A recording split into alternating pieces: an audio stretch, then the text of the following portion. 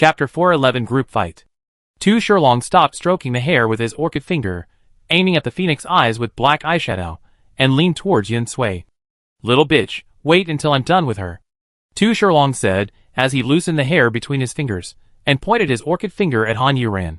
"Fuck, you're the bitch, I'll kill you." Yin Sui cursed, and shot a light bomb in his hand at Tu Shilong, and the pink rabbit also ran out, and then one light bomb after another, and Yin Sui followed closely behind the pink rabbit. She said to do it. And she did it. Without any delay. Tu Shilong stared at the light bullet that was coming, stretched out his hand to block the light bullet, and snapped his fingers at the same time. With a snap, the light bullet was also shattered. Yin Sui's eyes flashed with shock, and the pink rabbit's fist had already hit it. Tu Shilong raised his other hand, and the nails on his 5 fingers grew wildly, and almost instantly wrapped around the pink rabbit's fist. The sharp nails cut through the skin and sank into the flesh. The snapping fingers continued, and all the light bombs were shattered by the snapping fingers. Han Yuran and Fan also started fighting. This time, they were going to fight in a group. Han Yuran's sickle chopped down at Tu Shilong's hand that was wrapped around Pink Rabbit. Pink Rabbit's other fist also hit Tu Shilong's face. Fan also stepped on Tu Shilong's head from above, with his giant foot. Yin Sui's light bomb cannon hit Tu Shilong's waist. At this time, not far from here, the 5-pointed star formation lit up for a moment, and Michael appeared there. His body was blocked by the ruins. He looked up at Tu Shilong, who was being attacked everywhere in the air. Tu Shilong first shattered the light bomb cannon with a snap of his fingers. Then, he pressed his toes, and the same 5-pointed star formation as Michael's flashed under his feet, and the next moment Tu Shilong's figure appeared 100 meters away. Han Yuran and the others all hurriedly stopped. Only the pink rabbit failed to stop, and the punch missed, and the whole rabbit swayed forward for a while, and then stabilized. Michael narrowed his eyes slightly, and murmured in his heart, "Tu Shilong, I didn't expect you to give all the abilities I gave you to your brother. It seems that you were very determined to die at the beginning." Yin Sui's punch missed, and his arm was a little painful. He turned his head to look at Tu Shilong in the distance, and snorted disdainfully. "You pretend to be so awesome, but you are still running around like a mouse. You bitch. Little bitch." Tu Shilong cursed viciously, hooked his 10 fingers, and the long and sharp nails instantly fell off his fingernails and shot towards Yin Sui. During this process, the 10 nails changed rapidly. Almost in the blink of an eye, the 10 nails turned into giant snakes, pythons, and blue dragons. Almost all of them covered the sky. The originally dark sky became completely dark, with dark clouds, thunder, and heavy rain. A blue dragon opened its mouth and roared majestically. "Be careful. Rainwater is corrosive," Fan warned. She stretched out one hand to block her head. The hand was already corroded, and white smoke was coming out. There were many holes. Han Yuran was not afraid of these because he had the light of the wings to block it. Yin Sui was held in the arms of the pink rabbit. "You too. Step back," Han Yuran shouted. With a flash of his body, he came in front of Yin Sui and faced the monsters rushing over. Chapter 412 We Kill. "No!" Yin Sui said as he ran out of the pink rabbit's arms, and then he was kicked back by Han Yuran, and the pink rabbit was kicked far away. "Be careful," Fan said, and then she stepped back. She didn't want to be kicked away. Yin Sui's curse resounded through the air.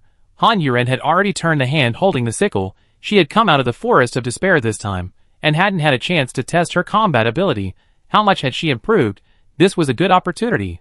The giant snake was almost in front of him, opening its mouth, and spitting out dark poisonous gas. Han Yuran raised her lips and smiled. Then she saw that the poisonous gas that was floating over, after entering the light of her wings, almost stopped, and then was purified bit by bit. Of course, the giant snake would not only spit out poisonous gas, the snake's tail behind it had already swung towards Han Yuran, and the snake's tail was as thick as 3 or 4 Han Yurans. Han Yuran did not wait any longer, and swung her sickle to chop at the giant snake. This time, she followed the knife, and there was no more knife wind, because nothing could be faster than her knife. Her eyes turned light red. Yin Sui, who had stopped in the distance, had just come out of Pink Rabbit's arms when he was dragged by Fan to fly towards Ruishi. Yin Sui was so angry that he couldn't even curse. Han Yuran turned her hand back again, raised her wrist, and said with a bloody tone, "We kill." As she said this, the sound of a knife rang out from the sickle. Excited, cruel, bloodthirsty. The snake's tail had already smashed over. And when it was about to get close, it suddenly spread out, and dozens of snake heads appeared at once, biting Han Yuran. Han Yuran's sickle was already swinging. Her movements were so fast that they were outrageous. Han Yuran was in an excited state, feeling her speed different from before, and her strength. Han Yuran suddenly felt like fighting with Fu Xiuyan. The sickle was flying. The snake's head fell off. The giant snake screamed in pain. The blue dragon drew lightning, and it smashed towards Han Yuran. The python opened its mouth and swallowed the giant snake with its head cut off directly from behind. Then the python became more than twice as thick. Wings grew on its back, and claws grew under its body. The black claws grabbed the sickle.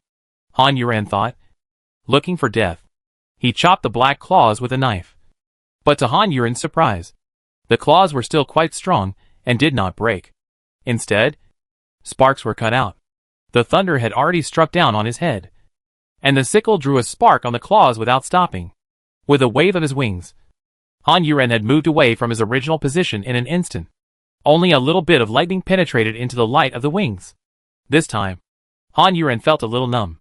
But before she could do anything, the lightning actually followed her like a shadow, still struck her, and her body became more and more numb, and there was an electric current flowing.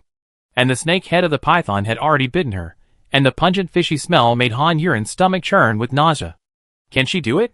Yen Sui stared at Han Yuran and asked nervously. Fong Tang was also worried, but it was raining heavily there, and she and Yen Sui were both close combat. Thinking of this, Fong Tang suddenly looked at the bitter-faced man. Chapter 413 Death. Bitter Melon Face felt Fong Tang's gaze, then silently turned his body in the opposite direction, leaving only Fong Tang with the back of his head. Fong Tang saw his action, and rolled his eyes awkwardly. Reishi, who was still busy healing everyone's injuries, looked at Han Yuran worriedly. Tu Shilong's gloomy eyes had just moved away from Han Yuran to see Yen Sui's condition, but in a blink of an eye, Yen Sui's face was already in front of him. A fist as big as a steamed bun smashed down on Tu Shilong's face, and cursed. Bitch, your aunt is here to deal with you.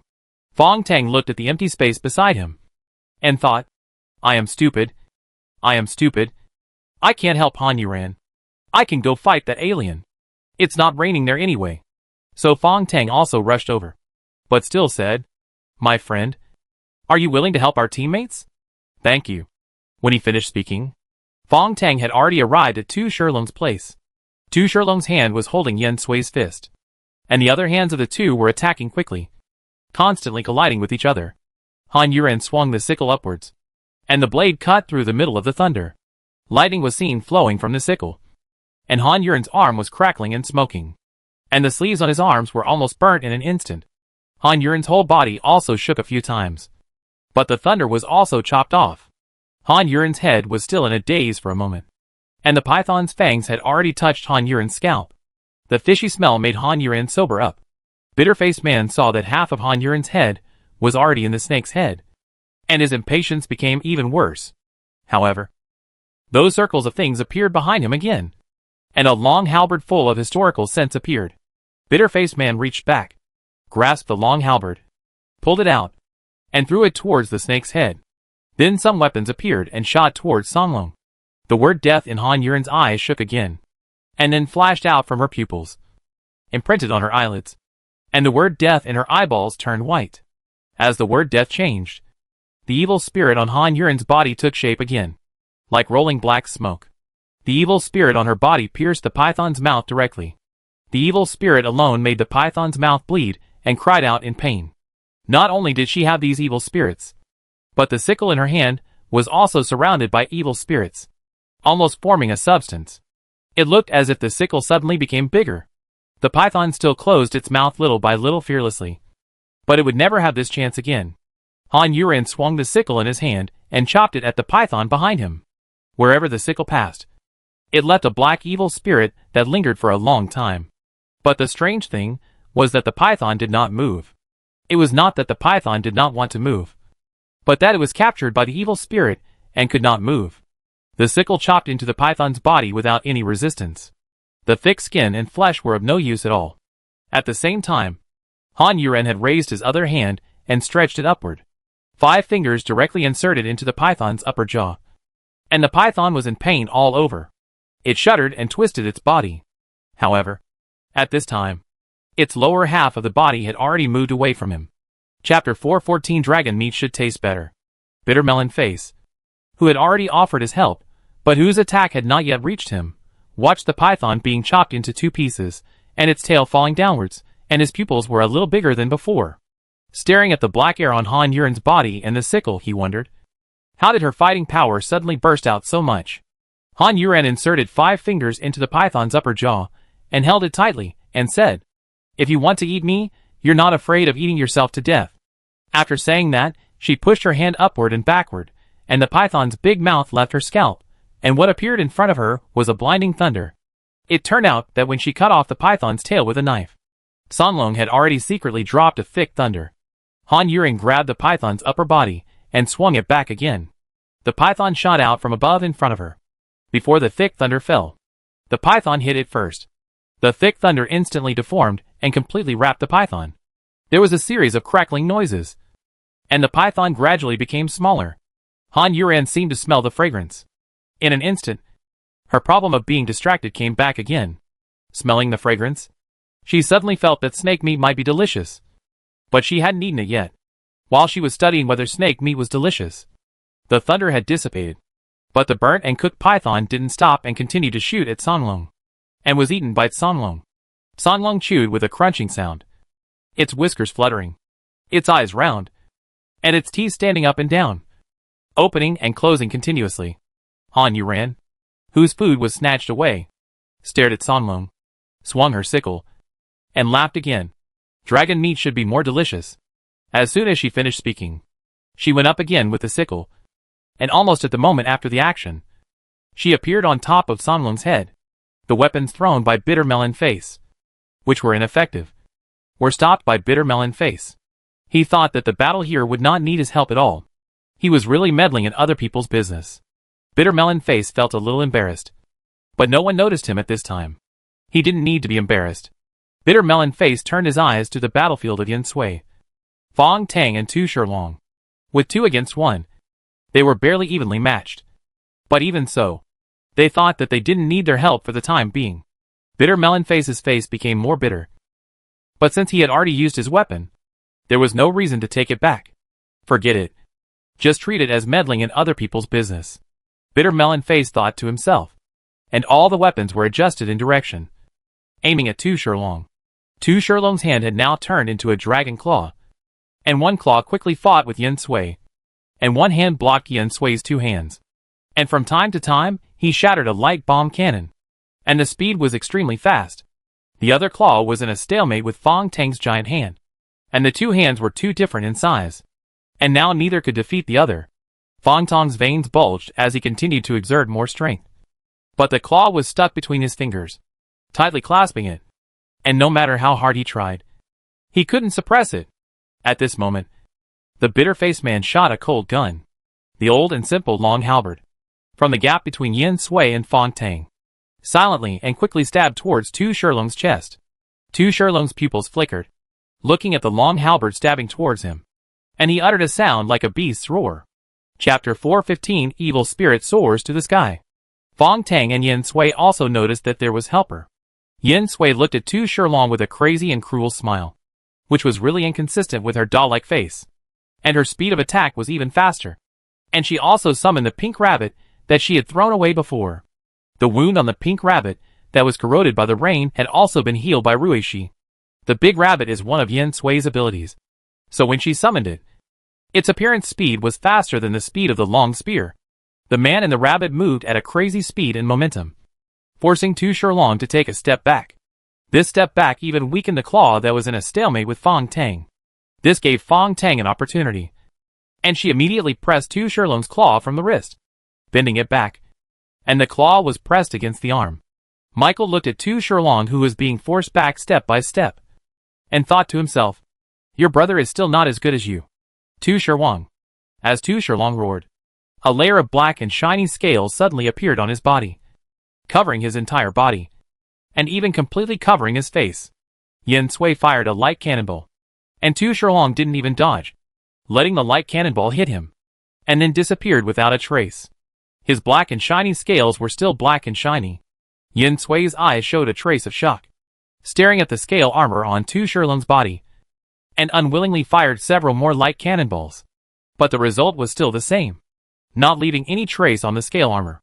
Fong Tang on the other side felt that his skin was easily cut by the sharp armor, which penetrated deep into his skin, and the claws that were pressed over were bent back little by little. Yin Sui was so angry that he was about to give up the light cannonball and directly use his fists. But at this time, the long halberd had already arrived. Tu Shilong had already given up fighting with Yin Sui and Pink Rabbit, and directly waved his arm to grab the long halberd.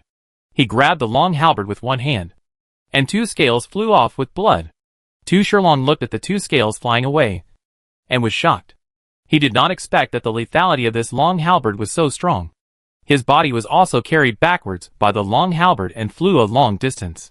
Yin Sui and Pink Rabbit chased after him relentlessly, kicking Tu Shilong left and right, and each of them only hit one spot. And finally they knocked away a piece of scale on Tu Shilong's chest.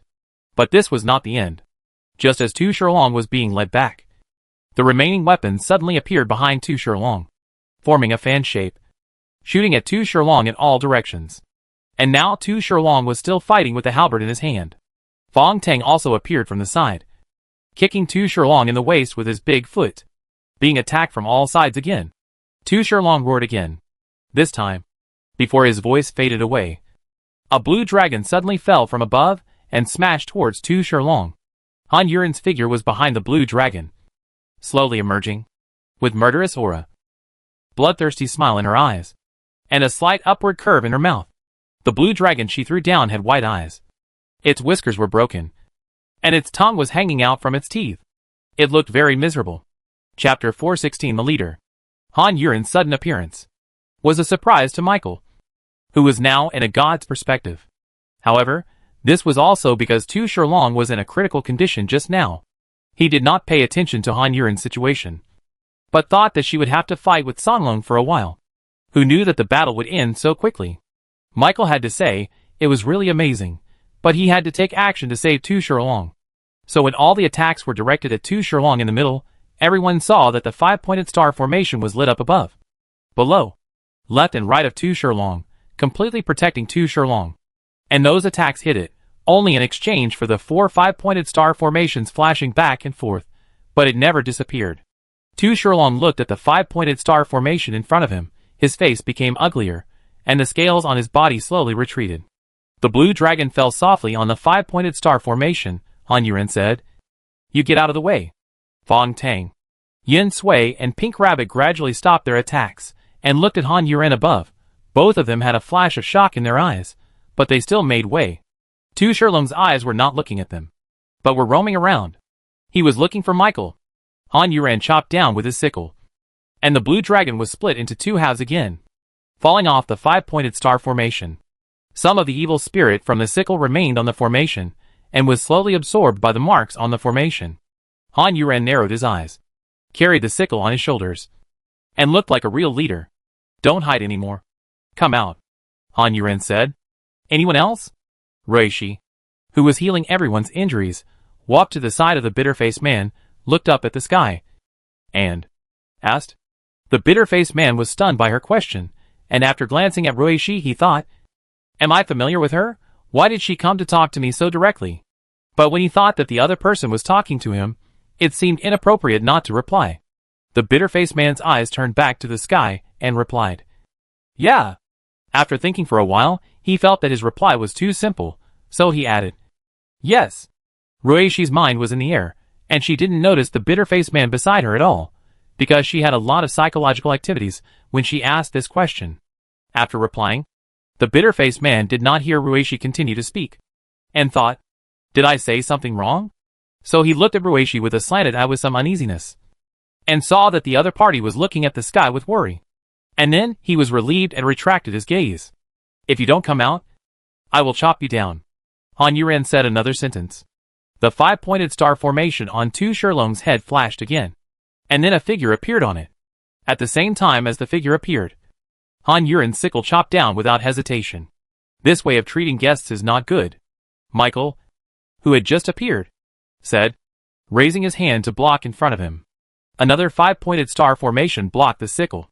Han Yuren looked through the evil spirit and the formation. Looking at Michael, she still had to sigh at the appearance of the aliens. However, it was the first time for her to see such a refreshing and sunny handsome guy among the aliens. Compared with those aliens who were dressed in a weird way, he was too pleasing to the eyes. Chapter 417, The Girlish Heart of an Old Aunt. Han Yuren thought, just for your looks, I am willing to talk to you for a few more words. Tell me your name. But as soon as Han Yuren opened his mouth, he was inadvertently showing his domineering attitude. And with the appearance of Michael, Tu Shilong, who was standing at his feet, had a gloomy face like the darkest cloudy day. He stared at Michael with a look that was even more unfriendly than others. For a moment, Michael attracted everyone's attention. As for those ordinary humans, they really want to run, but they are trying hard to suppress the urge to run away. Because everyone knows that if they stay here, they may still survive. But if they leave here, they will definitely die. If they want to run, they are just too scared. Michael looked at Han Yuren kindly, and really said his name. Michael. When he said this name, many people were dumbfounded and stunned. You are an angel? Han Yuren's eyebrows were about to frown together. Michael is an angel, although the person in front of him also looks like an angel. But he is an alien. Michael smiled, shook his head and denied. I don't think I'm an angel. He looked like this, with this tone, and seemed a little regretful. He was such a lovely handsome man. Then he asked again, is that evil spirit on you? A pair of curious eyes, just flickering at you, red lips and white teeth, makes Han Yuren, an old lady, feel young. Anyway, if we really fight him, it probably won't be easy.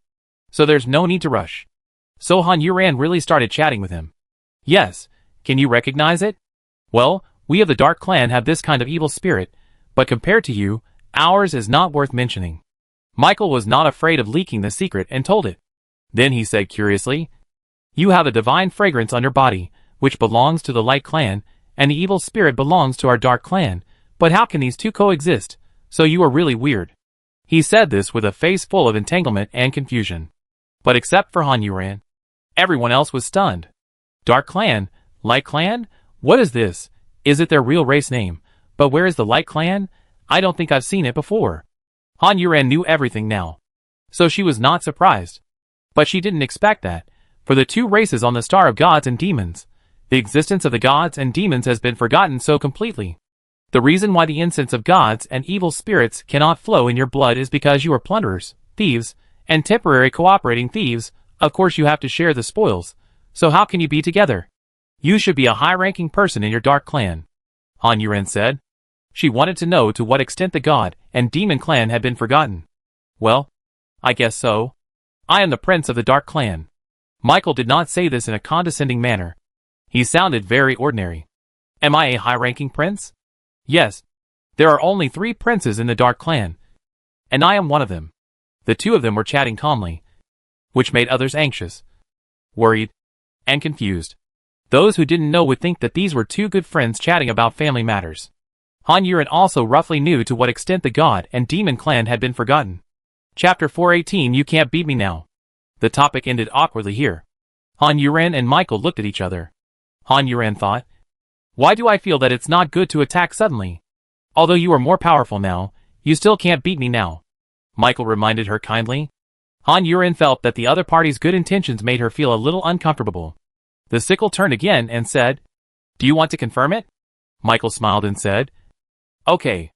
As soon as he finished speaking, he saw golden lines emerging from the mark drawn on the 5-pointed star formation in front of him that blocked the sickle, and almost instantly wrapped around the sickle. Even with those evil spirits surrounding the sickle, they couldn't stop those golden lines. Michael said he would start fighting, without any ambiguity or politeness. However, his eyes were not on the sickle, but behind Han Yuren.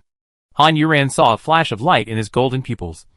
And then she felt something coming up from behind her, and then in front of her, and on both sides.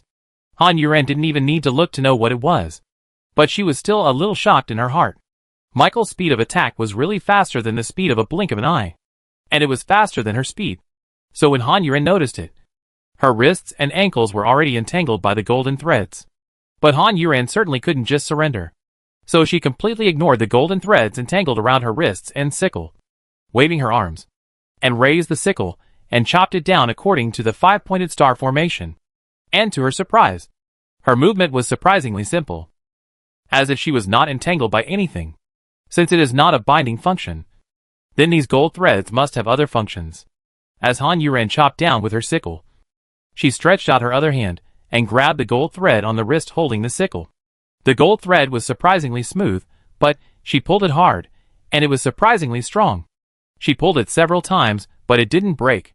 At this time, the sickle had already chopped down the 5-pointed star formation, and the light on the 5-pointed star shook again, and then the light became a little dimmer, but it was still able to hold on. Han Yuren swung his sickle again, and again without hesitation.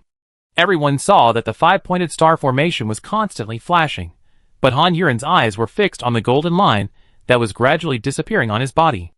Another sickle went down, the 5-pointed star finally lit up, and then broke into stars, which fell to the ground. But the sickle continued to slash at Michael below with its momentum. Just as the evil spirit on the sickle was about to hit Michael's forehead, Han Yuren's movement suddenly stopped. Everyone was stunned when they saw her suddenly stop.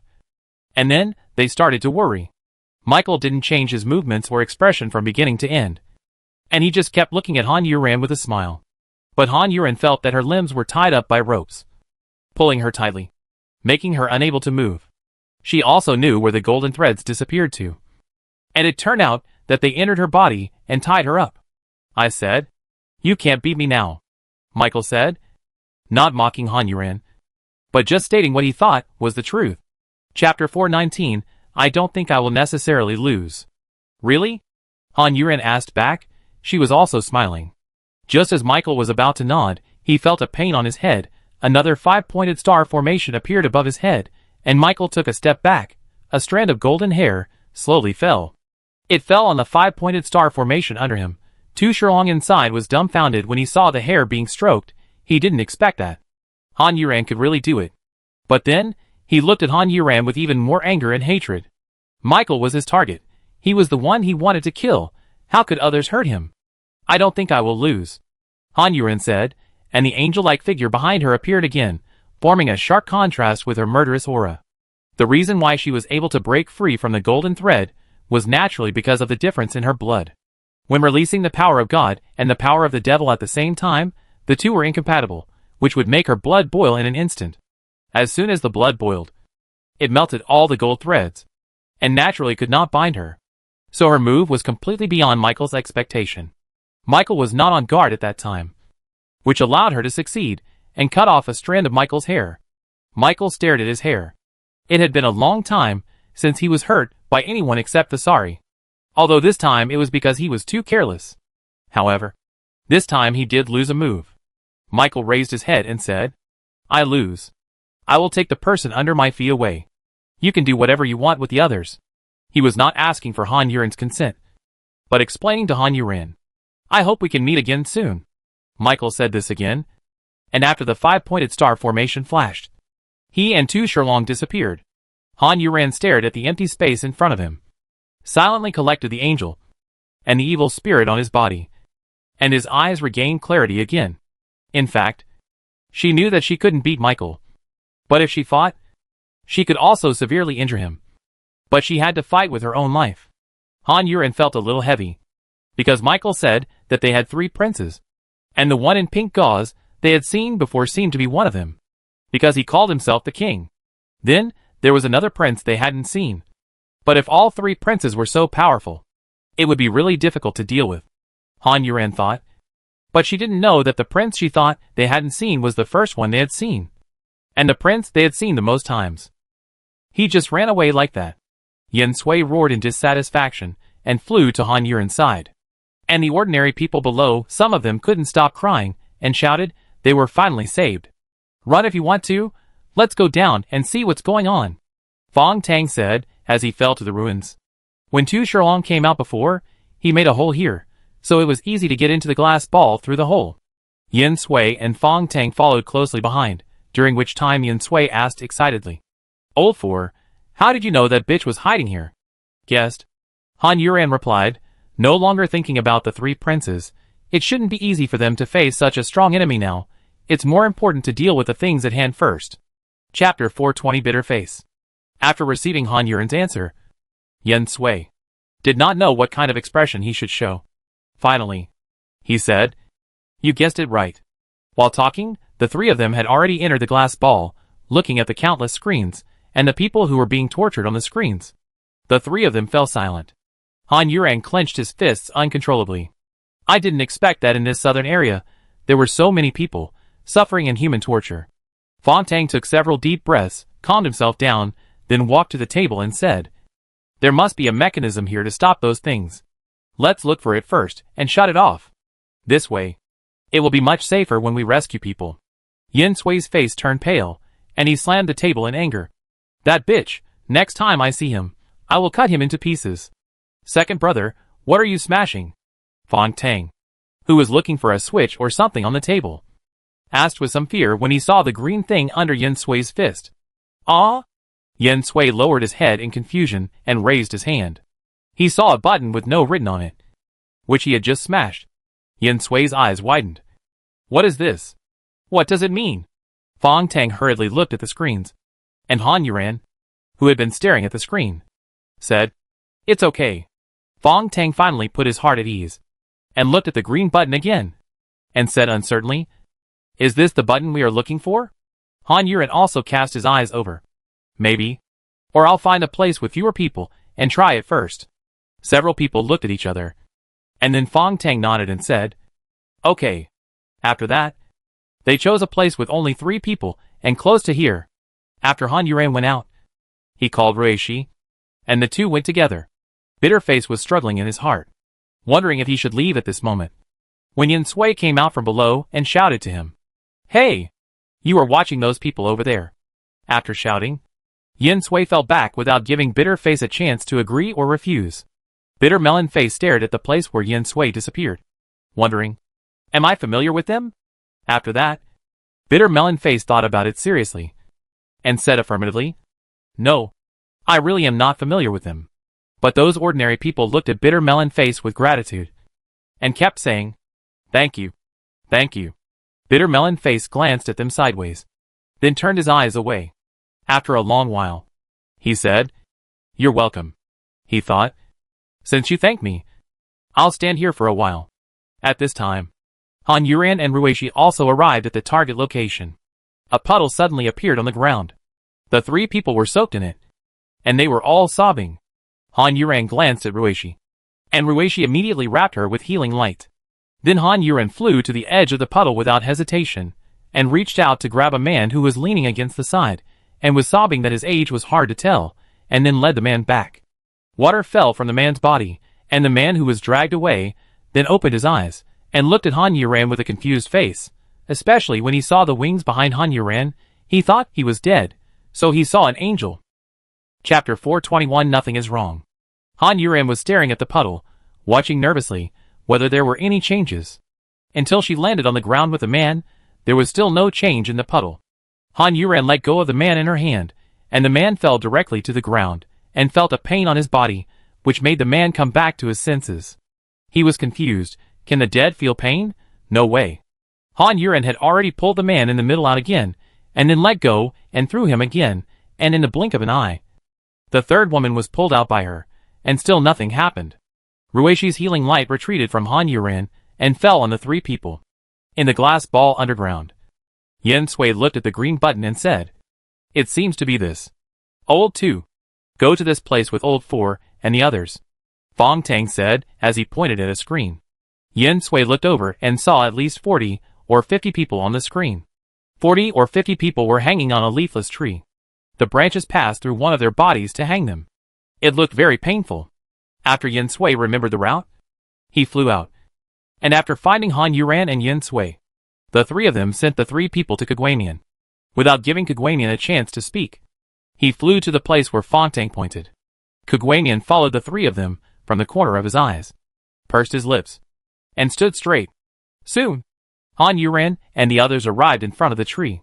As soon as they arrived, they were choked by the smell of blood, and the low moans of those people sounded so painful. Ruishi's healing light shone again. Han Yuran moved first, coming to a little girl, and the branch passed through her left shoulder, and the front part that emerged was in a cross shape, and buckled on the wound. The little girl had already closed her eyes. Her face was pale, and her brows were frowning. Han Yuran couldn't bear it, and shouted to Ruishi. Sixth brother, give her some healing light. Okay. When the healing light wrapped the little girl, Han Yuran took action, first stretched out her hand to buckle the front part of the cross-shaped branch. From the wound, as she moved, she heard the little girl's voice. Her brows frowned tighter, but her eyes opened a little bit. Han Yuran tore off the head first, then slowly pulled the branch out from the little girl's shoulder from behind. The little girl opened her eyes completely, looked at Han Yuran in fear. Tears fell, but she bit her lips and said nothing.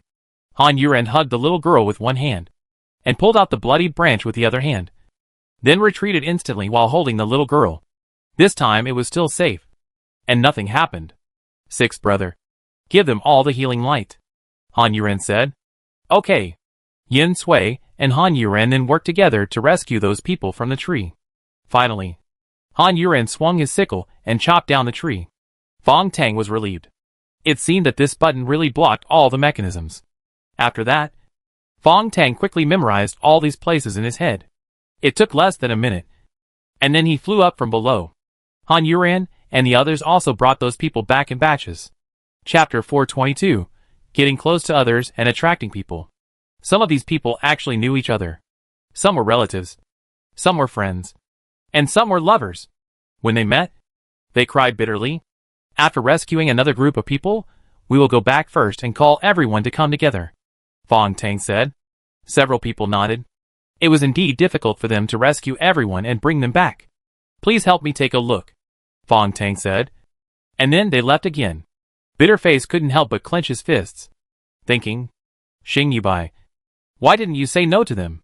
Before he could complain to himself for a while, Fong Tang and the others came back with about 100 people.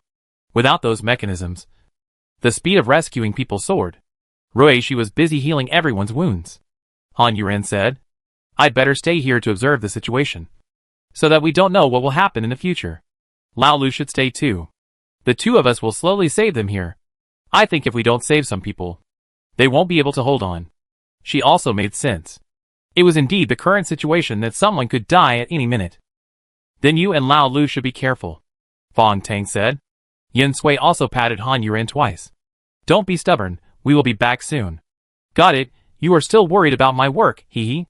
Han Yuran said with a smile. Ruishi also ran over. Her face was a little pale from exhaustion. Fong Tang worriedly told Ruishi again. Sixth brother, saving people is important. But for us, you are more important. Don't make it hard on yourself. Ruishi wiped the sweat from his forehead and nodded. Don't worry, boss. I'm fine. Then we'll set off first. You and fourth brother stay here, Fong Tang said. Ruishi was stunned for a moment, and nodded. Okay. After that, Fong Tang and Yin Sui shouted to the ordinary people. Everyone get up. We are going to send you to where humans live. Don't be lazy. Only when you get there, your safety can be guaranteed. Everyone got up from the ground, although many of them were still not feeling well. But they didn't dare not stand up for fear of being left behind. I'll be in front. The second one, you'll be in the back. This guy, you just stay in the middle, Fong Tang said to Kagwanian. Actually, she did it on purpose. Although it was just a brief contact, she could feel that Kagwanian was not a bad person, and was not good at saying no. It was perfect to not ask for his opinion, but to arrange things for him directly, and bring him into their team. Besides, this guy's fighting ability is very good. They really need him now. Yen Sui also shouted to Kagwanian. You stay in the middle. Support the front and back. Kagwanian felt that everyone was looking at him, and for a moment, he felt uncomfortable all over. But looking at those expectant eyes, Kagwanian was embarrassed to refuse. All he could do was to say, My name is Xing Yubai. After saying this, he walked to the middle of the team. Okay, Yubai. Thank you for your hard work. Fong Tang is no longer the shy Fong Tang she used to be. When she tried to get close to someone, she was not polite at all. After Xing Yubai glanced at Fong Tang, he pursed his lips again, then bowed his head and said, Yeah. The large team set off like this. And the remaining Han Yuran said to Ruishi, Take a rest first, and we will go to rescue people when we are calm. Chapter 423. The Master is really predictable. On the other side, Michael took Tu Shilong back, and the two of them appeared in Michael's room. Michael walked straight to the chair in front of the screen, sat down, and looked at the screen again. It was when Han Yuran and the others were in the glass ball. After just one look, Michael crossed his legs and said, "Long time no see. Too sure long. Too sure long," with an extremely ugly expression. Bent his knees, knelt on one knee on the ground, covered his heart with his right palm, lowered his head, and said, "Master." Michael smiled, turned the chair back, and faced Tu Shurlong, who was kneeling on the ground.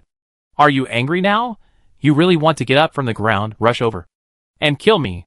Michael bent down, put his hands on his legs, and said while swaying his toes, "The master is really good at predicting things." Tu Shurlong did not deny it at all.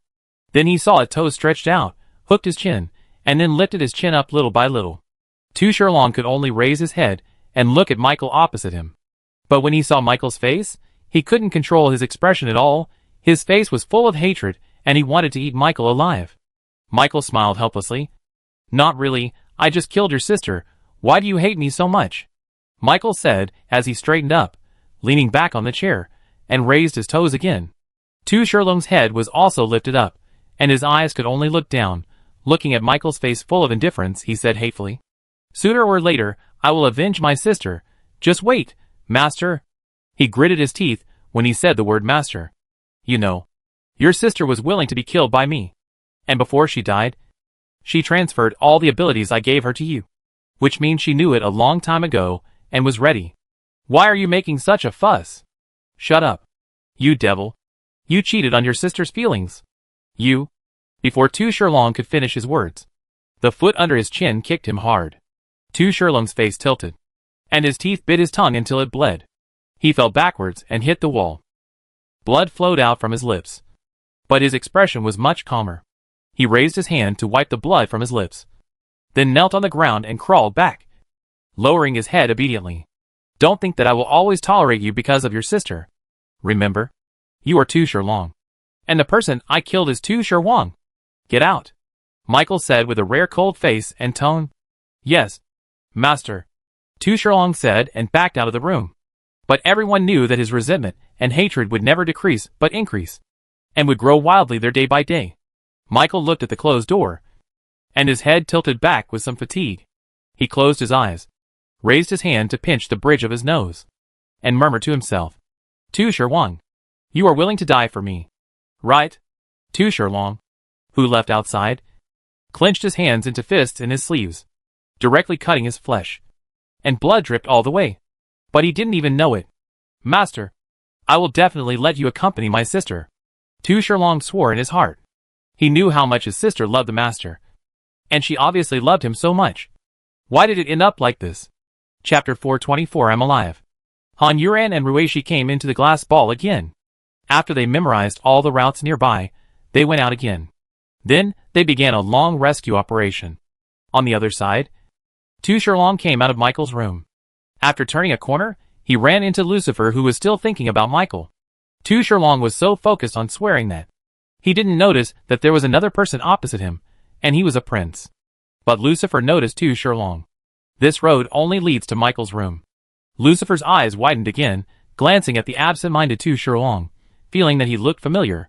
Lucifer pinched his chin and thought again and again, finally remembering who this familiar person was. "Hey you, wait a minute." Lucifer hurriedly called out to Tu Shurlong. Tu Shurlong stopped, recovered some spirit, turned his head to look at the person who called him, and saw that it was Lucifer. Tu Shurlong did not look happy. Of course, he knew that Lucifer and Michael were brothers, and they were very good friends. All those who were good to Michael were his enemies. Lucifer didn't care whether Tu Shurlong was cold or good to him. He hooked his finger at Tu Shurlong. Come here, I want to ask you something." Although he was an enemy, he was also an enemy that Tu Shurlong couldn't afford to offend, so he could only walk over obediently. Lucifer put his head close to Tu Shurlong's ear, and his eyes glanced towards Michael's room, and asked in a low voice, "I want to ask you, you came out of Michael's room, right?" "Yes." Tu Shurlong also stared coldly at Michael's room. Lucifer's eyes turned, and then asked, "What did Michael look like when you saw him?" "He still looked dead." Tu Shurlong thought so in his heart. But he couldn't say it, so he had to say, "It's still the same as before." Lucifer asked again in disbelief. He didn't. Lucifer got stuck while talking, and didn't know what to say. He kept gesturing with his hands, and his teeth and tongue were fighting in anxiety. In the end, he patted Tu Shirlong's shoulder and asked, "Is he still alive?" Tu Shirlong could see from Lucifer's eyes that he was asking this question very seriously. But Lucifer has always been a nervous person. All the dark tribes know this, and they are no longer surprised. Tu Shirlong took the hand on his shoulder and replied, "Alive." After that, he stopped wasting time with Lucifer and turned to leave. After Lucifer got his answer, he didn't bother to care whether he was leaving or staying. He looked at Michael's door with tears in his eyes, ran over excitedly, and knocked Michael's door open, and shouted with relief, "Michael, you are not dead." Lucifer rushed over from behind, and excitedly hugged Michael, who had not turned around yet. "Michael, I thought you were dead. I am so heartbroken. I have decided to avenge you." Lucifer said these words without blushing or beating his heart. Now he has forgotten how he abandoned Michael in the first place. Michael was almost choking Lucifer, and he pulled Lucifer's arm off his neck with great effort. Okay. I'm alive. I don't need you to take revenge." Chapter 425 Invitation. Fong Tang and her team led a large group, and returned to the North District at a very slow speed. After arriving in the North District, Fong Tang and her team explained the route to these people, and let them move forward to the human settlement. She and Yen Sui led Xing Yubai to a more secluded place. Xing Yubai felt that he seemed to be in danger. Looking at the two women who were staring at him, he tried to keep his face calm, and tried not to show any emotion. Fong Tang and Yen Sui looked at each other, and they understood that they were thinking the same thing. Yen Sui nodded, and Fong Tang, as the leader, stepped forward. "Yubai, are you also a miracle worker?" Fong Tang asked. Xing Yubai glanced at her and nodded. "Then why aren't you wearing a uniform? And you're alone. Where's your group?" Yen Sui couldn't help but ask a bunch of questions out of curiosity. Xing Yubai glanced at Yen Sui again, and felt that this little Lolita seemed to be more dangerous than the other one. "I don't belong to that organization, and I've always been outside by myself." Yen Sui was very shocked, and looked at Xing Yubai as if he was looking at something strange, and circled around Xing Yubai, and said with emotion, "You actually survived outside by yourself. Awesome." Xing Yubai's mouth pursed slightly, and he even smiled secretly. "It's okay." Although he said so, his expression was obviously very proud. "In that case, Yubai, would you like to join us? We have 9 people now." Fong Tang went straight to the point, and made the invitation. Yen Sui looked at Xing Yubai expectantly. They had seen Xing Yubai's fighting ability, and wanted him very much. Xing Yubai looked at Fong Tang, and Yen Sui with some surprise. "You are not from that organization either?" "We used to be," Yen Sui said without hiding anything. "But now we have left. Would you like to join? We are all very nice people. We left because of some disagreements with the Wing country, so we formed our own team, but our goal is still to fight against aliens and save people," Fong Tang added. Yen Sui nodded. Xing Yubai was troubled. The reason why he had been alone outside was because he did not make it in time, and did not go to the Kingdom of Wings. Later, he found that there were too many alien races. Rather than being exposed outside, he would hide in a familiar environment. It was safer. In this way, he had been hiding in the South District until he ran into Fong Tang and the others. He really couldn't bear to see those people die like that, so he helped them. But if you can really join an organization, then of course it is better. At least it is much safer than acting alone.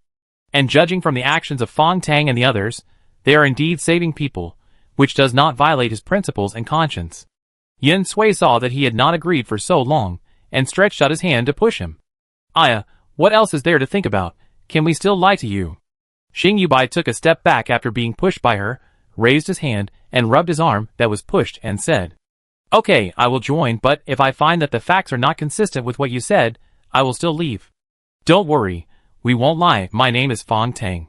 She is the boss of our destroyer of gods and demons," Yen Sui added. Chapter 426 Not Missing One. Xing Yubai asked in confusion. "Pashinmal?" "Yes. Pashinmal is the name of our organization. Isn't it cool?" Yen Sui said proudly, with his hands on his waist, looking majestic. Xing Yubai nodded in understanding. "Yes. Then let's go, see who is at the base, take them, and go to the South District to rescue people," Fong Tang said. And Yen Sui led Xing Yubai to their base and said, "Yubai, you are a new member.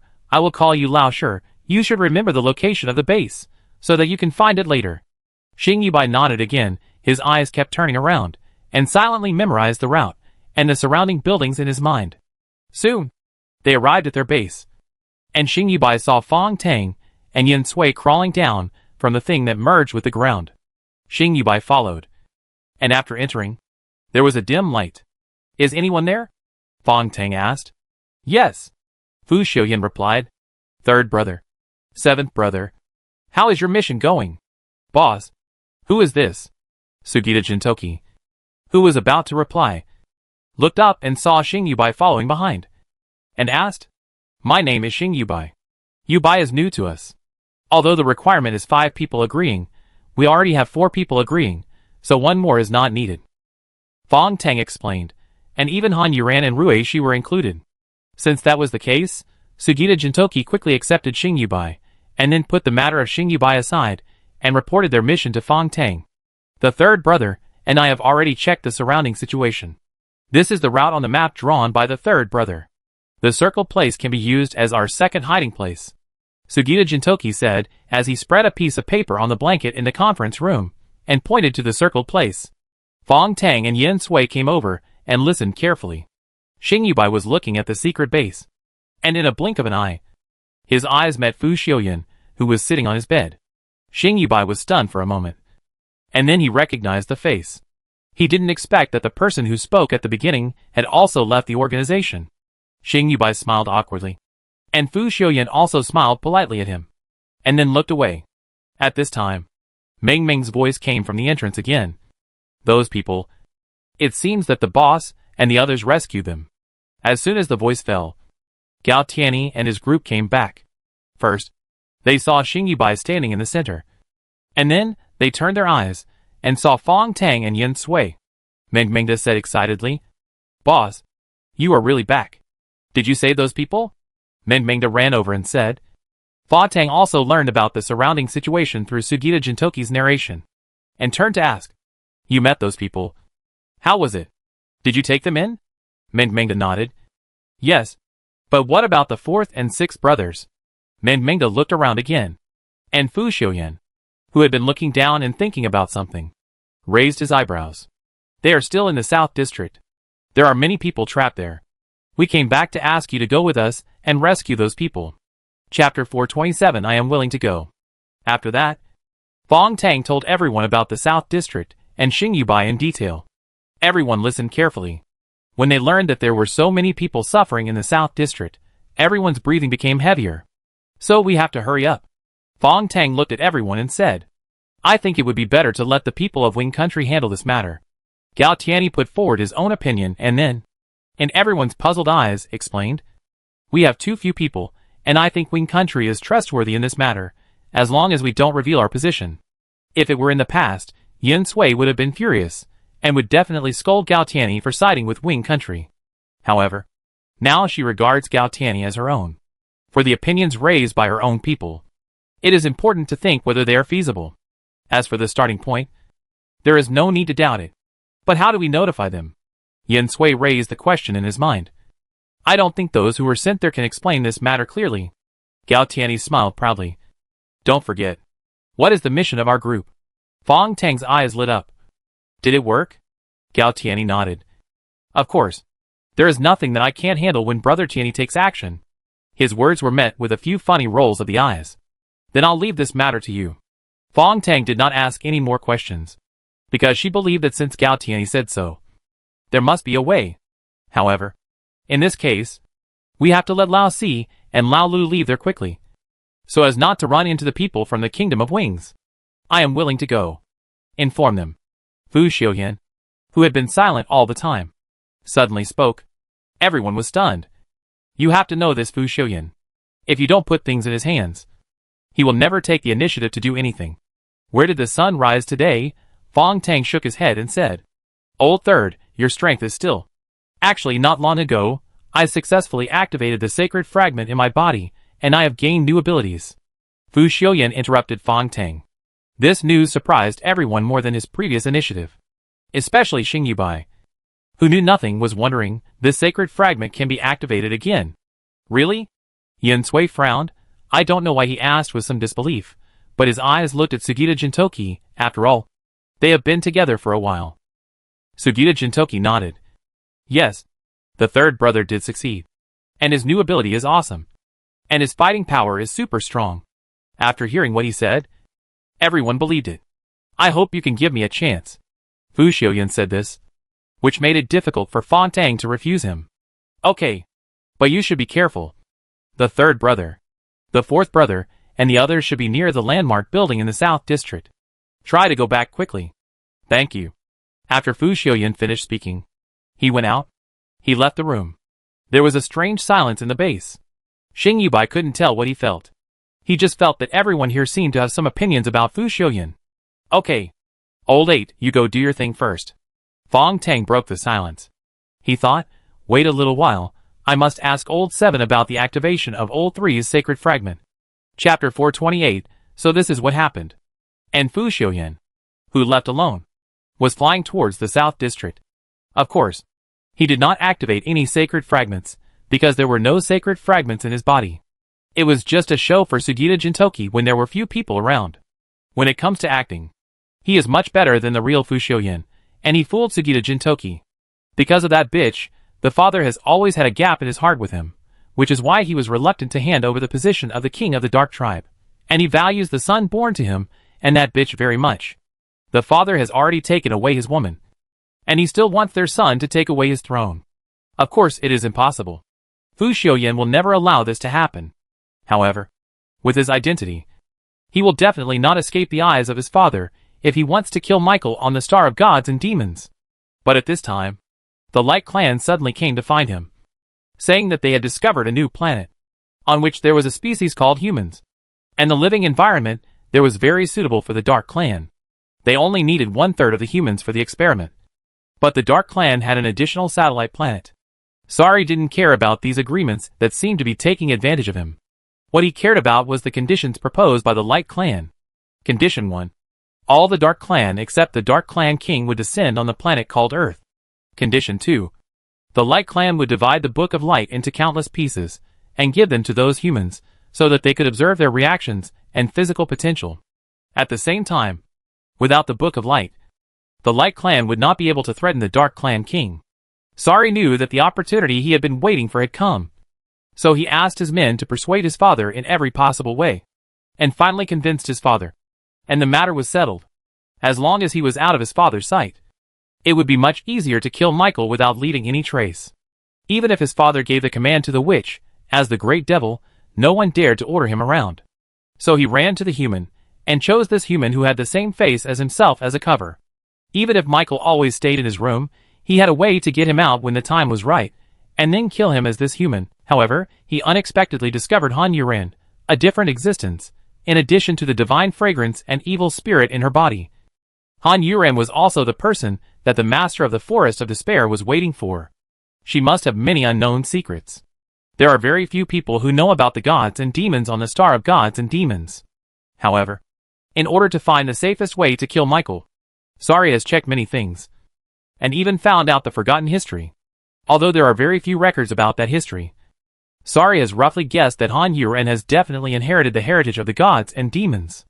I just heard Fontang talk about how Han Yuren fought with Michael, the angel behind her, and her evil spirit. The portraits of the gods and demons tribe were exactly the same as those in the half-volume of the book he found. The Dark Clan and the Light Clan divided the power of the gods and demons tribe into 2 parts. So how powerful would the gods and demons tribe be? If the person who inherited the power was me, would I still have to worry about my father?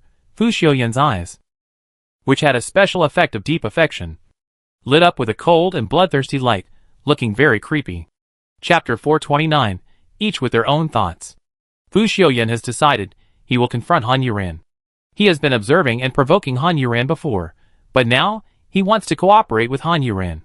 As long as she helps him kill Michael, he will become the new king of the Dark Tribe as the Great Demon King, and will lead the alien race to retreat, return the Earth to them, and promise never to commit the crime again.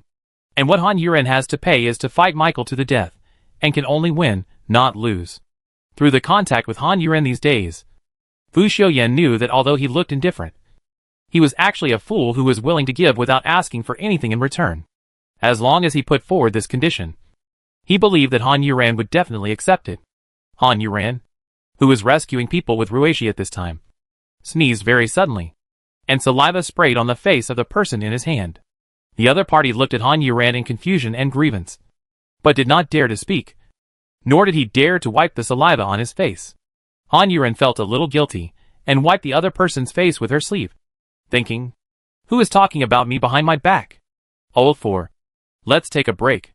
I can't do it anymore," Ruishi said weakly, and as soon as she finished speaking, she sat down on the ground with weak legs. By now, the two of them had saved 251 people, and Ruishi felt like she was going to die. "Well, okay," Han Yuran said as she landed on the ground with the person in her hand, standing next to Ruishi to protect her. Although they were not in any danger for the time being, the witch held the controller at this time, but her eyes were not looking at the game screen.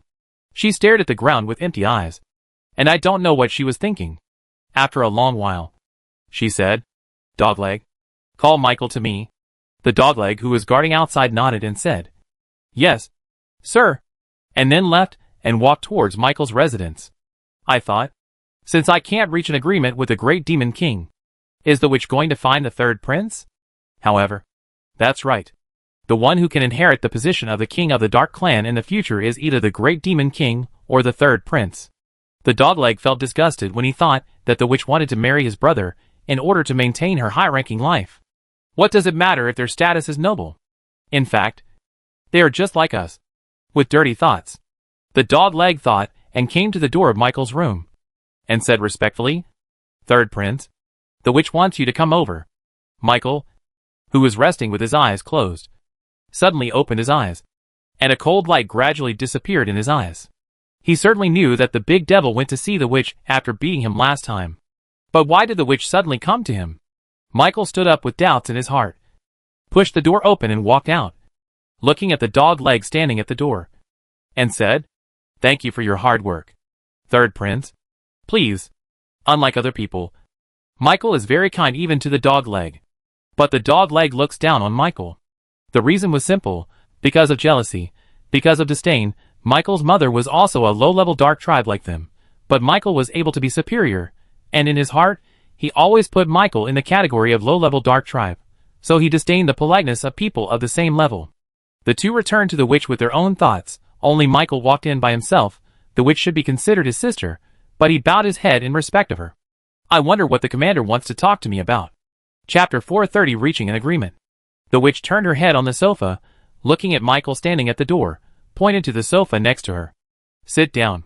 It must be said, although the witch looked very young, and had an exaggerated heavy makeup on her face, but her gestures were really very elegant and domineering. Her noble status in the Dark Clan was not in vain. Michael walked over without refusing, sat down, and did not speak afterwards, allowing the witch opposite to look at him. He just looked at the witch with a smile in his eyes, without showing any discomfort. The witch stared at him for a long time before speaking. "The third prince is the son that father values the most, and it's really not difficult to get along with him. Father treats all his children equally, and doesn't value me particularly." The commander must have misunderstood. "Okay." The witch raised her hand to stop Michael from continuing. "Don't beat around the bush. Although father values you, his position is about to be passed on. If it is passed on to the Great Demon King, I don't know if your life will be easy in the future." "Third prince." Michael smiled. "Father's health should be good, and the position of the Dark Tribe King is inherited by the Great Demon King. As for whether my life will be easy in the future, that's my luck." The witch frowned. Talking to Michael is indeed not as pleasant as talking to the Great Demon King. The big devil is strong, and he doesn't even bother to hide anything. But Michael is different. He lives cautiously. Even if it's just the two of them, he has to keep his word secret, so that others can't find anything to use as a handle. "You inherit the Dark Clan King, and I'll be your queen. If you agree to drink the glass of wine in front of you. If you don't agree, get up and go," the witch said, no longer beating around the bush with Michael. The two looked at each other, and there were too many calculations in their eyes, but they were smiling. Michael's eyelids blinked downwards, and his long eyelashes trembled. Then, he reached out and picked up the wine glass on the table. After drinking it all, he put the empty wine glass down and said, "Actually, I prefer fresh human blood." After that, He stood up and walked towards the door. The witch stared at the empty wine glass, turned around, picked up the game controller again, and continued to play the game. Fu Xiuyan, who didn't know that the witch had given up on him and reached an agreement with Michael, rushed to the coordinate building of the southern area and saw a group of people on the ground from a distance. When these people noticed him, they screamed in fear again. "What's wrong?" Han Yuran asked. As soon as she asked, she saw Fu Xiuyan flying towards her. Han Yuran's eyes stayed on Fu Xiuyan for a moment, and then she looked behind him, but she didn't see anyone else. Why did the third brother come here alone? Ruishi stared at Fu Xiuyan, a little puzzled. Fu Xiuyan had already landed in front of the two of them, but Fu Xiuyan's eyes were only on Han Yuran, and he didn't even spare a glance for Ruishi, making Ruishi swallow back the words she wanted to say hello to him. "Why are you alone?" Han Yuran asked. She wasn't shy in front of Fu Xiuyan. "What happened here will be notified to the Wing country, so I came to tell you to retreat," Fu Xiuyan answered honestly. Chapter 431 I Don't Love You. Han Yuran and Ruishi were both a little confused after hearing Fu Xiuyan's explanation. Ruishi pursed her lips, and then mustered up the courage to speak. "Have we reconciled with them?" Fu Xiuyan, who had been staring at Han Yuran, turned his gaze to Ruishi, and thought her statement was a little funny. It's not like they were in love, so what's the point of reconciliation or not? His smile was really charming. Ruishi's eyes began to dodge, but she kept saying in her heart, "It's over. It's over, I seem to like him. No, I told him secretly." Fu Xiuyan saw Ruishi blushing and lowering her head, and his heart moved, and he probably understood what was wrong with Ruishi. She couldn't help but look at Han Yuran, thinking, Ruishi's reaction was a normal one. What was wrong with Han Yuran? Did she like women? Han Yuran certainly didn't know that the two people around her had such rich psychological activities. She was considering whether to believe Fu Xiuyan's words, but he had been acting very well recently, so there seemed to be no reason not to believe him. Besides, he found this place directly, which should be the address given by the boss and the others. "Okay, I got it." After Han Yuran finished speaking, she came to the front of the group of people she and Ruishi had rescued. Everyone looked at her nervously. "You just wait here honestly, don't run around. Soon, a large human army will come to pick you up. If you want to die, just run." After Han Yuran finished speaking, she stood up and flew towards the North District. The people who were rescued didn't want them to leave, but they didn't dare to speak. They could only watch them leave, and then waited fearfully for the large human army to rescue them. Fu Xiuyan and Ruishi followed behind. Ruishi looked at Fu Xiuyan, while Fu Xiuyan looked at Han Yuran. Ruishi could not help but follow Fu Xiuyan's gaze and look at Han Yuran. He likes the fourth child, right? Ruishi felt a little bitter. She originally thought that Fu Xiuyan would not like Han Yuran no matter who he liked. After all, the two of them had always been at odds. But if Fu Xiuyan really liked Han Yuran, then who could beat Han Yuran, in Ruishi's opinion? Han Yuran was strong, smart, independent, self-reliant, as dazzling as the sun, making her feel inferior. Just as she was thinking about it, Fu Xiuyan had already made a silent move, creating a space alone, and locked Han Yuran and himself inside. Han Yuran, who had been flying forward, saw the scenery in front of her disappear in an instant, and turned into a green meadow, blue sky and white clouds, and warm sunshine. She suddenly stopped, and the sickle appeared, and she heard Fu Xiuyan behind her say, "Don't worry. I did it." Han Yuran turned her head to look at Fu Xiuyan. Her eyes flickered, but she didn't see Ruishi, and the hand holding the sickle became more powerful. "What about Lao Lu? She is outside this space. There is no danger," Fu Xiuyan explained. "What are you going to do?" Han Yuran was depressed. I should have known that I should not have believed Fu Xiuyan. He was really up to something. Fu Xiuyan took a step forward, and Han Yuran's sickle suddenly appeared in front of him, separating the two of them. Fu Xiuyan looked at the sickle, smiled, and stepped back. "I have something to talk to you about. I don't love you." Han Yuran's sudden reply made Fu Xiuyan stunned, and he felt a little uncomfortable. Chapter 432 Awkward. Fu Xiuyan thought, "What did I say? What did I do? Why don't you love me?" Han Yuran saw Fu Xiuyan's stunned expression and thought, "Did I answer wrong? But isn't that how it's played on TV? Ah, no.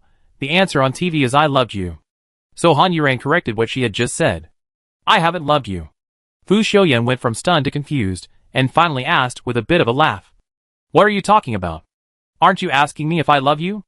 Han Yuren said, as a matter of course, not realizing how awkward it was between the two of them. This should also be a kind of narcissism. Fu Xiaoyan took a second to digest Han Yuren's words, and then said seriously, I didn't plan to ask this question. Han Yuren's pupils flickered, and her face felt like it was approaching the sun, rapidly getting hot, and she finally felt embarrassed. But what to do when you encounter embarrassment? Ignore it. So Han Yuren pretended not to be embarrassed at all and asked, Oh, then what are you going to ask? Fu Xiaoyan looked at her red face, and her expression pretending to be calm, and laughed in his heart. Actually, I have something I want to tell you, and I want to cooperate with you. It's not a relationship issue. Han Yuren couldn't help complaining in her heart.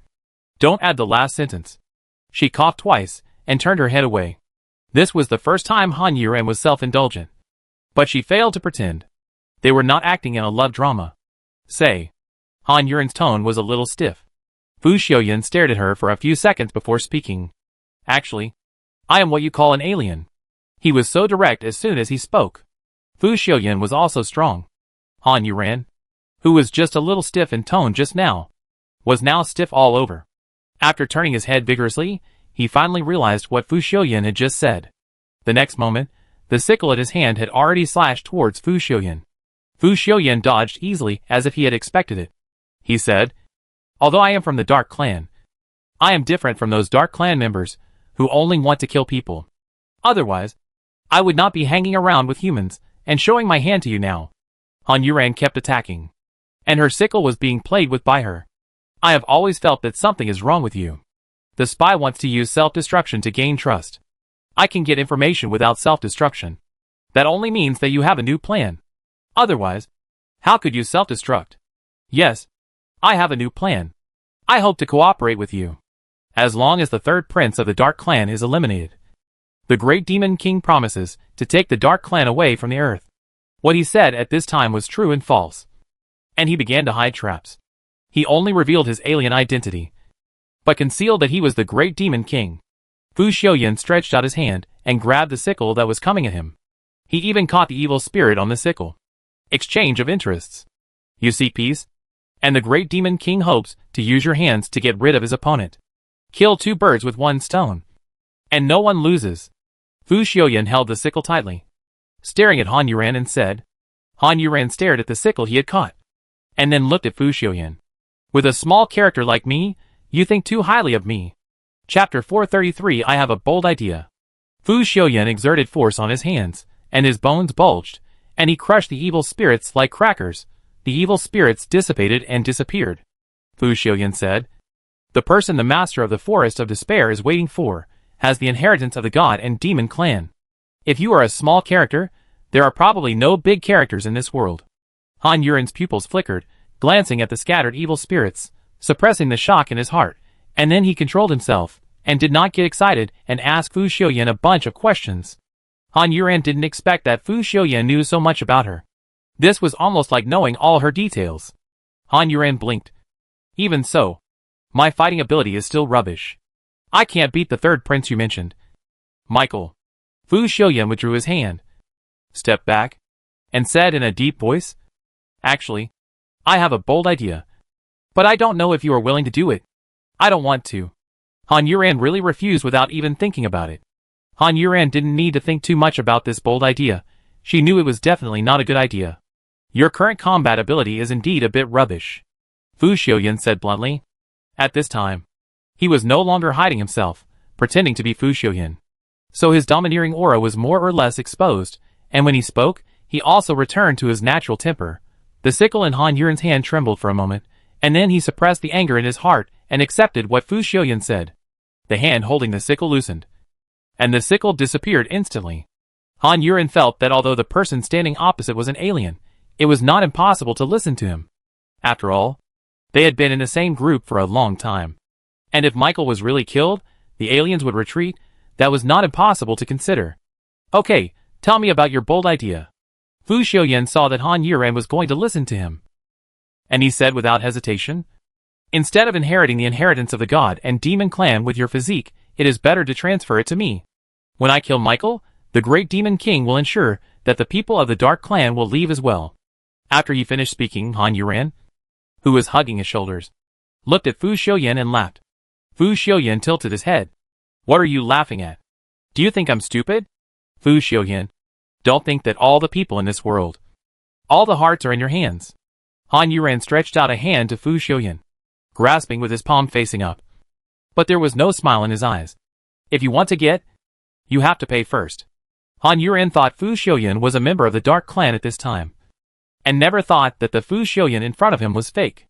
Fu Xiuyan was not angry because of Han Yuran's ridicule. With your physique, it must be dangerous and painful to bear the inheritance of the God and Demon Clan.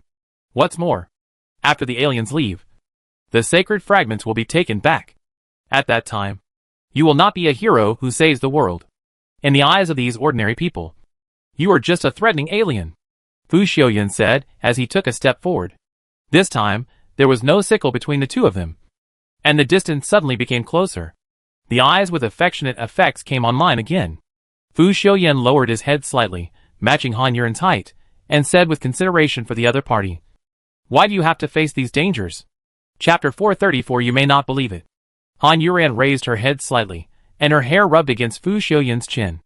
The distance between the two was so close that they could hear each other's breathing. Han Yuran smiled. Because the inheritance of the God and Demon Clan is not worthy of everyone. Fu Xiuyan's eyes darkened a little, but Han Yuran didn't care whether her words angered Fu Xiuyan or not, and then said, for example, your Dark Clan and the Light Clan are not qualified. Are you sure? Fu Xiuyan asked, although his tone was normal, but the atmosphere around the two of them had become a little colder. You can try. Of course. You can only try after you get it. After Han Yuran finished speaking, she stopped talking and looked at Fu Xiuyan. Without any fear. This was a provocation. A naked provocation. If it were someone else, they would have already been drinking Mengpa soup on the bridge at this time. And they would not have challenged Sari's temper with a half smile in their eyes, like Han Yuran now. Inheritance naturally requires a ceremony. Fu Xiuyan was not stupid. If he could get the inheritance of the God and Demon Clan just by killing Han Yuran, he would have done it long ago. Since that's the case, we can only go with the second method, which is to stimulate the blood of gods and demons in your body as soon as possible. However, I'm not sure what method is needed. Han Yuran saw that he had no intention of taking action, so she stepped back and smiled. You may not believe it. And I don't know either. No, I believe it, Fu Xiuyan said straightforwardly. Han Yuran glanced at him. Perhaps because he had revealed his identity. She also knew Fu Xiuyan's identity. She felt that Fu Xiuyan was not as hateful as he looked before. After all, he was an undercover agent, so it was understandable that he didn't work hard. Although Han Yuran thought that his idea was stupid. But you were a child star. How could you be a foreigner? Han Yuran still grasped a point, and was not stupid enough. Because I am the fake Fu Xiuyan, and the real Fu Xiuyan was arrested. Sari's answer was straightforward and honest. Then who are you? After Han Yuran asked this question, there was a silence, and only the eyes of the two people were silently looking at each other. After a long while, Sari finally spoke. My name is Sari. He was not worried that his name would be leaked, because no one in the alien race dared to call him by his name. Even to the outside world, he had to be called the Great Demon King. So few people really called him by this name. Han Yuran smiled. Your name is quite funny. After saying that, Han Yuran's face turned serious in a second. I can reach this agreement with you. But if I know that you have the idea and behavior of hurting others, the agreement will be invalid. And I will completely assign you to the enemy group and eliminate you. Don't worry. Human lives are just like ants to me. Killing them is not my mission. I found that you are quite crazy. Fu Xiuyan smiled proudly. That's because I have the capital. Han Yuran rolled her eyes at him, and asked curiously, what do you look like? To be honest, she still hoped that the other party was a handsome guy. I look like this, too. That's why I was sent here to replace Fu Xiuyan. Han Yuran's eyes widened. I don't believe it. Really, if you don't believe it, pinch it. As Fu Xiuyan spoke, he stretched his head forward, his nose almost bumped into Han Yuran's. Such a beautiful face was so close to him all of a sudden, Han Yuran was still a little dazed. He took a step back, and said a little awkwardly, no need. Chapter 435 Cheating. Han Yuran showed a shy expression which was rare, but Fu Xiuyan was a little happy after seeing her shy expression. He regained confidence in his handsome face again. As expected, There was nothing wrong with his face, but the problem was with Han Yuran before. But seeing Han Yuran like this, Fu Xiuyan wanted to see her face getting redder. Thinking of this, Fu Xiuyan did it, followed her step by step, bending his body towards Han Yuran's head, and put his face close to her. What's wrong with you? Your face is a little red? Are you feeling uncomfortable? When he spoke, his breath sprayed on Han Yuran's face, not warm, but a little cold. But this icy breath did not calm her down. Han Yuran felt goosebumps all over her body. In Fu Xiuyan's dark and bright eyes, her uneasy look was reflected. This was the first time Han Yuran saw herself like this. She had never thought that she would be so shy. But now was not the time to be shy, nor was it the time for her to indulge in male beauty. So Han Yuran blinked slowly, and the self in Fu Xiuyan's eyes disappeared from her sight. When she opened her eyes again, Han Yuran had returned to normal, even though Fu Xiuyan's icy breath was still hitting her face. Fu Xiuyan had been paying attention to her expression. And now he stepped back tactfully. It should be fine. Your face is not red anymore. When I think of a way, I will tell you. At that time, you just need to cooperate with me as much as possible. Okay. Han Yuran agreed. The next moment, the green grass and blue sky and white clouds around disappeared, and it returned to the original ruins. He still kept flying forward. Han Yuran couldn't help but look back and saw Ruishi following behind him, as if she didn't know anything. Seeing that he was looking at her, he asked, "What's wrong?" Han Yuran glanced at Fu Xiuyan, who was not far from Ruishi, and said, "It's okay." Then he turned around and continued to fly. But he felt a little depressed. These aliens were really amazing to be able to show their faces and stand on their own. After that, the three of them returned to their secret base in silence. Seeing that they returned safely, everyone was relieved. When Han Yuran and Ruishi saw Xing Yubai here again, a trace of surprise flashed in their eyes. But it was gone in a flash. "You're back. The meal is ready. Let's eat." Fong Tang came up from downstairs with a plate of food and greeted them. She looked like a mother who saw her child coming home. After hearing her say this, Han Yuran sniffed and smelled the fragrance of food coming up from the lower floor. "It's not me who cooked it. It's Lao Wu and Lao Ba who cooked it. I didn't expect that. They can cook so well," Fong Tang said as he put the dishes in the meeting room. Yin Sui also ran up from below excitedly. With a bulging mouth, it was obvious that he had eaten secretly. "I'm back. I really can't forget you. It's better to come back at the right time than to come back early." Yin Sui chewed as he said. Han Yuran and the other three washed their hands, then sat down, waiting for Fong Tang and the others to serve the dishes. Seeing that Xing Yubai didn't move, Han Yuran waved and called, "Come here, it's time to eat." Chapter 436 Awkward Joy. Xing Yubai then walked over and sat down. He was a bit awkward and thin-skinned. Everyone else was so familiar with each other, but he was the only stranger. He was very embarrassed to join in. He always felt very awkward. "It's good that you can stay here, and your fighting ability is really strong." Han Yuran took the initiative to talk to Xing Yubai, because the other person's face looked too unnatural and pitiful.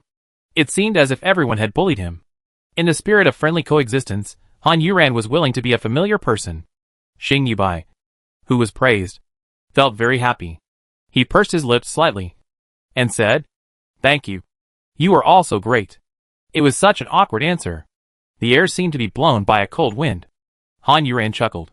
Fortunately, at this time, Fong Tang and Min Mingda came up from downstairs with a plate of food.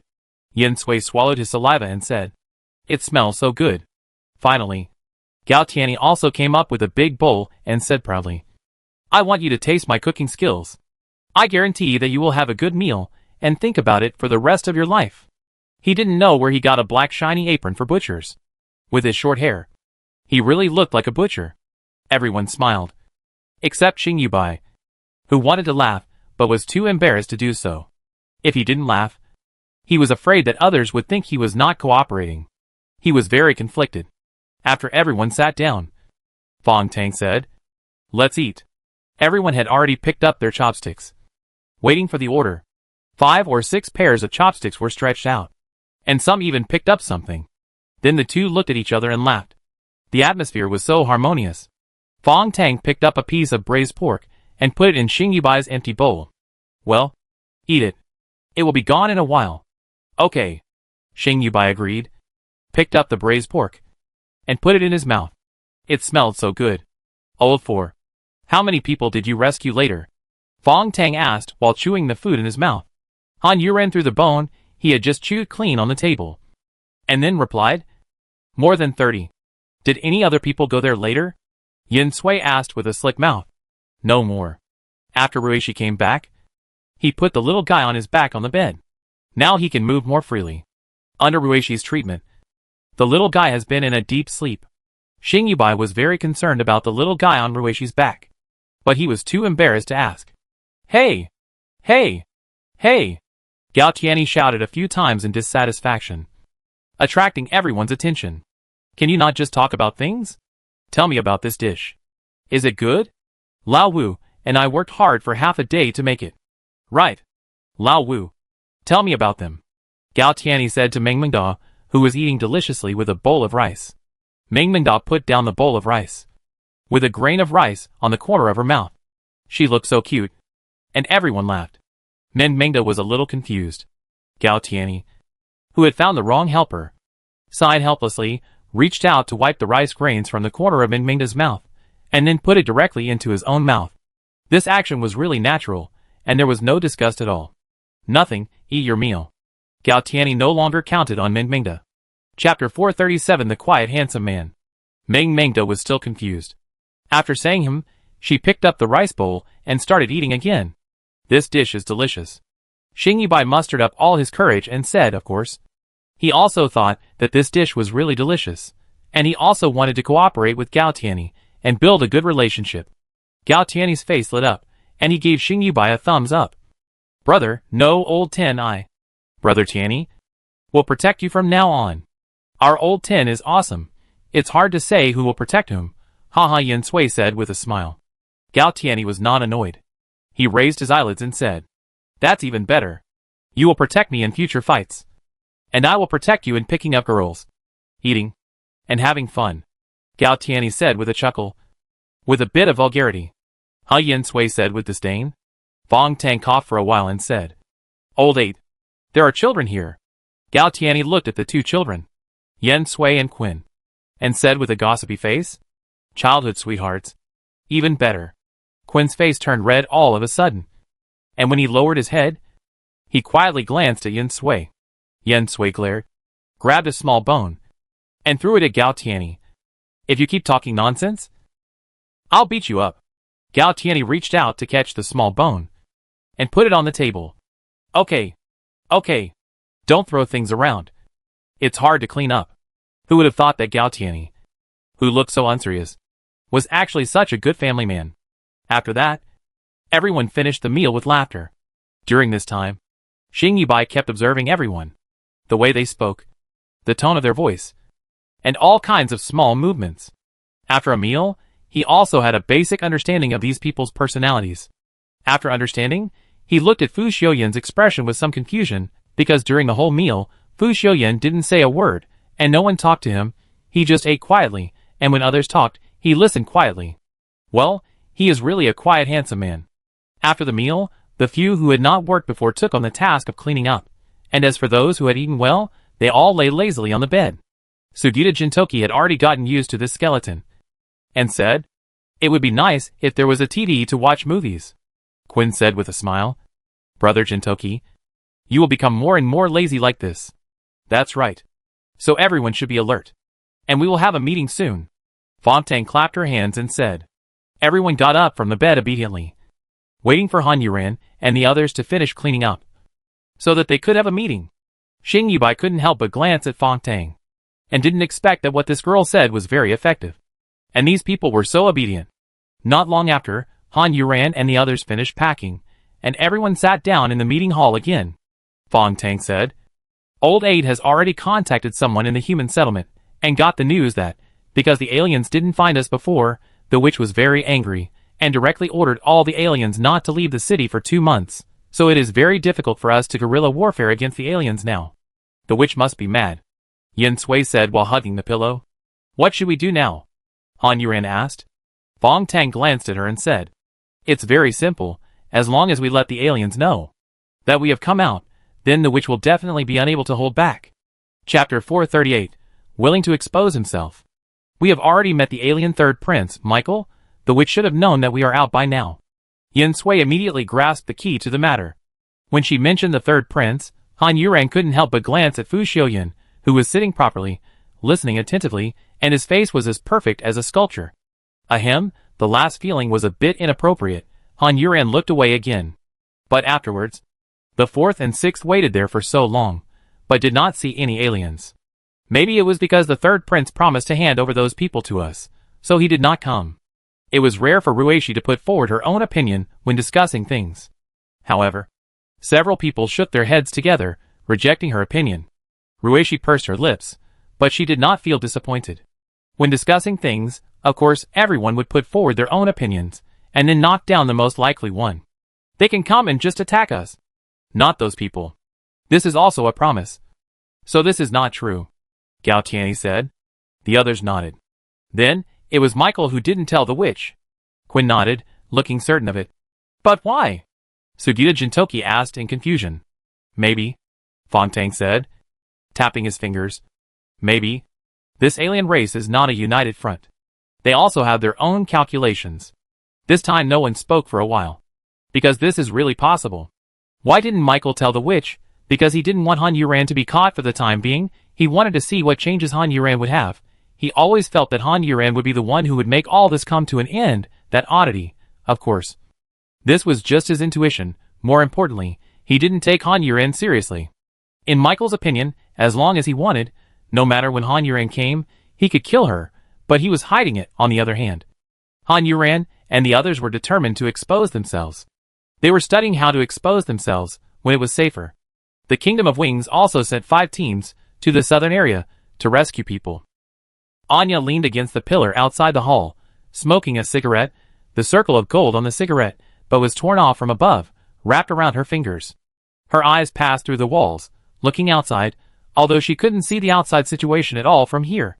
She slowly exhaled a puff of smoke, and heard footsteps approaching behind her, and stopped. Han Yuran and the others are still alive. Which is a good thing. After Anya lowered her head and exhaled another puff of smoke, she strangled the cigarette in her hand, and threw it into the trash can next to her. Gu Cheng, do you really like Yuran? Anya asked. Recently. She was very familiar with Gu Cheng's voice, because Gu Cheng always talked to her recently. Every time they talked about Han Yuran. But Anya didn't think he really liked Han Yuran. If he did, why didn't he leave with her? Why did he stay here? He even had to rely on other people's news to know whether Han Yuran was alive or dead. Who would love someone so much? She asked this question so suddenly, which surprised Gu Cheng a little. But he was only surprised for a moment. Chapter 439. As long as she is willing. Gu Cheng took 2 more steps forward, came to Anya's side, and stood still, glancing at the gold edge wrapped around Anya's finger. Then he looked outside the city, with a distant gaze. The first thing he said was, "Give me a cigarette." Anya glanced at him, because she had never seen Gu Cheng smoke before, but she still took out a cigarette, and handed it to Gu Cheng, and then handed over the lighter. After Gu Cheng lit the cigarette, he took a deep breath, and his brows slowly wrinkled. However, he was not as miserable as Han Yuran when he smoked for the first time. Coughing and crying, he swallowed the choking feeling of the first time he smoked, frowned, and slowly sent the cigarette out of his nose. He smoked for the first time, and he was able to smoke like this, which shows that he is very talented. There is nothing good about this. After taking a puff of the cigarette, Gu Cheng made a comment. That's because you don't know how to enjoy it. Actually, my feelings for Han Yuran are not pure love. I like her, but only a little bit. Gu Cheng's honest answer made Anya a little unsure of how to respond. She looked at Gu Cheng blankly. He smoked with his mouth tilted, looking very experienced. You like her a little bit, and you forcefully kiss her. Isn't that too shameless? Anya's tone of voice was very sarcastic. Gu Cheng actually inhaled the cigarette that he had sent out of his nose. His chest shrank back, squinted his eyes slightly, sent out the cigarette again, and then made a very pleasant sound. I couldn't help myself for a moment. Gu Cheng was really shameless. He then said, "This cigarette is really comfortable to smoke. You can't help yourself just because you like it a little bit. You are a beast." Luckily, Yuran didn't like you. And you couldn't stand him being so casual with Han Yuran. She started to use her tongue to stab Gu Cheng. Gu Cheng threw the cigarette, but into the trash can and said in confusion, "That's strange. I am so handsome, but she is not interested." Gu Chung looked at Anya and said in a somewhat obscene way, "Does she like women?" Anya knew from his eyes that he must be imagining himself and Han Yuran together. "No. It's just that you're not the man she likes." "Does she have someone she likes?" "No." "Never?" Gu Chung couldn't believe it. Han Yuran is already in her 20s. How could she not have liked anyone? That's simply abnormal. It's not that she must have a boyfriend. It's just that she liked someone before. And it counts as a crush. But he didn't expect that. Anya actually nodded and said, "No." Gu Chung showed a helpless expression. Anya continued, "Yuran has some shadows about love, so she doesn't plan to like anyone or give her feelings. Feelings are not something that can be controlled. As long as Yuran is willing, she can control any of her feelings." Anya said without hesitation. Han Yuran can become anything, as long as she wants. She can be lively and cheerful, or depressed and cold. Because no matter which one, it is just a fake shell, a mask for her. The real Han Yuran has been hiding in the corner in silence, hugging herself. Never opened her arms to anyone, even to herself. She is only qualified to be by her side. Chapter 440 Cruel to Others. Even more cruel to oneself. Gu Chung couldn't believe and agree with Anya's words. But he understood what Anya meant. Controlling her feelings doesn't mean she hasn't liked others. I can also control my feelings. So I only like her a little bit. So I stay here. However, Gu Chung still admitted that Han Yuran was absolutely cruel to herself. This is a woman who is cruel to others, and even more cruel to herself. So, you won't be liked by Han Yuran if you are like this. After Anya finished speaking, she turned around and walked into the hall, not wanting to continue chatting with Gu Chung. He was of no help to Han Yuran, and she didn't need to have a close relationship with him. Gu Chung didn't stop her, and looked towards the city gate again. The smell of cigarettes in his mouth hadn't dissipated yet, but he recalled the feeling of kissing Han Yuran forcefully, and the smell of Han Yuran. He was surprised that he would do that. He just wanted to get to know Han Yuran, but who knew that he would fall in love with her inexplicably later. Did I observe her for too long? Gu Chung was confused, but now no one could answer his doubts, including himself. At Han Yuran's place, everyone had already planned how to expose her. The plan was extremely simple. Sugita Jintoki was entrusted with a great task, and it must be said that the skill of Sugita Jintoki's clone was really too convenient. Their plan was to throw a clone of Sugita Jintoki out to the alien race to show off, to attract attention, and then, whether he lived or died, was left to fate. Fong Tang patted the bone frame on Sugita Jintoki's shoulder. "Old 7, you've worked hard. It's a small matter." As Sugita Jintoki spoke, a clone came out. It was still the clone that had a bad attitude towards him. After it came out, it glared at Sugita Jintoki coldly, and then left the base. Hiko pouted. Is this clone reliable? It seems that he has a lot of resentment towards you." Sugita Jintoki felt a little embarrassed. But he could only hold on. Not to lose face. It's okay. As a clone, he can't betray his master. But Hiko didn't think so. "Your clone. If you go out, you will die. So what if he betrays you?" "If he betrays me, he will never be able to reappear in this world," Sugita Jintoki replied. The reason why he is so confident in his clones is, of course, because he can completely control them. Another important point is that they are connected. When the other party has the intention of betraying, he can kill him at the first moment, even if he is far away. "Old 7 is awesome," Gao Tianyi said with a thumbs up. Sugita Jintoki raised his eyebrows proudly, and the two began to flatter each other shamelessly. Yin Sui and the others couldn't bear to watch and went downstairs, and went back to their place to sleep. As for Xing Yubai, who had no bed, he slept in the conference room temporarily. Anyway, there was a blanket on the bed, and it was very comfortable to lie on it. And since he was a man, of course no one would be so kind as to give him their bed. However, Xing Yubai also felt that it was good, at least much better than the place he had lived in before. Yin Sui and the others, who had already returned to their beds, rolled their eyes several times in a row when they heard the increasingly excited voices of Gao Tianyi and Sugita Jintoki upstairs. Chapter 441 Everyone has their own reasons. Until later, Yin Sui could no longer bear it and spoke, stretching his neck, and yelling loudly. "Can you please keep your voice down? Let me sleep." The noise above gradually became quieter. Yin Sui snorted. Ruishi pressed her head on the quilt, and said to Yin Sui with a smile, "You are still the best." "Of course." Han Yuran sighed helplessly. "No way, you two are going to start blowing each other's ass too." Ruishi waved her hands quickly. No, no, no, I have nothing to blow. Of course I don't. You are very gentle, like a big sister, Yunsui said, holding the quilt and turning over, and he was face to face with Ruishi. Ruishi looked embarrassed all of a sudden, and buried her head in her quilt. No. Oh, you're still shy. After that, the two of them whispered for a while, and Fontang and Han Yuren had already fallen asleep. Yunsui sat up, looked at Fontang and Han Yuren, and then lay back down, saying to Ruishi silently, "Good night." The two smiled again, and fell asleep. While they were sleeping, Sugita Jintoki's clone was still rushing towards the East District, moving quickly in the endless darkness. He could probably imagine that this was a mission that would lead to his death. But it was just another death, and he would get used to it after dying many times. Although that was the case, the pain of death was still very torturous, and it would be better if he could not feel the pain. He had now entered the South District, and happened to catch up with the miracle worker and the people who were rescued.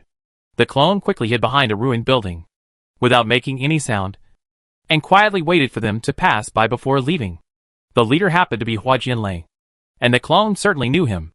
Hua Jianlei was walking in front, and Akashi followed him. "Are you worried about Ivan?" Hua Jianlei asked. "Ever since seeing these humans trapped by the aliens, Akashi's face has not been looking good." So Hua Jianlei thought she was worried about Ivan, who was not sure where he was now. After all, the aliens were really crazy. They actually did such a cruel thing. Akashi did not speak. Hua Jianlei continued. "The witch has issued an order from the alien race. At least for the time being. Ivan should not be in any danger." "Yes, I know." Akashi finally spoke. After Ivan left, she always regretted that she did not force him to stay. She felt that he was an adult, a man, and had the right to make his own decisions. She had to respect him. But this world was really too dangerous. She did not look down on Ivan. But in her opinion, Ivan's fighting ability was really not good enough. Even she herself did not have the courage to walk in this outside world. Although there were several miracle workers who left with Ivan, she did not know whether they could help him or become a burden. You should believe in Ivan. He cannot live under your protection forever. You have to understand. Hua Jianlei understood Ivan's thoughts because they were both men, so he could see it. But Akashi was really too strong, not only in combat power, but also in character. This made Ivan completely inferior. But Ivan liked her and wanted to prove himself, so he had to surpass him. Ivan was actually forced to do so. Chapter 442, Don't be afraid of 10,000. Just be prepared for the worst. The clone kept watching the group of people walking farther and farther away, until they completely disappeared from his sight. The clone still didn't move. Although he thought that even if they found him, they wouldn't make things difficult for him. However, safety comes first. Don't be afraid of 10,000, just be prepared for the worst. Half an hour after Hua Jianlei and the others disappeared, the clone carefully walked out from behind the ruins, and then gradually accelerated forward. He arrived at the East District just before dawn. Standing behind the ruins at the junction of the East District and the West District, the clone narrowed his eyes, and carefully observed the situation on the other side. There were only gatekeepers and vicious dogs at the door. The clone was considering whether to attack directly and be killed by the other party, or to sneak over and let the other party catch him as a spy, then beat him up and throw him for interrogation. The key point of the choice is that the clone is not sure whether the alien race will follow the routine of interrogation. The clone thought about it, nodded, and decided on a method. Then, he swaggered out from behind the ruins. He really swaggered, swinging his arms with a large amplitude, leaning back, and raising his chin slightly. His toes were almost straight. He walked out so brazenly and tremblingly that he immediately attracted the attention of the tuxedo man guarding the gate. At the same time, there was the sound of the vicious dog biting. The two rows of tuxedo men looked at the clones walking towards them in a daze. Since they started guarding the gate, they had never seen a human dare to appear in their sight outside. Apart from seeking death, there is really no other possibility. The tuxedo man number 1 smiled with a picky look, and his eyes were bloodshot. The hand holding the chain tugged hard again, pulling the vicious dog back. "Someone is actually seeking death," number 1 said in disbelief. "Yeah, looking at him like this, he must be crazy," number 3 answered. "How do we do it?" number 8 asked. "Wait for him to come over, and then have some fun. It's a rare thing to do," number 2 said with a bad look. The others nodded, and pulled the chain tighter. The clone was a little surprised to see that they did not take action. Nor did they release the dog. But he continued to walk forward. And walk more recklessly. Number 6 couldn't help but say, "I want to break his legs with my own hands. I think his eyes are also very attractive." Number 9 stared at the clone with a gloomy look. They were not targeting him because he was a human, but because of his cocky look. This distance was a bit long for both sides. The clone walked to a place about 100 meters in front of the men in tuxedos and stopped. He glanced at the vicious dogs and saw that they opened their mouths wide. And saliva was already flowing from their fangs. They probably wanted to pounce on him and bite him to death. The clone thought for a while. He had never been bitten to death by a dog before. Was he going to try all the ways of death in the world? After collecting his thoughts, the clone turned his attention back to the men in tuxedos and said, "I want to see your witch." His words made the men in tuxedos laugh uncontrollably. Number 8 laughed so hard that his fingers were shaking as he pointed at the clone. "You're dreaming. Do you think you can see the witch whenever you want? Don't you think about whether you are qualified?" Number 11 also mocked. Chapter 443 Weird Piece. The clone listened to the mocking words of the men in tuxedos with a smile on his face. Then he said, "If you knew who I am, I think you would feel your face hurt right now." The men in tuxedos stopped laughing at once and stared at the clone with unfriendly expressions. The boss said grimly, "Who are you?" The clone laughed completely. "Maybe you know the strongest group in the Kingdom of Wings?" After he finished speaking, the expressions of the men in tuxedos suddenly became more serious. Although they did not participate in the last battle with humans at stake, they heard about the subsequent developments. What kind of divine incense? The strongest team, Han Yurin, left the Kingdom of Wings. Later, he ran away under the witch's nose and entered the Forest of Despair. This led to all the Dark Clan being punished by the witch in the city, not allowed to go out for 2 months. There was nothing to talk about, and the Dark Clan could not go out. These days, they talked about these things back and forth. They had heard it so many times that their ears were calloused, and they could recite it by heart.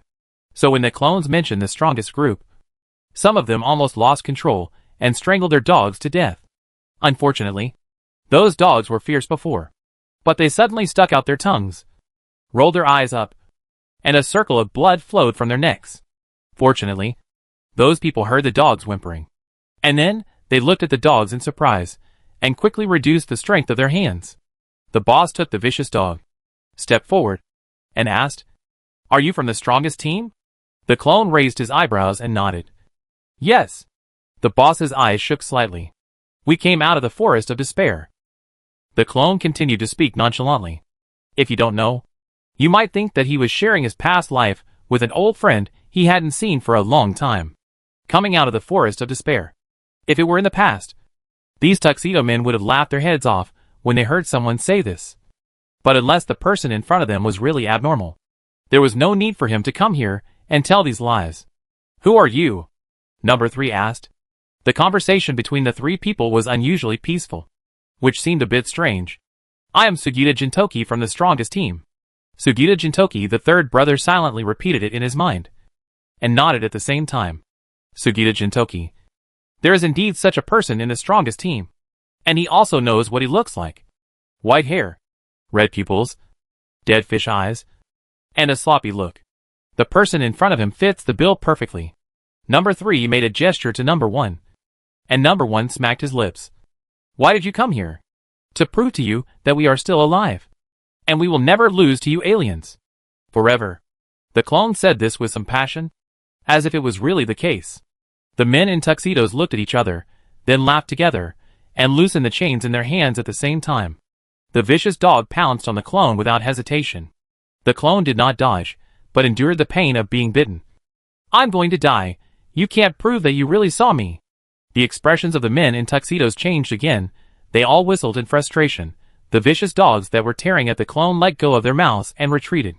After such a short while, the clone was already covered with wounds. It was horrible to look at. Chapter 444 Follow Me. The clone was confronting the men in tuxedos, but the clone was not afraid. He came here with his life at stake, and had already prepared for it. The worst that could happen was death. But the men in tuxedos could not kill him right now here. Although it was strange that the other party came here on their own initiative, they would not be afraid of a human, even if he was a capable human.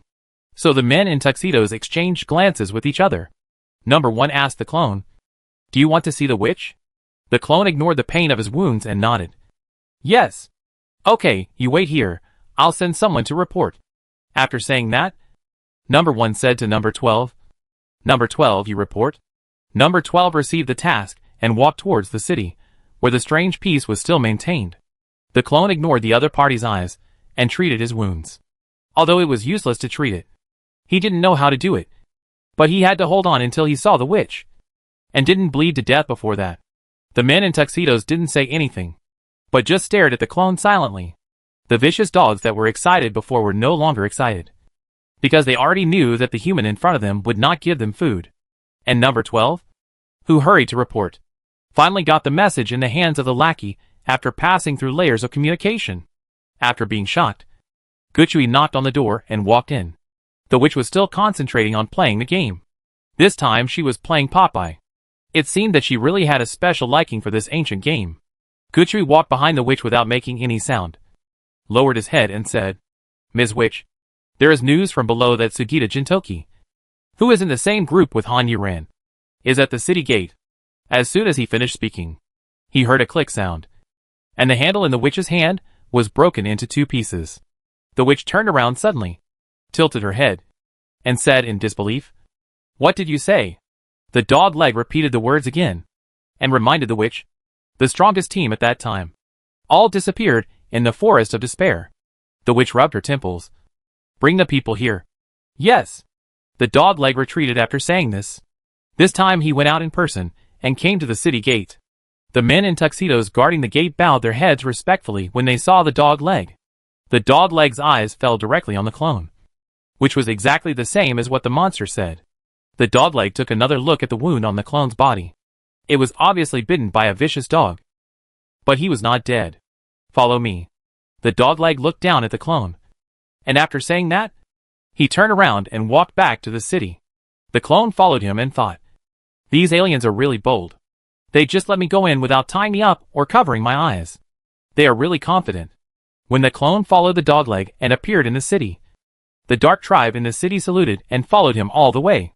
However, with the lackey present, no one dared to speak, fearing that he would hear and go to the witch to tell tales.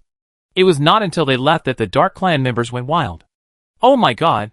He actually came out of the forest of despair. Yes, it's really him. I saw him outside. So they all came out? What on earth is going on in the forest of despair? Countless questions popped up in the minds of the dark clan members. But they could only whisper to each other, not daring to make a big fuss. Chapter 445 Get Clear.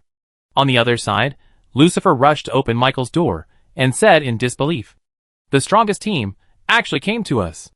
Michael rarely stared at the screen this time, because everyone on his screen had been rescued. Instead, he turned over on the bed, turned his face to the other side of the door, looking at Lucifer, asked, Shouldn't you be surprised that they actually came out of the forest of despair? Lucifer's mouth, which was wide open, closed stiffly, and his eyes rolled back and forth. Why was he surprised? Because he already knew it. Ahem. After coughing twice, Lucifer calmed down and said, Well, since they can come here, it means they have come out of the forest of despair. I'm going to the witch to see what's going on. Bye. Lucifer waved to Michael, without stopping for a second, turned around and walked out. The door slammed shut. Michael propped his head up, with some confusion in his eyes. Lucifer's behavior is very abnormal? Lucifer patted his chest guiltily, and kept complaining in his heart. Sometimes he complained about being too impulsive, and sometimes he complained about Michael being too sensitive. In short, he complained about all kinds of things. He quickly rushed to the witch, and then happened to run into the dog leg and the clone. Lucifer's eyes suddenly lit up, and he stopped complaining, watching the clone looking around. The dog leg thought he was unlucky. How could he run into him here? Second Prince, the witch wants to see this person, so we'll leave first. After the dog leg said that, he wanted to bypass Lucifer and walk forward. Lucifer did not stop him, and turned around. I'll go see the witch too. The dog leg rolled his eyes helplessly behind him. Second Prince, the witch doesn't want to see you. Lucifer suddenly turned around, looking at the dog leg with a dangerous look, making the other swallow the rest of his words. Lucifer pointed his finger at the dog leg's forehead. Now I'm going to see her. Get it? Clear. Clear. After saying that, Lucifer turned around and continued to move forward. The dog leg stared at Lucifer's back, took 3 deep breaths, swallowed the anger in his heart, and led the clone who was watching the fun to follow behind. When they reached the door, the dog leg hurriedly said, "Second Prince, let me go in and inform the witch." Lucifer turned his head to look at him, then slowly raised his hand, slowly pushed open the door, and kept laughing at the dog leg. The clone also laughed out loud without disguising. "TSK. TSK. It seems that you don't please him very much." Lucifer had already walked in while he was talking. The dog leg looked at the clone, and the clone smiled fearlessly. The lackey saw that he was just a human being, and was too lazy to argue with him, and lowered his status. So he knocked on the door and said, "Mr. Witch, I have brought the person. Come in." The witch looked at Lucifer with disgust and said. The lackey led the clone in, and then retreated. Lucifer kept looking at the clone. He really didn't understand why he appeared here in such a timid manner. Was it his elder brother who did it? The witch was also looking at the clone. The witch had seen him before, so she would not make a mistake. But she was still shocked for a while. Chapter 446, Flirting with Girls. The clone didn't look at anyone, walked to a separate chair, and sat down carelessly. When he bent over, the wound on his waist bled a lot more. He frowned slightly in pain, but didn't make a sound. "What do you want to see me for?" The witch was also shocked, and asked the clone, and stared at the other's wound. The clone felt that the wound on his abdomen had indeed bled too much, and he felt that he was almost out of breath. Without replying, she first reached out, and wiped the blood from the wound on her abdomen, then pressed hard on it, and groaned. The witch frowned, casually pointed at the abdomen of the clone, and the next moment the clone felt that the wound on his abdomen had healed. The clone looked down at his wound in surprise. Lucifer looked at the witch with a puzzled look. What kind of routine was this? The clone saw that the wound on his abdomen had indeed healed, but when he thought that the other party was an alien, he didn't want to say thank you. "I'm meeting you to tell you that our strongest team is still alive. You can't beat us." The clone raised his eyebrows and said, proudly and provocatively. The witch continued to chew the gum in her mouth, which made a noise that was a bit annoying. "I'm not going to beat you up." The witch shrugged and said with her hands spread out. Lucifer and the clone both looked like they didn't understand what you were saying. "What are you doing?" Lucifer said with a slight shake of his head. It was like hearing the funniest joke in the world. "You are fooling around. Here, the guy sitting opposite, no matter how stupid he looks, has a brain and intelligence." "Okay." The witch finally stopped chewing gum and licked her lips and said, "I remember. I seem to have asked you to leave. I still have something to say," Lucifer said and leaned back to the sofa. The witch tilted her head to look at him. "Speak. Wait until he finishes. Then I'll speak. Then you wait until he finishes. Then you come in. I want to hear him finish. Then I know if what I said is right, whether I should speak or not." Lucifer just stayed here and refused to leave. The clone rolled his eyes at the two of them, and he had to say that the alien seemed better than he thought. Not so scary. However, thinking of this, he remembered the perverted settings in the South District. So, he almost instantly threw the previous idea out of his head. The aliens were all cruel. The witch took a deep breath, spit out the gum in her mouth with a poo, turned to look at the clone, and her tone was not as calm as before. "I don't want to beat you up. I don't even care about you. I only care about Han-Yuran. I just want to get her. It has nothing to do with you. The rest of you are worthless to me." This is a slap in the face explanation. The clone's eyes changed several times before he understood what the witch meant. After understanding, he felt like vomiting blood, but he held back. He looked at the witch's face covered with makeup with the eyes of a mentally retarded child. Suddenly, he said, "Your makeup is ugly." Lucifer's eyes lit up, and he pursed his lips tightly to stop laughing. But he gave the clone an admiring look. "Well done." Finally someone said it. The witch's makeup is not just ugly. Chapter 447, It's all routine. I have to say, the clone's revenge method is quite childish, but he is secretly happy in his heart. "You dislike me, I still dislike you." The witch's eyes are fixed on the clone, and the air pressure around her is low. The clone feels that he may have to finish his mission, and he doesn't know how this witch will kill him, and his mentality before death is unexpectedly peaceful. The witch stood up from the sofa chair, stared at the clone with cold eyes, and walked towards the clone. 1 step. 2 steps. The pace of a real devil. The clone took advantage of this opportunity to keep nagging. He was going to die anyway, so he could say more. Your cheeks are too red, like a monkey's butt. Your eyes are too black, like you've been beaten. Your lips are purple like you've been poisoned. And your hair has been chewed by a dog. Your eyelashes are all tangled. And there are diamonds on your teeth. Aren't you afraid that you'll choke to death when you eat? Shut up. The witch finally couldn't stand it anymore and roared, and slapped the clone in the face. At this time, the clone subconsciously wanted to hide, but found that he could not move. A slap was given to him, and it was so loud, like a firecracker exploding. The clone's neck was twisted, and there was a cracking sound. Half of his face was instantly red and swollen, and there were 5 bloody wounds on it. The clone was not dead, and he could move again at this time, and he spat blood on the ground. Then he said, "Your fingernails are so long, you go to the toilet, you don't need to wipe it. You want to die." The witch shouted angrily, grabbed the clone's neck, and lifted the clone up from the chair. The clone's face was swollen like a steamed bun. He looked at the witch seriously. "What I said is true. Your makeup is ugly, but I think your facial features are pretty good looking." Lucifer, who was watching the show, was confused again. What? Did the routine change so quickly? What kind of trick is this? Give someone a slap in the face and give them a sweet date. The witch's anger really subsided a little. She snorted complacently. "You are not completely blind yet. Trust me. Take off all the makeup on your face. You are a pretty girl, but you make yourself look like an old witch. Why bother?" The clone didn't want to die so quickly. Anyway, his mission had been completed. Maybe he could find out some secrets. The witch let go, and threw the clone back onto the chair, and asked, "Where is Hanyuran? Tell me where she is, and I'll spare your life." The clone collapsed on the chair, and said fearlessly, "Take off your makeup, and I'll tell you." Lucifer suddenly thought, "Is this Sugita Jintoki flirting with girls? Flirting with a witch? Such a heavy mouth. Don't make trouble for yourself. I can make you live a life worse than death. Whatever you want." The witch snorted coldly, sat back, and shouted, "Dogleg." The dogleg entered the room immediately, waiting for instructions. Send him to the cell. Let him experience what it means to be worse off than dead. The witch smiled devilishly. Lucifer thought, the witch is not someone who can be easily seduced. "Yes, Mistress Witch," the lackey said as he was about to go and suppress the clone. The clone had already stood up from the chair, and when he walked past the witch, he said, "I look forward to the day when you come to see me with your true self."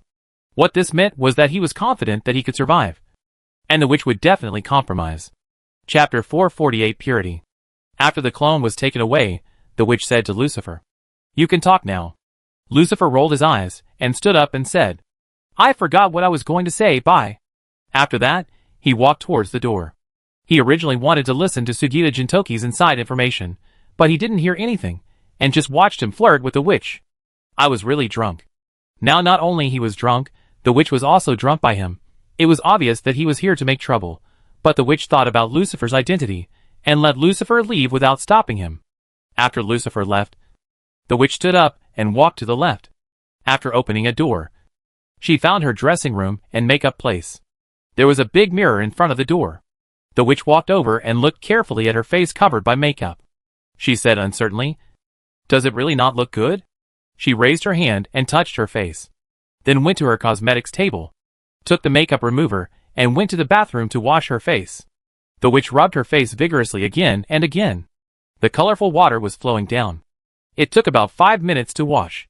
If it were an ordinary person, the skin on their face would be rubbed off, but the witch was fine.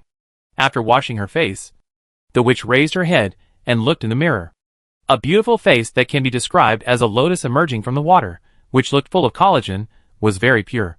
Peach blossom eyes, glass eyes, white and pink skin, and there were still some water drops on it that had not been wiped off. The witch was surprised and stretched her head forward again. "Nima, I actually look like this." After saying that, the witch couldn't help laughing, and shook her head left and right, looking carefully. "I almost forgot what I looked like. Yes, I am really beautiful," the witch said narcissistically, and then washed her face again, and reached out to remove the diamond on her teeth. She turned around in front of the mirror again. Such a pure face. "It seems that this outfit and hairstyle are not suitable. The witch used 2 fingers as scissors to cut off the extra long hair. Although the new hairstyle was still a little uneven, it was very handsome. After that, the witch chose a light-colored, simple style clothes to change into. After packing everything, she was satisfied. When she came out of her cloakroom, she saw the lackey who had returned and was waiting for her. He was so shocked that he lost his composure in front of her for the first time. He stared at the witch blankly, not daring to recognize her. The witch felt a little uncomfortable when he looked at her, and she returned to her previous arrogant expression. The lackey came back to his senses, suppressed the shock in his heart, and said, "The person has been sent, and Prince Muted will personally interrogate him." Muted, okay, go, and get me a new game controller. Muted is simply a walking sadist, who loves to deal with these things the most. Although he is a little more naive than Michael, it's just right to hand him over. That lowly human dared to say that this witch's makeup is ugly. Humph, he deserves to die. The clone in the cell was already tied up, and Muted standing opposite was a burly man, with tattoos all over his body. Even his ears were not spared, holding a whip with barbs in his hand, staring at the clone with shining eyes. "You'd better not say anything, so that I can have fun," Muted said excitedly. "Don't be too perverted." The clone didn't understand. Why are all the people of this alien race so perverted? Chapter 449, Relying on Luck. The lackey who got the new game controller back followed the witch's instructions, sent out more than 500 Dark Clan members, asking them to find Han Yuran. The Dark Clan members who found Han Yuran would be rewarded handsomely. The Dark Clan members who were bored in the city and could only play with birds scrambled to squeeze into the team of 500 people, but all the places were given to those Dark Clan members with some status. After all, they didn't like to stay in the city. A total of 520 Dark Clan members left the city, and then they scattered in a swarm, some on their own, and some in groups. As for Han Yuran and the others, everyone is woken up. Jintoki Sugita is reporting the situation of the clone. Then, did the witch send any aliens to find us? Mengda asked uncertainly. The clone didn't know about this, so Jintoki Sugita also shook his head. "I'm not sure about that." "She definitely did," Yen Sui said with certainty. Everyone nodded. There was no reason for the witch not to send people out, and just wait for the clone to speak. She had so many people, and if she didn't send them out to work, she would just retire in the city.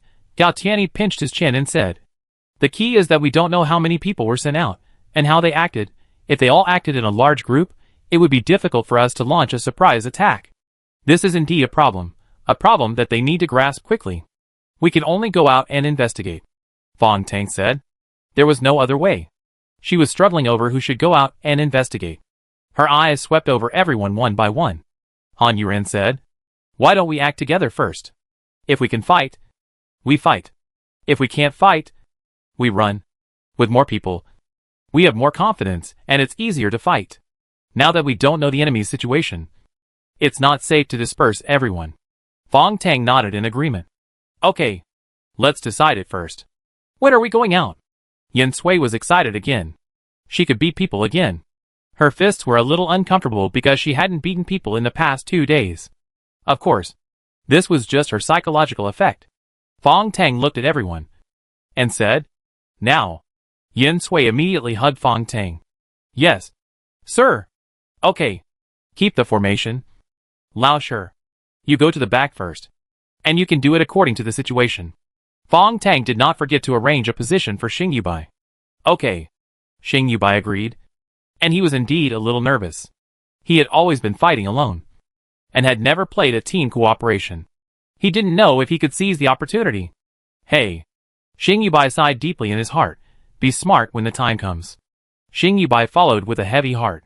After everyone came up, Ruishi looked at the base, a little reluctant. Mengda also said with tears in her eyes, "I don't know if we will have a chance to come back here." "Hey!" Yen Sui shouted. "Don't say such depressing words, okay? Even if we don't come back, we must have a better place." "That's right." Quinn naturally had to cooperate with Yen Sui. Fong Tang reminded everyone again. "If you have to separate from everyone, return to the base. Don't wander around outside alone. Remember that?" Everyone nodded. And then they headed to the southern area, which was more familiar to them. They also didn't know where the aliens were now, so they could only rely on luck. Chapter 450, God's Will. As the alien race didn't know where Han Yuran and the others were, they could only wander around and try their luck, and they couldn't go to the North District. They probably didn't expect that. The people they were looking for were also looking for them. They didn't expect that the other party would have the courage to find them to die, but it's hard to say who will die at that time. On the other side, Sophie and the others, who had never seen the Forest of Despair, held an emergency meeting. Ivan said with a heavy face, "We have walked a long way forward, and there is indeed no such forest." Sophie's face was even heavier than his. The forest was gone. Where were Han Yuran and Quinn? "What should we do next?" Ivan said, and then looked at Baiju and Wu Changyai and Wu Qingbai, and then said, "We still have 3 ordinary people, and it is too dangerous outside." Sophie thought silently. To be honest, she couldn't think of anything. She didn't know what happened to Han Yuran and the others. But she just couldn't believe they were dead. She tried hard to recall the things related to Han Yuran, and could only think of their strongest team going on a mission in the South District. "Let's go to the South District," Sophie said. She thought that if Han Yuran and the others came out, they had gone on a mission in the South District, which was a place they were familiar with. Maybe they would go there. "Why the South District?" Ivan asked. Sophie replied, "Intuition." Ivan's face looked a little ugly. Sophie asked back, "Then where do you say we're going? We have already left the Kingdom of Wings, and although it's safe to stay in the North District, if that's the case, there's no need for us to come out, and all the places outside, except the East District, are equally dangerous." What Sophie said made sense. If they chose to come out, they should have thought of the dangers they would face. Sophie looked at the others again, and said, "If you don't want to go with me, I won't force you. I'll go with you," Baishian said, his tone soft, but firm. Baiju nodded. "I'll follow my sister. Although I don't have any ability, I know a little about medicine. At the very least, I can sew your wounds up better." He grinned. Sunny, and the content of his words gave people a completely different feeling. "We'll follow you too," Wu Changyai and his sister said. What Sophie couldn't understand the most was them. They were both ordinary people. Although Wu Changyai was in the security team, which meant he had better physical fitness, he was still an ordinary person. "I really don't know who gave them the courage to leave the city." The 4 of them agreed. Sophie looked at Ivan. "What about you? Let's go." As Ivan said that, the earth dragon under his feet rose up, carrying all 6 people, and heading towards the southern area. Sophie wanted to ask clearly, so she asked directly, "Wu Changyai, why did you and your sister leave the Kingdom of Wings?" After she asked, she saw that in addition to Baishian, Baiju and Ivan all pricked up their ears, and they were all gossiping. "We want to find our brother and sister," Wu Changyai explained. It turned out that they had a pair of twin brothers and sisters, but they were separated when they fled. The safer the 2 lived in the city, the more uncomfortable they felt. They really couldn't bear it. They couldn't enjoy the safety with peace of mind. They wanted to find their brother and sister. Chapter 451 Canon. After learning about the story of Wu Changyai and his sister, Sophie and the others still admired them. They gave up their safe lives for their brothers and sisters. Even though they were just ordinary people, and the aliens could kill them with just 1 finger, they still came out. This kind of brother-sister affection is very touching. "Sorry." Sophie suddenly said this, which made everyone stunned, and they didn't understand why she apologized all of a sudden. Sophie continued, "I must know the situation of Han Yuran, Quinn and the others before I can help you find your brothers and sisters." Everyone understood this. Just like Wu Changyai and his sister cared about their brothers and sisters, Sophie certainly cared about Han Yuran and the others the most. But the reason why Sophie said sorry was because, perhaps when they were looking for Han Yuran, Wu Changyai's brothers and sisters might have met with misfortune. This was all possible. But she couldn't give up Han Yuran and help Wu Changyai and his sister. Although the Wu Changyai siblings were heartbroken, they could only understand Sophie. They had to find their brother outside, and their sister still needed their help. Otherwise, even if they really found their brother and sister under the clutches of the aliens, they would not be able to save them. Wu Qingbai tightly grasped Wu Changyai's sleeve with 1 hand, pursed his lips, and did not let his tears fall. Wu Changyai also spoke with difficulty. "I only ask you, after you find them, help me and my sister. Thank you."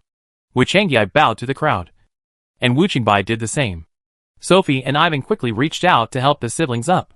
Baiju knew that they were not asking for help from him, and he was not qualified to help, and his sister could not see. "Don't do this. You too," Ivan said uncomfortably. He could not stand this. At this time, the clone in the cell was covered in blood and flesh. He gritted his teeth and held on, without making a sound. Mu Toad, who was tired, slumped in a chair opposite, also admired the clone. You can do it. You are not a coward. It is not happy to be praised by the person who beat you up. The clone estimated that he would not be able to wait for the witch to come to see him without makeup. At this rate, he might even bleed to death. And Sugita Jintoki, who was moving forward, could not help but send a message to the clone. Don't hold on, die quickly, come back. Although Sugita Jintoki was concerned about the clone, let him suffer less. But after hearing this, the clone felt uncomfortable all over. I don't want to die quickly, I want to live a little longer, the clone thought angrily in his heart. Sugita Jintoki, who was running, sighed helplessly. But Mu Toad, who had taken a break, blinked his eyes. It was obvious that he had thought of a bad idea. He stood up from the chair with a smile. The clone felt a chill all over his body, and had a gut feeling that he was going to be in trouble. Then he heard Mu Toad say, I think it's useless to hit you. But you are such a man. There must be one thing you can't stand. Sugita Jintoki is a dead otaku. And as Sugita Jintoki's clone, the clone immediately thought of a possibility. Sure enough, Mu Toad said, if you don't tell the truth, I'm going to hack you. I'll hack you with my cannon. Mu Toad said, as he reached out and untied his belt little by little. The clone now has a sentence to say. Hack you. He must say it. Do you have any shame? The clone yelled, rolled his eyes, and died. Chapter 452 Spreading the Net. When the clone had to die, Jintoki Sugita was also at a loss for words. He didn't expect to meet such a shameless guy. Don't say that the person he likes is not a man. Even if he likes a man, he can't just let others have sex with him. At least he has to be the one to have sex with him. He is the general attacker. What's more, he is a principled person. If you are a pretty woman, that's fine. Well, his principle is that he only likes pretty women. Mu Toad looked at the dead clone, and put his cannon back in a sullen manner. While tying his belt again, he said, I thought you were tough, but you scared me to death, waste. While he was cursing, the bound and dead clone gradually turned into smoke, and disappeared bit by bit. Mu Toad couldn't help but stop, looking at the clone that turned into smoke, and nervously ran over, stretched out his hand to grab it, and only caught a handful of smoke that dissipated again. Fuck. Mu Toad couldn't help but curse, looking at the empty torture instrument, scratching his head in a daze. Oh no! How can I explain this to the witch? If I say he turned into smoke, dissipated, and disappeared, will the witch believe it? Mu Toad didn't dare to leave the cell for a while to report to the witch. Who would believe this if he told others about it? A living person was sent to him, but he didn't even get a word out of him. Not only did he scare the person to death, but now the body is gone. Mu Toad sat down slowly on the ground with the help of the torture instruments, and the cannon, that was so proud before, was already drooping. Mu Toad felt that he would definitely be useless this time. Han Yuran and her group had come to the South District again. After arriving here, everyone felt a little strange. Compared to the Kingdom of Wings, they spent more time in the South District. Almost everything happened here. No life form was found. Keep moving forward, Fong Tang said, and everyone moved forward carefully and quickly. Although Fong Tang said no life form was found, everyone still looked around cautiously. Xing Yubai, who was behind, observed everyone along the way. Afterwards, he understood that this team was very safe. At least there would be no fighting, arguing, and irresponsible things among the team members. Everyone was in their own position, and was doing their best. Even Fu Xiuyan, who he felt didn't get along well with everyone, was the same. This made Xing Yubai's favorability towards this team rise a little more. After moving forward for about 10 minutes, Fong Tang suddenly said, there is a life form ahead. Hide on the spot. After that, everyone scattered and hid behind the ruins. Although Xing Yubai was not good at speaking, he was good at observation. Although no one spoke, they just scattered in all directions. But Xing Yubai had already seen that the direction they scattered in, the place where they hid, was a semicircle, like a net spread out. Then my position should be here. Xing Yubai thought about it, and turned around to look behind him. There was a ruin not far away. Xing Yubai's eyes lit up. Here. Xing Yubai moved quickly and hid himself. Tang Fong, who had been observing everyone through sensing, raised his mouth with satisfaction after noticing Xing Yubai's hiding place. Chapter 453 Everything is big. The people who destroyed the gods and demons hid silently in this area of no more than 500 square meters. like a tiger waiting for a wolf to enter. In Fantong's perception, the life form in front was getting closer and closer. There was only one life form, but it was always better to be careful. Soon they felt the ground under their feet shaking. Bang! Bang! Bang! It shook again and again. Ruishi looked down at her feet. Her cute body was shaking with the ground, and her feet were leaving the ground and falling. Everyone suppressed their breathing again. It seemed that the opponent this time should be a giant. Through the gap in the building in front of her, she looked at Han Yuran, who was slightly ahead of her, extended 2 fingers, and pointed forward. Han Yuran blinked, looked at Yin Sui, who was opposite, then tilted his eyes forward. Yin Sui nodded silently. Then Fong Tang pointed to the white clothes on her body to Gao Tianyi, who she could see, and then moved forward a little. Gao Tianyi raised his eyebrows, turned his head, and said silently to Xing Yubai, who was not far away, "You go!" Xing Yubai nodded nervously. Fong Tang explained all the battle deployments. Through her eyes and actions, she believed that they must understand. Just after she had explained everything, a gap appeared on the farthest ground that could be seen, and there was also a blurry huge figure. At this moment, everyone's eyes were all on the huge figure. Han Yuran kept looking up, and his neck tilted back, and he could see the head of the huge figure. For a moment, Han Yuran even had a visual illusion, thinking that the head of the figure was hitting the sky. "It's too damn high," Gao Tianyi couldn't help but say in his heart. As the huge figure got closer and closer, he could see clearly that there were countless black things flying around him. Yen Sui narrowed his eyes and opened his mouth in shock. So those flying things are actually the hair on the monster. Ruishi looked at the ground in confusion and saw countless multi-legged things sticking to the ground and crawling forward quickly. Han Yuran also noticed these multi-legged things at this time, and she saw them more clearly than Ruishi. These multi-legged things all crawled down from the long hair on the monster's body, or they were thrown out as the long hair swung. This was like the existence of lice that once grew on human bodies in historical records. Moreover, these multi-legged creatures seemed to be able to sense their existence. It was obvious that these multi-legged creatures were divided into several groups and crawled towards the hiding places of each of them. Han Yuran looked at Yin Sui, and the other party felt her gaze and turned his head away. After the two looked at each other for a moment, Han Yuran suddenly spread her wings and flew off the ground.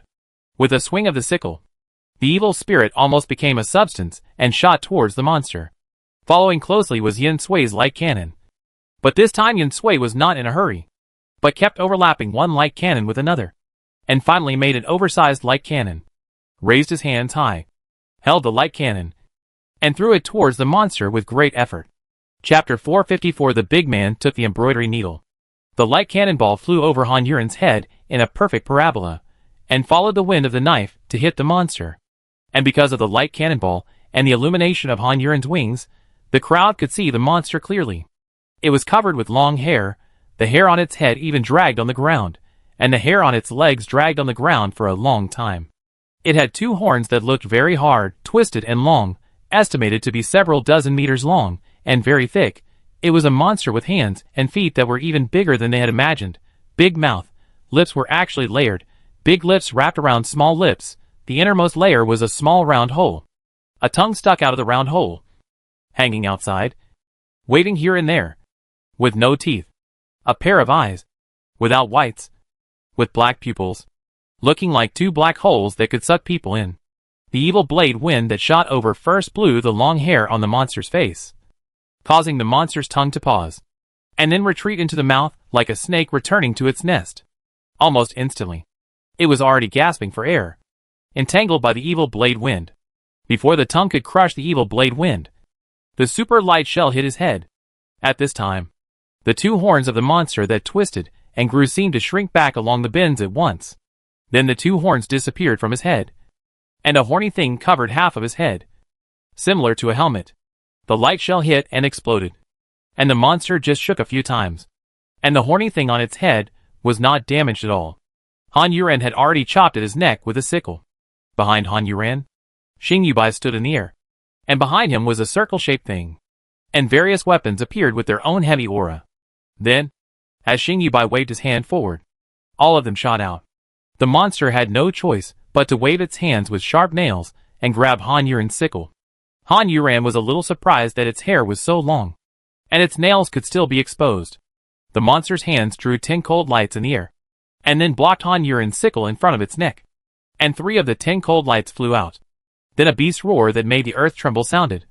And Han Yuren retreated after one strike, and the weapons behind him followed closely, without giving the monster time to counterattack. At the last moment, everyone saw that all the long hair on his body was completely stretched straight, and in an instant, it changed from soft to steel. Han Yuren flew from the monster's head to the back of the monster, and chopped 3 times with the sickle, twice on the head and once on the back. Yin Sui's super light bomb cannon followed behind the weapon formation. The 3 people coordinated their attacks continuously. Fong Tang and the others were dealing with those multi-legged creatures crawling towards them. However, Fong Tang's big fist, to deal with these small things, is really like a big man holding an embroidery needle, awkward, and not very effective. Although one punch can kill a lot of people. Fong Tang retracted his fist, looking at the corpses of the multi-legged things that were almost turned into faces on his fist, was wondering, does this thing have any attack power?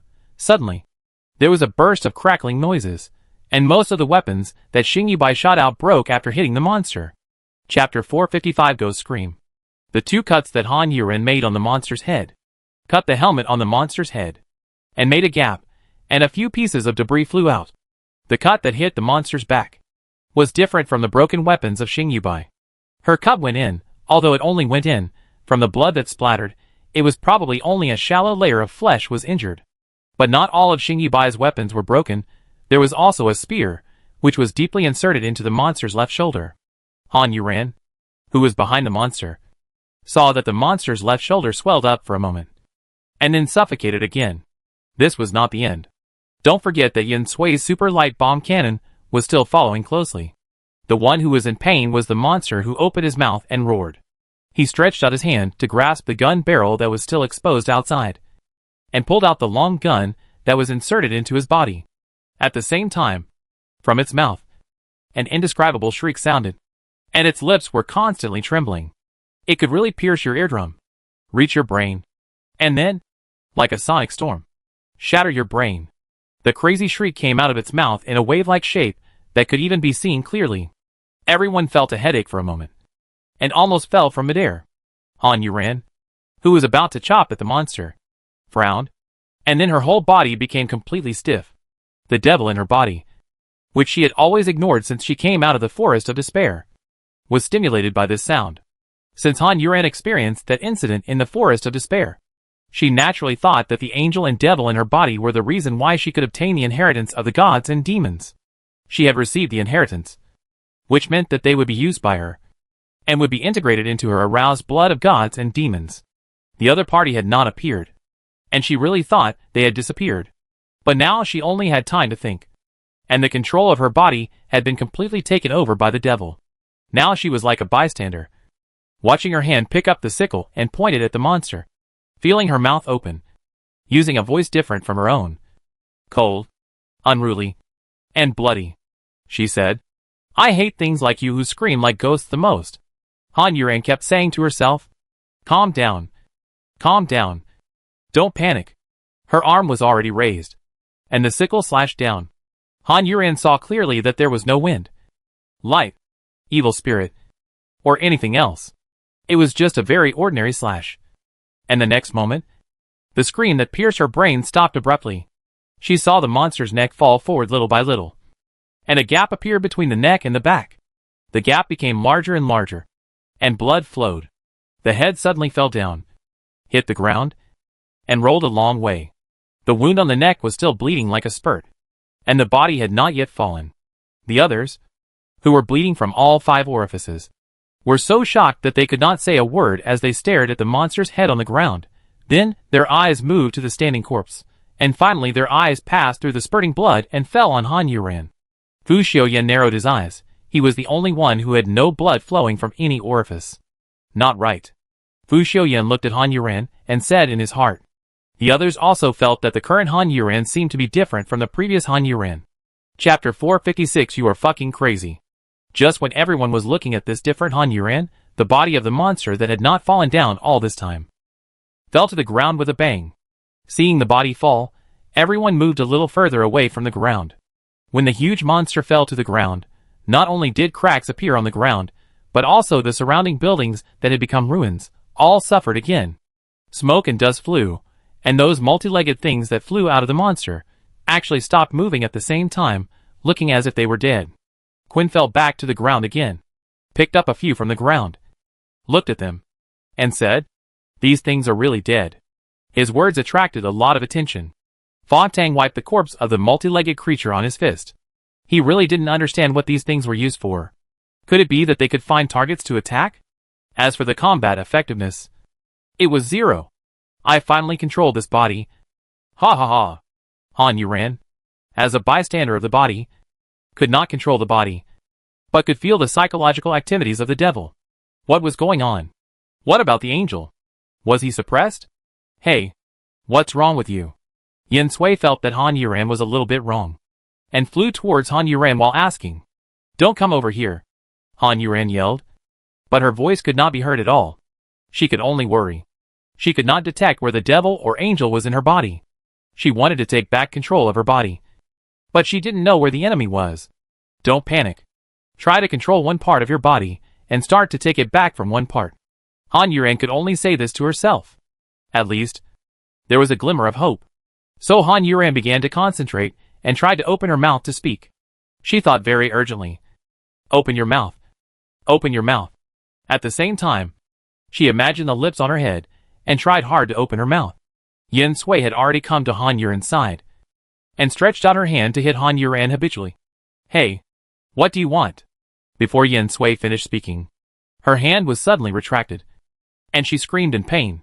The tip of her middle finger on her right hand, which should have been the longest, was now as long as her index finger, and it was covered with blood and bones.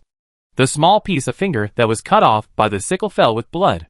Yin Sui's facial features were distorted by pain and disbelief. She looked at Han Yuran with an indescribable sadness and anger.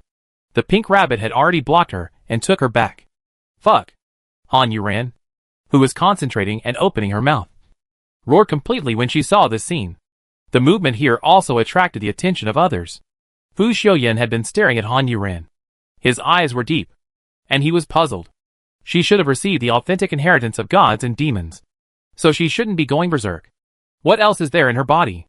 "Old 4. What's wrong with you?" Fong-Tang asked. Almost in an instant, everyone stood between Yin Sui and Han Yuran, but they were on Yin Sui's side, protecting him. Ruishi was pointing at Yin Sui's blood, but Yin Sui didn't say anything, and didn't even look at his broken finger. He just shouted to Han Yuran, "You're fucking crazy." Chapter 457. You bunch of bastards. Everyone saw Han Yuran swung the sickle in his hand, and his eyes had turned blood red. With his eyelids down, he looked down at everyone, raised his chin slightly, and snorted with extreme disdain. "You bunch of bastards. You have no right to talk to me like this. I'm going to kill you. I must kill you. I know you can hear me. Talk to me. Fuck." Han Yuran shouted almost hysterically. The devil still ignored her, but stared at Fong-Tang and the others and continued, "I'm going to kill you." Then Han Yuran showed a cruel smile on his face, his eyebrows raised, a complete pervert. "What happened to the fourth brother?" Ruishi, who was healing Yin Sui, said with fear and worry. Yin Sui, who had just scolded Han Yuran, changed his expression, and then shouted, "You are not Han Yuran." Ruishi looked at Yin Sui in confusion. The person opposite was obviously Han Yuran, who had always been in their sight. How could he not be? Fong-Tang had already asked. "You occupied Lao Si's body. Where did you take Lao Si?" It seemed that she had the same opinion as Yin Sui. She certainly would not forget the crazy Han Yuran in the mental training room. She still remembered Anya yelling at Han Yuran, "Give Han Yuran back to me." Although Fong-Tang looked calm, she was unsure in her heart. Could it be that Han Yuran is a schizophrenic? If that is the case, then only Han Yuran can kill another personality. And none of them are good at this, and can guide them. It is better not to speak, Han Yuran said, continuing to concentrate, so that she can speak. And the devil had already spoken first, saying to Fong-Tang and the others, "She will never come out again, you go to hell." The devil said, as he swung the sickle in his hand, and chopped at Fong-Tang and the others. "Retreat!" Fong-Tang shouted. Just now, Han Yuran slashed the monster's head with a sickle. It was obvious that her fighting power had increased dramatically. Everyone scattered in an instant. Fu Xiuyan was struggling. Should he help Han Yuran or use the death of these people to stimulate Han Yuran, so that her blood of gods and demons could be stimulated again? Just as everyone scattered, Quin's steps of retreat had not stopped yet. Fong Tang shouted, "Old 9. Be careful behind you." Han Yuran appeared behind Quin almost as if she had teleported, and slashed with a sickle. Quin had no time to turn around. His whole body was instantly covered with crackling electric light, and it was moving all over his body. Ruishi covered him with a healing light, and Sugita Jintoki also created a clone, trying to block behind Quin and take the blow, but there was really not enough time. The people who were dispersing suddenly stopped again, and flew towards Quin. The sickle chopped Quin's back, and the healing light instantly turned blood red. Quin's body fell rapidly downwards, spurting blood in large mouthfuls, staining his clothes red, and spraying all over his face. Even though he was surrounded by the healing light, it was temporarily useless. Old 8. Old 8. Han Yuran, wake up! While everyone was shouting, Han Yuran slashed at the falling Quin with his sickle again. Fortunately, this attack was blocked by Sugita Jintoki's clone. Chapter 458 Miserable. Jintoki Sugita's clone was neatly split in two by the sickle from the top of his head, and then scattered like torn cotton wool. The sickle still had the remaining force to continue to chop at Quin, and Ruishi had already caught the falling Quin and held him in her arms.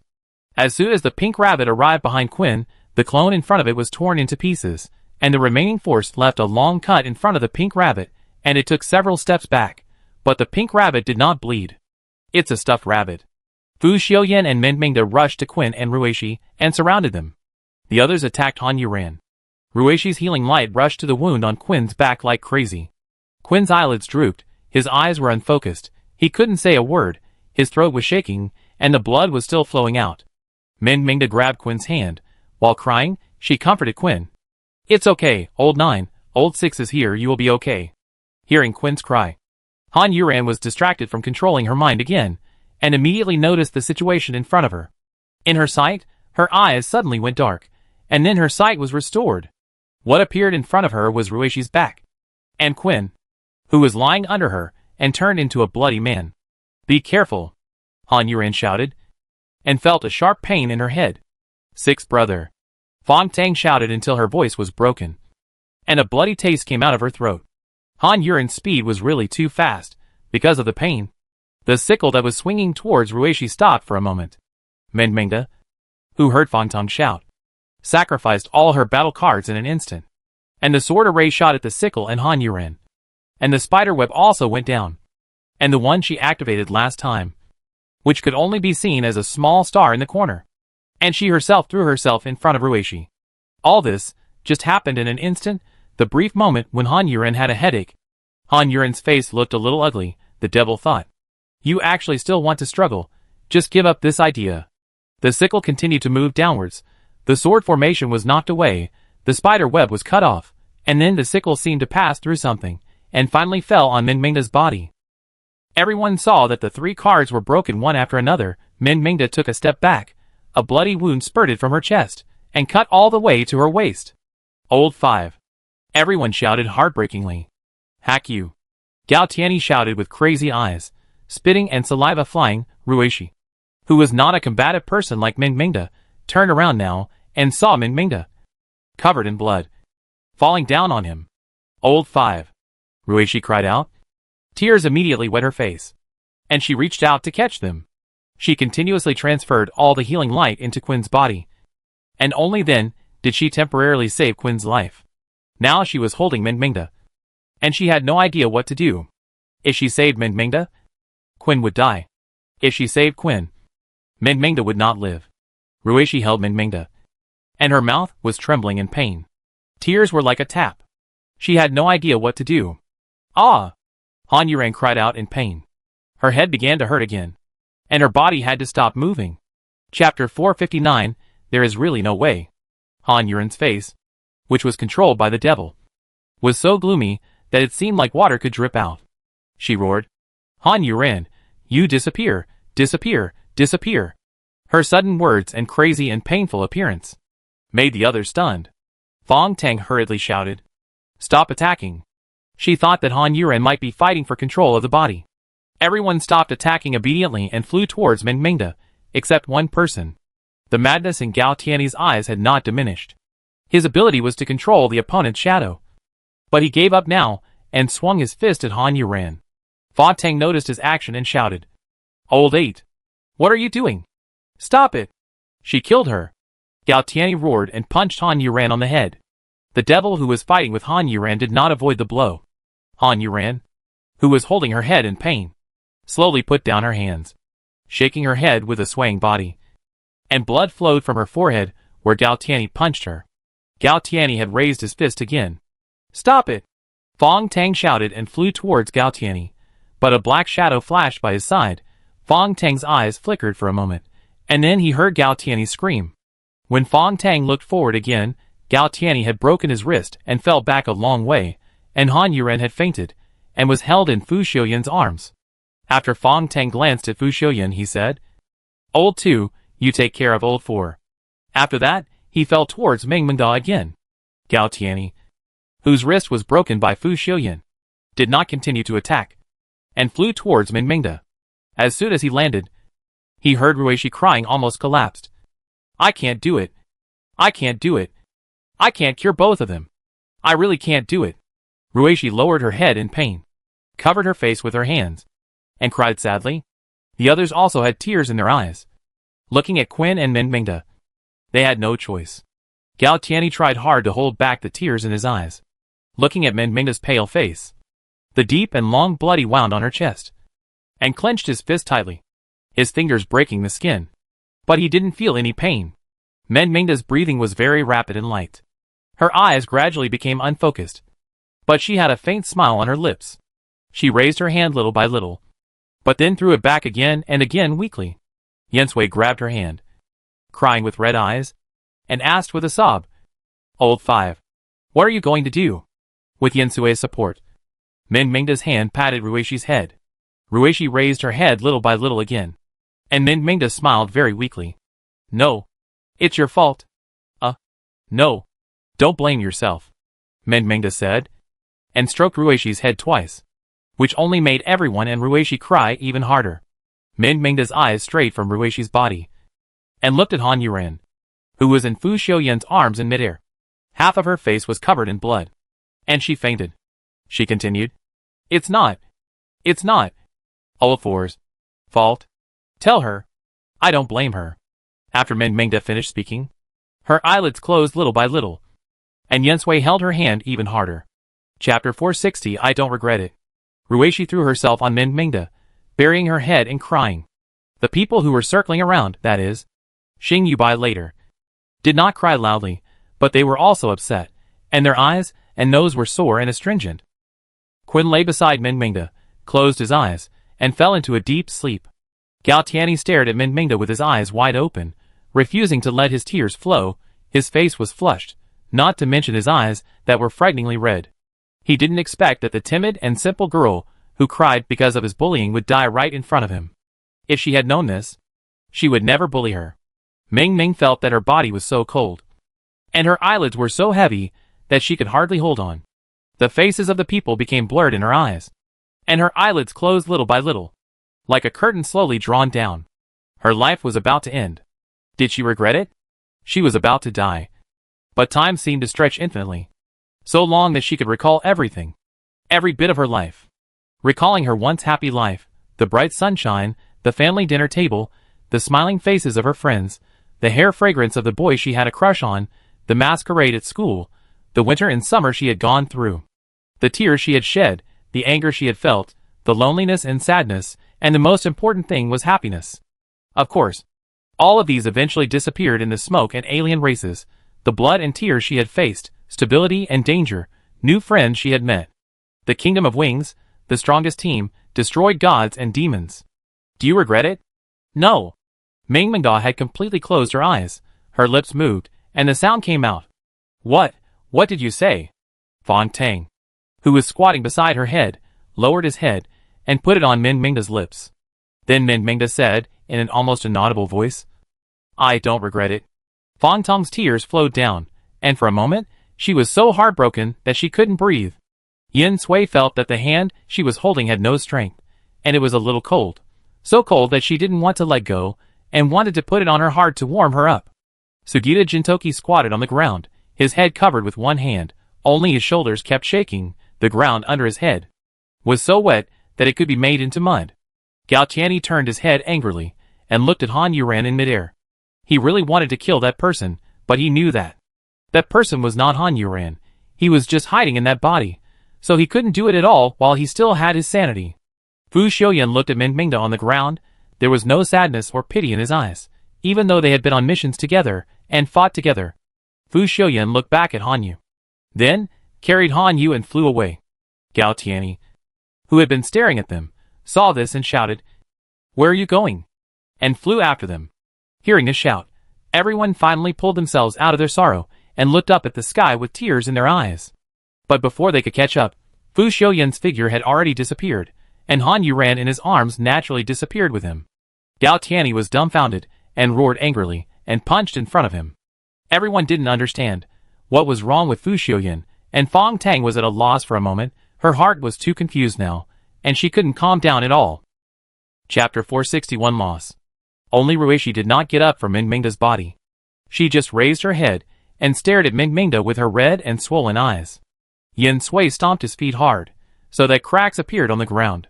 With a gloomy expression, he said fiercely, "Fu Xiaoyan." Fong Tang took a deep breath, and after stabilizing her emotions, she closed her eyes, trying to rely on induction to find where Fu Xiaoyan went. But when she sensed, she did not sense Fu Xiaoyan, but sensed more than 100 life forms approaching. Fong Tang suddenly opened his eyes and said, "Retreat to the north area. There should be aliens approaching quickly ahead." Fong Tang looked up and shouted to Gao Tianyi, who was still in the air, "Old 8, come back. Carry Old 5 on your back." Gao Tianyi's body trembled, and he silently flew back, biting his lips tightly, and picked up Min Mingda horizontally. With this move, some blood came out of the wound on Min Mingda's chest. Gao Tianyi looked hateful, angry and self-blaming. "Old 10, take Old 9 with you," Fong Tang said. Old 10 was in a better condition. "Yeah," Xing Yubai responded, and picked up Quinn. "Let's go." Fong Tang supported Ruishi.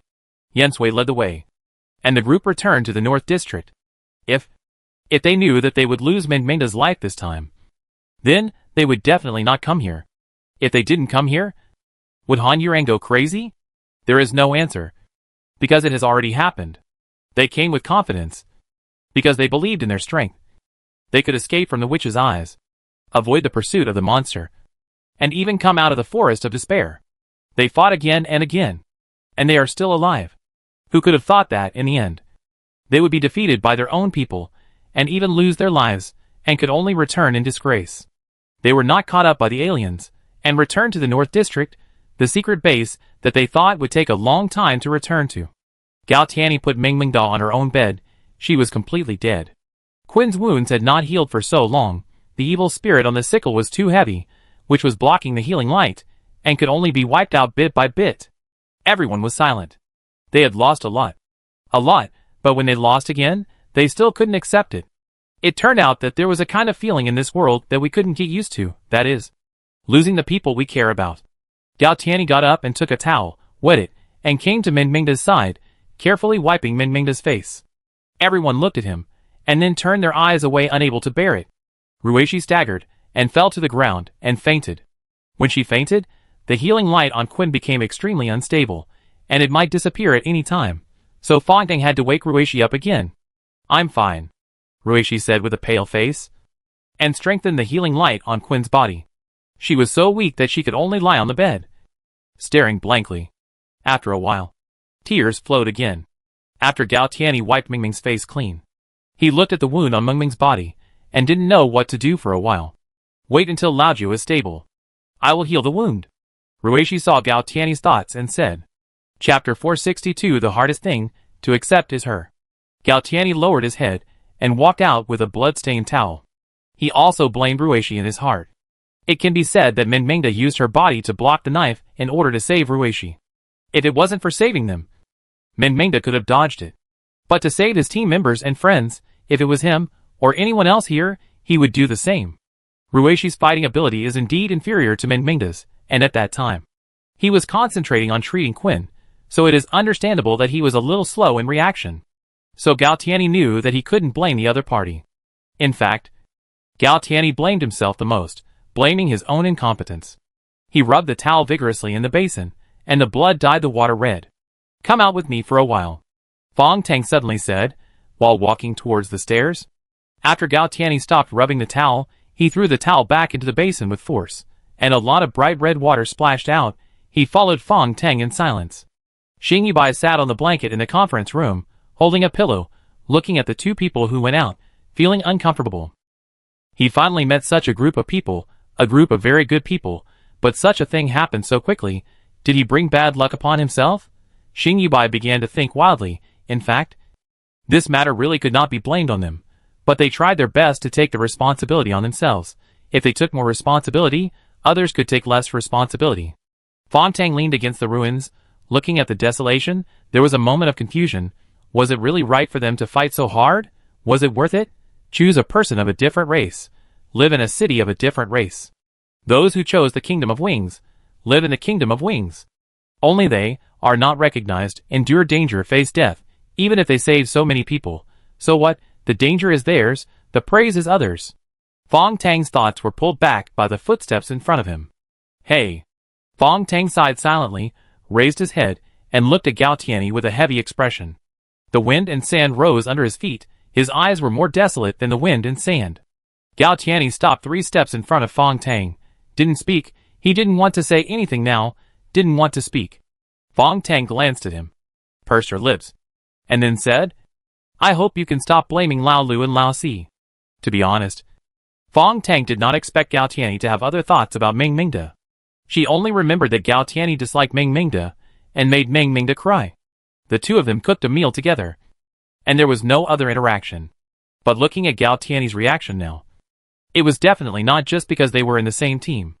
She could see that, more or less, he liked Ming Mingda. She killed her. Gao Tianyi's voice seemed to be squeezed out from between his teeth, angry and forbearing. Fong Tang knew that it was really hard to accept this matter emotionally. Whether Han Yuran was schizophrenic or her body was occupied by someone else for some reason.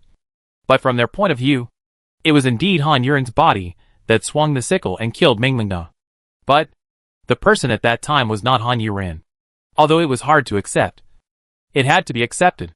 Fong Tang thought that Han Yuran should be the one who could not accept this matter the most.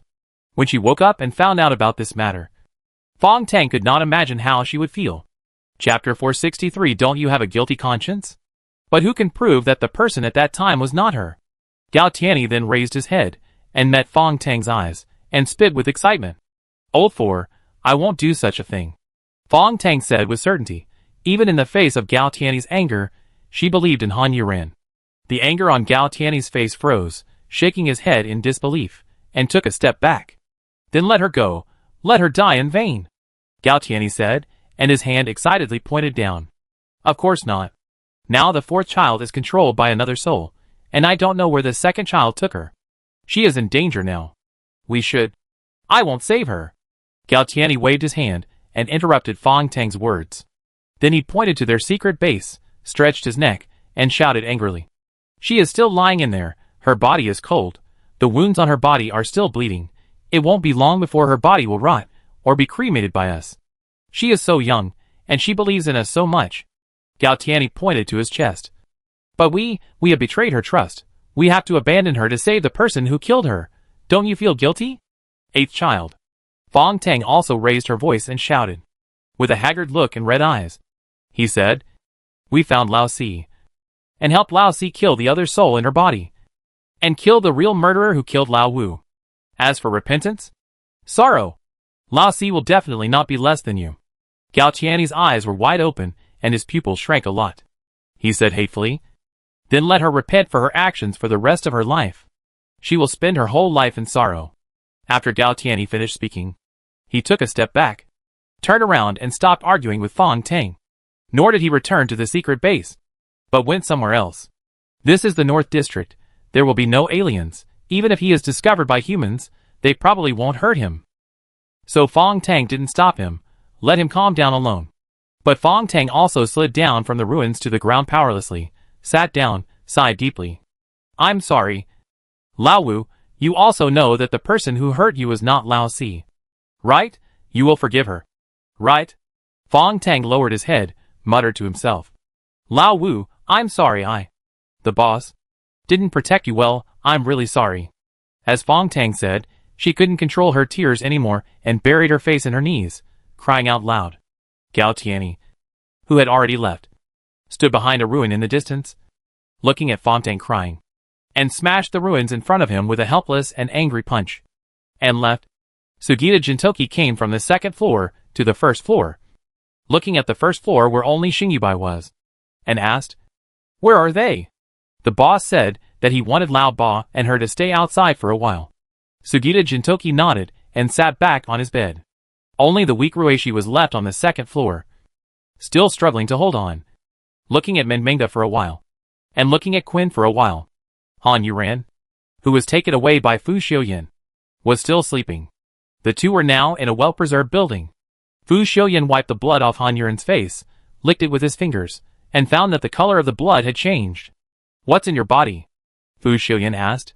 But Han Yuran, who was sleeping, didn't hear it at all, so he couldn't answer. Even if he heard it, she wouldn't answer him. Chapter 460 for the 1,000-year disaster.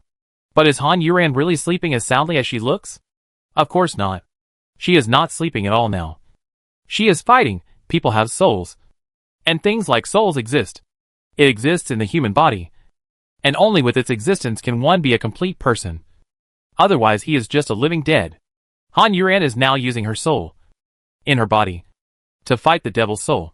It was also the first time she saw the devil. Unexpectedly, the devil actually looked similar to them humans. He was wearing a black cloak, wrapping himself tightly. Not even his neck was exposed, short black hair, red eyes, pale face. He didn't look scary, nor was he as evil as his voice, just an ordinary face with a little surprise. "Han Yuran, give me your body now, and I can still let your soul stay in this body," the devil said, revealing his two fangs, but his fangs didn't look cute. This is also the only part of him that looks a bit dangerous. "You are dreaming. You dare to hurt Lao Wu and Lao Ba. You are looking for death," Han Yuran said bluntly, angrily, hatefully. She will never allow anyone to hurt the people she cares about. It's just a pity that she doesn't know yet. The devil not only hurt Menmengda and Quinn, he also killed Menmengda. The devil said nonchalantly. "They will die sooner or later. I just sent them on their way in advance, so that they will suffer less. You should be grateful to me." Not only does he not care, he is also shameless. "Then why don't you die?" "Because I will live forever." The devil's voice was full of confidence, and a smile appeared on his lips. "It is your honor to fulfill my wish. Not all evil can last for thousands of years, just dream." Han Yuran said no more nonsense with him, and rushed towards him. Han Yuran was sure that if the other party could break up his soul, he would definitely not keep hers, and say so much nonsense to her. So the result was obvious. Although he didn't know whether he couldn't do it or couldn't do it. The other party wouldn't kill him anyway. In this case, he would take the opportunity to kill him. That's why Han Yuran was so confident, and rushed towards the devil with an unstoppable momentum. The other party looked gloomy, and his face seemed to turn a little paler. "You're looking for death," the devil said, as he stretched out his hand, and caught Han Yuran with one hand. He grabbed Han Yuran's waving arm, and twisted it upwards. With a snap, Han Yuran's arm should be broken. But she was a spirit body now. And although she could feel the pain, it had no effect. So Han Yuran slapped the devil with her other hand. The devil grabbed and twisted again. And Han Yuran frowned, raised her leg, and kicked the devil. The devil also raised his leg, but it was higher than Han Yuran's. Stepped on Han Yuran's foot, stepped on Han Yuran's leg, and pushed it hard, until it lost its shape. Han Yuran then kicked with his other leg, and the two of them stared at each other with eyes that wished the other dead. The devil raised his leg again, stepped on Han Yuran's knee, and directly bent Han Yuran's leg in an incredible arc. Chapter 465, I will pester you to death. Han Yuran just snorted, gritted her teeth, and slammed her head against the devil's head. She had watched an anime before, and was deeply impressed by a passage in it, although she couldn't remember it completely until now.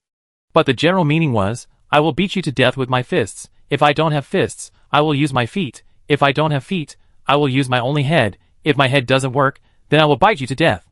So when her head hit the devil's head, but she didn't hurt the other party, Han Yuran opened her mouth without hesitation, and bit the devil's nose. At this time, she was crazy, and looked more like a devil. The devil saw Han Yuran biting off his mouth, and his expression was cold. He grabbed Han Yuran's arm with both hands, and threw Han Yuran out. Han Yuren still remembered the last sentence of that paragraph. If I lose my head and tongue, then I will curse you. In short, for all eternity, I swear to kill you. I will kill you. I want you to die. Han Yuren shouted while being thrown away. And her voice was even a little shrill. The devil felt a chill on his back. Looking at Han Yuren falling down, it seems that the host really chose the wrong person this time. No, it should be said that the dead saint chose the right one. The dead saint he mentioned, naturally, was the angel who was suppressed by him now. The two of them were not the reason why Han Yuren would inherit the gods and demons. The two of them belonged to an earlier, more distant world. In the past, they fought, imprisoned each other, traveled through several planets, and for an incalculable amount of time, and finally fell on Han Yuren. That was when Han Yuren was bleeding pigs in the abandoned world. And he saved Han Yuren's life. Later, the two of them woke up in Han Yuren's body together with Han Yuren's awakening. The devil thought at that time that, living in such a stable world, this host must be easy to fool. But who could have thought that the subsequent development was so cruel? Another foreign object broke into Han Yuren's body. That was when Han Yuren was in so much pain. And Anya revealed her identity. That thing is the key for Han Yuren to obtain the inheritance of the gods and demons. Because others only get fragments of the Book of Light, but Han Yuren gets the heart of the Book of Light. The Book of Light is a sacred object worshipped by the Light clan. Only the King of Light can read it, but he must read it with piety and respect. However, even the King of Light cannot understand the Book of Light at all, because how could they have thought that the Book of Light given to them by God is actually the Book of Gods and Demons? There is no way. God can destroy the God and Demon clan, but cannot destroy the Book of God and Demon. The reason why the Light clan is required to offer sacrifices is because their power of faith can suppress the Book of God and Demon. And the Light clan, which only has half of the power of the God and Demon clan, cannot understand the Book of God and Demon at all. So Han Yuren is really chosen by various people again and again, even by a book. Maybe this is destined. And she is really tenacious, so tenacious that even the devil, who has lived for so long, has to look at her with new eyes. Han Yuren, who had just been knocked down, climbed up from the ground, and with a snap of his hands, straightened his deformed arms and legs. During this time, he just frowned, without even a groan. You can't beat me. I will pester you to death, Han Yuren said with a crazy look in his eyes, looking a little scary, and ran towards the devil with his fists swung.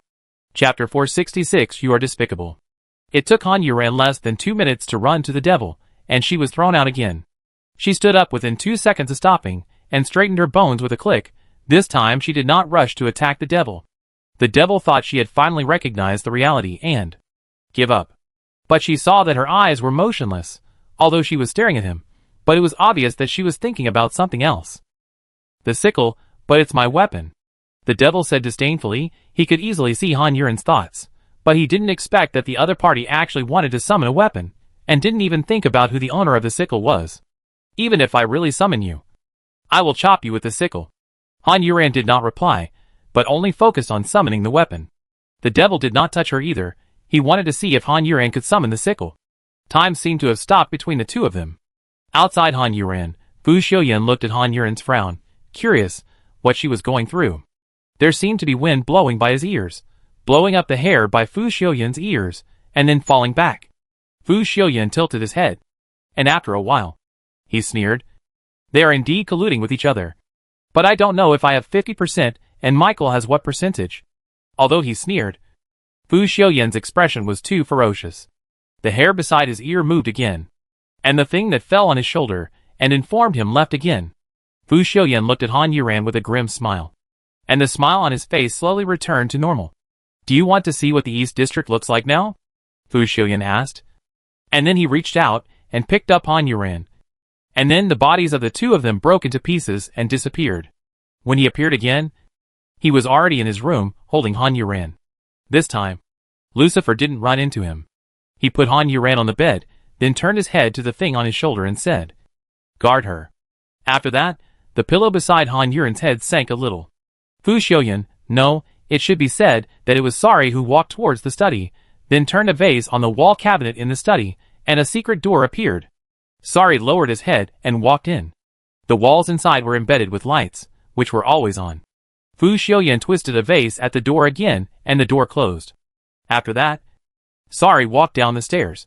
until the view in front of him suddenly became clear and the lights were on. He saw a man who looked exactly like Sari sitting on a chair tied up. But this man was obviously not Lucifer. So he must be Fu Xiuyan. Unexpectedly, Sari did not kill him. Sari sat down on the empty chair opposite Fu Xiuyan, and saw that the other party was staring at him hatefully, and smiled and said, "I didn't do anything to you. Why do you look at me like that?" He snapped his fingers, and Fu Xiuyan, who had kept his mouth tightly closed, was able to open his mouth. After taking a few breaths, he said to Sari, "Do you want me to grab Wusu to accompany you?" Sari turned his head to avoid Fu Xiuyan's spit, and spoke. Fu Xiuyan's face suddenly changed. "You are mean. There is something more mean. I want you to sleep with someone. If you do it, I will let you go." Fu Xiuyan needed his help, so he rarely had a good temper. Chapter 467 Sari. "No, impossible." Fu Xiuyan spoke word by word, with a firm voice. "Don't be too firm in your refusal." Sari had a smile on his face that made people want to slap him, and said, "Then I'll go and sleep with Wusu." Fu Xiuyan's face turned ashen, and his breathing was loud, and he stared at Sari without saying a word. Sari shook his head. "We look so much alike. I sleep with him. He shouldn't feel too bad. I'll let my army sleep with him. Let me think. How many people are there in my army?" Sari squinted his eyes as he spoke, and his lips kept opening and closing, looking like he was calculating seriously. Then he slapped his thigh. "Ah! I have more than 100,000 troops under my command. Even if I sleep with him 10 times a day, it will probably take a long time." He shook his head pretending to be sympathetic. "I just don't know if he can bear it. I will kill you. If you dare to touch him, I will not let you go even if I become a ghost." Fu Xiuyan finally couldn't bear it anymore and roared out of control. Sari still looked calm. "Don't worry. I will not let you die. I will let you see it with your own eyes. He is really kind." Fu Xiuyan's roar stopped abruptly, and his trembling pupils showed his anxiety and fear. Sari was like a king who controlled everything. "But if you promise me, go and sleep with that person, I will let you go and send you safely to Wusu." Fu Xiuyan just stared at him, without moving. "I'll give you 3 seconds." Sari began to count. 3, 2. Sari's voice was like a ghost demanding his life. Fu Xiuyan clenched his fists tightly, his nails dug into his flesh. He and Wusu loved each other, they only had each other, and they would never betray each other. "But I'm sorry." 1. "Okay." The two spoke together. The anger on Fu Xiuyan's face disappeared, only the haggardness and despair remained. Sari laughed. "Congratulations on making a wise choice." While Sari shamelessly threatened Fu Xiuyan, the evil spirit on Qian's wound was finally completely wiped away at the Devil Breaker, and the wound began to heal at a speed visible to the naked eye. His pale face gradually became rosy. Compared with him, Ruishi's face was frighteningly pale. "Do you want to take a break?" Yen Sui asked worriedly. In just 2 days, Ruishi became as thin as a skeleton. She had no flesh on her body. Her cheeks were sunken, and her eyelids were blue. "It's okay. I'll take a break after Lao Jio wakes up," Ruishi replied. But her eyes were looking at Ming Mingda. Ming Ming's wound had no more blood to bleed. Fong Tang and the others found a lot of ice cubes and surrounded Ming Mingda. "I have to heal Qian's wound as soon as possible, so that I can quickly heal Ming Mingda's wound and let her leave this world with a good body. This is the last thing I can do for her," Ruishi thought to herself. They rushed to the South District, but Miss Sophie and her group, and were confused again. Until they saw the blood on the ground where Han Yuran and her team had fought before, then they seemed to see a little hope, although this hope was heavy. "Look at the blood here, the color is golden. Isn't Han Yuran's blood golden?" Ivan stood in front of a small pool of blood, and said to the others. Chapter 468 All 489 Awaken. The others rushed to Ivan at a very fast speed, looking at the few drops of blood on the ground whose color could barely be seen. "I found a large pool of blood over there," Baiju said, and pointed to the place where Ming Mingda and Qian fell before. Maybe it was really them, who had a battle with this ghost thing, and as a result, some people were injured, and this ghost thing died, Sophie said, and the others looked at the ghost thing not far from them. The so-called ghost thing, of course, is the monster that Han Yuran killed. "But isn't Han Yuran's blood golden?" Baishian said. "This is something everyone knows. Pure golden blood." Everyone fell silent for a moment. In addition to blood, there was nothing else left to prove her identity.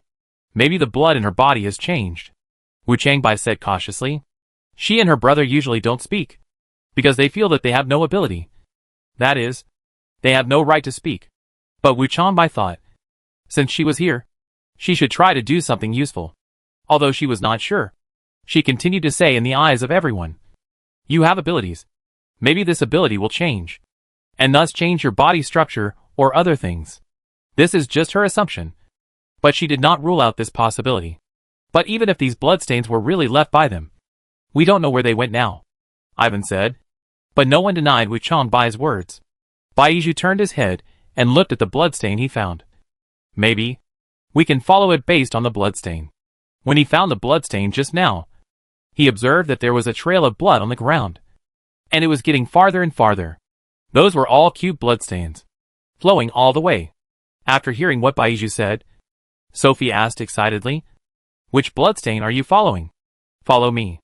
After Baizhu finished speaking, he led everyone to the bloodstain.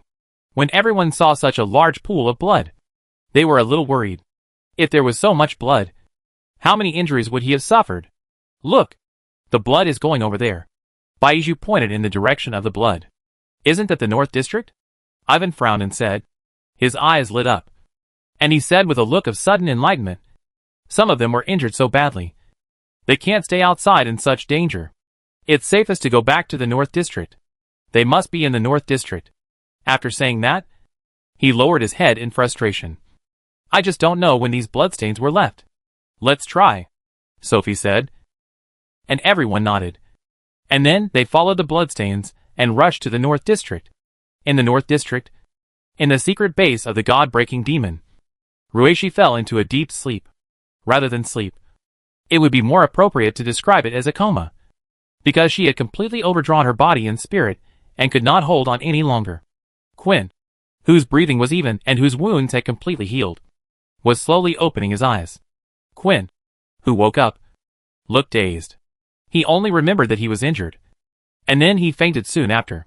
After that, there was endless darkness, which kept swallowing him.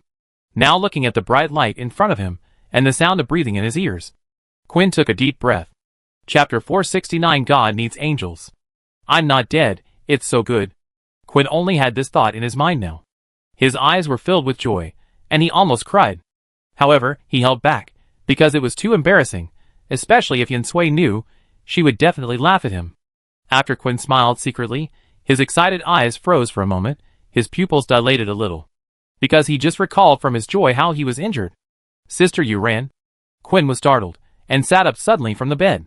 The sound of him getting up attracted Fontang, who was standing by Mengmenda's bed and looking at her. Fontang looked up, looked at Quinn who was sitting up, and excitedly called out, Old eighth brother. Quinn turned his head suddenly. Sister, you ran? Quinn didn't finish her words, and her swaying pupils stopped on Mengmengda, who was surrounded by ice cubes, with a bloodless face, scary wounds, blood all over her body, and cold ice cubes. Fontang bit her lip, walked towards Quinn, stood in front of Quinn, and blocked Quinn's view of Mengmengda. Old eight, how do you feel? As if nothing had happened, Fontang asked Quinn, while reaching out to touch Quinn's head. Quinn blinked, with a look of horror on his face. Just now, he had held back the tears of relief that he was alive, but now, he couldn't hold it back. His eyes suddenly turned red, and when he looked up at Fontang, his tears could no longer be stopped. Fontang's hand that was touching Quinn's head froze. After taking a deep breath, his hand went to touch Quinn's face. While wiping Quinn's tears, he said, It's okay, don't be afraid, he's awake now. Sister Fontang, Sister Mengmengda? Quinn asked with a choked voice, grabbing Fontang's hand that was wiping his tears. Old Five. Old Five. God needs an angel, so he called Old Five over. Old Five has not left us, she is watching us from heaven. Tang Fong really coaxed Quinn like a child. But if Tang Fong said, Old Five is dead, she really couldn't say it, she would rather believe what she said now. God needs an angel, Old Five became that angel. Quinn cried even harder, and said in disbelief, Why is this happening? We have Sister Ruishi. How could Sister Ruishi not save her? Fontang grabbed Quinn's arm forcefully, staring at him and said, Old Eight. Old Six is not a god. Quinn's lips trembled uncontrollably, and he blinked, and his big eyeballs fell. He sniffed pitifully and said, Is it because of me? Because Sister Ruishi wanted to treat me. So I had no choice but to save Sister Mingming. Fong Tong's heart trembled. Quinn is really a very smart child. But now his self-blaming expression made her, his sister, really heartbroken. She hugged Quinn in her arms, stroking his head, and said soothingly, "Of course not. We have the responsibility to take care of everyone, and save everyone, whether it's you, or old 6, old 5, we have tried our best, no one is wrong, we have tried our best." "What's wrong?" Yen Sui, who heard the noise, came down from above and asked. Then she looked at Fong Tang and said happily, "Old 8, you finally woke up, that's great." She ran over excitedly, reaching out to hug Quinn and Fong Tang. Chapter 470 Betrayal. In the Destroyer of Gods and Demons. They were happy that Quinn had woken up, and sad that Meng Meng had left. Sari was just extending his finger, and tapping Fu Xiuyan's forehead with one finger, and then a circle of black air came out of Sari's body, and all the black air ran to Fu Xiuyan's body. When all the black air ran to Fu Xiuyan's body, Sari retracted his finger, and stood up from the chair, looking at Fu Xiuyan, who slowly opened his eyes. "You can choose to expose yourself, but you have to know that I have countless ways to make Wusu's life worse than death. Remember, I am the great demon king of the alien race." Fu Xiuyan's temperament has completely changed now, bloody and cold, domineering and tyrannical, just like Sari. But even so, facing the real Sari, Fu Xiuyan could only speak honestly. "I know." Sari nodded with satisfaction. "Okay. Let's go. Do as I say. There will be no problem." Sari turned and walked towards the stairs after he finished speaking. Fu Xiuyan followed silently behind him, suppressing his anger and sadness in his heart. Looking at Sari's back, he really wanted to pounce on this devil and tear him apart. But he knew he couldn't do it. And it would also implicate Wusu. He could get hurt. But he couldn't let Wusu get hurt. The two of them left the secret room, the study, and then Sari looked at the door. Fu Xiuyan walked out from behind him, and his heavy steps seemed to bend his shoulders, his spine, and his knees. But he still opened the door, walked out, and walked forward along the route Sari said. In his mind, he was recalling everything about himself and Wusu. Their mothers were good friends since childhood, and later got married together, bought neighboring houses, got pregnant in the same month, and gave birth to their children 3 days apart. He and Wusu were destined to know each other. Before they were born, on the 3rd day after Wusu was born, on the 1st day of his birth, they lay in the same crib. They learned to roll over together, sit, begin to crawl, walk, run. They grew up together, from little babies who knew nothing, in those innocent years and those immature years. He was a child star, busy, but he never lost contact with him. How did this relationship change later? He didn't know, and he didn't know where it started to change. But when he found out, he had no way to leave him. His eyes were like trackers, always following him uncontrollably. He liked his smell, his voice, his smile, everything about him. When he found out that a girl had confessed to Wusu, he mustered up the courage to kiss her first, before confessing. He spoke incoherently, his hands and feet were at a loss, his face was red as if he was drunk, he couldn't stop crying, as if he had ruined their friendship. But Wusu just smiled at him, then reached out to hug him, and kissed him again. What a happy moment that was. He did not let down his courage and love. But now, it was all going to be shattered. His body was going to betray him. Fu Xiuyan's hands were tightly clenched. How could he bear to betray someone who loved him? "Wusu, this time, can you hold me tight?" Fu Xiuyan asked himself in his heart, and he had already walked to the witch's door. The doorkeeper saw him. A hint of surprise flashed in his eyes, and then he quickly lowered his head. Big devil. Chapter 471 shows sincerity. As for how Sari could be sure, the witch would sleep with the person she thought she was. There was no special reason. She just believed in herself. A promise cannot be made with just 2 words. But of course it must be backed by actual actions, and what other actual actions could better prove each other's determination than this? Although the witch would suffer a little, because from her point of view, she helped him become the king of the dark tribe, and he could sleep with other people afterwards. But this was something she had already considered when she told me about this. But she still said it afterwards, which meant that she didn't care about it. Because if she really became the queen, then no matter how many women he slept with, she would still be the queen. What they were talking about was not love, but a deal. Han Yuran, who didn't know that her fingers had been licked, was still in a stalemate with the devil in her body. The devil was waiting to see if she could really summon the sickle. This wait lasted for a long time. Han Yuran certainly would not give up like that. She must destroy the devil on the other side, let him know whose territory he is on. However, there is one thing, the devil guessed wrong. And Han Yuren had expected that he guessed wrong early on. Because what she wanted to summon was not the sickle that belonged to the devil. What she wanted to summon was her own ability. She also had the fragments of the Book of Light in her body. She should also have abilities other than those of the devil and angel in her body. So Han Yuren is now frantically sensing the sacred fragment that belongs to her, and then activating it. It is another stalemate with no end in sight. At the witch's place, the two of them have already been frank on the sofa. The witch leaned on Fu Xiuyan and said, "I think it is too fast to complete the ceremony like this." Fu Xiuyan was on her, looking at her, and snorted and laughed. "You have to show your sincerity." The witch stared at Fu Xiuyan. Fu Xiuyan was right. No, it should be said that Sari was right. The witch had to show some sincerity. The witch nodded. "Okay, let's continue." "Got it." Han Yuren was shocked. She finally sensed that something was responding to her. And it wasn't the sickle. The devil looked at Han Yuren's slightly frowned brows and thought, did she really ask her to summon the sickle? The devil felt uncomfortable. That was his sickle. If it was really summoned by Han Yuren, wouldn't it be a betrayal? Although he gave the sickle to Han Yuren before, he still felt uncomfortable. It seems that I have to change my weapon in the future. Anyway, I can't keep this sickle that has betrayed me. Just when the devil was thinking about changing his sickle, Han Yuren's hand flashed, and then the light faded away. The devil's pupil shook, looking at the thing in Han Yuren's hand. I don't know how my sickle turned into a big sword. Han Yuren raised his 5 fingers little by little, and grasped the sword. The moment he grasped it, I just felt that he and the sword fit in perfectly, as if it was a part of his body. Then Han Yuren swung his arm, and the big sword in his hand pointed at the devil opposite, and Han Yuren's eyes also fell on the big sword.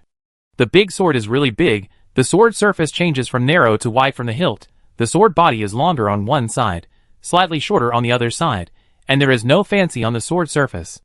Chapter 472. The result is the most important. Where's my sickle? The devil asked. The answer was the wind from Han Yuren's sword. The devil tilted his head. The wind made his anger burn even more. He stretched out his hand fearlessly to grab the sword that Han Yuren was slashing at. He really caught the blade with his bare hands. Awesome. Han Yuren didn't know how powerful his sword was. It was better than summoning a weapon belonging to the enemy. The devil took the initiative to fight back. The sword collided with the devil's palm almost instantly. There was no blood flying. Although they were all souls now, there was no blood. But the devil's hand was not cut off and flew away. However, the great sword was not broken, even though it was being squeezed hard by the devil's hand. Han Yuren's eyes lit up. It seemed that this great sword was really good. The devil's anger burned even more fiercely. He couldn't even crush this broken sword. The devil couldn't believe it. He couldn't subdue a sword. What? Do you think you are the most awesome in the world? Do you feel too good about yourself? Han Yuren said deliberately, while exerting force on his hand, trying to pull the great sword out of the devil's hand. If she couldn't beat him to death, she would make him angry to death. If she couldn't make him angry to death, she could say as many insults as possible. You fight with your mouth, the devil said, and the bones on his hand were bulging. Although he was a soul, he still felt that his fingertips were white. He really used a lot of strength. Whether it's a verbal fight or a fight, you will lose, Han Yuren said with a glare. And with a wrist, the big sword instantly came across.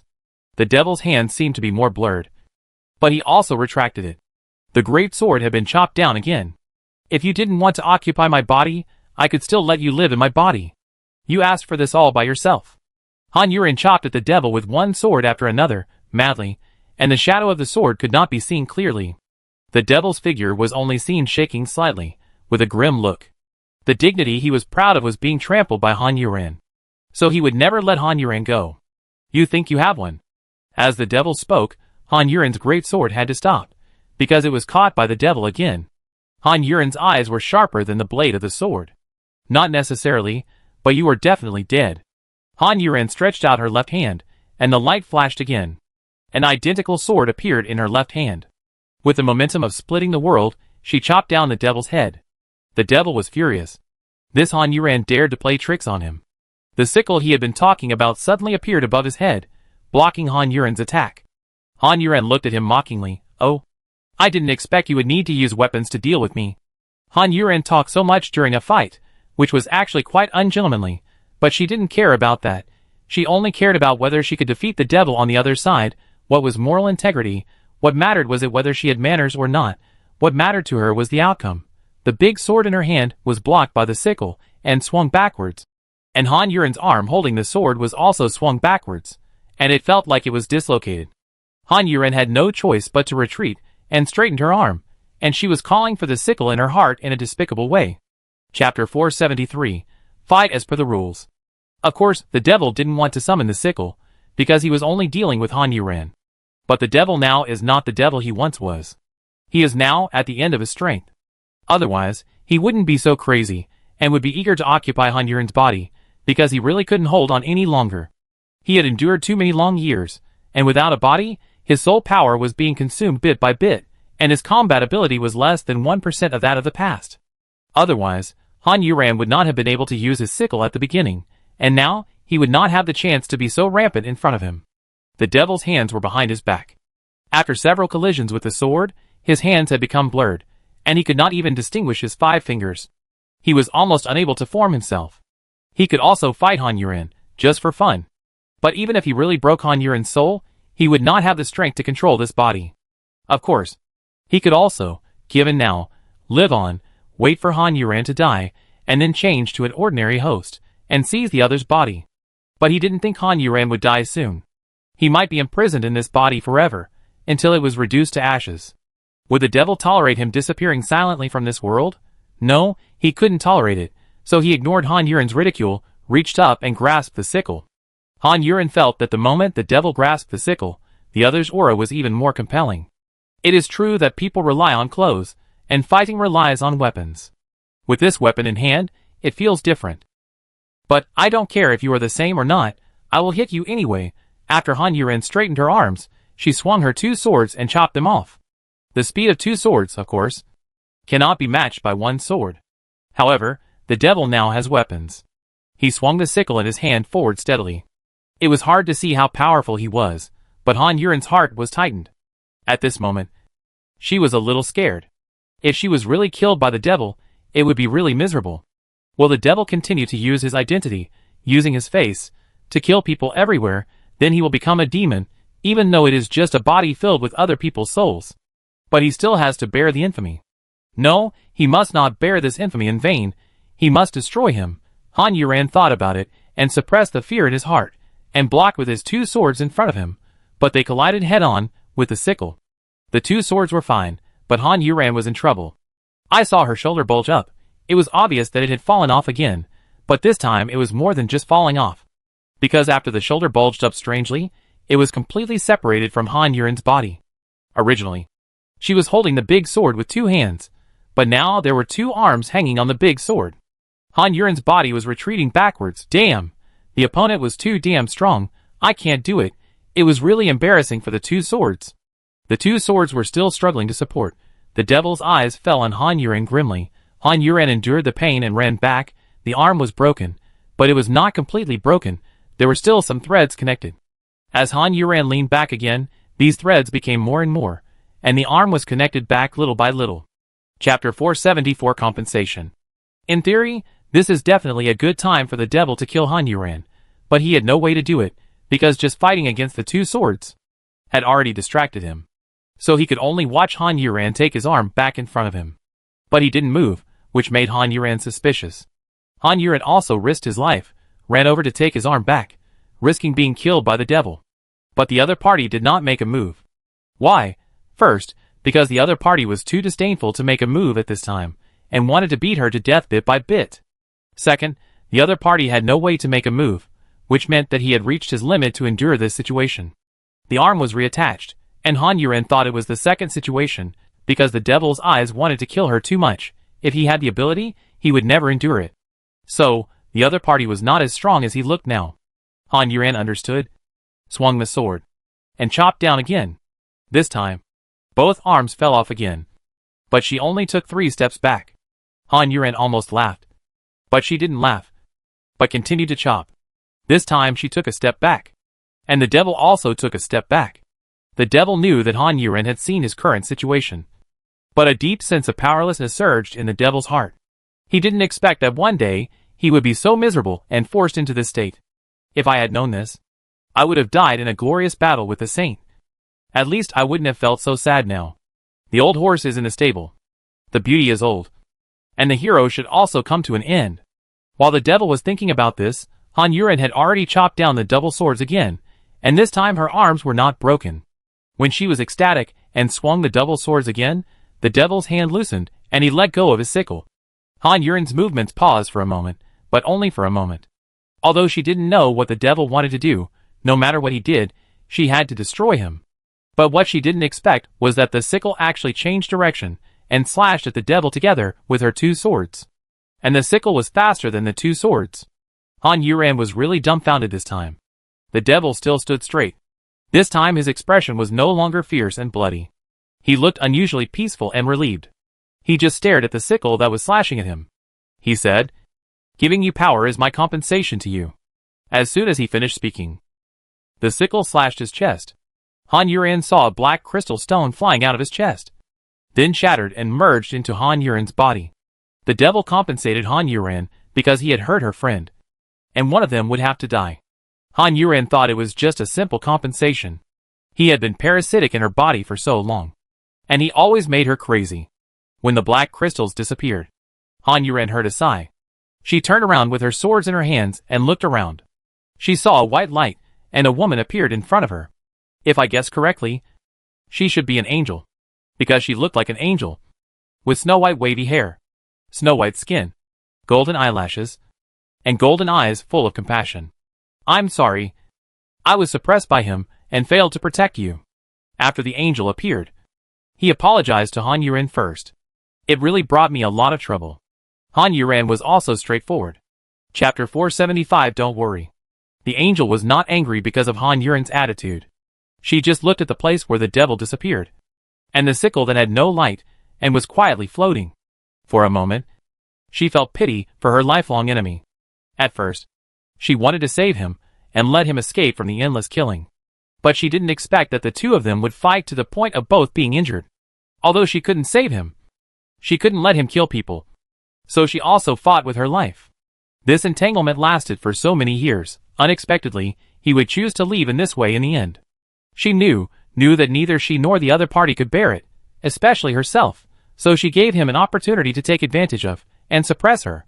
But he no longer entangled in eternal life, ending this lingering life, which was also a kind of relief. "Thank you," the angel said, reaching out to summon the sickle without an owner. Powerful weapons all recognize their masters. If their masters die, the weapons will automatically seal themselves, showing their loyalty to their masters. This is the case with the sickle now. "Are you going to stay in my body?" Han Yuren asked. Although they are both outsiders in the body, Han Yuren's attitude towards the angel is still better. "I will stay in your body for a while to see if there is anything wrong with your body that needs my help. If not, I will leave," the angel said, and collected the sickle. Han Yuren frowned slightly, thinking about the leaving that the angel meant. Whether it was also like the devil. She didn't want to care about this matter anymore.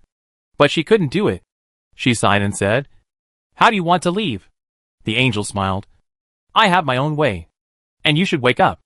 After the angel finished speaking, Han Yuren, who was still lying on Sari's bed, suddenly opened her eyes.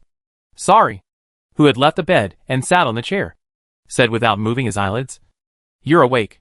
Han Yuren looked at the roof, turned around and looked at the unfamiliar environment, and asked while sitting up from the bed, "Where is this?" "This is my residence in the East District," Sari replied, looking at Han Yuren.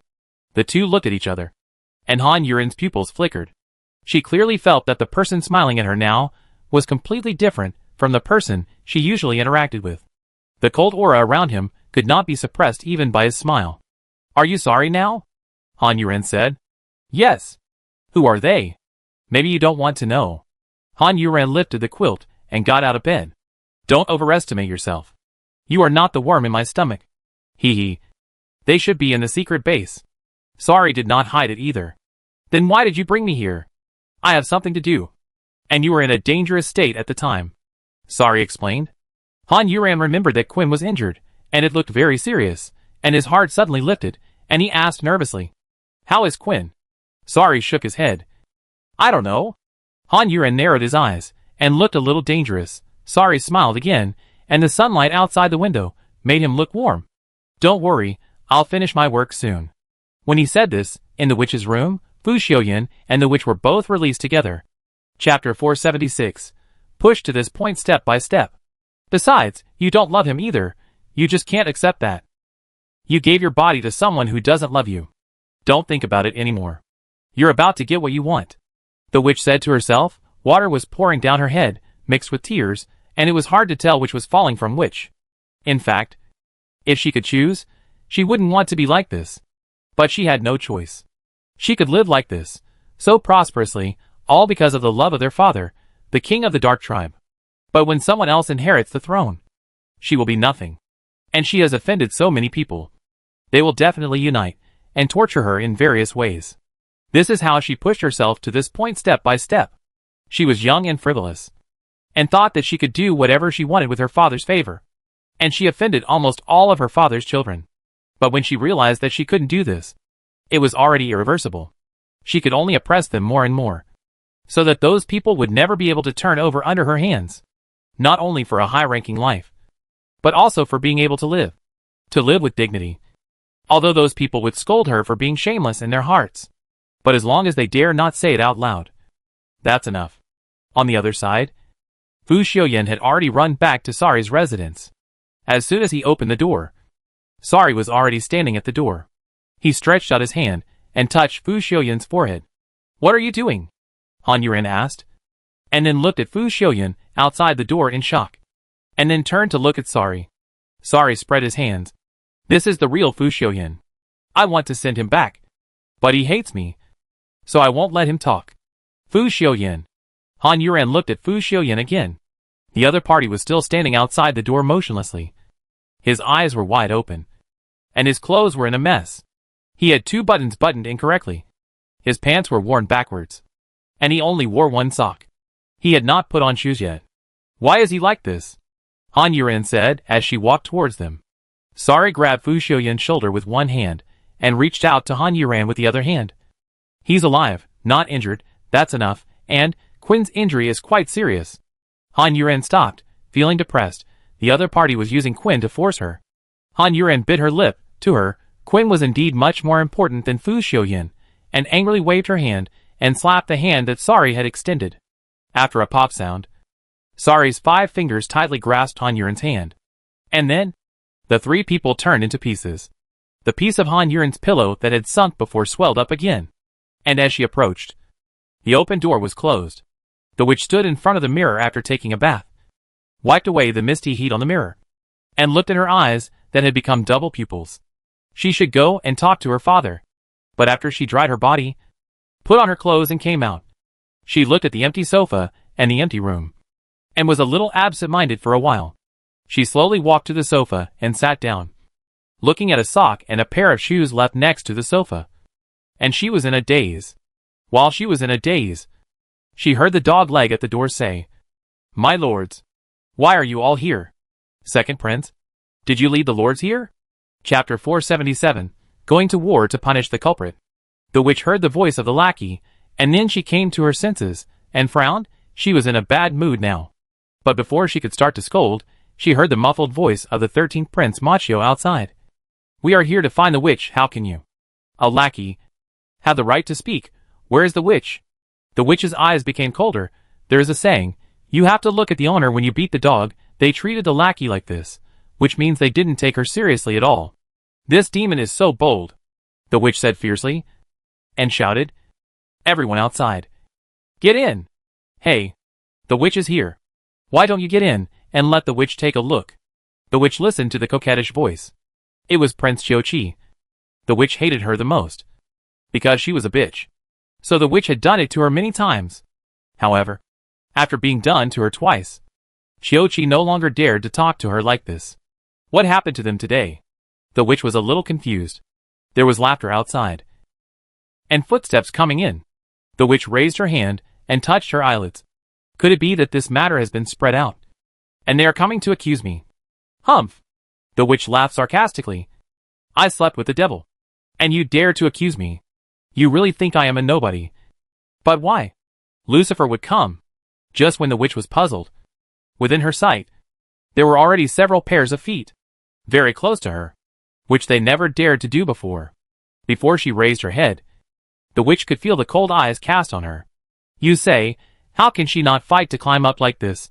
The witch raised her head, looking at the rows of brothers and sisters standing in front of her, slacking off, looking at her coldly. Their eyes were mocking, cold, ruthless, hateful, and resentful, as if they wanted to peel her skin off and eat her alive. The witch scanned the people in front of her, and found that there were 68 people, more than half of them. The witch did not speak to them, but turned her head to the opposite side, looking at Lucifer, who was sitting across the table from her. Why did you bring them here? The witch asked. And several sneering voices rang out. This situation was not right. They were too confident. And the witch had a bad feeling. She looked at the socks and shoes on the ground again, and suddenly remembered the human who looked exactly like Lucifer and sorry. Instantly, she got goosebumps all over her body, and reluctantly suppressed this crazy idea. Impossible. Then she heard Lucifer on the opposite side say, Witch, you have become a double pupil. Which means you have done that kind of thing with others. Yes. Do I need to report this kind of thing to you? The witch said with a mocking smile on her lips, and her eyes swept over everyone with disdain. Although she was unsure now, she still had to stay calm. The 68 people she looked at were all angry. They had been looked down upon by the witch for too long. And now it was time for them to overthrow her. She was still so arrogant. She was simply courting death. Of course not. But to do this with a foreign race. You are too bold. Witch, Chiochi said almost in a roar. Chapter 478, I will pay you back double. Among all the princes, the one who hated the witch the most was Chiochi, because the witch always troubled her. No matter how many people were in front of her, she would always insult her, and even beat her, more than once. Chiochi didn't understand why the witch hated her so much, and then she was beaten up by the witch for no reason again, and she couldn't bear it anymore, and asked, Why do you have to target me? She will never forget the witch's appearance at that time, and the witch's answer. The witch rolled her eyes, sneered with disdain, and looked at her like she was trash. Why? Of course it's because you're cheap. You shake your breasts all day long. Isn't it nice? She remembered that when the witch said this, she kicked her chest, and she vomited blood. The witch's foot was stepping on her chest, looking down at her lying on the ground. And then she said, And why do you have to speak in this voice? You think you are very coquettish. But you are too coquettish. Who are you trying to seduce?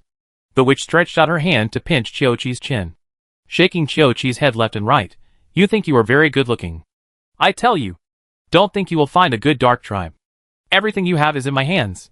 The witch swung her hand and slapped Chiochi's mouth, twisting it. To tell you the truth, there is no reason. I just don't like the way you look. Chiochi still remembers that after the witch said this, she clapped her hands and left with a smile, leaving this pile of garbage. She lay on the ground, and did not get up for a long time. She could bear this injury, but she could not bear these unreasonable insults. Her tears wet the cold ground, and that was the last time she cried, because she felt wronged. The people of the Dark Clan always dressed casually, and there were many who were more exposed than her. Her clothes were just normal, and her voice was like this naturally, and she was not deliberately being coquettish. But these things have no meaning to someone who has an opinion about you and looks down on you. Later, Chiochi would wrap herself up completely when she was dressed. She tried to speak as little as possible. When she had to speak, she would try to speak slowly, so that she could give herself time and pretend to have a different voice.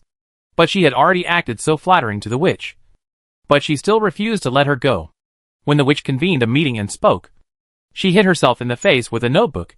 You speak so slowly. Are you trying to get everyone to pay more attention to you? She swallowed all the grievances. She thought she was destined to live under the control and shadow of the witch for the rest of her life. Sometimes she even wanted to end her life.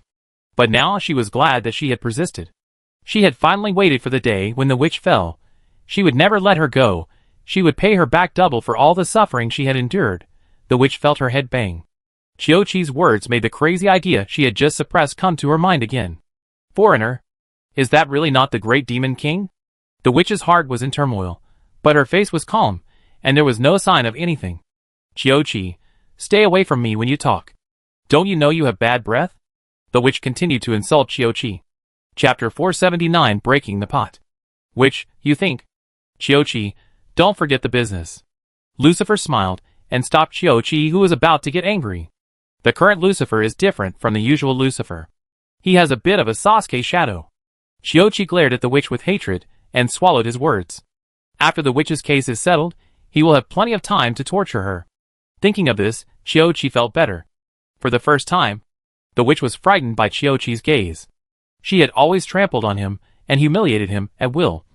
But now, it seemed that the situation between them was about to change.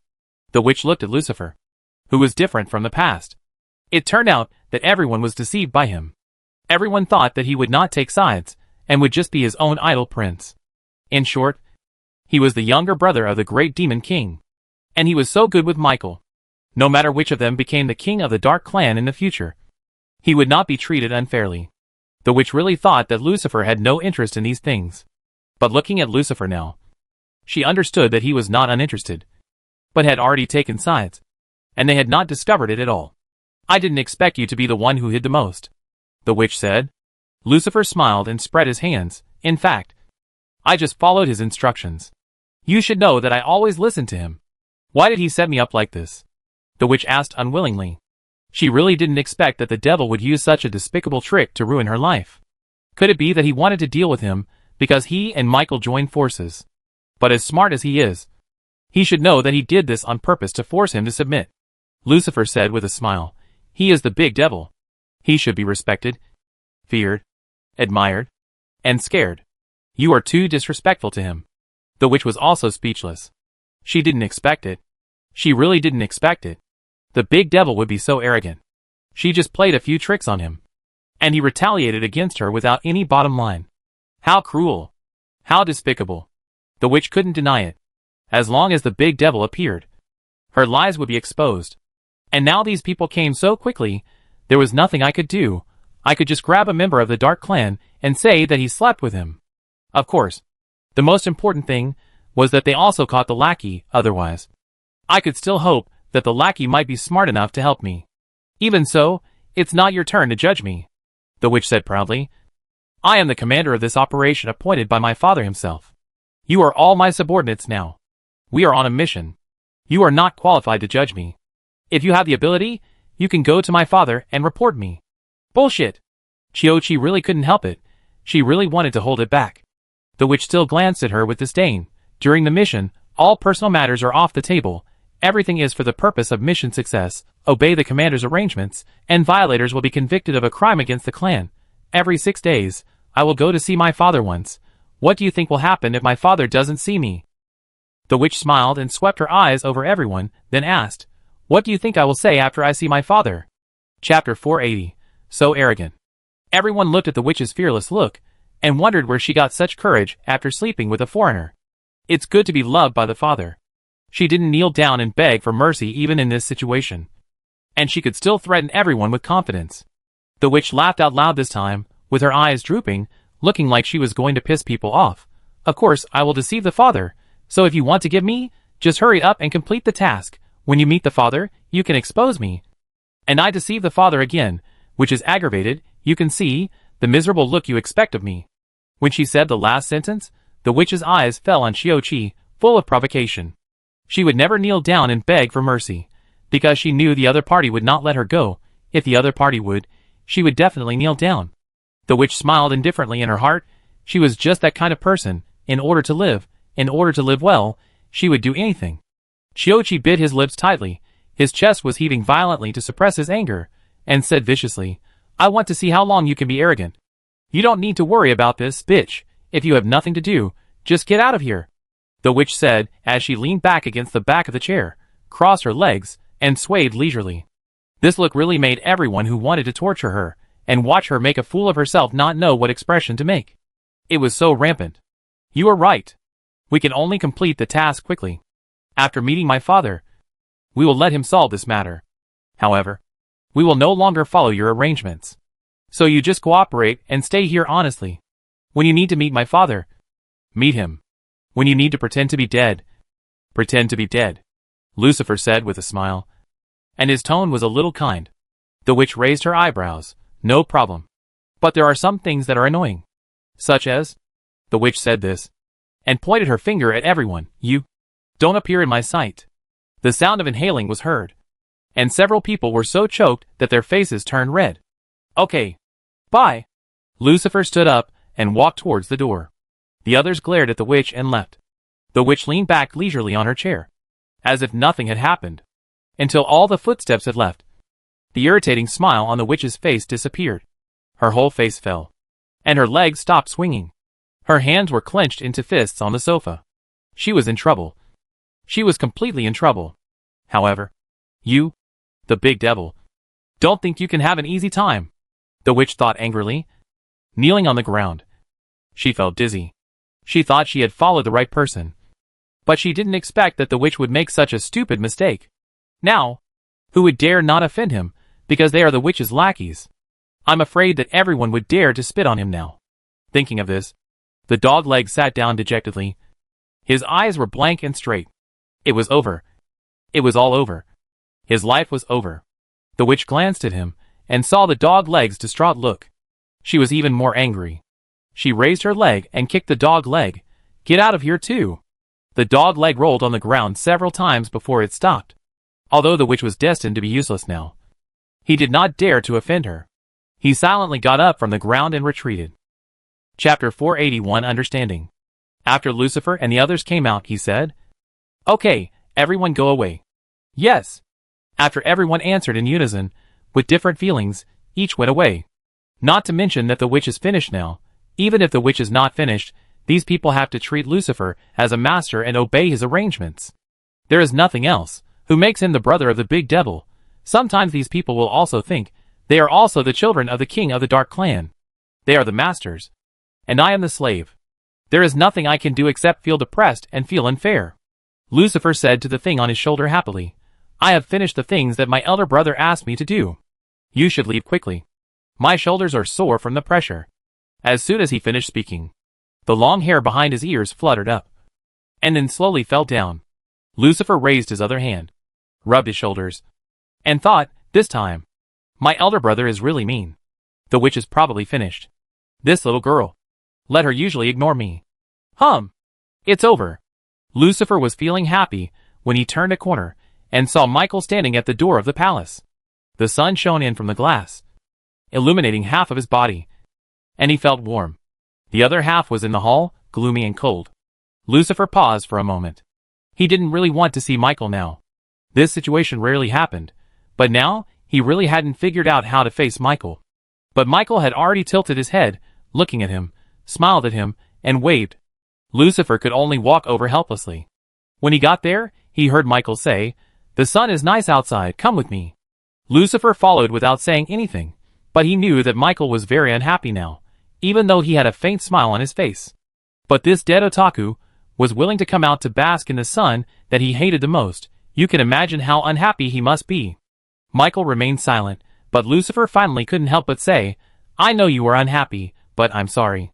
Michael stopped in front of a tree, looking at the bright red flowers on the tree, reached out and plucked one, grabbed it in his hand, and threw it away in disgust. Why did you choose to help him? Michael asked.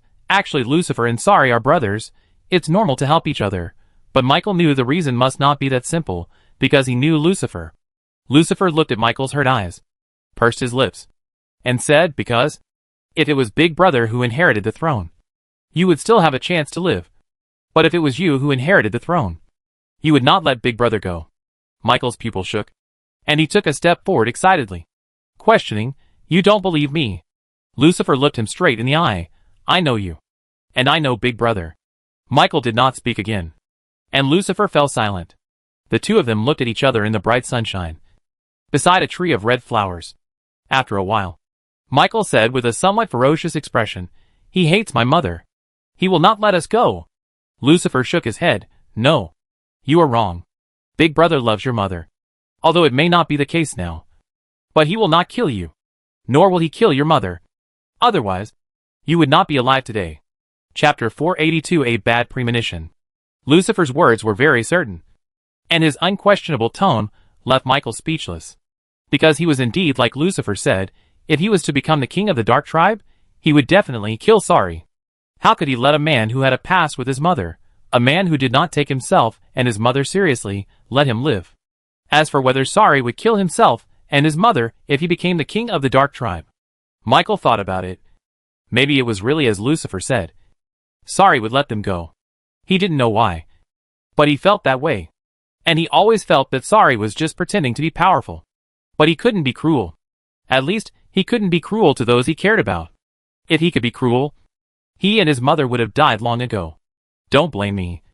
I just hope you are all alive, Lucifer said helplessly. But he was sincere. Forget it. I'm tired. I'm going back, Michael said, and walked into the hall. Lucifer looked at his back as he left, and sighed silently. Brother, don't let me down. Sari was now throwing Fu Xiuyan, who was staring straight at him, into the North District human race. Just throw him here? Han Yuren asked, a little worried. It's okay. There are people here. You can't eat him. Sari turned around and left. Han Yuren was still a little worried. But when he thought about it, it was true. These people didn't need to eat people. And although this place is a bit remote, there will be people passing by. So there shouldn't be any problem. Han Yuren then turned around and caught up with Fu Xiuyan. And then the two of them ran all the way to their secret base. When they arrived, there was no one on the first floor. Han Yuren was stunned for a moment, and then hurried downstairs. She suddenly had a bad premonition. When she saw that all the people were surrounding Mingmingda's bed, she was a little confused. But when she saw Quinn standing there without any injuries, she felt relieved. As he walked over, he asked, What are you all doing here? What happened to Lao Wu? Her sudden voice made everyone around turn their heads towards her. Han Yuren looked at their shocked and confused expressions, with a confused look on her face, and couldn't help asking, What happened? As she asked, her eyes also looked through the gaps between the crowd at Mingmingda lying on the bed. Mingmingda closed her eyes.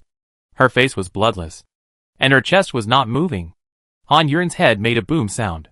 Gao Tianyi had already walked to Han Yuren in 2 big steps, grabbed Han Yuren's collar with one hand, and pulled Han Yuren down from the stairs. Old 8.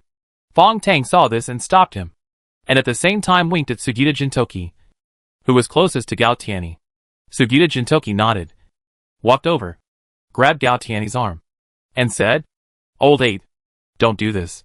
Han Yuren looked at Gao Tianyi, whose eyes were red and full of hatred for her, and she seemed to know what happened in her heart. But she didn't want to believe it. She didn't want to believe that old 5. She actually... What the hell is wrong? What the hell are you talking about? The fear in her heart turned into anger, and burst out to cover up the anxiety. Han Yuren shouted in a hoarse voice. Chapter 483. It's not the time to fall down yet. How dare you ask? Gao Tianyi shouted with gritted teeth, spraying Han Yuren's face with spit. Sugita Shinichi could only increase his strength. Old Ba, now is not the time to argue about this.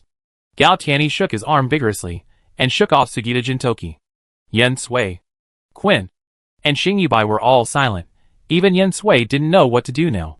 She was very happy to see Han Yuren come back safely. But after being happy, she felt heartbroken. She was back. But Lao Wu was dead. If she knew that Lao Wu was killed by her, how could she bear it? At this time, she hoped that Han Yuren had not come back. It would be better for her to live outside with a clear conscience. Gao Tianyi pulled too hard, causing Han Yuren's face to turn red. Her eyes were now bloodshot, and she was still trying to hold back her tears. She turned her eyes to look at other people, and her eyes finally fixed on Yen Sui. And she shouted, Yen Sui, tell me. Yen Sui looked at her ferocious expression, and a voice in his head said to him, Tell her. This is what she should know. But every time this happened, another voice said, Don't tell her. She won't be able to bear it. Yen Sui was too heartbroken and entangled, causing her to bite her lips until they bled. But she still couldn't speak. Old 4. Old 5 is dead. It was Fong Tang who spoke last. There was no other way. She was the team leader, and she had already lost a team member. It was her mistake. Now she had to take responsibility. She couldn't escape. Yen Sui knew it was cowardly to think so. But when Fong Tang spoke, she was really relieved. Han Yuren looked at Fong Tang, and Gao Tianyi's arm was finally pulled away by Sugita Jintoki. How did he die? Han Yuren asked. And when she opened her mouth, blood came out first. She bit her gums too hard and bled. Although she was asking knowingly, She still felt a little relieved that she hadn't heard it with her own ears. But now this little relief was destroyed. Fong Tang took a deep breath and spoke. I don't know why you became like a different person. You went crazy and first hurt Lao Jiu. Later, Lao Lu was stabbed by you to protect them. At that time, Lao Lu had to treat Lao Jiu and couldn't save Lao Wu. So, then why didn't you go find someone from the Kingdom of Wings? Han Yuan shouted. Fong Tang sighed again. When we get back, it's too late. Han Yuan swallowed her saliva and swallowed her current madness. Otherwise, she would really go crazy, but this time she would kill herself. So, I killed Lao Wu, right? After Han Yuan spoke, she took a step back without any strength. Her legs were a little weak. She really couldn't have imagined that. She would see the scene after she came back. She actually killed Ming Ming with her own hands. Han Yuan finally couldn't stand up. Her legs softened, and she sat down with one buttock. But before she fell on the stairs, she was hugged by Fu Xiuyan behind her. Fu Xiuyan pulled her shoulders, and pulled Han Yuan up when she was about to fall to the ground, and said, It's not the time to fall down yet. For the first time, Han Yuan felt that his words were heard, and for the first time, she didn't want to push him away immediately. Because the impact was too great, she really couldn't stand. Chapter 484 Give it a try. However, Han Yuan still listened to Sari's words, and stood up with all her might. She couldn't fall down yet. Han Yuan stood up with Sari's hand, then let go of her hand, pushed Gao Tianyi aside, and walked towards Ming Mingda.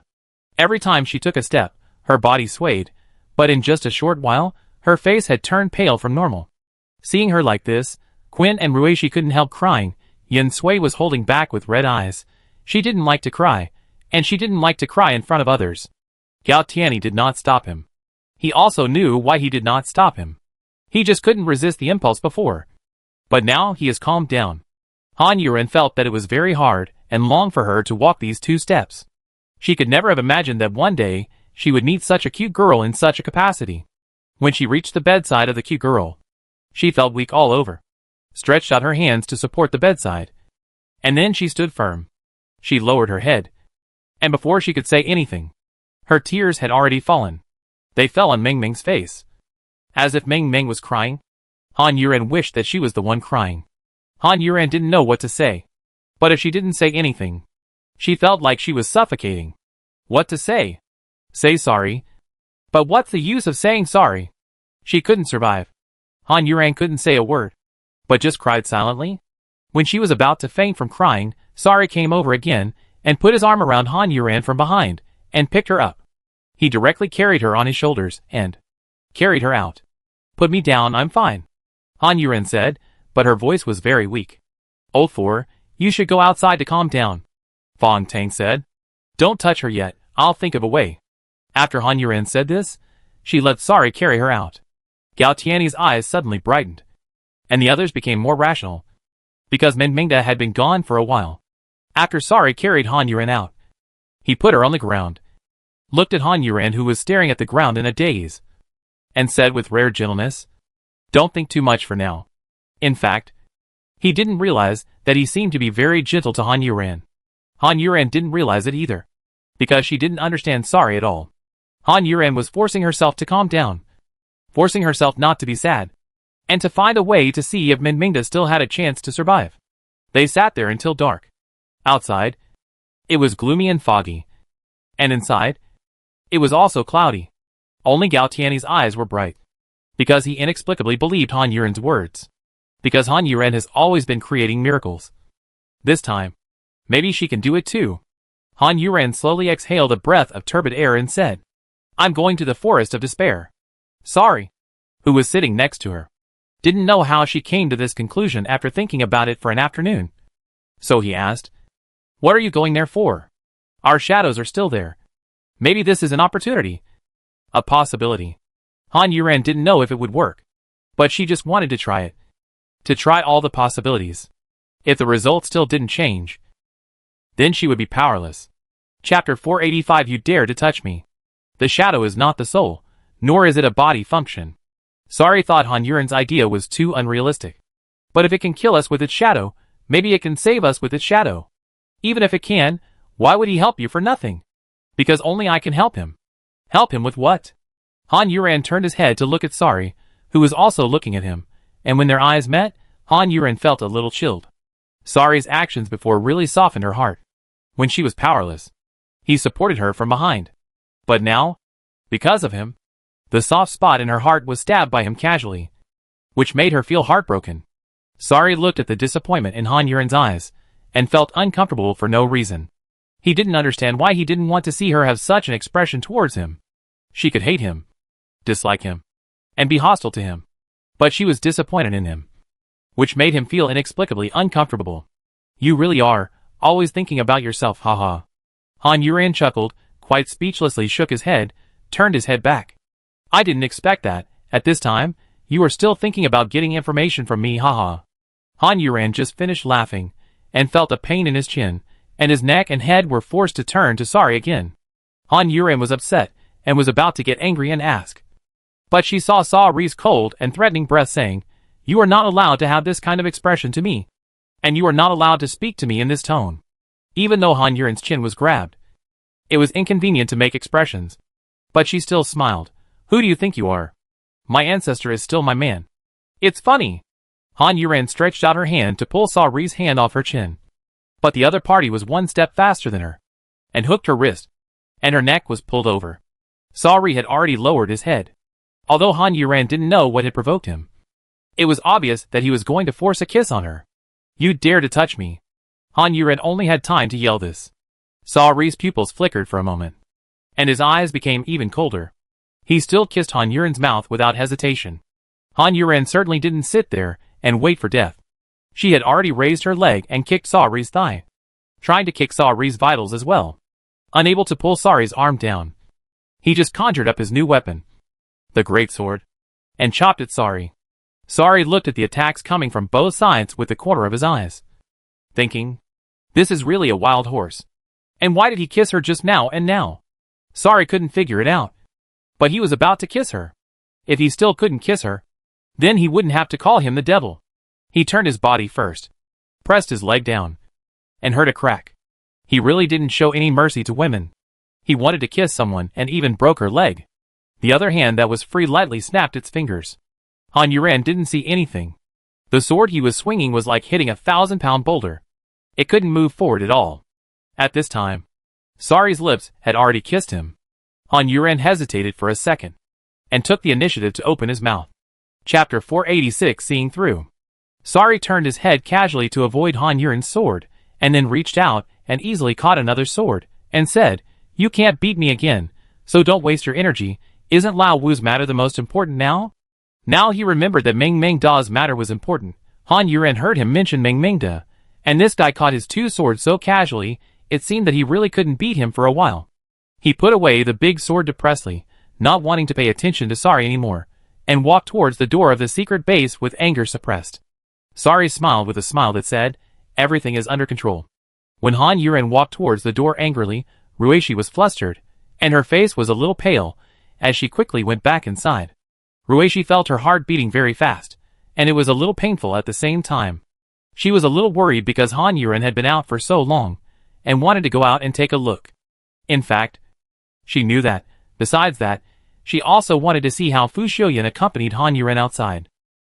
But when she walked to the door and stuck her head out, she saw Han Yuren and Fu Xiuyan kissing.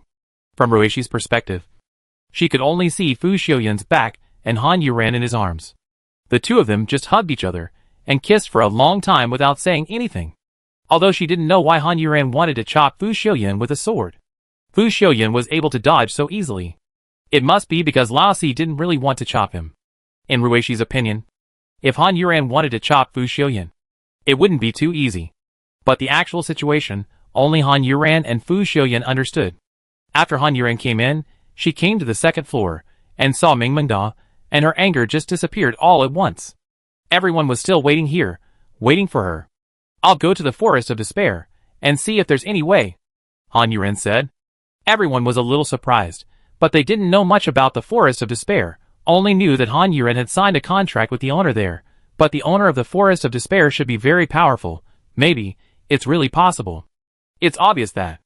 Everyone thought so, and they all showed joy. Gao Tianyi said excitedly, I'll go with you. Han Yuren glanced at him, shook her head and refused. No need. I'm not going there to fight. And more people won't help. It's enough for her and I to go, Fu Xiuyan said. Gao Tianyi was a little disappointed. But this matter depended on Han Yuran. And he was really useless. Everyone else looked at Fu Xiuyan. In fact, at this point, everyone could see that Fu Xiuyan's heart was not in their team at all. And his heart was only on Han Yuran. But the relationship between the two is not like that of a couple. It is a bit strange. Sixth brother. Are you okay? Why do you look so bad? Yin Sui supported Ruishi, who suddenly lost her balance and fell backwards. And asked. Ruishi waved her hand quickly. It's okay. But her eyes looked at Fu Xiuyan uncontrollably. And she saw that he was also looking at her. With a smile that she couldn't interpret. As if he saw through her. This made Ruishi feel very uncomfortable and embarrassed. And she lowered her head all of a sudden, avoiding Fu Xiuyan's gaze. Sixth brother. Hold on for a while. The health of the fifth brother still depends on you, Han Yuran said. We will try to go back as soon as possible. Chapter 487 Marriage Proposal. Tang Fong stepped forward, grabbed Han Yuran's hand, and patted Han Yuran's shoulder with the other hand. You should be careful too. Han Yuran and Tang Fong looked at each other, slowly took back her hand that Tang Fong was holding, and held it tightly, nodding. Don't worry, we'll leave now.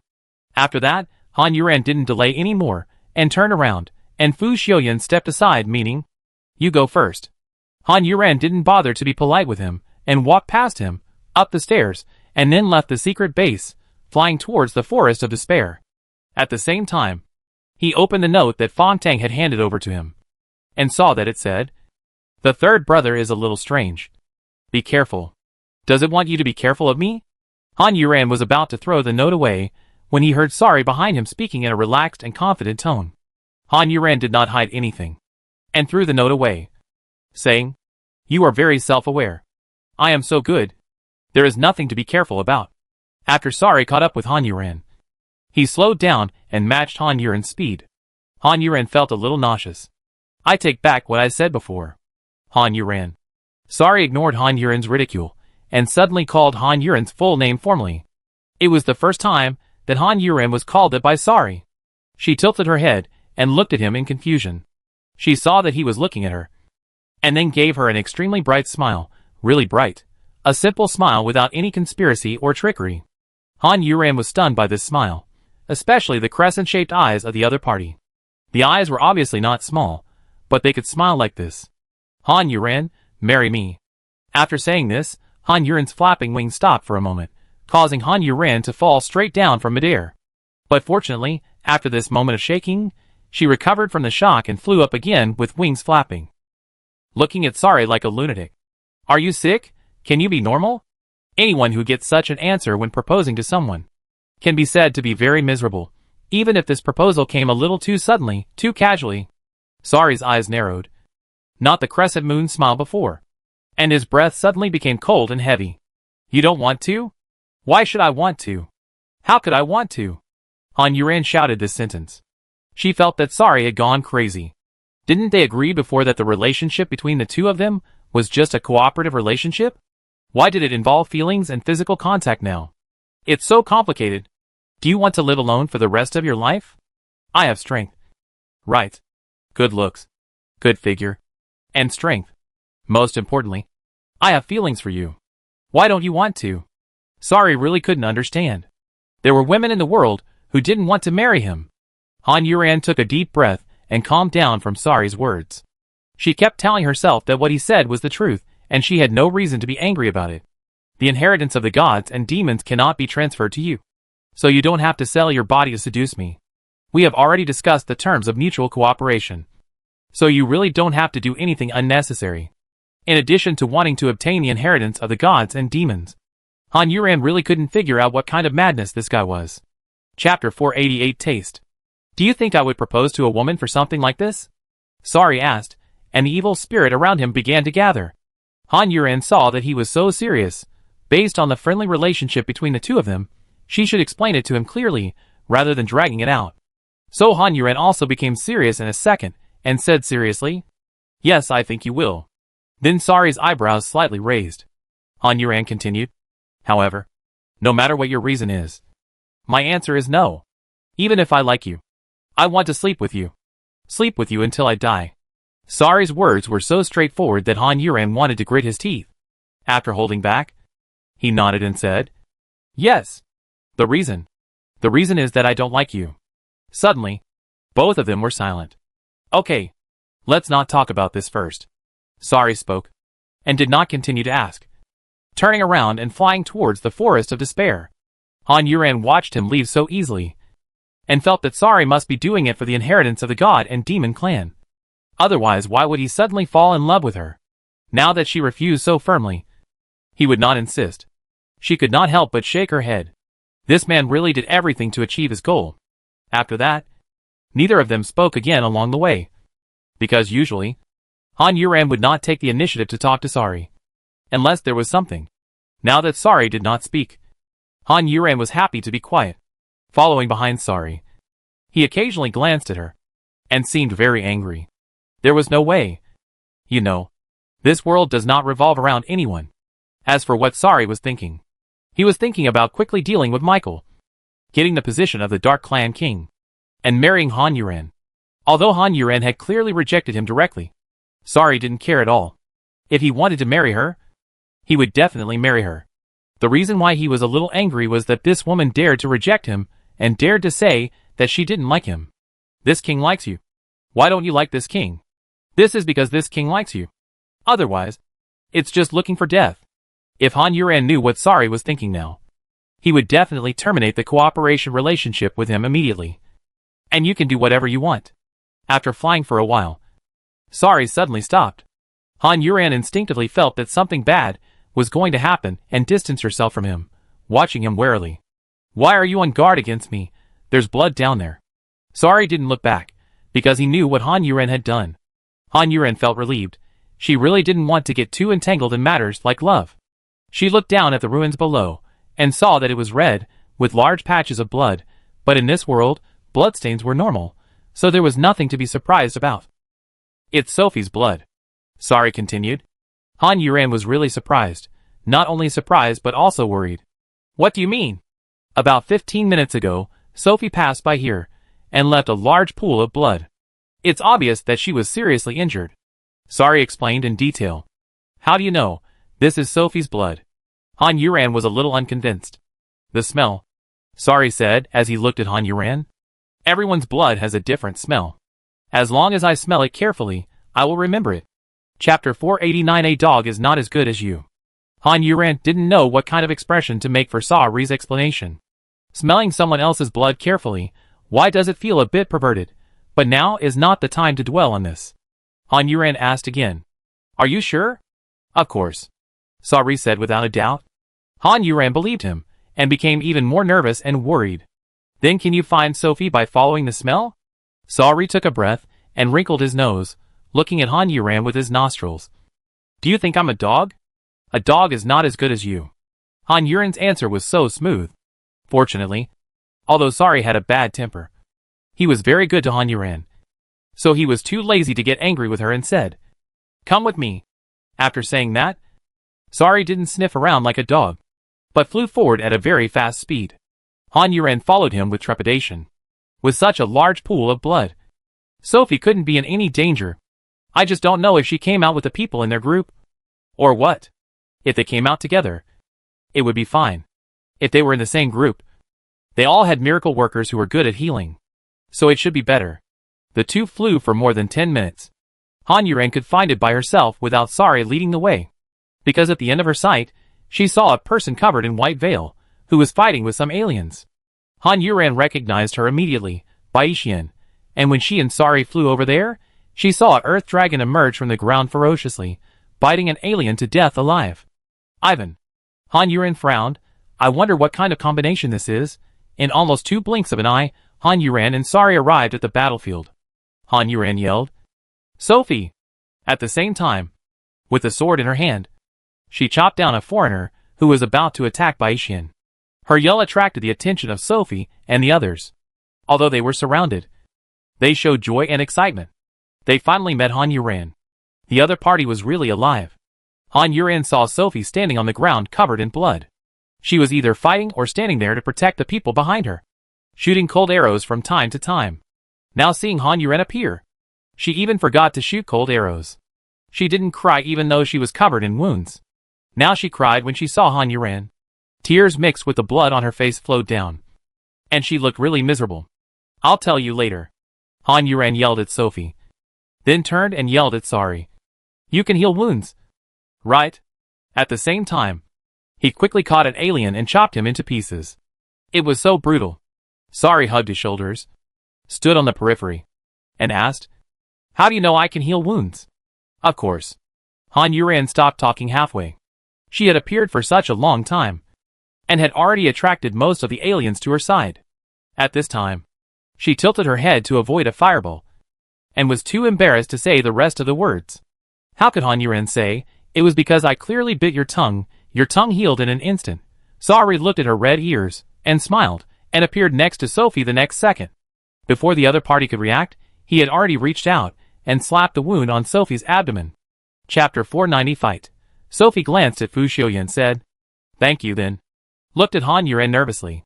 Han Yuran had no time to deal with her now. There were already 5 aliens around her. 2 were humanoid, 1 male and 1 female, the male dressed like the female dressed like a ghost. The remaining 3 were monsters. 1 was a bamboo joint bone, which was made up of bones like a mantis, and all the bones on its body were weapons.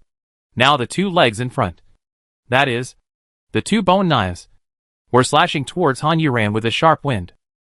Han Yuran slashed back with a sword, and before they made contact, her sword had already cut off the 2 bone knives. The bamboo joint bone stepped back several steps in pain, and fell into the big mouth of Ivan's clay sculpture, and was chewed into bone residue. After Han Yuran and Ivan looked at each other, they each threw themselves into their own battles. Han Yuran spun around, and the 2 swords naturally swung around her body.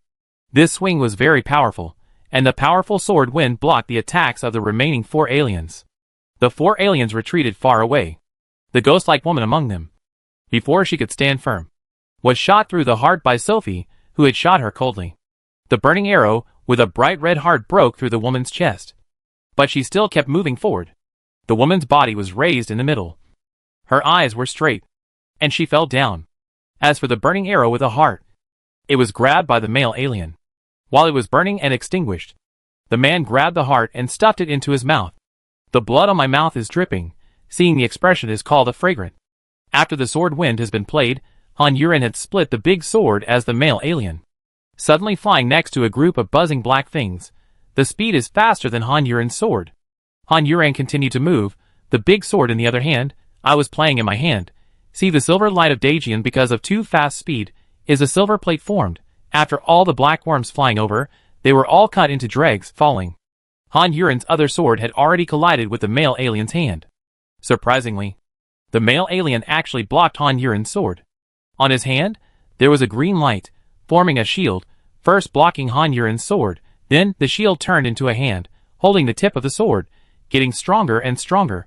Both swords were entangled, and the remaining monster with golden scales, human hands, and a human head, took the opportunity to come from behind Han Yuran, and the scales on his palm shot at Han Yuran one by one. The scales formed an 8-fold scale stick in midair, and smashed towards Han Yuran's back. At this critical moment, Ivan ended his battle, and the mud formed a wall, condensed behind Han Yuran, blocking the scale stick. The moment the scale stick came into contact with the mud wall, all the scales on it scattered at once, and stuck to the mud wall. After that, the mud wall was almost instantly sucked in by the scales, and then the scales condensed into a scale stick again. However, at this time, Han Yuran had already dealt with the male alien, and the big sword was inserted into the male alien's body, and the male alien was thrown over, colliding with the scale stick. Chapter 491 End. After the male alien and the scale stick collided, the scale stick also spread out, covered, sucked the alien male dry, and then formed the scale stick again. At this time, Han Yuran slashed at the scale stick with another sword. The big sword in his other hand was still swinging, and those black bugs were still flying over endlessly. The big sword and the scale stick collided, and the scale stick still spread out. Countless fire bombs and ice bombs, and shot towards the scale monster. Sophie took advantage of the fact that the scaly monster had no weapons, and started a blatant sneak attack. At this time, Sari also took his hand off her abdomen and said, "It's done." Sophie looked down at her completely healed wound, and was a little surprised. She remembered that the one who was good at healing in Han Yuren's group was a girl named Ruishi. So how could she do this? Then Sophie thought, they were the strongest group. Maybe everyone in it was very strong. Please protect them. After Sophie said this, she quickly joined the team. She didn't go to Han Yuren's place, because Ivan was already there, and there were not many aliens left. The most important thing is that Bai Xian was fighting against the strongest enemy who had been chasing them all the way. It was because of the enemy's sneak attack that she was unable to protect Baizhu and the others in time, which led to her serious injuries. After receiving the order, Sari turned around and looked at Baizhu and the other three. Baizhu smiled immediately. Hello. My name is Baizhu. The Wuchengyai siblings were much more nervous than Baizhu. The two looked at Sari and nodded a little awkwardly. My name is Wuchengyai. My name is Wuchenbai. Were you rescued by Sophie and the others outside? Sari asked. No. Wuchenbai replied quickly. She had never thought that she would have the opportunity to talk to Fu Xiuyan one day, back then. She was obsessed with him. However, when this world was still normal, how many people were not obsessed with Fu Xiuyan? Han Yuren and Anya were only a minority. What's going on? Sari continued to ask. Baizhu briefly told Sari what happened, picking out the key points. And they thought Fu Xiuyan had told him again. While they were talking, Han Yuren and Ivan worked together to kill the last monster on their side, and then turned around and joined the battlefield with Bai Xian. When they went there, the battle was almost over. Han Yuren's sword dealt the last blow to the monster, piercing its heart. Then, Sophie's eyes and fire spear pierced the monster's head. In the end, the entire body of the monster was crushed by the earth hand. Bai Xian took her talisman paper, his pale face suddenly flushed, a bloody taste came out of his mouth, and a trace of blood flowed out from the corner of his mouth. After Bai Xian reached out to wipe the blood from the corner of his mouth, he took a deep breath, and walked towards Baizhu as if nothing had happened. Baizhu also finished speaking. Sari nodded, looking at Han Yuren flying over hand in hand with Sophie. Suddenly he felt a little regretful. If he had known earlier, he should have saved Mingmengda at the beginning. However, it was too late to regret now. Who would have thought that? He would have had a good impression of Han Yuren for no reason. Chapter 492 Crying. He really didn't want to see Han Yuren sad, but it seemed like there was nothing he could do. Even he couldn't save a dead person. How is everyone? After Sophie landed, she asked everyone first. Everyone shook their heads. It's okay. Sophie looked at Han Yuren with relief, and the tears that had disappeared before all flowed out again. She held Han Yuren's hand even harder. Her fingertips turned white, and Han Yuren's hand was also red. I thought, Sophie said with fear and sadness. But she could not continue after saying 4 words. Tears flowed into her mouth. She was really scared. Unconsciously, Han Yuren, Anya, and Quinn had become her spiritual pillars. She could not accept losing any of them. The more important ones were Han Yuren and Quinn.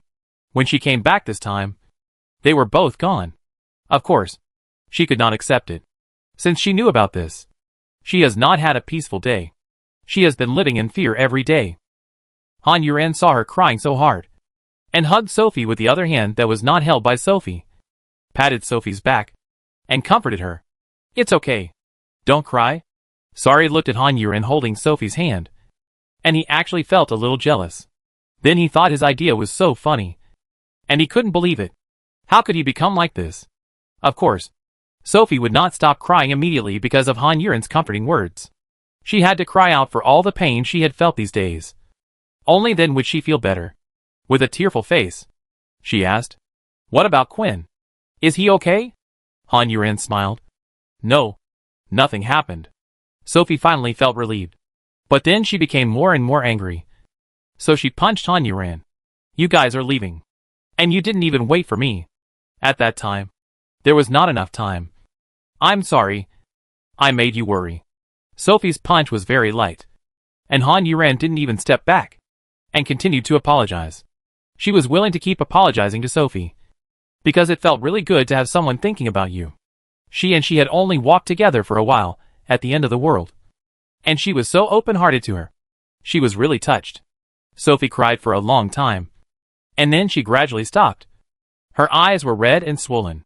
During this time, Han Yuren didn't say anything, but just kept patting Sophie's back, which was considered comforting, because she really didn't comfort others with words, except for the matter of scolding others. She always took action more than words and other things. After Sophie got better, Han Yuran asked, "What happened to you?" Sophie's voice was a little hoarse from crying, and Baiju told the story again. Sorry, who had already understood it, remained silent during the period, observing the changes in Han Yuran's expression.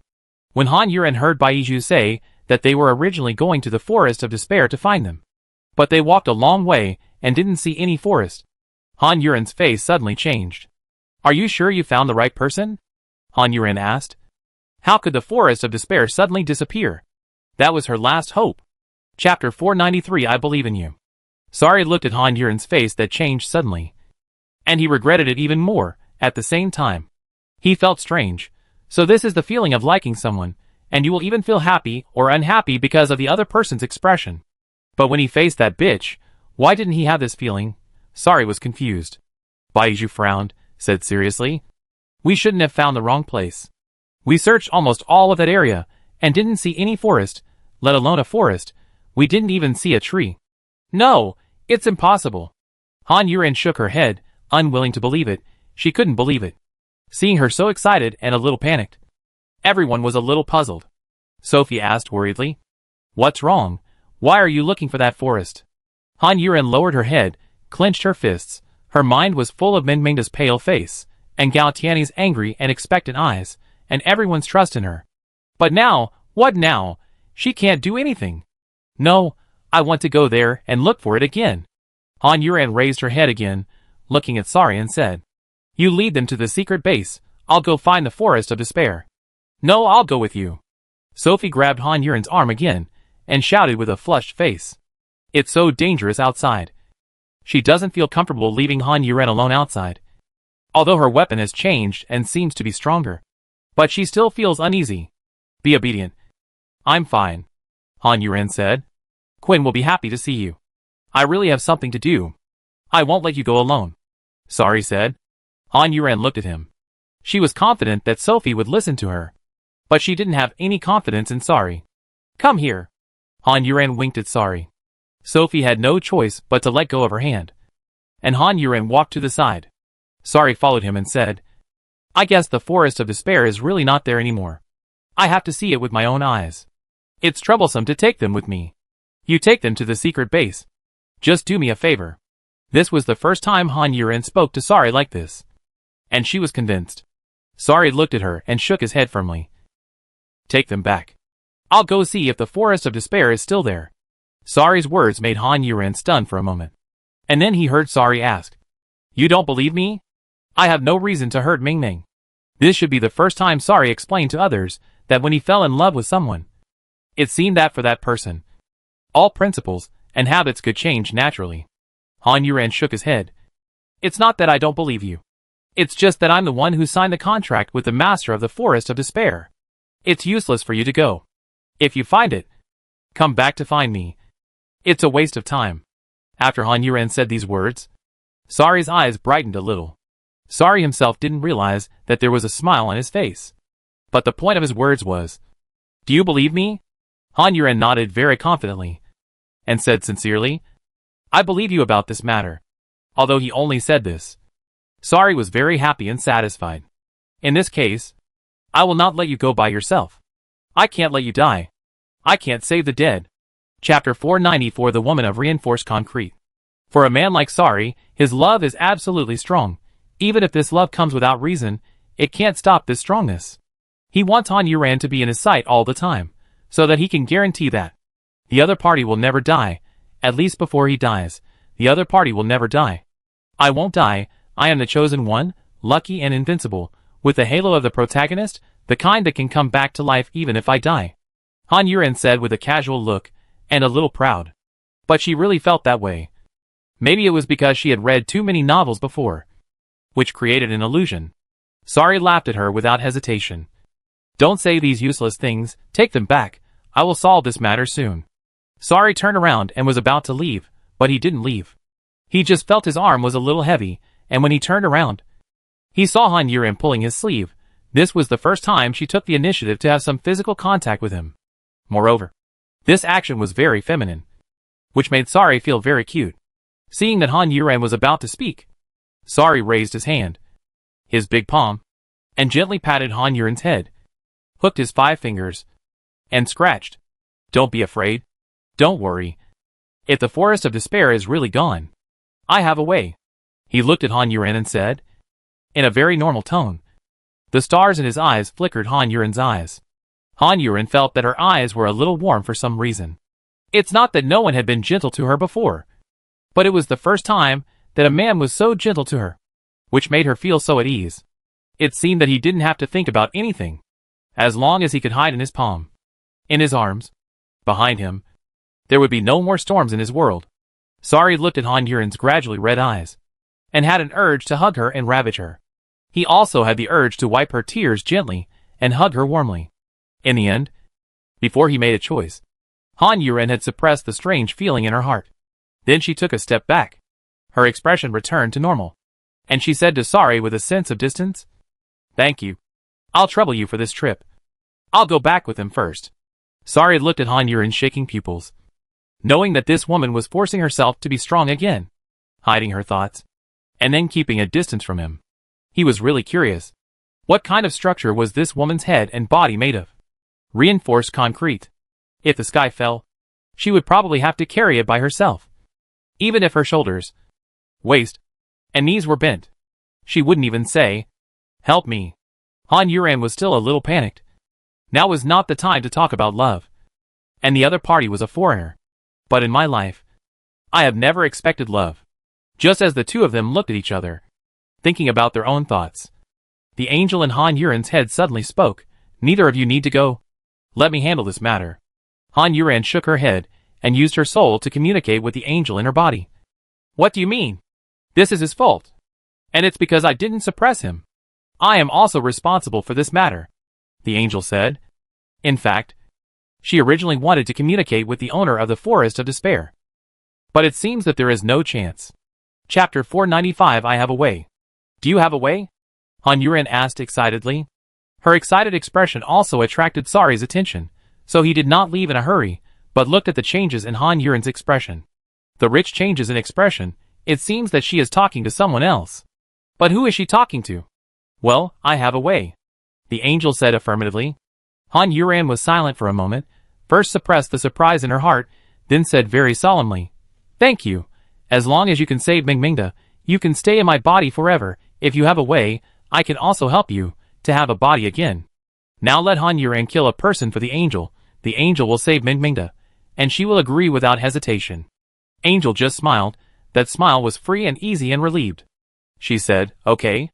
Han Yuren stopped talking to her, and said to Sari happily, "No need to go, I have a way." She excitedly grabbed Sari's arm with both hands, and jumped up excitedly. Her short hair jumped up and down with her. Sari's eyes flashed with doubt, but she didn't say much. Han Yuren had already let go of her hand, and shouted to Sophie and the others, "Follow us, we have to go back quickly." Sophie nodded blankly, and replied, "Oh." Just like Ivan's Tulong. He led everyone to follow Han Yuren and Sari, and returned to the North District at a very fast speed. Seeing Han Yuren and Sari getting farther and farther away from them, Sophie said anxiously, "Hurry up."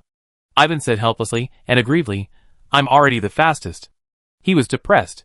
How could Han Yuren and Sari be so fast? Fortunately, Han Yuren in front found that they were not keeping up, and slowed down a bit. In this way, they quickly rushed back to their secret base. When Han Yuren appeared in the secret base, Fontang and the others were dumbfounded, especially when they saw Sophie and her group following behind Han Yuren. When Quinn saw Sophie, his eyes lit up, and he ran through the crowd, ran to Sophie, hugged Sophie, looked up at Sophie and asked, "Sister Sophie, why are you here?" Sophie pinched his obviously thin face, and felt distressed. "It's because you left without saying goodbye, and didn't care about me, Sister Sophie, at all." Although his tone was complaining, his eyes were doting. Han Yuren came directly to Mingmingda. Gao Tianyi asked nervously and fearfully, "Why did you come back so soon?" "Don't disturb me." Han Yuren pushed Gao Tianyi away, stopped by Mingmingda's bed, and asked the angel in his body, "What should I do?" "Cut a wound at the position of her heart," the angel said, holding the devil's sickle tightly in his hand. Han Yuren reached out without hesitation and unbuttoned Mingmingda's clothes. Gao Tianyi turned his head quickly and shouted angrily, What are you doing? Yen Sui was about to speak, but was pulled by Fontang. After the two looked at each other, no one spoke again. The big sword in Han Yuren's hand appeared again. Everyone looked at her changed weapon and was surprised. Han Yuren had already used the tip of the big sword to cut a cross-shaped wound on Mingmingda's heart. Ruishi took a step forward nervously and covered her open mouth with her hand. Chapter 496. I'll kill you too. Is this okay? Han Yuren asked the angel. No, the wound has to be deep to the heart. The angel's answer made Han Yuren's hand holding the sword tremble, but in the end, he gritted his teeth and slashed the cross wound twice again. This time, the cut was really deep. Below the wound was the heart that had stopped beating. Okay, below, make a deep cut in your abdomen. Completely cut the skin and flesh.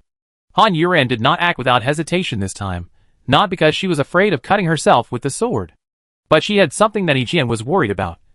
So she said, I just want to confirm one thing. You won't just occupy Lao Wu's body like this. If so, even if you occupy Lao Wu's body, I will still kill you. Don't worry. I won't do that. The angel replied. She didn't swear, but Han Yuren believed her. So she stabbed the tip of the sword into her abdomen without hesitation. The others were so shocked that they didn't know what to do. Ruishi and Yen Sui even shouted. Sari's face was gloomy. When Han Yuren undressed Mingmingda, he did not avoid her because he did not care about that at all. However, he did not stop Han Yuren. As long as she was under his eyes, she would not die. Gao Tianyi listened to the voices of Ruishi and Yen Sui and asked worriedly, What happened? The angel answered Han Yuren's doubts. The reason why we want you to cut a wound in your abdomen is because we entered your body from the wound in your abdomen. The angel's words reminded Han Yuren of the scene she saw in the mirror array before. It turned out to be true. I had died once in the late stage, Han Yuren thought, and did not stop, leaving a long wound on her abdomen, and blood was flowing all over the floor. Ruishi covered her mouth to prevent herself from screaming. The three of them stared at the bloody wound on Han Yuren's abdomen, blaming themselves for not being able to help at all. Now, put your hand in. You will grab something. And after grabbing it, put it into the wound of the person on the bed. That's it. Han Yuren followed the angel's instructions, put away his sword, and opened the wound with his hand, reaching in little by little. Ruishi couldn't bear it any longer, closed her eyes, and started crying. Yen Sui quickly walked to Han Yuren, held back her tears, and supported Han Yuren. Fontang, who was a step slower, didn't move in the end. Sari stared at Han Yuren's sweaty, pale face, crazy and determined eyes, and the hand that had dug into the wound on his abdomen.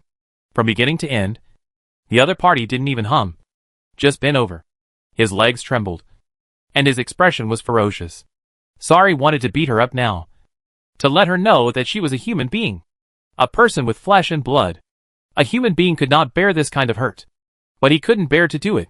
The conflict in his heart made Sari very depressed. Quinn, who had finished talking to Sophie, looked at Sugita Jintoki standing at the stairs and asked, What is Sister Yuren doing downstairs? She's saving Lao Wu. Does Sister Yuren have a solution? Quinn said excitedly. Sugita Jintoki nodded. It seems so. But the situation downstairs now is not convenient for us men to go in.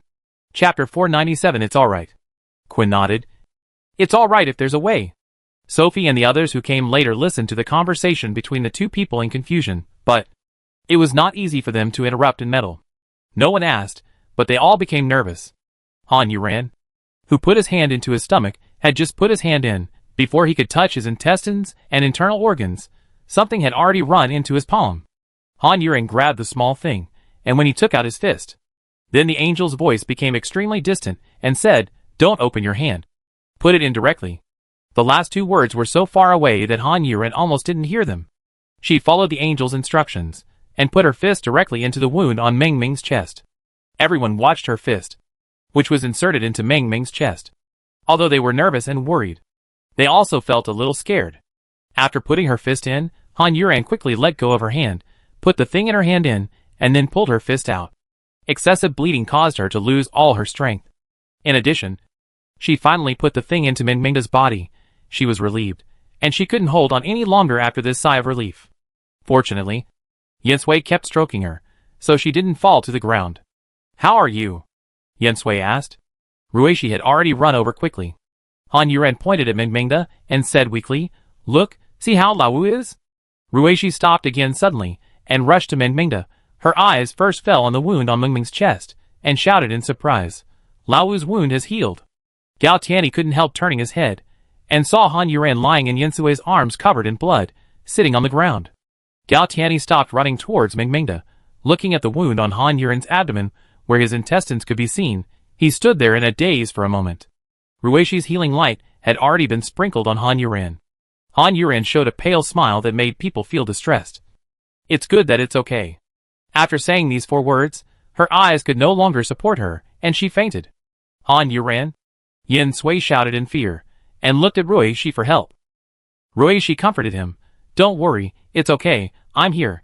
Yin Sui nodded, and her shout also attracted the people waiting at the door.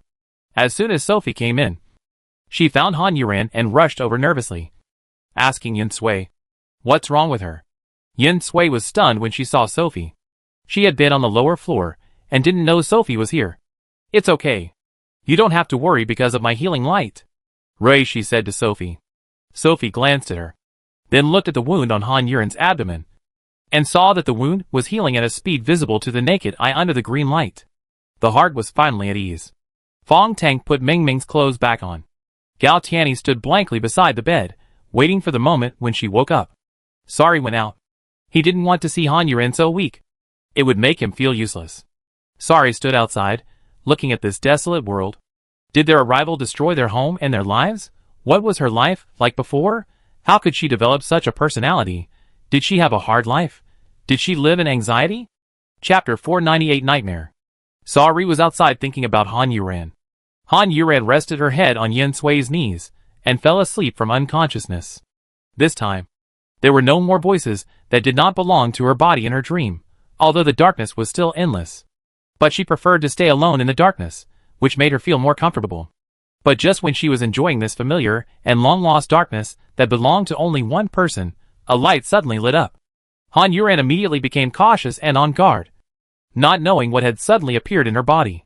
When the light faded, she saw Sari standing in front of her, looking at her with a warm smile. His beautiful eyes only had her in them, no hostility, no temptation, no coldness, warm gaze. Han Yuren was a little stunned. How could he appear? That wasn't the end. Sari, who suddenly appeared, slowly walked towards Han Yuren step by step. Han Yuren retreated with some uneasiness for some reason. But after she took a step back, a wall suddenly appeared behind her, blocking her retreat. She quickly turned her head to look at the wall behind her. And when she turned her head back again, Sari was already standing toe-to-toe with her. His tall body pressed against Han Yuren, forcing Han Yuren to look up and look into his eyes. His 2 arms were on both sides of Han Yuren's head, pressing against the wall. Han Yuren's space for movement was restricted, and she had nowhere to hide. Han Yuren's eyes flickered, and she looked extremely uneasy. Then Sari said, "Han Yuren, let's be together." After he finished speaking, Han Yuren's eyes, which had nowhere to go, suddenly stopped, and she looked at Sari's unflinching and determined eyes in disbelief. The next moment, Han Yuren, who was sleeping on Yin Sui's knees, was sweating all over her forehead, and she screamed in horror, suddenly opened her eyes, and sat up from the ground. Her shout frightened Yin Sui. Not only Yin Sui, but everyone in the room, except Mingmingda, who had not woken up yet, looked at Han Yuren in shock. Han Yuren gasped for air, raised his hand to wipe the cold door on his forehead, and thought, "This dream is so terrible." Sophie asked worriedly, "Yuren, what's wrong?" Han Yuren moistened his dry throat with saliva, and said with a trembling voice, "It's okay. I just had a nightmare." If Sari knew that dreaming about him was a nightmare for Han Yuren, he didn't know what kind of expression he would show. After Han Yuren recovered, he turned to look at Mingmingda and asked, "Old Five, how is he?" Old Five's wound is healed. He is breathing again, and his heart is beating again, but he is not awake yet, Fong Tang said, looking at Han Yuren with some distress. Han Yuren was relieved, and comforted himself and everyone else, saying, "He will wake up sooner or later." Gao Tianyi, who had been guarding Mingmingda's bed, frowned and hesitated for a while, then stood up and walked towards Han Yuren. His action attracted everyone's attention. However, he didn't look like he was going to fight, so no one spoke. Gao Qianni walked to Han Yuren's bed and stopped. Then bent his waist, lowered his head, and said sincerely, "I'm sorry." Chapter 499. A smile to end all grudges.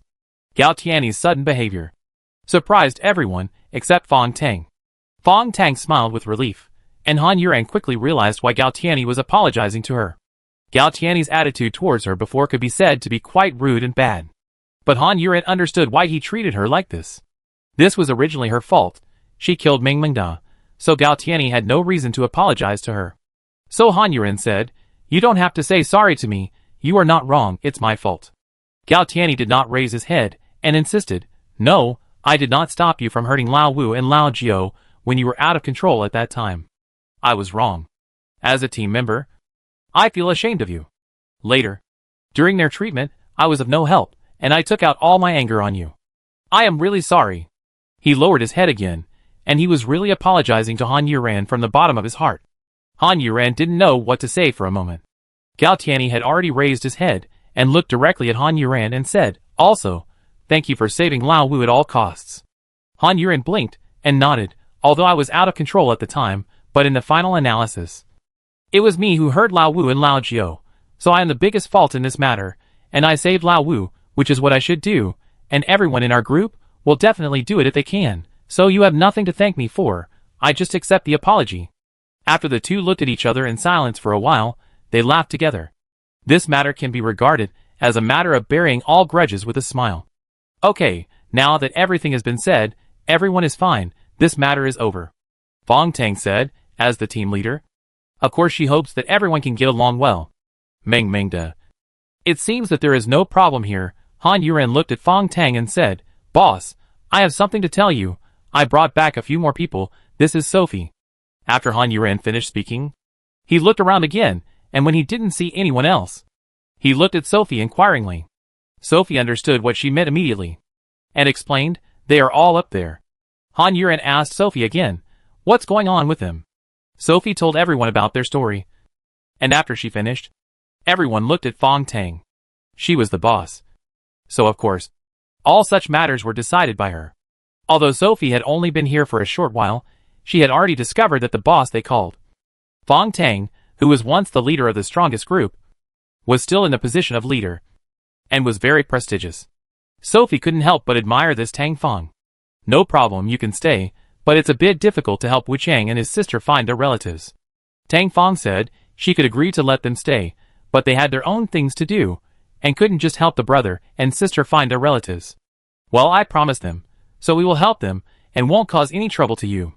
Of course, if you need it, we will naturally act with you," Sophie said. "Okay, then let's meet them first, so that we can get to know each other," Tang Fong said. Chapter 500. Good looking. Fong Tang said as he stood up and walked upstairs, and everyone followed him. Waiting upstairs, feeling uneasy in his heart, waiting for the movement below. From time to time, his eyes fell on Xing Yubai, but Xing Yubai just sat there honestly, without making any sound. Finally, it was Baizhu who spoke up to break the silent and awkward atmosphere.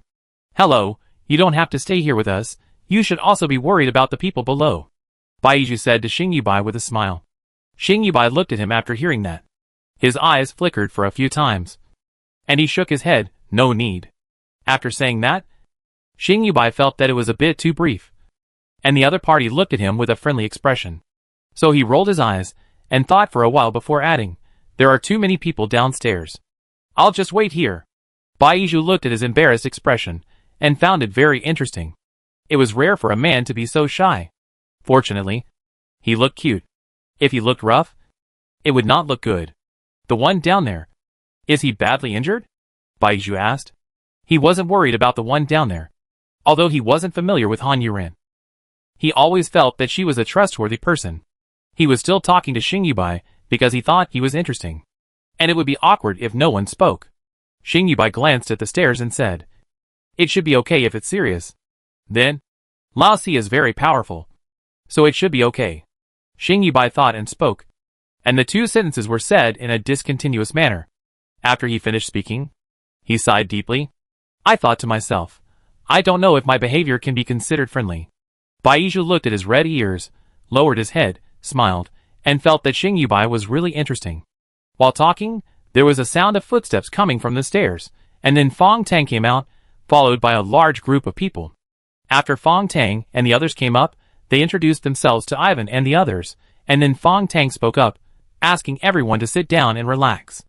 After everyone sat down, Fong Tang looked at Wu Chang-hei and his sister and said, "I heard about your situation, but we can't help you. If you know the specific location, we can still help you, but it takes too much time now, I'm really sorry." After she finished speaking, it was obvious that the faces of Wu Chang-hei and his sister had turned much paler. Wu Chang-bai's eyes were already filled with tears, and he was grabbing his sleeves with both hands. Wu Chang-hei's eyes were also red, but he bit his lips and endured it. Sophie continued, "But we promised you something, and we will do it. So don't despise us." Her words made Wu Chang-hei and his sister see hope again, and they looked at Sophie gratefully. Wu Chang-hei said excitedly, "Of course we don't despise you. Thank you. Thank you." Wu Chang-hei was about to kneel down to Sophie, and Ivan, who was beside him, was quick-eyed and quick-handed and supported him. "I told you. Don't kneel." Wu Chang-hei nodded. "No. Thank you. Thank you. Everyone must be exhausted these days. Let's eat first. And after eating, let's make do and rest for a night," Fong Tang said. Baiju immediately raised his hand and said, "I'll do it. I can cook. Whatever you like to eat, as long as I have the ingredients, I can make it." Chapter 501 I'm really rude. Now that the pressure of Ming Ming Day is gone, everyone is safe and sound, the heavy stone in their hearts has fallen, and everyone is in a much more relaxed mood. So for a while, many people opened their mouths and said what they wanted to eat, looking very happy. Han Yuren's eyes swept through everyone in the room, but didn't see Sari, so he was a little confused. After Baiju remembered what everyone wanted to eat, he deliberately approached Xingyubai and asked, "What do you want to eat?" He suddenly approached, which frightened Xingyubai so much that he leaned back a little, looking up at the delicate face that was almost touching his face, blinked twice with a dazed look, and then leaned back again. Then he said, I eat everything."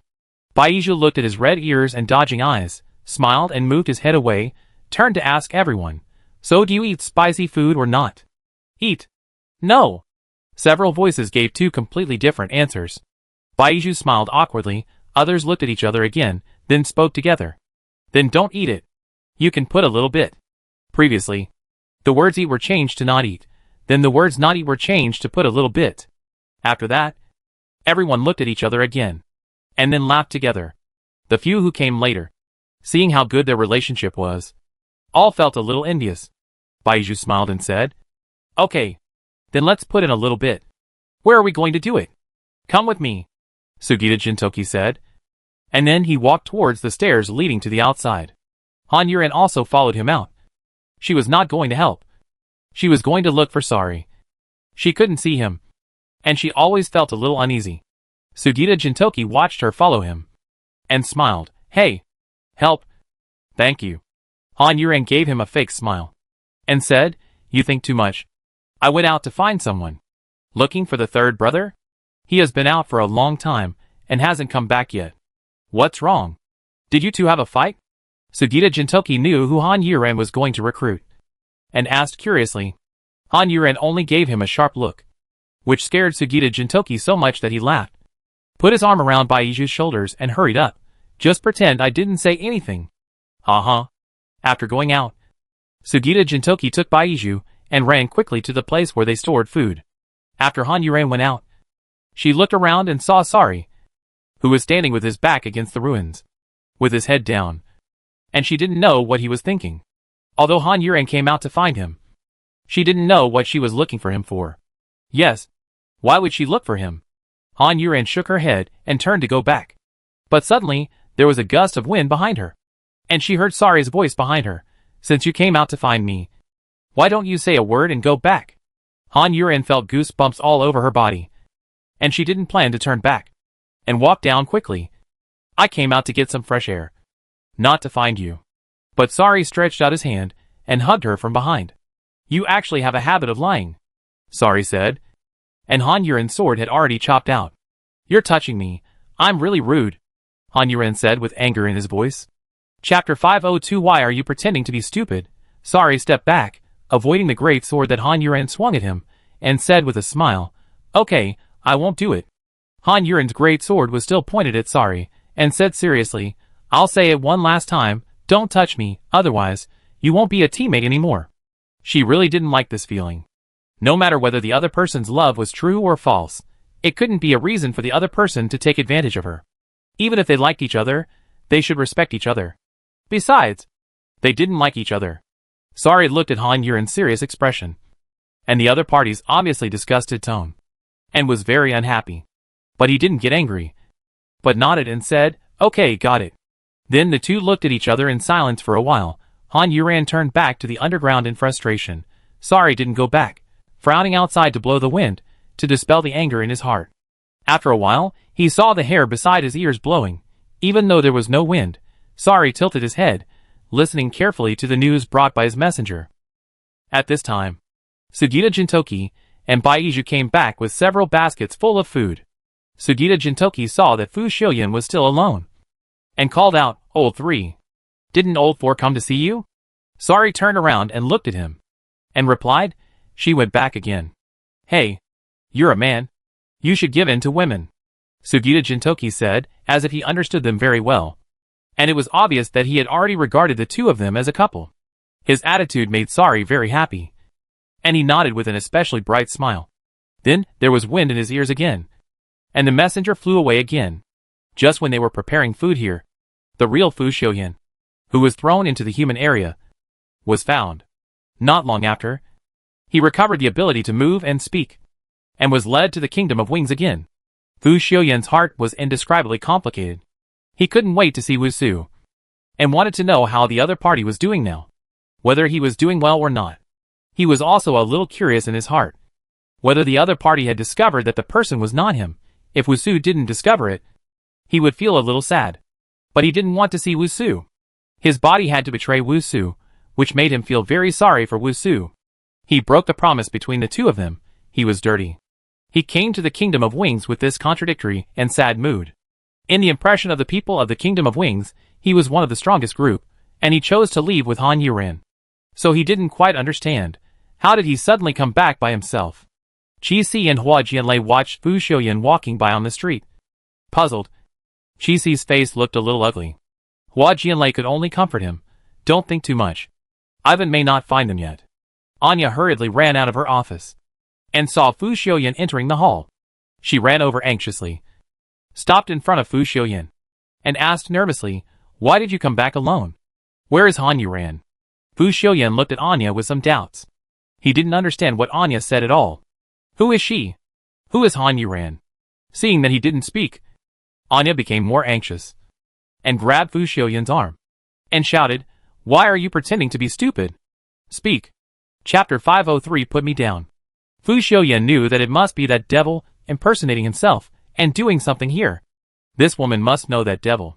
When he thought of that devil, Fu Xiuyan was so angry that his teeth itched. I don't know. Fu Xiuyan saw Anya's worried look, thinking that Han Yuren must be a very important person to her, and he didn't dare to say anything, but could only tell the truth. His words made Anya even more excited, and the veins on her hand that was holding Fu Xiuyan's were popping out. Fu Xiuyan frowned, feeling a little pain from being caught, and then heard Anya yelling, "How could you not know? You are clearly together." Fu Xiuyan endured the pain in his arm, and said helplessly, "I really don't know." Yu Xiuyan, a voice that was a little unbelievable, fearful and joyful, interrupted Anya's angry questioning. Fu Xiuyan was also immediately attracted by this voice, raised his head, and looked at Wusu, who was standing on the stairs. The two people's eyes met in midair. Fu Xiuyan's eyes were red. Wusu's eyes were also red. Anya stopped shaking Fu Xiuyan's hand. Looking at the two of them, she was puzzled, although she had long guessed that their relationship was not right, but they rarely showed such blatant behavior in front of others. Could it be because they had been apart for too long? However, why did Fu Xiuyan follow Han Yuren in the first place? Anya could never figure it out. Fu Xiuyan's eyes suddenly filled with tears, his pupils swayed, and he began to dodge in Wusu's burning gaze. Wusu was so happy that he did not notice Fu Xiuyan's evasive gaze. He ran down the stairs with a smile, which was completely different from his usual image. He was stunned by the many people coming and going. Fu Xiuyan lowered his head, his eyes darting around restlessly. Hearing the footsteps getting closer, he took a few steps back, but his steps were too small. Wusu had already rushed over. opened his arms, and hugged him. The huge impact made Fu Xiuyan, who was uneasy, take several steps back before he could stand firm. During this time, Wu Su was clinging to him tightly, not letting go. Wu Su hugged Fu Xiuyan tightly, and said happily, "I know it's you. The first time I saw you, I knew it was really you." Anya looked at the two people dumbfounded, not knowing what they were acting out. Even if you are reunited after a short separation, you should also consider your own status, and then consider others. Especially Fu Xiuyan's status is so sensitive. But Anya can't just watch them being so affectionate here. She is worried about Han Yuran, whether something has happened. So he was extremely rude, walked forward and stretched out his hands to pull the two people apart. While pulling them apart, he yelled at Fu Xiuyan, "I ask you, where is Han Yuran?" Wu Su was holding Fu Xiuyan tightly, and was being pulled by Anya. And he yelled impatiently, "He is not the Fu Xiuyan who left with Han Yuran. He doesn't know." Anya was stunned for a moment, and stopped pulling her hands. Looking at Anya's appearance, Fu Xiuyan felt a little pitiful, and just wanted to comfort her a few more words, but he felt that he had been vacated and moved quickly. After Fu Xiuyan was stunned for a second, he raised his hand, and patted Wu Su who was running with him in his arms, and said embarrassedly, You put me down. Chapter 504 The most correct decision. I'll put you down in a minute. After Wu Su replied, he moved even faster. Fu Xiuyan was of course very happy, but it was more than just happiness. Happiness was always accompanied by bitterness, which made him feel choked up. Judging from Wu Su's words, he knew that the devil was not his. Even with an identical face, Wu Su could still recognize him, with just one glance. While Fu Xiuyan was daydreaming, Wu Su had already carried him back to his room, and then gently put Fu Xiuyan on the bed. Fu Xiuyan suddenly sank into the soft mattress, and Wu Su had already sat directly on the floor beside the bed, holding his hand, looking at Fu Xiuyan with reluctance, and said, I'm sorry. I don't even know when I lost you. You are scared, right? Did that person torture you? Fu Xiuyan almost cried for his sincerity. He blinked several times, trying to hold back his tears, but he couldn't hold them back in the end. He could only lower his head and cry silently. He cried because he was sad and wronged. His crying made Wu Su panic. He quickly knelt down from sitting, holding Fu Xiuyan's hand, not knowing what to do. He could only keep saying, I'm sorry. I made you suffer. I'm sorry. Fu Xiuyan wanted to say, don't apologize. It's not your fault. It's really not your fault. But he couldn't say anything. He cried for a long time. During this time, Wu Su just held him quietly, gave him the strongest shoulder and the warmest embrace. Feeling that Fu Xiuyan's cry gradually became softer, Wu Su stopped stroking Fu Xiuyan's back and started stroking his head. Don't cry. It will be fine when you come back. Everything will be fine. No, it won't be fine. Fu Xiuyan cried and said hoarsely. Wu Su was frightened by his words. He held his head with both hands, lifted his head up, stared at Fu Xiuyan's red and swollen eyes, and asked, why won't it be fine? What's wrong? Fu Xiuyan made up his mind and mustered up his courage. No matter what, he couldn't hide it from Wu Su or deceive Wu Su, regardless of whether the other party can accept it or not. He will not blame the other party. He must speak out. Fu Xiuyan clenched his hands tightly into fists, took several deep breaths, swallowed several mouthfuls of saliva, and then choked and said, I'm sorry. I did it with someone else. After saying this, the tears that he had just held back flowed out silently. This time Fu Xiuyan did not lower his head or dodge. He kept looking at Wu Su, looking at Wu Su's shocked expression, looking at the anger, doubt, and other emotions flashing in his eyes. Finally, all these emotions were suppressed, and Wu Su said, I know. That person must have forced you to do this. You still love me, right? Fu Xiuyan looked at Wu Su's expectant and sad eyes, bit his lip, and nodded vigorously. The next moment, Wu Su embraced him. I'm sorry. I let you encounter this kind of thing. It's all over. It's all over. Wu Su touched Fu Xiuyan's hair and said. This time the two of them hugged each other and cried bitterly. Fu Xiuyan knew that in this life, he chose him, which was never a wrong decision, and it was the most correct and happiest decision in his life. Chapter 505 Speculation. Tired of crying and suffering from mental torture, Fu Xiuyan fell asleep in Wu Su's arms. Wu Su put him on the bed, covered him with a quilt, and then lay on his side, propping up his head. staring at Fu Xiuyan, looking at the other person's thin appearance, swollen eyes and red nose, and bitten lips. He felt very distressed. He raised his other hand, gently rubbed the wound on Fu Xiuyan's lips twice, and said, "I'm sorry. I didn't protect you well." He could think that the person must have many ways to make Fu Xiuyan sleep with others. Drugging, confusing, or threatening. Since Fu Xiuyan is in his hands, he will definitely not be able to defeat that person. It's just that I don't know the method that person used to force Fu Xiuyan. Fu Xiuyan must be in pain, but he didn't choose to deceive himself, although telling himself does make him a little painful, but it's better than deceiving. Wu Su thought, and put his hand on Fu Xiuyan's body, and lay down, his head nestled beside Fu Xiuyan's head, and whispered, "I'm sorry, I didn't protect you well." At this time, Anya was still in Wu Su's words. He is not that Fu Xiuyan, shocked, confused. Fingers kept tapping on the table. It was obvious that there were two Fu Xiuyans, and Wu Su knew about it, and hid it. Remember when they went on their first mission, that Fu Xiuyan kicked Yin Sui, so the Fu Xiuyan at that time should be another Fu Xiuyan, that is, the Fu Xiuyan they had been seeing. So during this period, where was the Fu Xiuyan who came back this time? Could it be that the Fu Xiuyan imprisoned the real Fu Xiuyan, pretended to be him, and was here? Judging from the relationship between Wu Su and Fu Xiuyan, since Wu Su already knew about it, he should have exposed the other party. And Ya's hand that was tapping the table stopped. Unless Wu Su can't do anything with this fake Fu Xiuyan, and the fake Fu Xiuyan uses the real Fu Xiuyan to threaten Wu Su.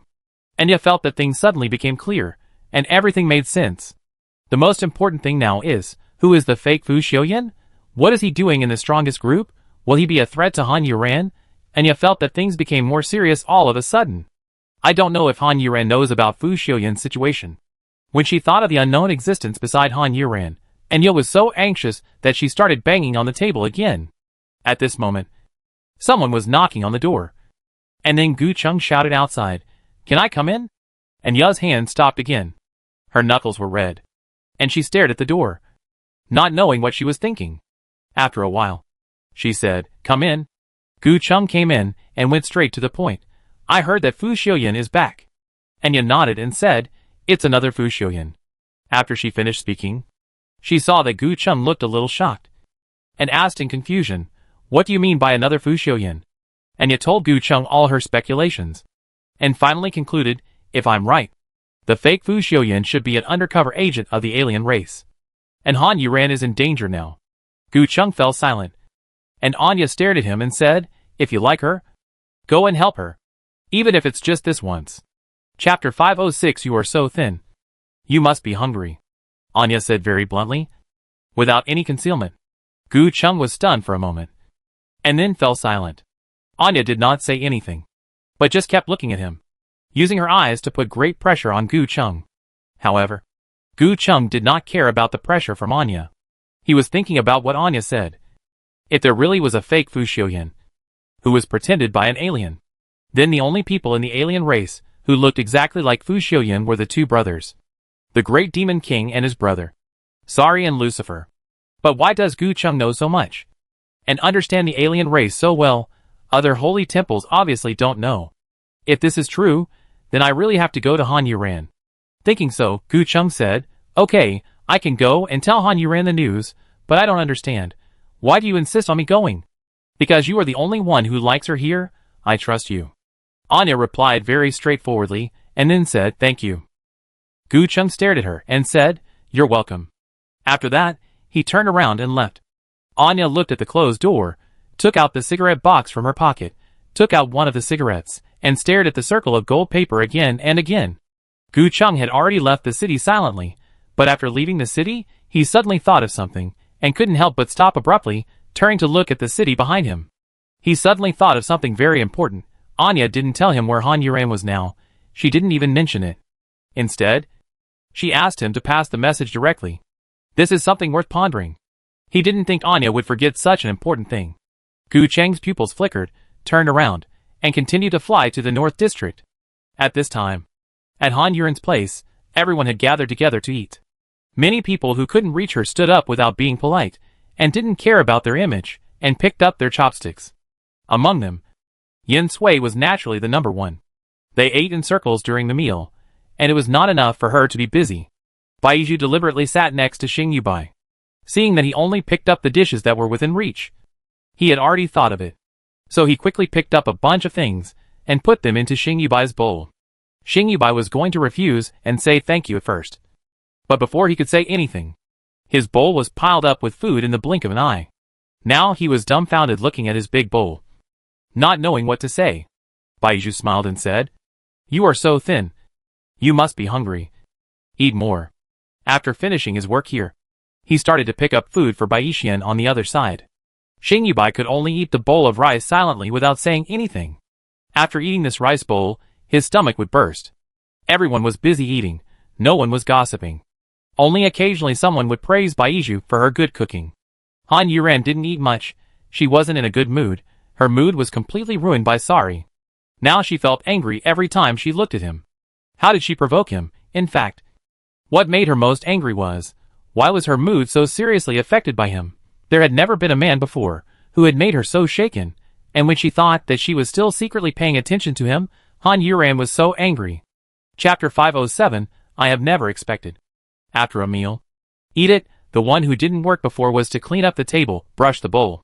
Han Yuran is carrying a pot of tableware, go outside, washing the bowl with anger.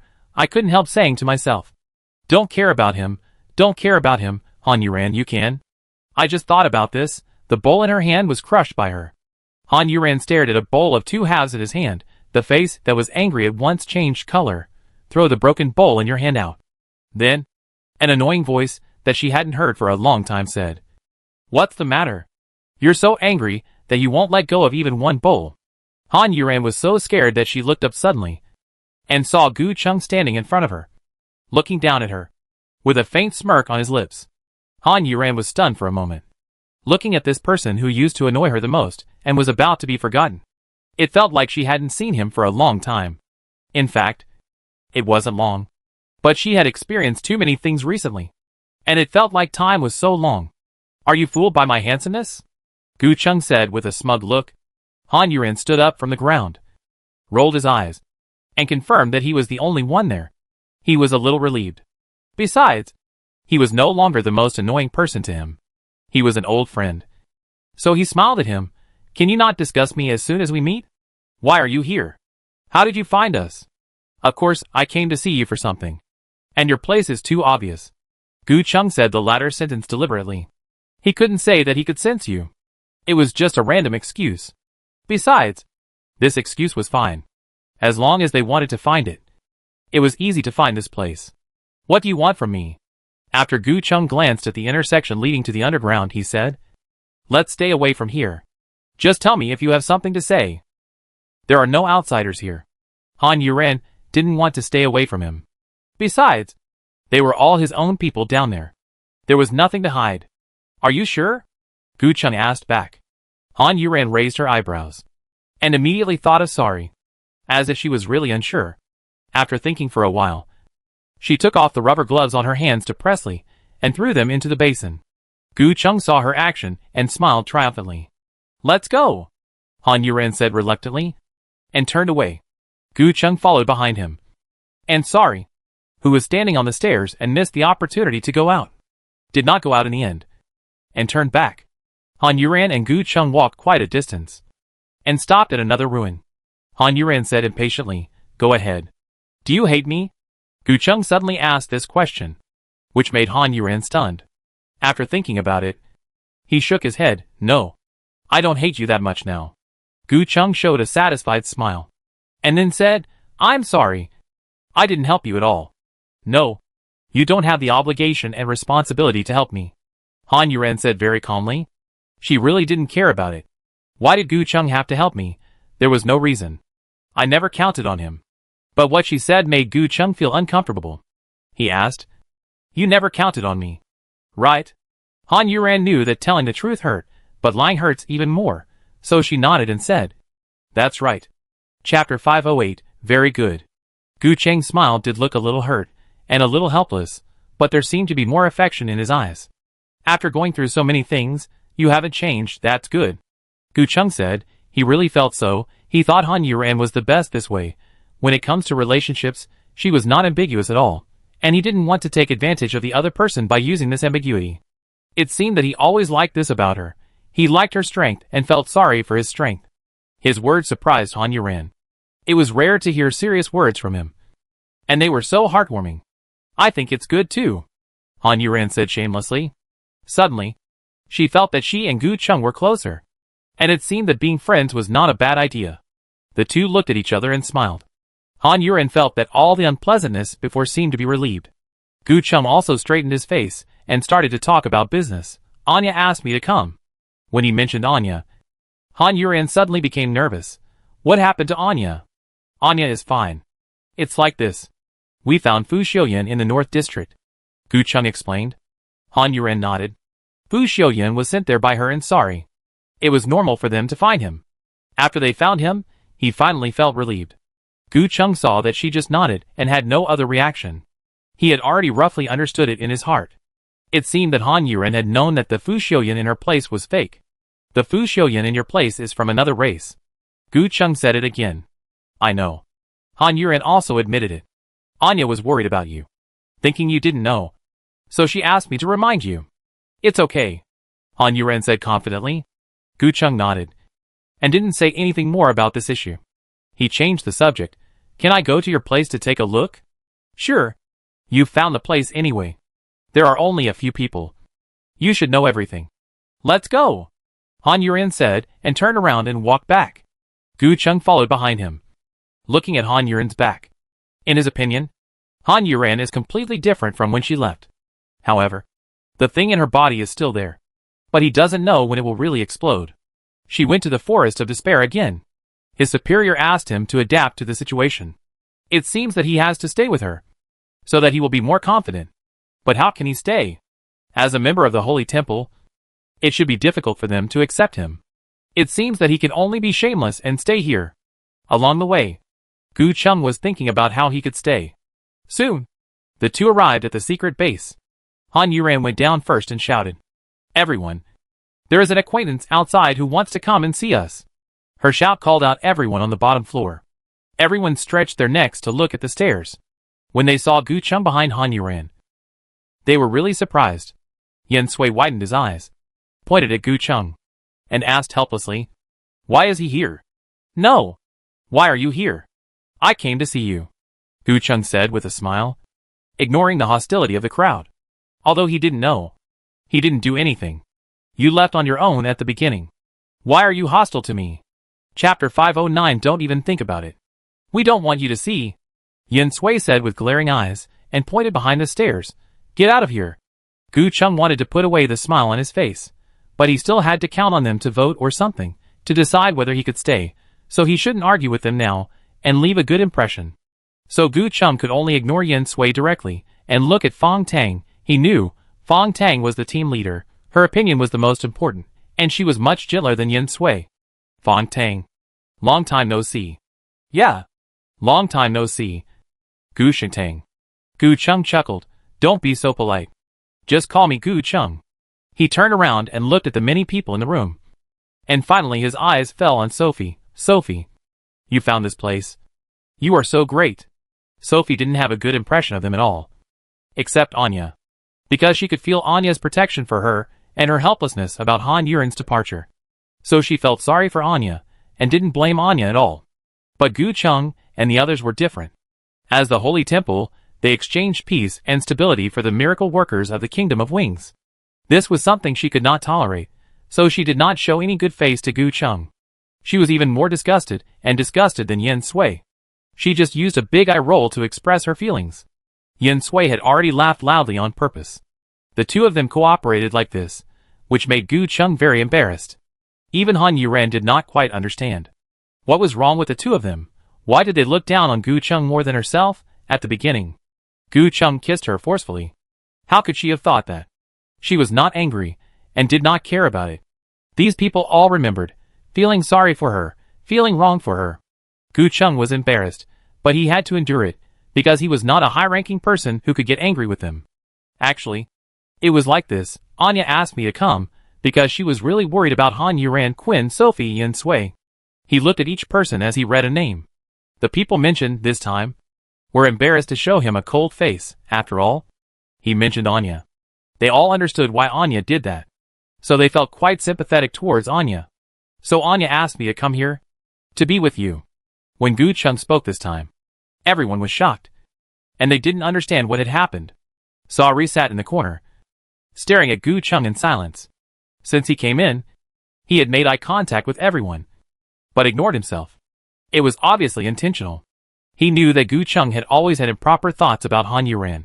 But now, he can't even think about it. Han Yuran was also shocked. She stretched out her hand and pushed Gu Chung. What did you mean just now? After being pushed to the side by her, Gu Chung moved 2 steps, explained, It's what I meant. Anya can't help you. She doesn't trust others, and I like you. So she asked me to come. She is assured, and I am willing to come. No need, go back, Han Yuran said, stretching out her hand to pull Gu Chung out. This time Gu Chung dodged her. I can't go back. Anya will scold me to death if I go back. Han Yuran was speechless. When did Anya get so close to him? Why can't she find someone else? Find him. Chapter 510 exposed. Stop talking nonsense. You must be an undercover agent sent here. Tell me, what do you want to know? Yin Sui said, as he took 2 steps forward. His fist as big as a bun was already pointed at Gu Cheng's face, staring with eyes, with a look of pretended ferocity. Gu Chung said with a smile, What's the point of you being undercover? If we really want to fight you, there are only a few of you, and we know where you are hiding. Do you really think that, since so many of us are dead, we can't do anything to you? He said this in a rather impolite way, but it was the truth. Indeed, the current situation is just as Gu Chung said. If the Kingdom of Wings really has any plan, it seems that they can't escape. Yin Sui still sneered. You are after the things in Han Yuran's body. Of course you won't kill her. You must be here to observe and study. You are coveting Han Yuran's unique ability. Why is she different from the miracles? The things in her body belong only to her. We can't take them away. And we won't take them away. Gu Cheng's expression became serious. The reason why he didn't intervene in Wusu's targeting of Han Yuran before was because he knew that no one could take out the things in Han Yuran's body. So he was not worried. That's a nice thing to say, Sophie said sarcastically. Our enemies have always been aliens. We just had some disagreements at the beginning. Why should you lose the big picture for the small? What's small? What's big? Just tell me. Quen also spoke.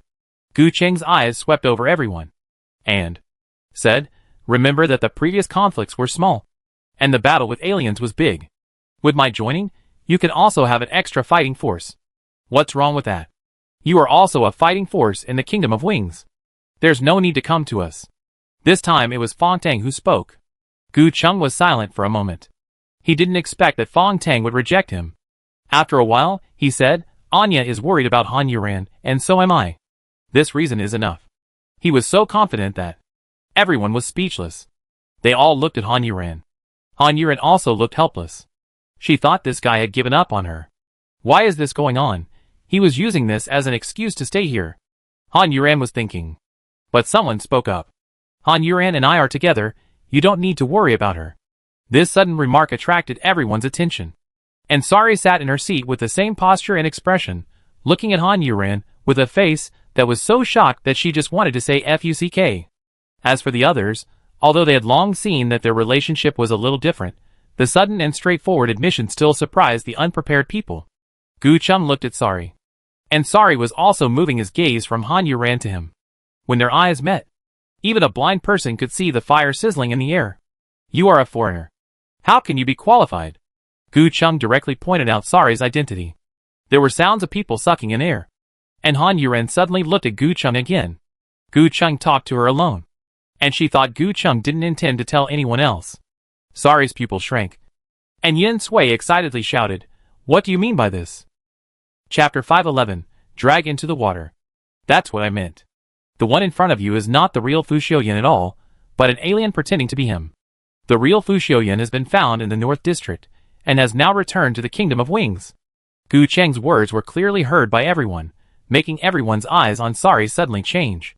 When Sari sent Fu Xiuyan back, he had already thought of the current scene, so he was not surprised at all, and seemed very calm, especially compared to other people. Is what he said true? Yin Sui stared at Sari and asked. Sari nodded, yes. I am a foreigner. He admitted it very cleanly. The next moment, the people around him left him all at once. and several of them entered the battle state. Sorry looked at these people who were wary of him, and felt a little funny in his heart. After all, he had fought with you for so long. There is a saying that goes, even if there is no credit, there is still hard work. Now you are turning your back on me. When did it happen? Fong Tang asked.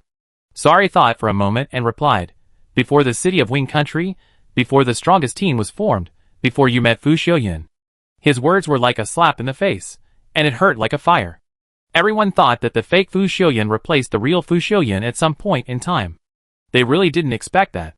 The one who had been with them all the time was this fake one. The one who went on missions with them was this fake one. The one who left Wing Country with them and entered the Forest of Despair was this fake one. And the one who formed the God-breaking demon team together was this fake one. All of a sudden, some inexplicable feelings arose in everyone's hearts. The one who felt the most different was Ruishi. She had been attracted to Fu Xiuyan. Sari looked at their tangled expressions and felt very good. Han Yuran was in a dilemma. She was now covering up for Sari's deception of everyone. She could already imagine that after she explained, everyone would look at her and spit at her. Especially Yen Sui, who would probably punch her several times. So, I didn't actually hurt you.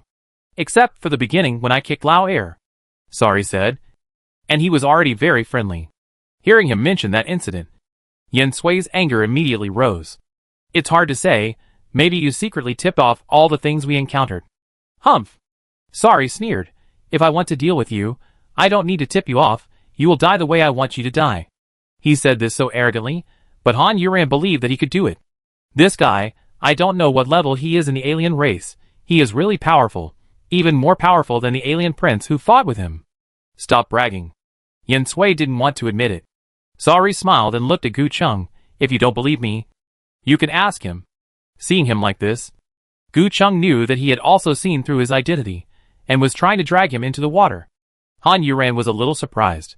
She thought Sari was going to tell her about the agreement and explain it. But he didn't expect them to ask Gu Cheng. Gu Cheng even knew this? Chapter 512 Popular Cake. Everyone also looked at Gu Cheng. Yen Sui still didn't have a good impression of Gu Cheng. If he says you can do it, but why can he do it? Of course, he is not an ordinary miracle worker, nor an ordinary temple, he is different from you, and those people in the Kingdom of Wings. Sari said with a smile on his face. It's obviously a group vs him alone, but he is so calm and composed that he can fly to heaven. His words are worth everyone's deep thought. Han Yuran couldn't help but look at Gu Cheng. Does he also have a dual identity? Gu Cheng is still looking at Sari. Unlike Sari, he is not so calm, his eyes are a little dangerous. That's right. I can prove that if he wants to kill you. It will only take a few minutes. Because he is the great demon king of the Dark Clan. Gu Cheng's words were like a thunderclap that exploded out of nowhere, making everyone's heads buzz. Han Yuran's head also made a bang sound, and she turned her stiff neck towards Sari. Speechless for a moment. She was still wondering what the other party's identity would be in the alien race. So powerful. She didn't expect it to be the great demon king. The one who is more powerful than the witch. His identity and strength can be said to be the first person in the Dark Clan this time. Standing at the top of the pyramid. So, if I want to kill you, it's easy. Perhaps it is because of this strength that he can be so calm and fearless. Then he looked at Han Yuran again. I didn't lie to you, my name is Sari.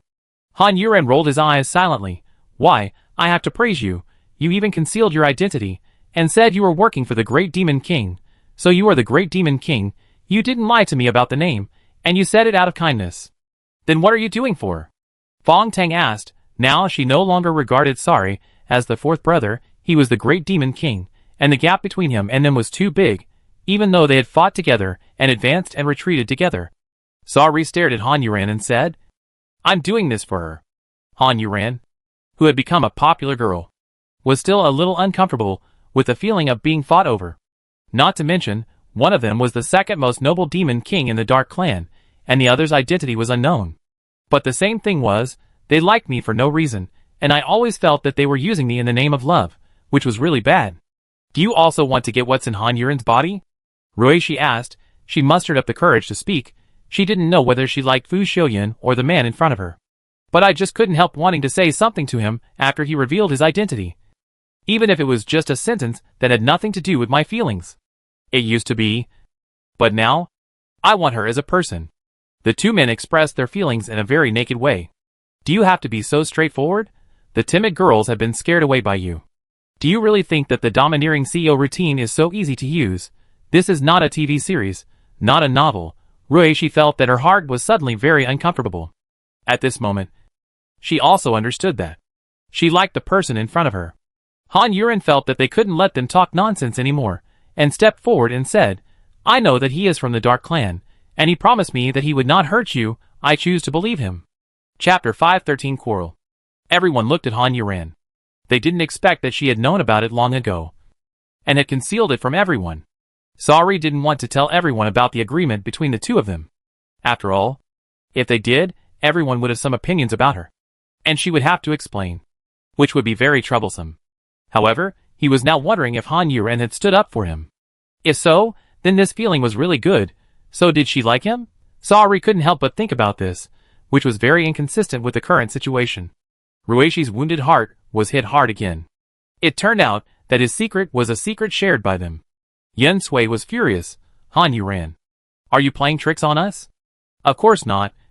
I just don't want to drag you into this. Han Yuren replied. Say this now. What do you think of us? Sugita Jintoki, a man who basically has no temper, also spoke in a bad tone. As for Xing Yubai and Ivan who came later, they had no right to speak. Listen to her explanation. She is doing this for your own good. Sophie didn't care whether these things had anything to do with her or not. She only stood on Han Yuren's side. Han Yuren, as she knew him, was very cold and kind. However, as long as she recognized someone, she would silently protect him, although this would make them feel that she was too kind. They didn't want to be protected by her. They wanted to endure this with him. But this was her personality. It was for their own good. This matter could not be changed. I admit, this matter is my fault. I only considered my own feelings. I ignored your feelings. I'm sorry. Han Yuren apologized before Sophie quarreled with him. Saori pursed her lips. She really wanted to knock these people down. Why should his woman be so humble to them? But he knew, if he did so, Han Yuren would never let him go, so he could only endure it. If you feel that the sky is falling, and you can really handle it by yourself, then I have nothing to say. These two people are here for you, and you also think that it's useless for us to talk to you. So, you should leave together. It was Fong Tang who spoke so seriously. As she spoke, everyone fell silent, and looked at Fong Tang carefully. Han Yuren was also surprised. She didn't expect Fong Tang to do this time. She looked at Fong Tang, and she looked at her with disappointment. This disappointment deeply hurt Han Yuren's heart. In Fong Tang's opinion, although the abilities of the people who broke the gods and demons were different, and their personalities were also different, after going through so much, they should have become a family that could face everything together, without distinction. However, there are aliens here, and there is also a person who wants to hide it from them, and takes on everything. So does that mean that as long as she is not with them, she will not be a burden? Sophie was not happy and stood in front of Han Yuren. Argue too much? Han Yuren has been with you, and has given so much, and you just want to drive her away. You are not the kind of person who would destroy the bridge after crossing it. This is our business of destroying the gods and demons. Please don't interfere. Fong Tang replied, meaning that you are just an outsider, and have no right to interfere. Chapter 514 Determination. Of course, I can take care of my friend's affairs, Sophie answered. She stared at Fong Tang. No matter what, she couldn't lose in momentum. They had more people, and she had fewer people, so she had to show her momentum. If you can make the decision for her, then you can. Fong Tang didn't raise her eyebrows and glare like Sophie. She didn't need to rely on this. She also had the momentum of a team leader. Sophie was speechless. Of course, she couldn't make the decision for Han Yuren, although she had nothing to say to Fong Tang. She turned around and looked at Han Yuren, staring at Han Yuren, and said, Yuren, let's go. It's not the Kingdom of Wings. It's not here.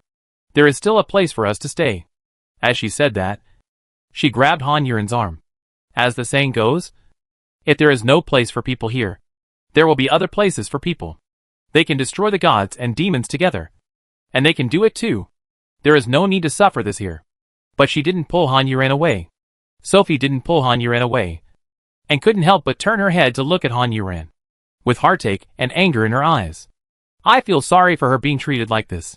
I am angry at her for putting herself in such a difficult position. You ran, Sophie called out, her tone already a little harsh. Han Yuren looked at her, smiled a little, but it was a forced smile. Sophie was stunned by her smile. Han Yuren had already said, "It seems that there is really no point for me to stay here. The boss is right. Both the alien race and Gu Chung who came here now are here for me. You really can't play any role." Sophie came back to her senses from her daze, and was surprised at the way Han Yuren spoke. But she understood in an instant, she was planning to cut off ties with them, and to put the blame on herself. That's why her words sound so bad. Han Yuren looked at Fong Tang's look and felt even more disappointed. She said silently in her heart, "I'm sorry. Boss, I can never do what you want. If there is something, let's do it together." She knew Fong Tang was disappointed. She still had to take care of everything. She was disappointed that she could never learn what a teen was. Looking at Yin Sui's angry expression, her words must have hit her self-esteem. If it were any other time, she would have punched her a long time ago. But she didn't do that now. She was tolerating herself. "I'm leaving now. I hope you can accept Sophie, and the people she brought with her." Han Yuren's words made Sophie furious. She let go of Han Yuren's hand and roared, "I won't be with them. I came out to find you. Not only me, but also Quinn. Isn't it?" Han Yuren asked Sophie. Sophie opened her mouth, but didn't say anything. Of course, she came to find the two of them. Quinn, who was mentioned, was in a dilemma now. At the beginning, he could follow Han Yuren without hesitation. But he had experienced so much with the people who broke the gods and demons. He really couldn't bear to leave. He didn't understand. Everyone should talk it out. Why did Sister Yuren suddenly decide to leave? Han Yuren looked at Quinn's embarrassed expression, and said with a smile, "Old Nine, don't think too much, just stay here, and take care of each other with Sister Sophie. I'm relieved." Quinn's eyes were red, and he felt very guilty towards Han Yuren. "Sophie, you can't help me with anything. Stay here, or go back to the Kingdom of Wings." Chapter 515, Not Understanding Romance. At this moment, Sophie suddenly understood Fong Tang and the others' anger towards Han Yuren. When you treat the other person as your good friend, and are not afraid of danger and hardship and want to face it with her, but the other person always pushes you away, and has to deal with everything by yourself, this feeling is really terrible. She would rather face dangerous battles with her, than just watching her face danger alone. "Do you really want to do this?" Sophie asked, her voice trembling. Han Yuren nodded. "Yes, you believe me," Han Yuren said and looked at everyone. Sari and Gu Chung were the two who were ignored. "I believe you." The one who said this was Gao Tianyi, who just came up from downstairs. He looked at Han Yuren and said, "But when you can't hold on any longer, come back here. We will always be here. We will always protect you, help you, and wait for you." Han Yuren's nose was sore when she heard this. She didn't expect that these words would be said by Gao Tianyi. Han Yuren pursed his lips, swallowed all the bitterness that came up, and said, "Thank you, I will remember it." Ivan and the other outsiders, looking at them, although they were about to part, but they were very envious in their hearts, envying their feelings. Ivan couldn't help but think of their second group, and Akaji silently clenched his fists, and said in his heart, "Akaji, wait for me to go back." Akaji, who was eating in the Wing country in the distance, sneezed, and Hua Jianlei, who was sitting opposite him, asked, "Are you catching a cold?" Akaji shook his head. "No, Ivan was thinking about me." Hua Jianlei didn't know how to respond to this for a while, and after a long while, he said, "Oh," and continued to eat. "Sister Yuren, I will never let you down," Quinn said loudly. Han Yuren smiled. "Quinn is the best." Yin Sui walked to Han Yuren with heavy steps, without looking at Han Yuren's face, but raised her hand and punched Han Yuren. "Get out, but don't forget to come back." Han Yuren raised her hand and rubbed her head. She still didn't dodge, waited for Han Yuren to retract her hands, then smacked her lips in disgust, and backed away. "If you meet any big-breasted beauties, remember to introduce them to me. I'll be waiting for you," Sugita Jintoki said in a casual tone. Han Yuren rolled his eyes at him. Ruishi bit her lip, and after struggling for a while, she finally said, "I'm gone. Try to avoid getting hurt. Don't get hurt, and protect yourself." "Yeah, I'll try." Finally, Han Yuren looked at Sophie and coaxed her. "Okay, don't be awkward. I'm fine. I'm the only one in the world that everyone cares about. I won't die easily. I'm definitely the one who will change the world. You just wait. Stay away from them. Don't believe them." Sophie didn't care at all. Gu Chung and Sari were right here, and she told Han Yuren directly. Gu Chung frowned. Sa Ri's expression remained unchanged. Don't worry, Han Yuran replied straightforwardly. Sa Ri's expression changed, thinking, what does Han Yuran mean by answering like this? Does she really not trust me? Does she really want to stay away from me? Oh, this woman really doesn't take me. The big devil. Seriously at all. Sa Ri felt very angry. He didn't like so many women who were trying to get close to him. But he liked this one who didn't understand romance. Chapter 516 Her World. We can't catch up. Okay. I'm leaving. Han Yuran turned around and said to Sari and Gu Chung, you two should stop causing trouble for others. Let's talk about it somewhere else.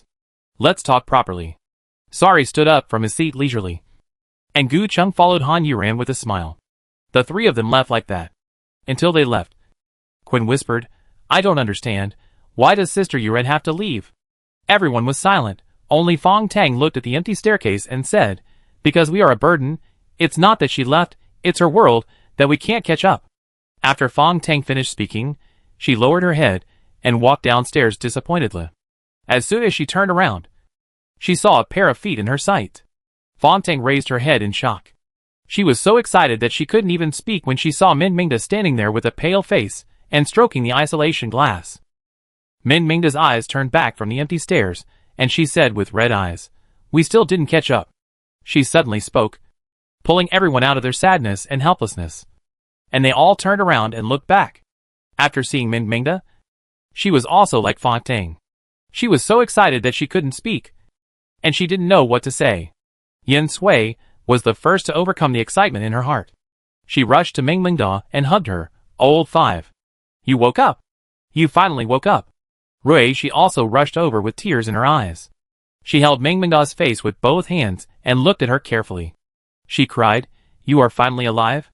That's great. Ming Mingda was also upset by them. She couldn't hold back the tears that she had held back with great difficulty. I'm sorry. I made you worry. I'm sorry. Fong Tang gently patted Ming Mingda's head with one hand. Silly. What's there to be sorry for? We are sorry for you. Fong Tang also choked up rarely. Compared to them, Su Fei and the others didn't have any special feelings for Ming Mingda. So they weren't very excited. Especially Su Fei was still immersed in the fact that Han Yuran had left. Quinn was of course happy. But when he thought of Han Yuran's departure, he couldn't be happy again. Sugita Jintoki was too embarrassed to rush over and hug them, fearing that they would say he was a hooligan. Only Gao Tianyi, staring, holding back tears, with bloodshot eyes, stood there without moving forward. I used to be so worried, sad, and in pain. But now I don't want to say it out loud. I just feel happy and satisfied when I see her innocent smile and red eyes again. Ruishi and Min Mingda hugged each other and cried for a long time before they stopped. Min Mingda wiped her tears and said sadly, I want to tell Lao Si in person that I don't blame her. But I woke up too late. Fong Tang held her hand and comforted her. It's okay. Lao Si will come back. The others nodded vigorously. Yes. She will definitely come back. Yen Sui, whose eyes were darting around to prevent tears from flowing, looked at Gao Tianyi who was frozen in place and had not moved for such a long time, and shouted, Lao Ba. What's wrong with you? Lao Wu woke up. Why didn't you say a word to Lao Wu? You were so worried about her. Min Mingda looked at Gao Tianyi when she heard it, and was a little surprised. Would this person who always played tricks on her and bullied her also worry about her? Chapter 517, We Are All for Friends. Gao Tianyi looked at Ming Ming's eyes, and felt a little flustered for a moment. He didn't know how to face her. His eyes had already begun to evade. He didn't know whether to open his mouth or not. He looked very uneasy. Ming Ming's eyes were full of doubts. He didn't understand what happened to this person, who always talked nonsense, and was the most talkative. Gao Tianyi also knew that he looked a little too embarrassed now. After coughing twice, he said, You are lucky to wake up. Ming Ming nodded in confusion. Yin Sui has already started to roll his eyes. What nonsense is this? He couldn't help but point his finger at Gao Tianyi and said, What's wrong with you? Why are you so cowardly? Think about when you got angry with Lao Si for Lao Wu. Think about how you were heartbroken by Lao Wu's bed. Can you say a few reliable words? Gao Tianyi now wanted to find tape to seal Yin Sui's mouth, or throw Yin Sui out. Why is he saying anything? Ming Mingda was a little surprised. She didn't expect Gao Tianyi to be so worried about her, and even get angry with Lao Si. As innocent as she was, she didn't think too much about it. She didn't think about what a man who had nothing to do with her meant to do to her. She just looked at Gao Tianyi gratefully and said, "Thank you. I made you worry." Her sincerity made Gao Tianyi feel relieved, but also a little disappointed. What would happen if Min Mingda knew his feelings from Yinsu's words? Would she accept him? Or would she? But it seemed a little early to think about these things now, because Min Mingda didn't think about it at all, and thanked him so solemnly. A simple girl, not easy to flirt with, Gao Tianyi smiled and replied, "It's okay, as long as she wakes up." Now his mentality is much more stable. Min Mingda has woken up. Fontang looked at Sophie and said, "Are you willing to stay? I hope you can stay." The sentence she added at the end was very touching, and it also gave Sophie enough way out. Sophie looked at her and said sullenly, "I'm sorry, I didn't have a good attitude just now." "It's okay, we are all for friends." Fontang's answer made Sophie's eyes light up, and she couldn't help but look at the cute girl in front of her again. The favorability towards Fontang was rising rapidly. "Yes, friend," Sophie said as she extended a hand to Fontang. Fontang glanced at the hand Sophie extended and shook hands with her while saying, "Yes, friend." They had already reconciled here. Han Yuran, Gu Cheng and Sari, who had gone out, flew a long way, but still within the scope of the North District, and stopped. Han Yuran turned to look at Gu Cheng. "You, where to go? Go there. I don't need your help here, and you can't help me." Sari chuckled, making Gu Cheng want to punch him twice. "But?" Han Yuran raised her hand to interrupt Gu Cheng. "Don't bring up Anya. Sari and I are in a cooperative relationship. We use each other, take what we need, strive for benefits, and achieve what both sides want. What chips do you have to join?" Han Yuran said this clearly. "Don't talk about feelings. What I'm talking about with you is cooperation and benefits, and cooperation, of course, is not just about getting something for nothing. If you, Gu Cheng, want to stay, show your sincerity, bring out what we need and want, otherwise no talk." Chapter 518 Doubts. Sari still felt a little uncomfortable when she heard Han Yuran say this. It turned out that in this woman's mind, the relationship between the two of them was like this. But thinking again, she didn't have any special feelings for Gu Cheng, so she felt better. "You and the Dark Tribe's great demon king, have you joined forces?" Gu Cheng asked again. Han Yuran nodded, "Yes." "What are the terms of your cooperation?" Gu Cheng asked. "This has nothing to do with you." Han Yuran refused to answer this question. "I need to know whether your cooperation is beneficial or harmful to me, so that I can decide whether I want to cooperate with you. You are from the Light Clan, of course, it will not be beneficial to you." Sari suddenly spoke, and the two people's eyes were pointed at each other again. But Han Yuran, who just knew that Gu Cheng was from the Light Clan, was dumbfounded, looking at Gu Cheng in a daze. She had a little doubt about Gu Cheng's identity from the previous conversation between Sari and Gu Cheng. But she really didn't expect Gu Cheng to be from the Light Clan. Oh my god, these Dark Clan and Light Clan are all crazy. You are so much stronger than humans. Why do you all come here to be undercover? Can you be more straightforward? But Gu Cheng is from the Light Clan, Sari is from the Dark Clan, and the Light Clan and the Dark Clan are not compatible, so the possibility of the three of them working together is not great. It's just that the Dark Clan and the Light Clan are obviously working together to attack humans, but they both arranged undercover agents. It seems that there are a lot of things involved. Sari had his own plan. To kill the third prince. Han Yuran felt that she was caught up in a big thing. Of course, she was also carrying the inheritance of the God and Demon clan. If the God and Demon clan revived, the two clans in front of her would definitely be in trouble. The relationship between the three of them could even be said to be completely hostile. So, among them, are humans really just standing in the position of lambs to be slaughtered? Does she really need to stand up for humans? Han Yuran had deep doubts. Everything was beyond her expectations, although she had not expected anything.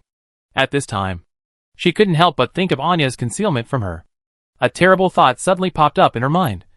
Anya couldn't be a human being either. But Anya must belong to another organization.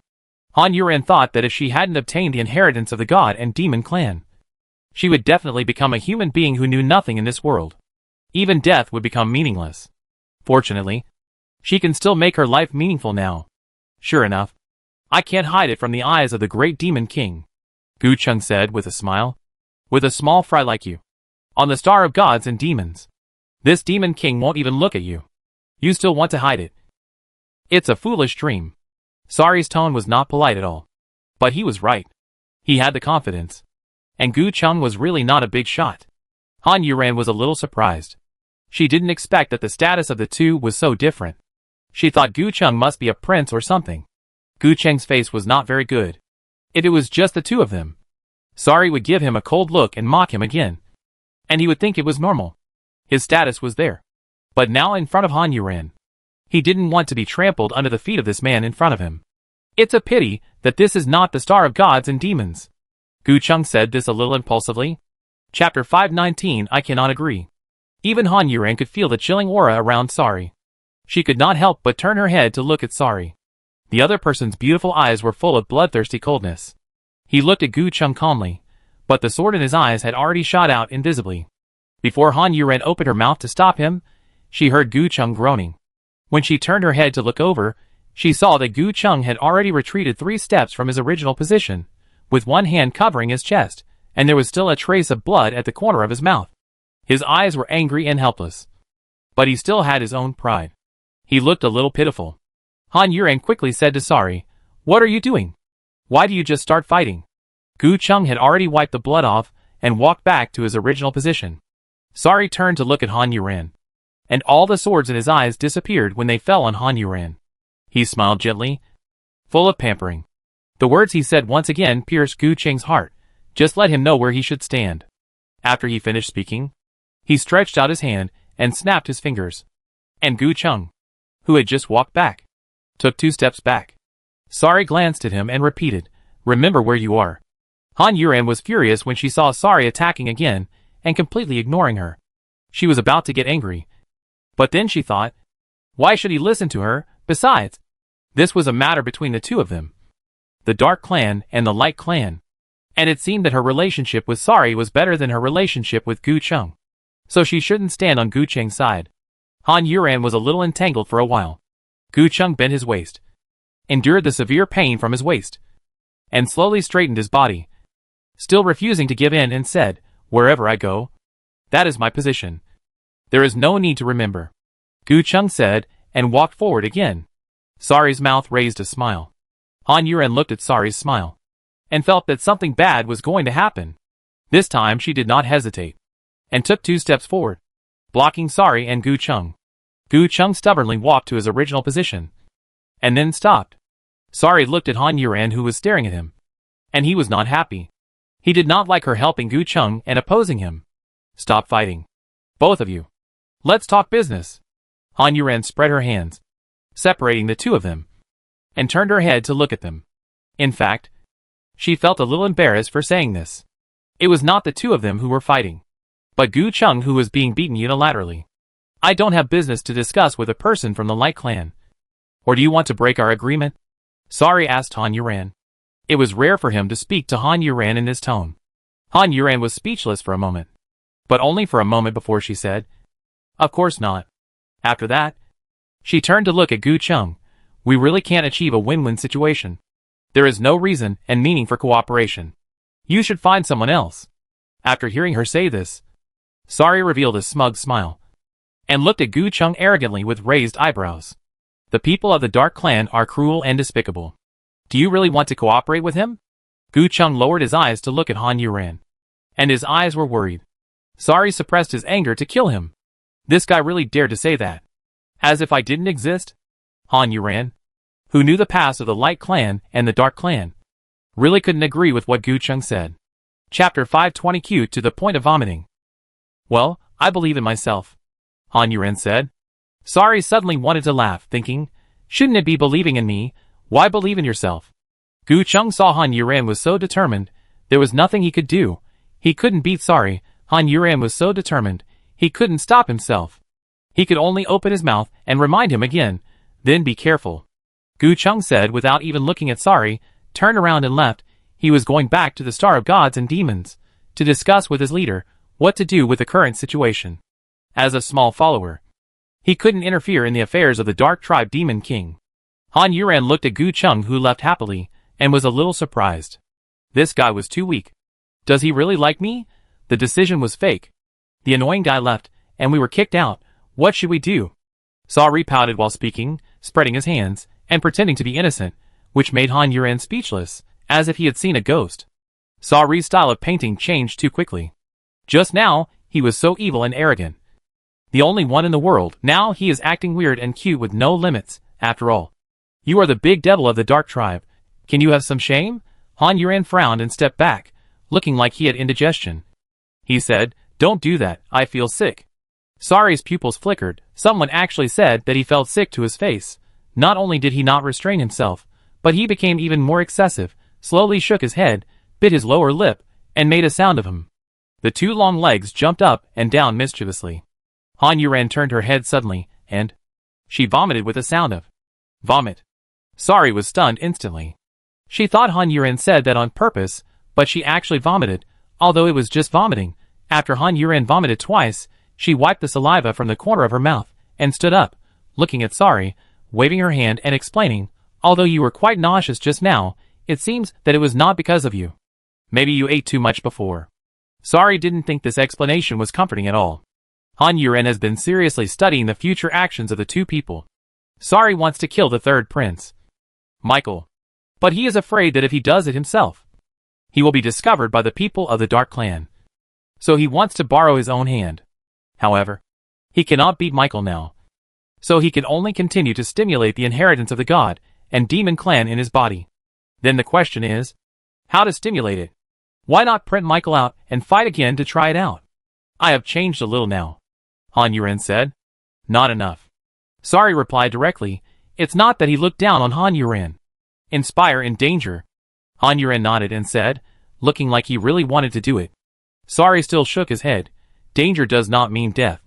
You can stay by my side and save me at a critical moment. Then my identity will be exposed." Sari's words made Han Yuan completely silent, and he had no confidence in his idea, as if it really wouldn't work. What else can they do? They can't just live day by day. She can't lead the Dark Tribe's big devil to fight the Dark Tribe. That guy is really sick. Han Yuan was depressed. But suddenly his eyes lit up, and he thought of a good idea.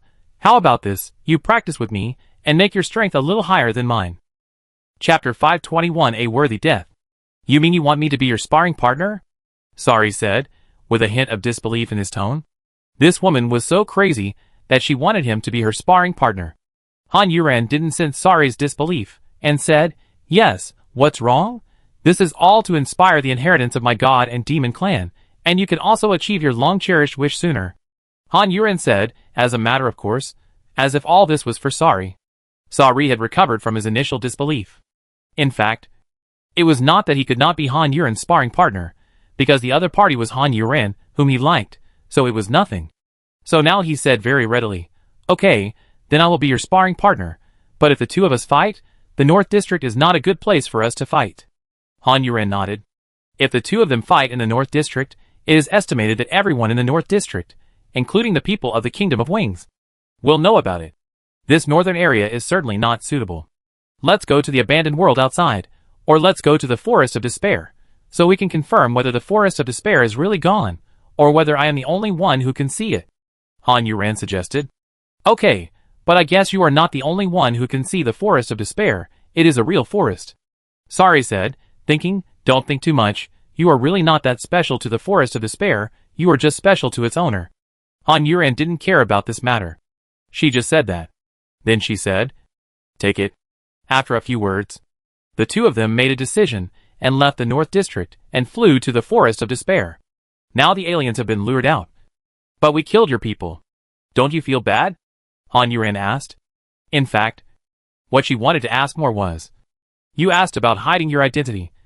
And you even killed your own people. Don't you feel bad?" But I always feel that this guy won't feel bad. So these two questions are actually useless. They died for the Dark Tribe. And they died for a good cause. Sari's answer was not unexpected at all. "But you are the great demon king of the Dark Tribe, and they don't even recognize you. This is really ridiculous." Han Yuan thought that if there was such a great demon king in their world, even if he turned into ashes, they would be able to recognize him. But Sari's counterattack shattered her confidence in an instant. Fu Xiuyan is a child star, and you can say that you have watched him grow up, but you still don't notice anything. This is quite weird. I don't chase him much, so it's okay if I don't notice it, but there are crazy fans of him all over the world. I'm sure there are some in the Kingdom of Wings, and there are also some in the Miracle Bearers, and no one has noticed it. What's more, If I want to hide, those idiots certainly won't recognize me. Sorry said. A sense of pride. No need to say more. You can feel it. Han Yuran really wanted to experience this kind of overflowing confidence. This kind of awesome feeling. This feeling of being a king since birth. It must be awesome. You will be my princess in the future. Everyone will respect you as much as they respect me. You can enjoy it. Sari looked at Han Yuran and said with a smile, as if he saw through Han Yuran's mind. Han Yuran rolled his eyes at him. Who wants to be your princess? Don't think too much. Wake up. It's not dark yet. Chapter 522. You have no way to retreat. Sari looked at Han Yuran and did not continue to talk about this issue, but said confidently, let's wait and see, don't get excited. After that, Sari did not speak again, and Han Yuran did not say anything, because she did not want to continue talking about this issue. On the way, the two met a group of aliens, and before Han Yuran could make a move, Sari had already made a move like thunder, so fast that Han Yuran only blinked, and when he opened his eyes again, the two aliens were lying on the ground in pieces. Han Yuran looked at Sari in surprise. This guy usually doesn't attack unless he has to. The rest of the time he just plays by the wayside. Now he is so active. And he attacks so quickly. What happened today? Did the sun rise from the west after finishing off his opponent? Sari looked at Han Yuran, who was dumbfounded, and asked, what's wrong? Han Yuran frowned and asked back, what's wrong with you? I'm fine. I just finished off a few minions. I'm not injured. You saw it all. Han Yuran wanted to shake her head. She really didn't see it. But that wasn't the point. She smiled dryly. Haha. Let's go. As he said that, Han Yuran continued to fly forward. Sari didn't ask any more questions and followed him. After a long while, Han Yuran finally spoke. It seems that you have sent a lot of people. I think we will definitely meet them in the Forest of Despair. I am afraid that it will affect our battle. It's okay. I will find them. Sari said. Han Yuran felt a little depressed. Because what this meant was that even if the other party was fighting with him, it would not affect him at all. Or fighting with him was just playing for him. There is really no comparison. Han Yuran was depressed for a while. The two of them also arrived at the location of the Forest of Despair. But now it is really empty. There is no forest at all. As Ivan said, there is not even a tree. Han Yuran was stunned for a while, then he said, where did the Forest of Despair go? It should have returned to the Star of Gods and Demons. He has found you. The 5-year agreement is still a long way off. Sari expressed his thoughts. Han Yuran felt that this possibility was indeed very high. But the Forest of Despair was not here. For some reason, he felt a little uncertain in his heart. Although I hadn't considered it specifically, the magical existence in the Forest of Despair had become my last resort without me noticing. Because I was the only one who could help him. So he would definitely help me. I didn't ask him for everything. But when I had no other choice, or when I was injured and had no way out, I could retreat into the Forest of Despair to save my life. But now the Forest of Despair was gone. And she had no place to save her life that she could trust completely. Thinking of this, Han Yuran couldn't help but glance at Sari in front of her. Although she didn't have a clear idea in her head, she knew she was weak, and this wouldn't work. Han Yuran shook her head, put aside these inappropriate thoughts, and didn't leave herself a way out, so that she could fight to the utmost, and only by fighting to the utmost can she get infinitely close to success. Han Yuran, you have no way out. Han Yuran yelled to herself in her heart, warning herself. Chapter 523. Sari. Okay. Let's get started. Han Yuran stopped thinking and stopped expecting anything. She returned to being the Han Yuran who relied on herself for everything. Sari didn't know that her mental activities were so rich in such a short while. She was just a little surprised that she was about to start just after they arrived. Could she take a break? Michael watched Han Yuran, and the others rushed to where Tu Shilong was. He hesitated in his heart whether to let Tu Shilong take action directly. If it were before, he would definitely be worried that Tu Shilong would accidentally kill Han Yuran. But now, he always felt that the one who was killed should be Tu Shilong. But Tu Shilong couldn't die. He was Tu Shilong's only brother. How could he let him die? Tu Shilong was not panicked, but pressed the communicator. Master, what should I do? While he was talking, Han Yuran had already chopped off the upper half of the building with a sickle. And Fang Tong's fist followed closely, and smashed down. The rumbling sound was endless. This building that survived the apocalypse was now destroyed by Han Yuran and Fang Tang. In almost 2 breaths, it collapsed, smashing cracks on the ground, and smoke and dust were everywhere. The glass balls in the deep sea were shaken. Michael's voice came from the communicator. "It's up to you." Michael didn't let Tu Shilong retreat in the end. "Give Tu Shilong a chance, and give Han Yuren a chance, to see who will win in the end, but neither of them will die, because he won't let Tu Shilong die." Michael rarely left his room.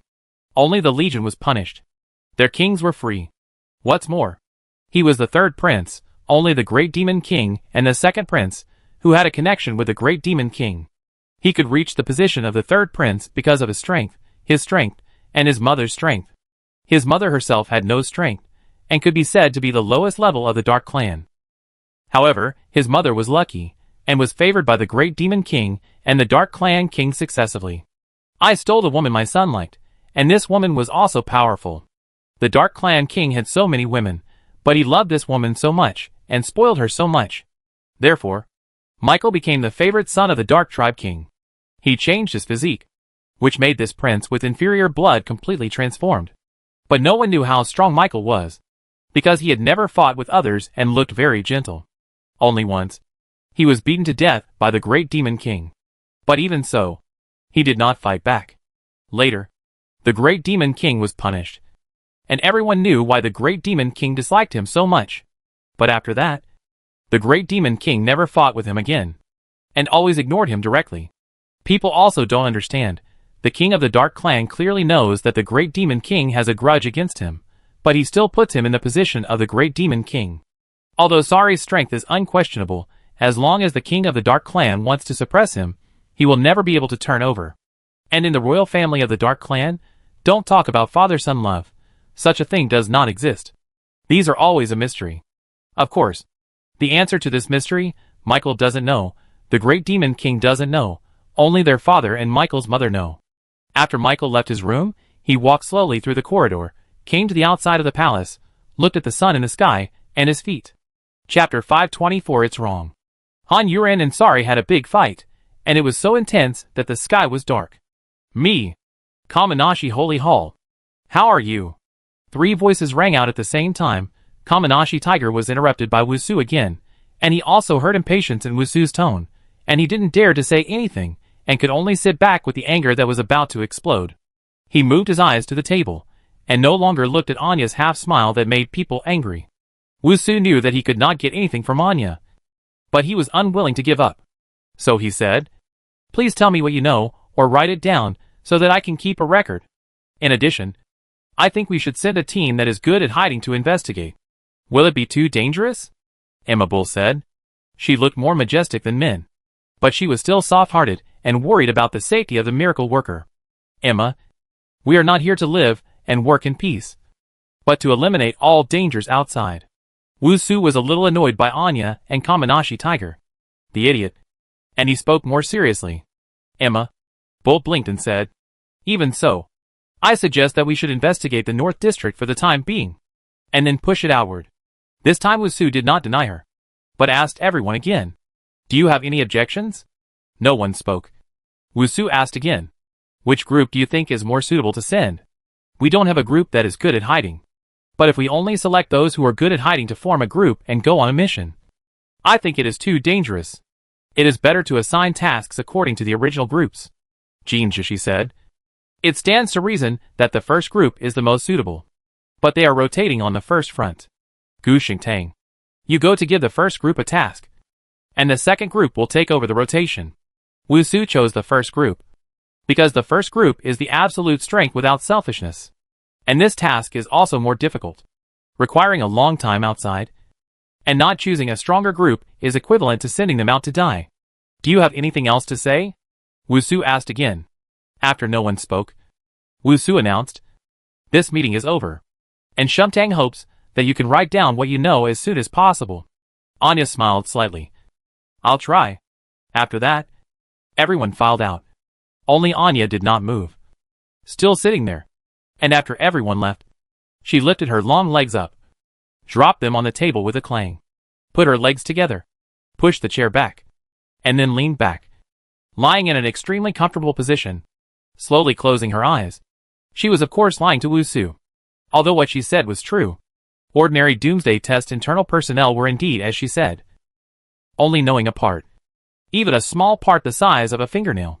But she was different. Because she was a talent. A superior. And a leader. Not only did she know, but she knew everything. Besides those, she was also a genius. Her brain was very useful. Her memory was excellent. And she could remember everything she saw. She was looking through the information about the layout of the mechanism in the southern area in her head. And the silver needle streak that Han Yuren and the others encountered popped up in the pile of information. Silver needles are made of soluble toxins, which enter the body through the pores. As long as you touch them without isolation, you will be poisoned. The toxicity is very strong and can cause the poisoned person to hallucinate and become addicted to it until he goes crazy and dies. Chapter 525. Don't look. Sorry. Han Yuren said so. The man's movements were like those of a wild beast. His two bloody hands grabbed the woman's neck. His nails pierced through the skin and flesh of her neck.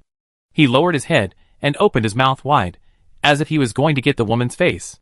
The woman only cried out briefly in pain, and then she began to resist.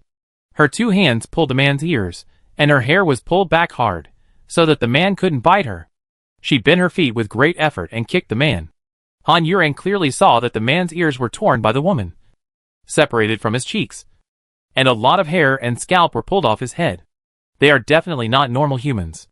Han Yuren had only this thought in his mind. The other people in the glass cabinet, seeing the two people fighting, also stood up little by little, and moved in unison to surround the two people. Han Yuren looked at their bodies moving in the blood, and thought of a possibility in his mind. But the two people who were fighting were already crazy, and they didn't notice the danger approaching. The man finally won the woman in strength, but the price was huge. An ear was completely torn off, and a piece of scalp, in exchange for his teeth biting the woman's nose, biting it directly, crushing it, and swallowing it into the stomach. I cough, resume action, ignore. Tang Fong said in a weak voice. She was no longer embarrassed in her heart, because this group of people didn't need to be rescued at all, but she didn't expect the aliens to be so perverted. Tang Fong added, "Sixth brother, you should be mentally prepared. A cute little courage, they have experienced it all along the way." Ming Mengda at the back swallowed her saliva in fear. She wanted to blind herself now, so that she would not see anything and not be afraid. Ruishi took a deep breath and tried to control herself to move her eyes away from the glass cabinet. And the group of people was just as Han Yuren thought. They rushed forward, pulled the man apart, dragged the woman away, and divided into two groups, surrounding the two people in the middle and struggling desperately. Every time they stretched out their hands, they would take them back with blood and flesh. The shrill sound resounded through the night sky, and they were eating people alive. "Let's go!" Fontang shouted again. The few people did not stop, and endured the pain in their hearts, and ran down to the ruins. The closer they got, the stronger the smell of blood became, and the more uncomfortable they felt. After redistributing the food, the few people took the parts they had obtained and spread them around, and continued to eat. Han Yuren looked at their swollen stomachs, and didn't understand why they kept eating. As the few people went down the ruins and entered the light, the people in the glass cabinet finally noticed them. A woman with disheveled hair sitting against the glass cabinet facing them raised her eyelids, and stared at the strongest group rushing towards them. For a moment, a trace of doubt flashed in the woman's eyes. But it was only for a moment. The woman's eyes regained their madness. Just like when she was eating people, she stood up like crazy, rushed towards the strongest group, and smashed her body against the glass cabinet, even breaking her nose.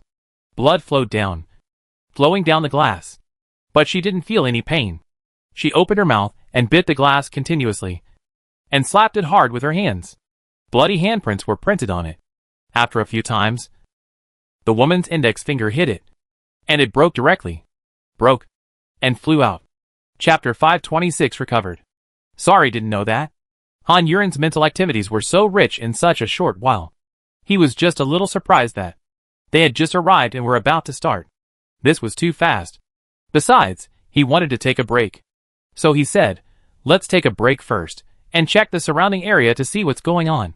Han Yuren thought so too. If there were a bunch of aliens or people from the Kingdom of Wings hiding here, and the two of them fought here, it would be really lively. "Okay," Han Yuren said, as he was about to check around. But when he turned around, he saw that Sari was sitting on the ground steadily. He didn't look like he was going to check the surroundings. Han Yuren couldn't help but stop and asked, "Why did you sit down?" I need to rest. So of course I sat down. After Sari replied. He adjusted his pants. Didn't you say you wanted to check the surroundings? Yes. Go ahead. Sari raised his head, looked at Han Yuran with a smile, and replied without any guilt. Han Yuran laughed. Why should I go alone? Because you are in a hurry, Sari said.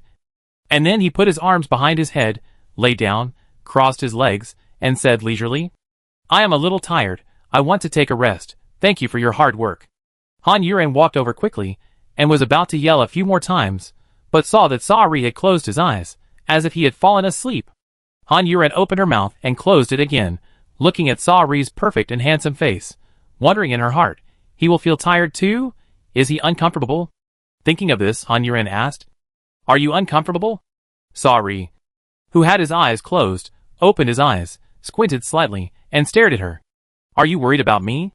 Sari asked, with a smile on his face. Han Yuran regretted it very much. This guy is a big devil. How could he not feel comfortable? He rolled his eyes and turned away. Just check it yourself. The place is not big anyway. It will be quick. After Han Yuran left, wind blew around Sari's ears again. And then the wind dissipated. The invisible thing finally revealed its shape. It was an eagle with a black body. Its black feathers were shining. Its dark eyes seemed to be connected to hell. And its sharp mouth was opening and closing. Sari squinted his eyes and listened attentively. The eagle talked for a long time before shutting up. Sari raised his hand, rubbed his forehead, and waved his hand. The eagle disappeared again and flew away. Lucifer, who was arranging things, suddenly stopped and said to the person in front of him, Let's do this for now. Go down. After the person left, the eagle appeared on his shoulder again. Lucifer nodded while listening, and finally sighed silently, looking at the door with slightly tired eyes. Is it really going to be like this? The person closest to him in the world is Sari, and this cannot be changed. Although Sari is very domineering now, he was not like this when he was a child. He spoiled himself and let himself do whatever he wanted. He was a good brother. Until that happened. Only 1 month after his mother passed away, his father took away the woman he loved most. And his executor, who grew up with him, was killed because he wanted to keep that woman. From then on, Sari changed.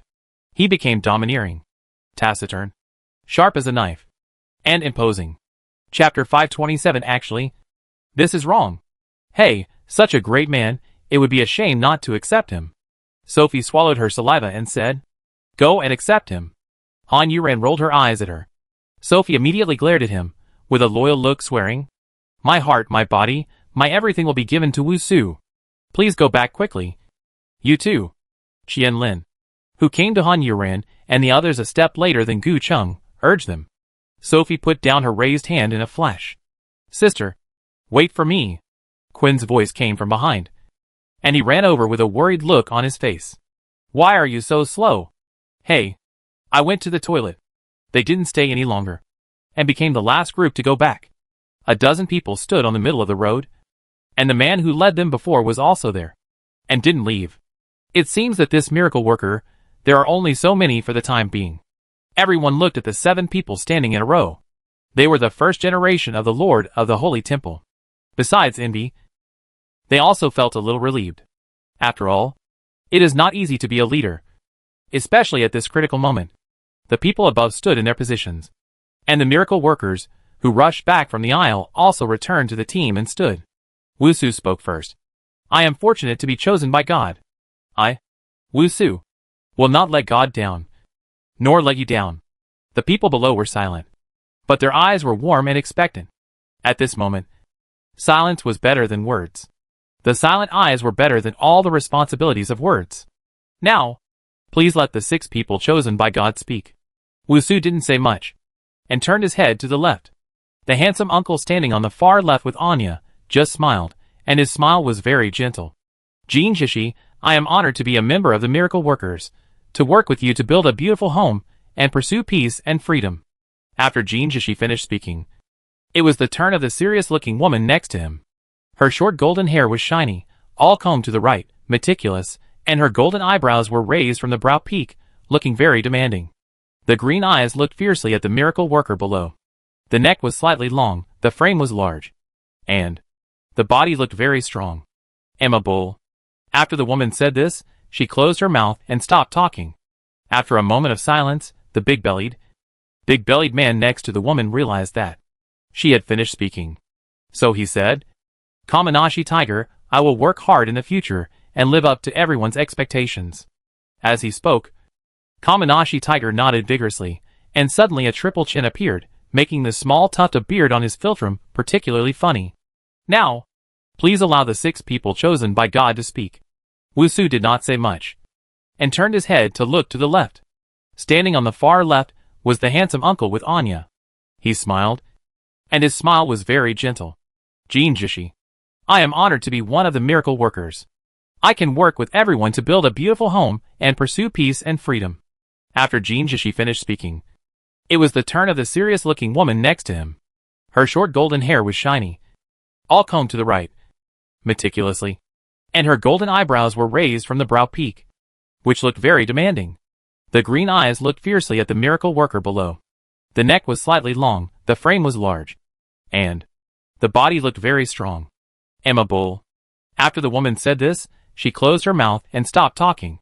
After a moment of silence, the big-bellied, chubby man next to the woman finally realized that she had finished speaking. Chapter 528. Please forgive me. Humanity. The human government has long had contact with alien races, and both the apocalypse and the invasion of alien races are a play performed by the government and the gods. A play in which the light race wants to completely kill the dark race. Humanity is trying to gain the qualification to live on the light race. The Earth's energy is exhausted, and it is no longer suitable for human habitation. The reason why so many people died is that the light race has a requirement for the number of people. So the government made this decision. Those who are able to survive have the ability to get a chance. The previous fake apocalypse was the kindness of the government, allowing humans to have a gradual adaptation process. Light Clan. The Light Clan and the Dark Clan live together on the Star of Gods and Demons, which is very far from the Earth. The Star of Gods and Demons is very large. The Light Clan lives on the ground, while the Dark Clan lives underground.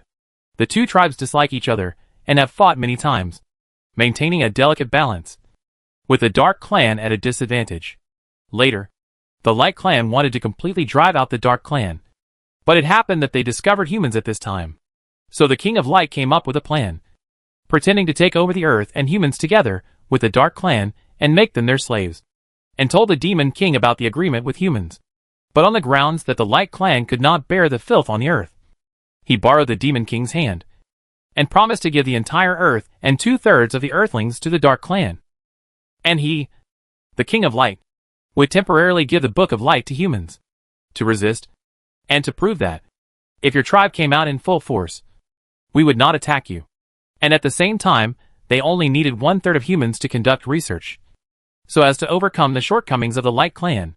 But at the same time, the Dark Clan had to agree that, except for the Demon King, all of them must temporarily evacuate the God and Demon Star to ensure the absolute safety of the Light Clan. There is a setting here. That is, the people of the Light Clan need to live in a very clean place. It just so happened that the Demon King of this generation was stupid, simple, and warlike, so he easily accepted it.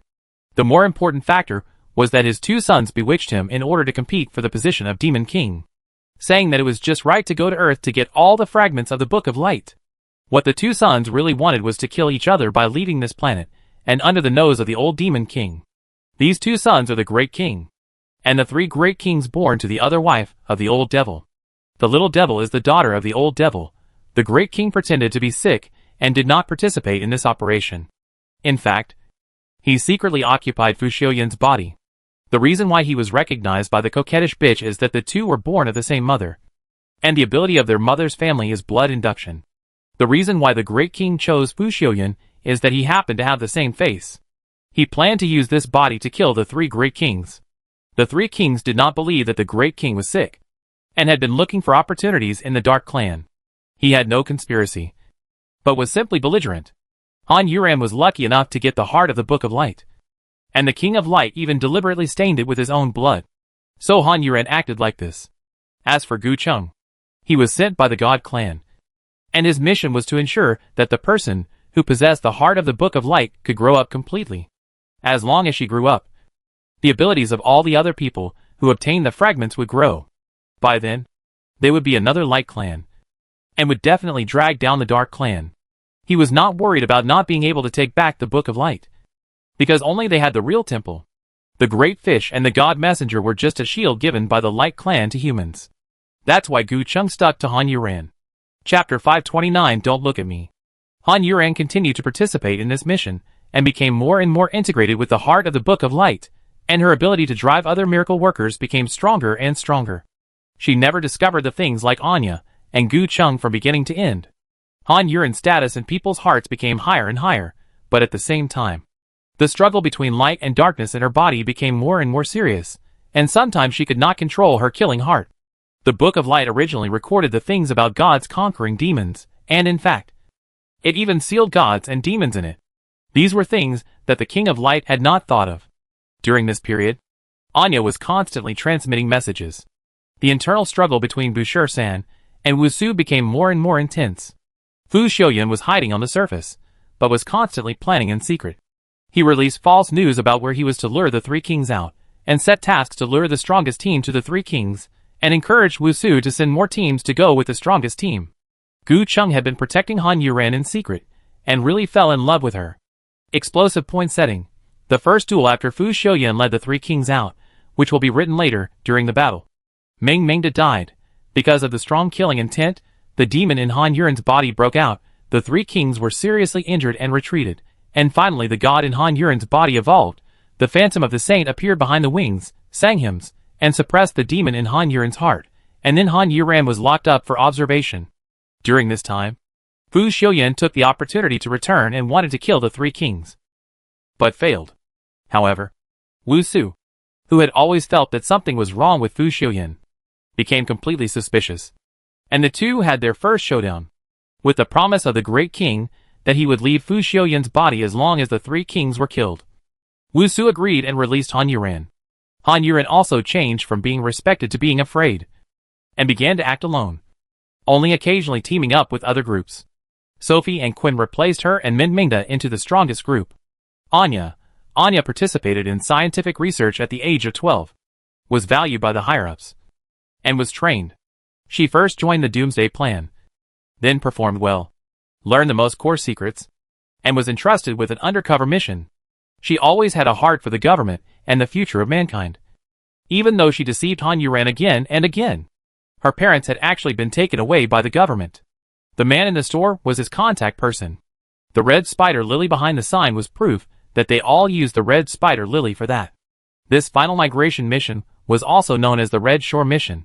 Wusu and Fu Xiuyan were good friends.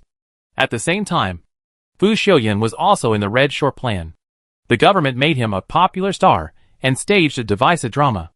Fu Xiuyan had been encouraging Wusu to establish the Kingdom of Wings, etc., and pushed him up. In Wusu's heart, the relationship between the two was extraordinary, so he valued Fu Xiuyan very much.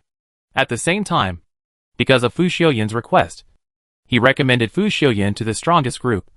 And at that time Fu Xiuyan had been occupied by the Great King. Fu Xiuyan, Bushir-san. Bushir-san is a simple and smart person. Yin Sui is his sister. And the goal of the two is to defeat Wusu and make Bushir-san the king. During this period, Fu Xiuyan took the opportunity to return, wanting to take the lives of the three kings, but failed. However, Wusu, who always felt that Fu Xiuyan was not right, became completely suspicious, and the two had their first showdown. Chapter 530 It's all my fault. What did you say? Alice didn't hear Han Xiaoling's muttering clearly, and asked. Han Xiaoling chuckled twice, and felt that he no longer had the same heartbeat as before for the beauty in front of him. Who dares to provoke a bad luck god? Alice looked a little guilty. She also knew that as a bad luck god, it would be difficult for people to like her. She would only bring disaster to people. The human in front of her would probably start a long and unlucky life because of her. As kind as she is, she naturally feels a little guilty. Well, if you have anything you don't understand, you can ask me. When Alice said this, her expression was somewhat flattering, and her big blue eyes, like two pools of sea water, flickered at Han Xiaoling. Han Xiaoling thought seriously. What else did he not understand? First, he was sure that the top beauty Alice in front of him should be the real god of bad luck, because Han Xiaoling, who was no longer restless, soon noticed that the environment around him had changed. The blue sky and white clouds had now turned into the blood red of sunset haze. And this time was definitely not sunset time. In addition, the whole world was in absolute silence. So quiet that even the wind stopped. Not to mention the passers-by who were around him before, who were no longer there. It was obvious that he and Alice were in another space. Of course, in this world with magic, a powerful magician could do this easily. Unfortunately, there were too many people with abilities in this world, including magicians, swordsmen, spellcasters, fighters, and even word spirits, mind controllers, and so on. Therefore, in order to protect the order of this world, people without IDs cannot use their abilities at will. Otherwise, they will be arrested and sentenced. They will spend the rest of their lives in prison. The ID will only be given to you after you join a legal union or some other legal organization. People with IDs must carry them with them in the most obvious place. Alice in front of him did not wear any ID. Second, Han Xiaoling did not think that he would be noticed by those rebel organizers who did not join legal organizations but used their abilities at will. Then, this Alice can only be a god. After thinking about it, Han Xiaoling asked his own question, "Do you want me to die in order to pass the test?" Alice was stunned for a moment, and quickly shook her hand to deny. No, I won't kill you. If you really die, it means you deserve to die." This explanation made Han Xiaoling want to curse. He stretched out his hand to stop Alice from explaining, and then asked, "What do I need to do?" Alice smiled sweetly. "Just live a normal life, and just pretend I don't exist." Han Xiaoling nodded. He was a calm person, so he easily accepted this matter. It's just that he was entangled by the god of bad luck.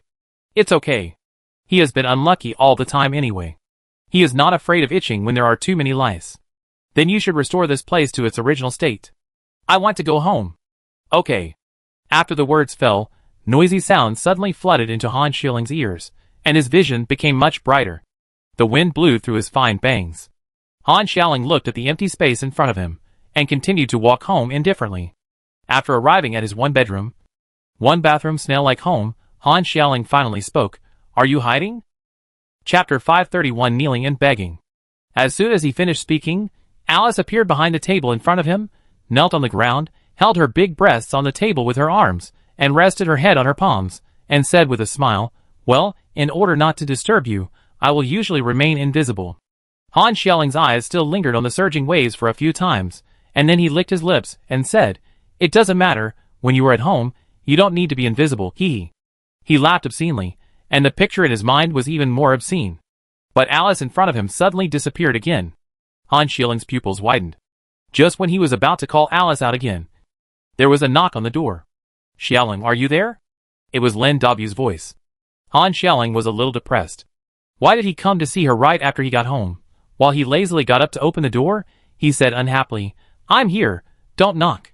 As soon as the door opened, the bloody smell choked Han Xiaoling and made him take a step back. Looking up at the door again, he saw Lin Dabu standing at the door with a head full of blood, panting heavily, and staring at Han Xiaoling with bloodshot eyes. Han Xiaoling was stunned for a moment. Then he quickly reached out and pulled Lin Dabu in.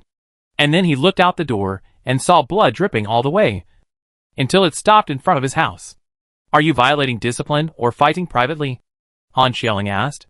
Violating discipline means, as he said before, using your ability privately, which is illegal, and you will go to jail. Fighting privately means comparing who has the harder fist without using your ability. This is unless you kill someone, or the other party calls the police. But this can be negotiated and explained. Lin Dabu sat down on the floor as soon as he entered the room, and said with difficulty, "Private fight." Han Xiaoling was relieved, and did not wipe the blood in the corridor. He went into the room and closed the door. "What's going on?" "Xiaoling, we have known each other for so many years, and we are friends. Can you do me a favor?" Lin Dabu got up from the floor, and looked at Han Xiaoling very seriously. This was the first time that Lin Dabu asked Han Xiaoling for help after knowing each other for so long. Han Xiaoling saw the wound from his left eyebrow to the top of his head, and did not agree immediately, but went to get the medical kit and said, "What's going on? Tell me first." He is a calm person, so he will not be impulsive. Lin Dabu did not force him, but walked to the table and sat down, and punched the table with one hand. "Oh my God! Be gentle. I only have this little property." Han Xiaoling said distressfully, while carefully cleaning Lin Dabu's wound with his hands. I went to see Sophie after school. Lin Dabu said this. Han Xiaoling threw the bloody cotton ball in his hand. He was not stupid and had thought of a possibility. You were not beaten like this by Sophie's new boyfriend. Were you? Sure enough. As soon as he finished speaking, Lin Dabu grabbed Han Xiaoling's collar again in anger. I don't admit that he is Sophie's boyfriend. If he is a friend, go and beat him up for me.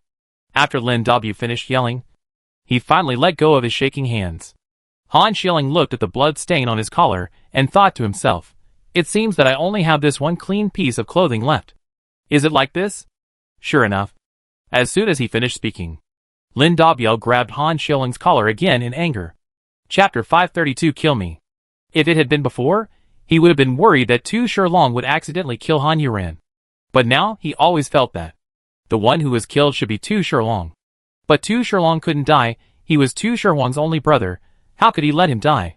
Tu Shilong was not panicked, but pressed the communicator. Master, what should I do?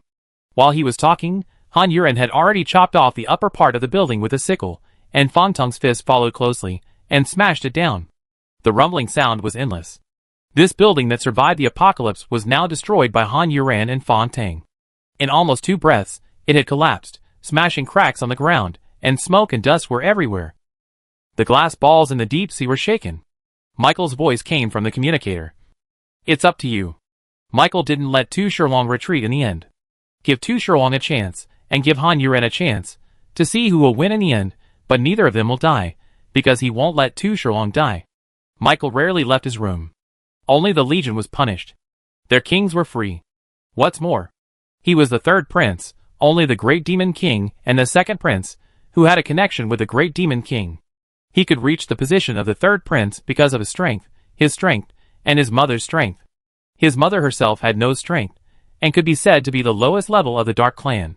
However, his mother was lucky, and was favored by the Great Demon King and the Dark Clan King successively.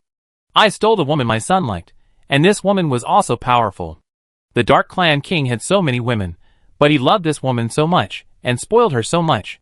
Therefore, Michael became the favorite son of the Dark Tribe King. He changed his physique, which made this prince with inferior blood completely transformed. But no one knew how strong Michael was, because he had never fought with others and looked very gentle. Only once, he was beaten to death by the Great Demon King. But even so, he did not fight back. Later, the Great Demon King was punished, and everyone knew why the Great Demon King disliked him so much. But after that, the Great Demon King never fought with him again, and always ignored him directly. People also didn't understand why the Dark King, knowing that the Great Demon King had a grudge against him, still put him in the position of the Great Demon King.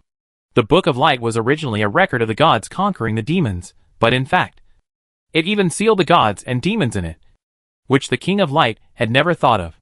During this period, Anya kept sending messages out. The internal struggle between Boucher-san and Wusu became more and more intense. Fu Xiaoyan was hiding on the surface, but was constantly planning in secret. He spread false information about where he was to lure the 3 kings out, and set up tasks to lure the strongest team to the 3 kings, and encouraged Wusu to send more teams to go with the strongest team. Gu Chung had been protecting Han Yuran in secret, and really fell in love with her. The explosive point setting. The first duel after Fu Xiaoyan led the 3 kings out, which will be written later, during which Meng Meng died. Because of the strong killing intent, the demon in Han Yuran's body broke out, the 3 kings retreated with serious injuries, and finally the god in Han Yuran's body evolved, and the phantom of the saint appeared behind the wings, sang hymns, and suppressed the demon in Han Yuran's heart. And then Han Yuran was locked up for observation. Chapter 533, I Don't Want to Live Anymore. The Book of Light records the story of gods conquering demons, and actually seals gods and demons in it, which the King of Light did not expect. During this period, Anya kept sending messages out. The internal struggle between Boucher-san and Wusu became more and more intense. Fu Xiaoyan was hiding on the surface, but was constantly planning in secret, spreading false news about where he was to lure the 3 kings out, setting up tasks to lure the strongest team to the 3 kings, and encouraging Wusu to send more teams to go with the strongest team. Gu Chung has been secretly protecting Han Yuran, and really fell in love with her. Breaking point setting. The first duel after Fu Xiaoyan led out the 3 kings, this will be written later, during the battle. Meng Meng died, Because of the strong killing intention, the demon in Han Yuren's body broke out. The three kings were seriously injured and retreated. Finally, the god in Han Yuren's body evolved. The phantom of the saint appeared behind the wings, singing hymns, suppressing the demon in Han Yuren's heart. After that, Han Yuren was locked up for observation. Humans. The human government has had contact with alien races for a long time.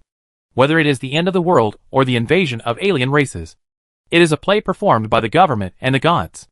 It is a play in which the light race wants to completely kill the dark race. Humans are trying to get the qualification to live on the light race. The Earth's energy is exhausted, and it is no longer suitable for human habitation.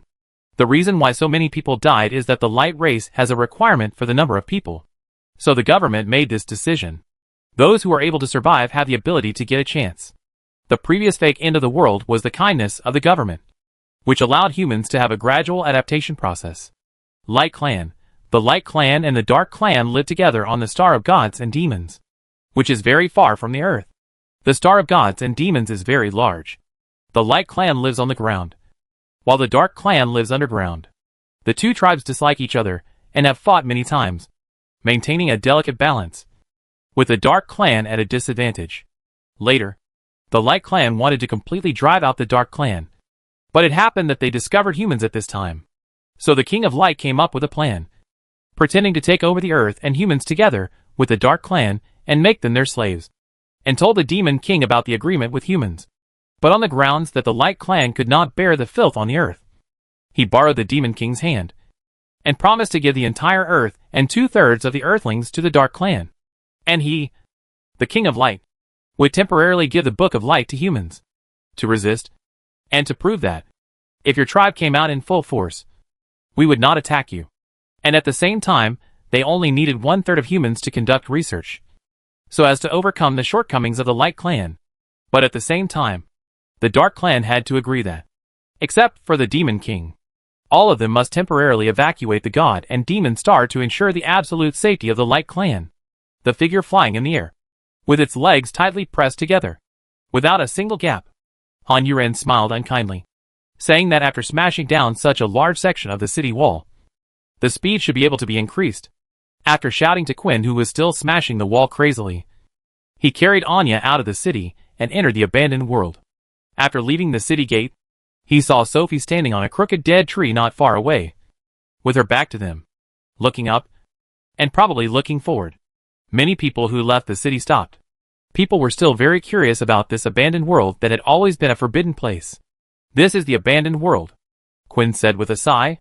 It was gray in front of him, but the visibility was higher than the previous fog. "This world is gray," Quinn couldn't help but say excitedly. Chapter 534 Executor. Lucifer certainly knew the Executor who belonged to Sari. It can be said that the three of them grew up together. The Executor was 4 years older than Sari. To them, he was like an older brother.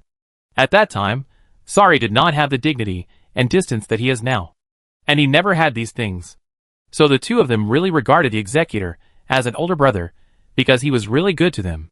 He would play with them all the time, tell them stories, take care of them, dress them. In short, at that time, Lucifer felt that the Executor was the most powerful person in the world, because as long as he wanted something, he would do it.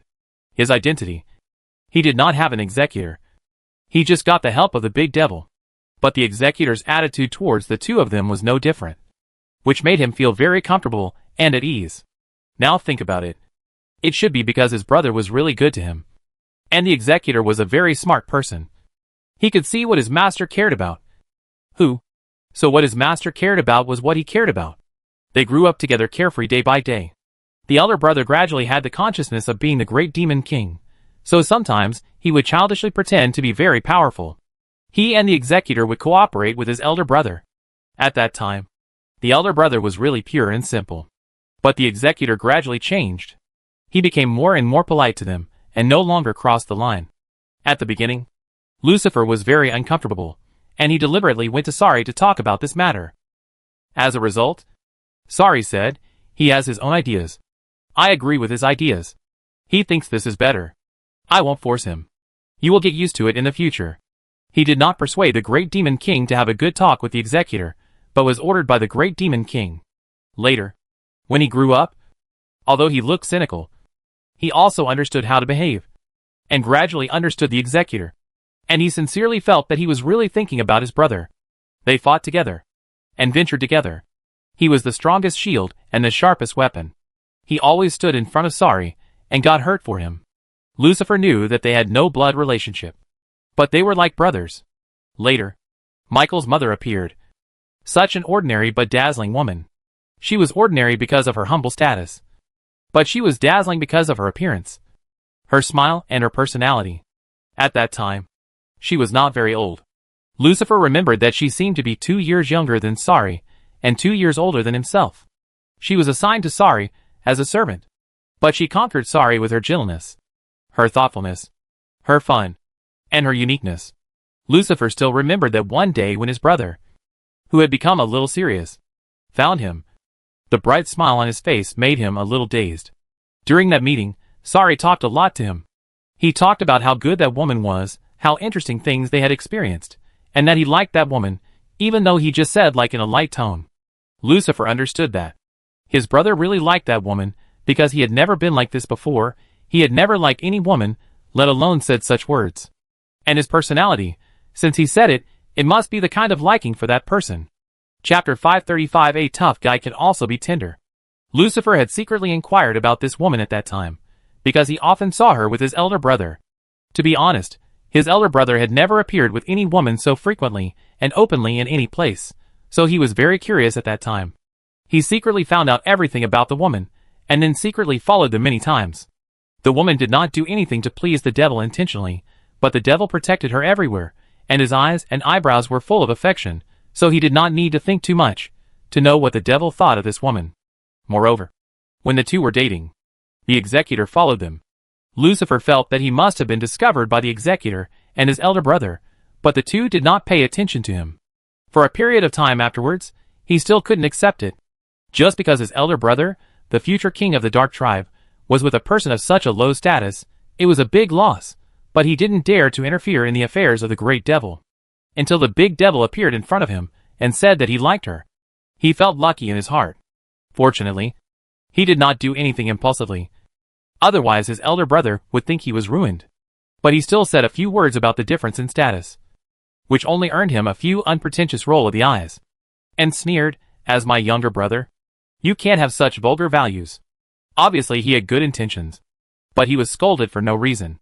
Lucifer, who was looked down upon, could only bow his head and say honestly, "Yes, I know." He was extremely envious in his heart. The woman's good luck. She could actually get the elder brother's sincerity and love.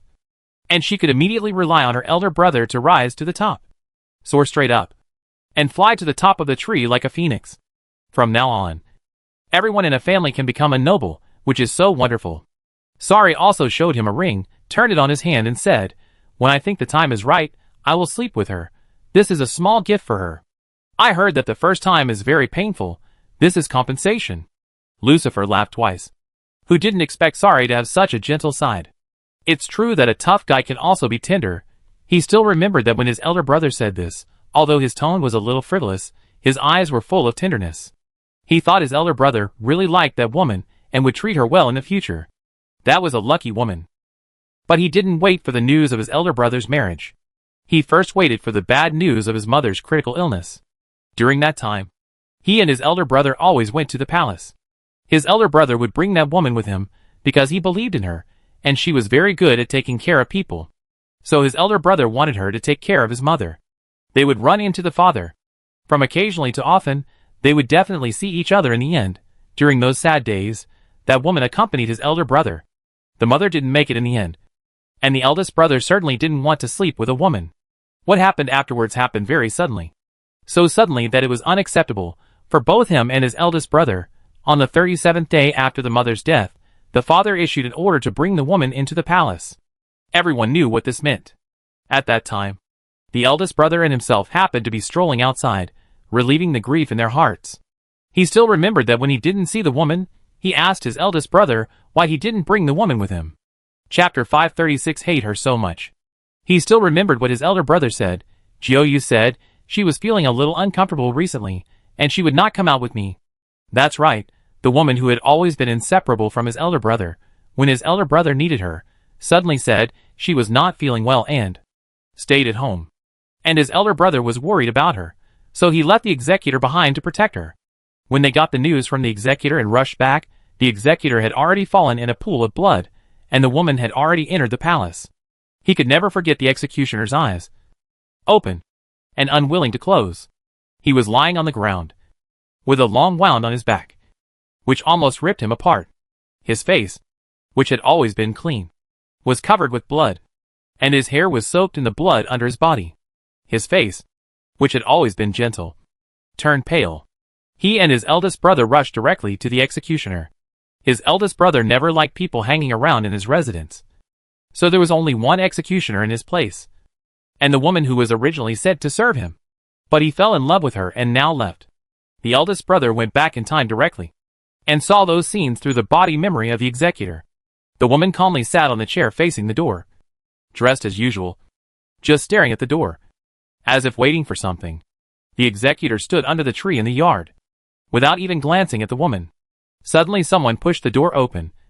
The executor turned his head sharply, but the woman did not look surprised at all, just narrowed her eyes slightly. The people who came were the personal guards of the Dark Clan King, and the Dark Clan King's chief lackey. The executor had to be more polite when he saw such a high-ranking person. The other party directly announced the father's order.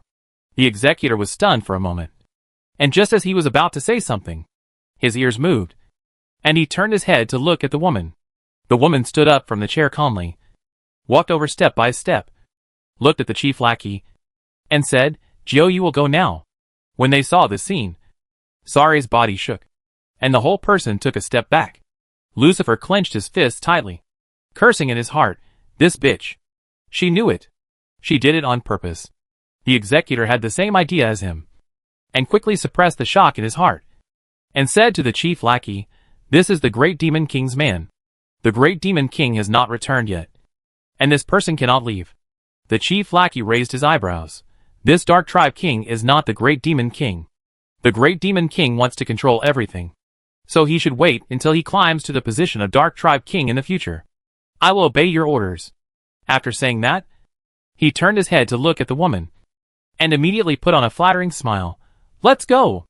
Seeing that they were about to leave, the executor did not give up.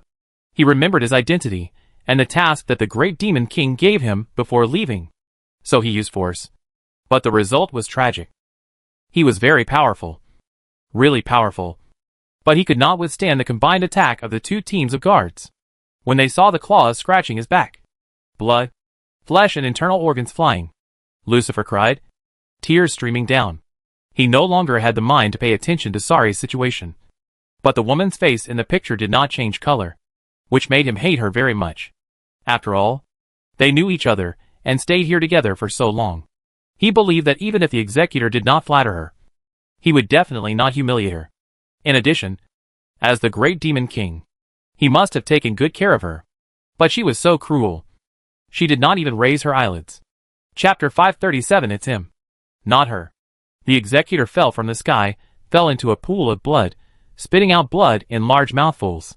The woman turned around without hesitation and walked out the door with the chief lackey. She didn't shed tears after turning around. But the executor was stubborn, insisted on stretching out his hand to grab the woman, said incoherently, "Wait for the master not to hurt him." After he finished speaking, the hand that couldn't reach anything fell to the ground without any strength to support it, and his eyes were still open. The gate was closed from the outside, and only the executor was bleeding quietly in the yard. It was this woman who changed the heart and character of the Great Demon King. It could also be said that it was his father who changed everything. He didn't believe that his father couldn't see that his elder brother liked that woman, but he still wanted to snatch her away. The scene faded, and Lucifer's eyes were already red from crying, and he couldn't help himself. But he heard the footsteps of the departing person. The extremely sensitive Lucifer exerted the fastest speed in his life, and only once exceeded the speed of the Great Demon King. Turning around, rushed out, hugging the big devil's legs, crying and shouting, "Big brother, don't be impulsive, don't go, don't go. Father has done this, he will never tolerate Big Brother, as long as Big Brother dares to go. And Big Brother is the person closest to me in the world, the person who treats me best, I can't lose him. But I didn't fight Big Brother, he even knocked me out with a punch. When I woke up, I was in Big Brother's room, on Big Brother's bed. I opened my eyes, and saw Big Brother sitting in a chair in a daze, without any injury on his face. Hearing his own movements, he turned his head stiffly, stared at him silently for a long time, and then said, "I buried him." For a moment, Lucifer even thought that she was referring to that woman. But the next second, he understood that it was him, not her. He didn't know what he should say, what he could do to help his brother, and finally felt useless, and said depressed and aggrieved, "I'm sorry. I broke into the palace. My father held her. And then I used my most powerful move. But I was beaten and almost died. At the last moment, she spoke in front of my father and begged for me. So he spared me." Lucifer felt a little sad about his brother's unconcealedness. He was the big devil, and he had never had such a helpless and powerless tone. "You are going to forgive her?" Lucifer asked. He didn't want to forgive that woman. Although he wouldn't kill her, he would hate her silently, always, forever. After he asked this question, the murderous aura in Sari's body suddenly erupted, his eyes were bloodshot, and he gritted his teeth and said, "Of course not. I won't let her go, nor will I let her family go. Of course, I won't let my father go." Lucifer heard Sari say that he would not let his father go. He didn't think there was anything wrong with that. They were in the same class with their father, and their father was in the same class with them, not father and son. He was just worried that Sari was too impulsive, and worried that Sari couldn't beat his father. "Don't worry. I've been impulsive." Sari's first love ended with the loss of an important person in his life. Later, the woman became pregnant and gave birth to a child. He was in a revengeful mood. "If I couldn't kill you, I would kill your child. In short, I would not let you have an easy life." But he didn't expect that he would lose to that child, and become good friends with him, and become the best friend in the world. Chapter 538 Really Crazy.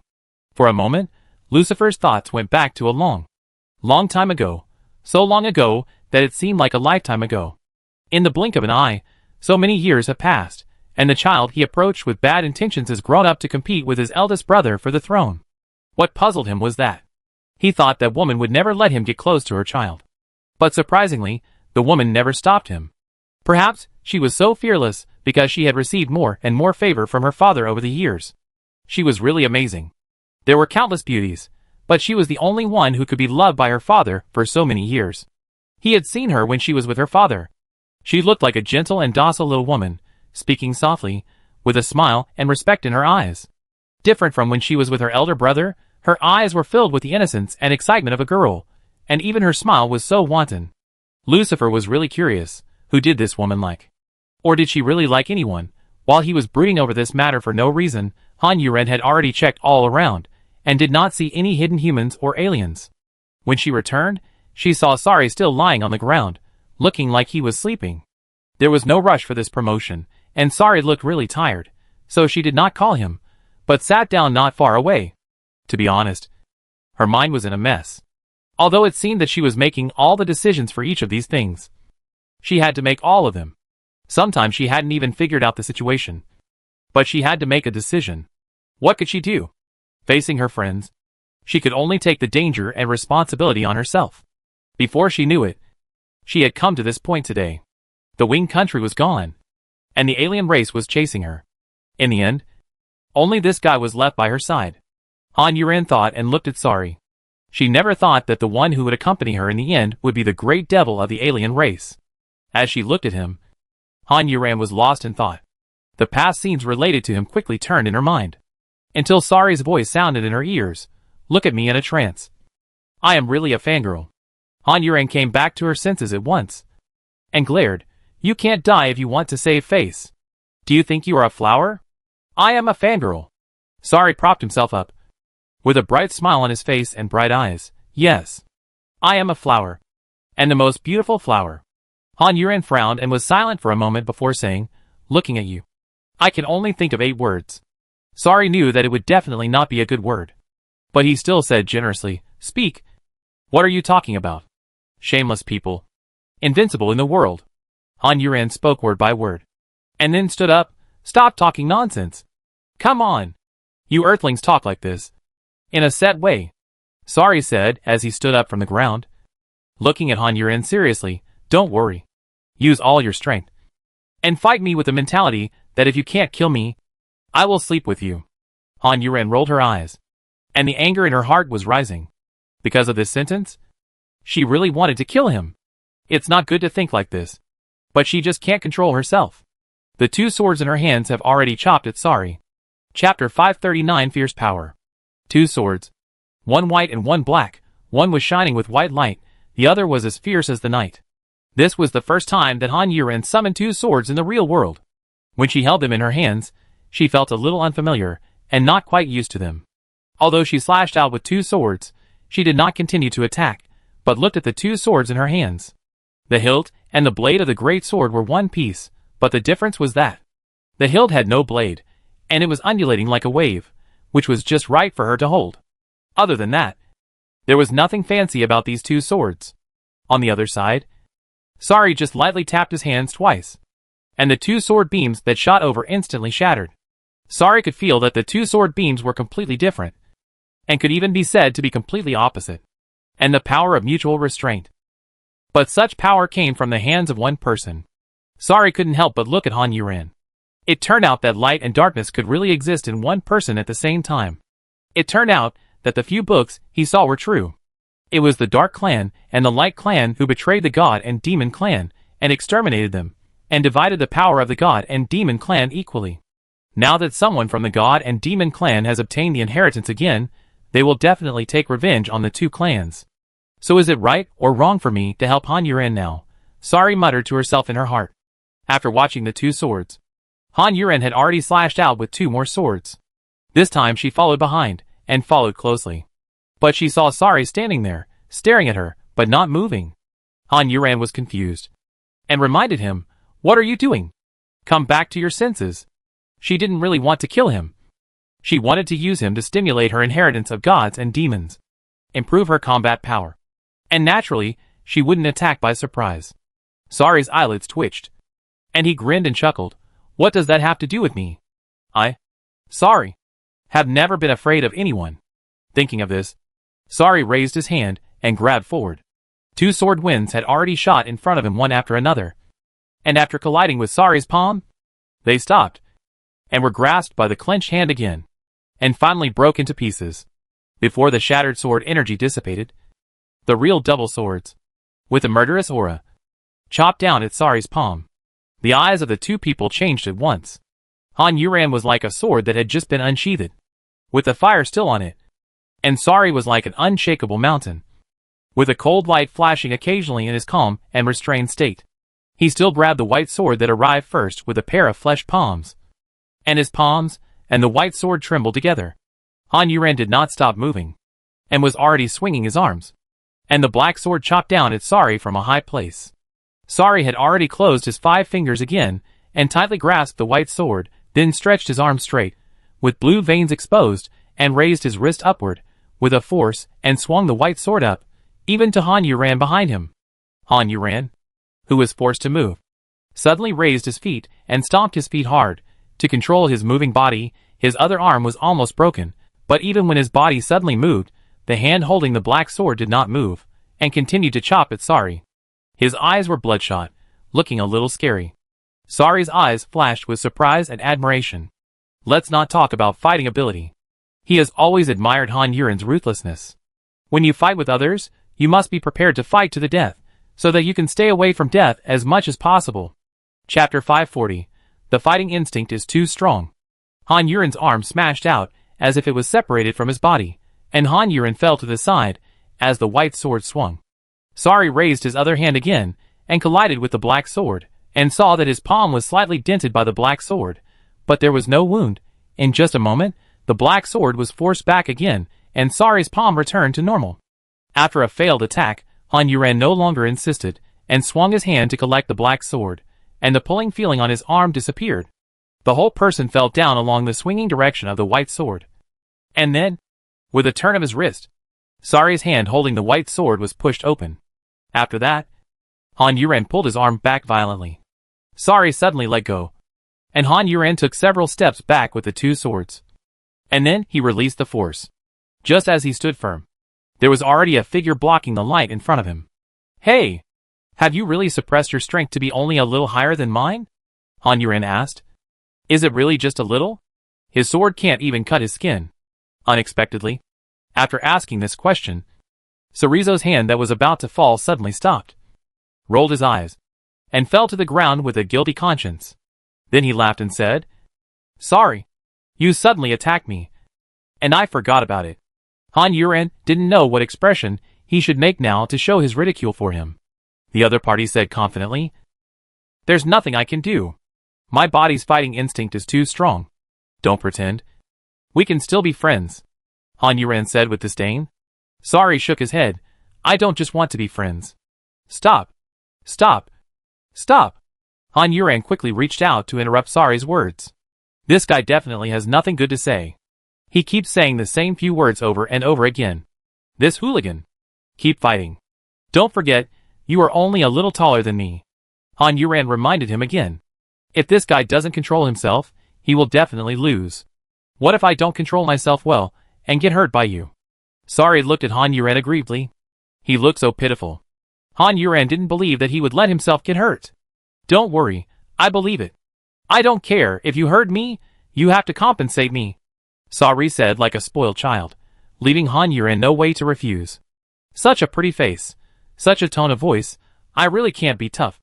Okay, I get it. After saying this viciously, he swung his two swords at Sari again. This time, Sari did not stretch out his hands to resist, but took a step back. He was only slightly stronger than Han Yuren, so he could not just use his hands to hold on. He would definitely be crippled. Seeing him retreat, Han Yuren finally saw a glimmer of hope that he could beat him. No matter how he won, as long as he could beat him once, he would be very happy. So after the strike missed, Han Yuren rushed forward again, and slashed out with two swords with flying lights. After dodging her first sudden attack, Sari did not retreat this time, but slowly pulled out a lightsaber from his chest. The key point is that the sword looks exactly like Han Yuren's double swords. Han Yuren's eyes flashed with surprise, and he didn't understand why the weapon he escaped with was the same as his own. But now is not the time to study this. His double swords and Sari's double swords actually collided with each other. Chapter 541 This Madman. The first thing that collided with Sari's lightsaber was Han Yuren's white sword. Han Yuren's black sword hit her own white sword again. When her sword was added, of course, it would not attack herself, but the evil spirit penetrated the white sword and attacked Sari. At the same time, her sword fell, shocking Sari to retreat 3 steps in a row before stopping, leaving a deep mark on the ground. During this period, Han Yuren's white sword did not leave the lightsaber, pressing him to retreat so far. The lightsaber of Sari was not white, but dark purple. It was not a physical entity. There were streams of light inside, as if black fireflies were surging inside. And these fireflies actually floated out of the lightsaber, rushing towards the white and black swords. But these fireflies were blocked, and it seemed that they would not be able to rush in for a while. However, not being able to rush in for a while did not mean that they would never be able to rush in. They were rushing towards the white and black swords one after another. Countless cannon fodders, there must be a chance to rush in. I just don't know what will happen after they crash into it. But it will definitely not be a good thing. So Han Yuren kept attacking, so that the thing would not have a chance to enter his double swords. The sound of ding-dong continued to ring, and sparks crackled. Sari was knocked back step by step, and a deep mark under his feet was drawn with smoke. There was no chance for his hands to change their movements to resist. Han Yuren's speed was getting faster and faster, but his strength did not decrease at all. It was like he was crazy, with endless strength. Sari looked at Han Yuren, who was beating him. He had never been beaten like this in his life. And it was a woman. And the woman he liked. It felt a little strange. It was interesting. But he felt a little uncomfortable. But he couldn't just sit there and wait for death. He was a big devil. But what surprised him the most was that although he had suppressed his strength to only a little higher than Han Yuren, it was still high. But it didn't seem to have any effect on Han Yuren. It seems that it is useless to be only this high. I feel that I will be suppressed by this woman's madness, and it will not stimulate her. So Sari increased his strength a little bit, to have an effect on Han Yuren. When his strength was increased, his figure that had been retreating suddenly stopped. His feet were deeply buried in the mud, which showed how much strength he had used. When he stopped suddenly, the sound of Han Yuren's black sword slashing down and colliding with the lightsaber became louder. A hint of joy appeared in Han Yuren's crazy eyes. Seeing this in Sari's eyes, he couldn't help but say in his heart, "This madman." Han Yuren didn't panic because Sari showed the power to resist, but was excited because she had the power to resist. She just likes fighting. Sorry couldn't help but feel funny. At the same time, he swung his arm vigorously. Zila sounded, the black and white swords were bounced away, and Han Yuran also flew out backwards. The sunlight sword was swung diagonally, looking at Han Yuran, who had just stopped in midair and was flying towards him again. He also raised his sword to fight her head-on. The two of them were like two meteors, colliding with each other at lightning speed, and the final result was naturally as violent as Mars hitting the Earth. Han Yuran's arms were crackling, but she didn't even take a step back. Chapter 542, Fighting for Life and Death.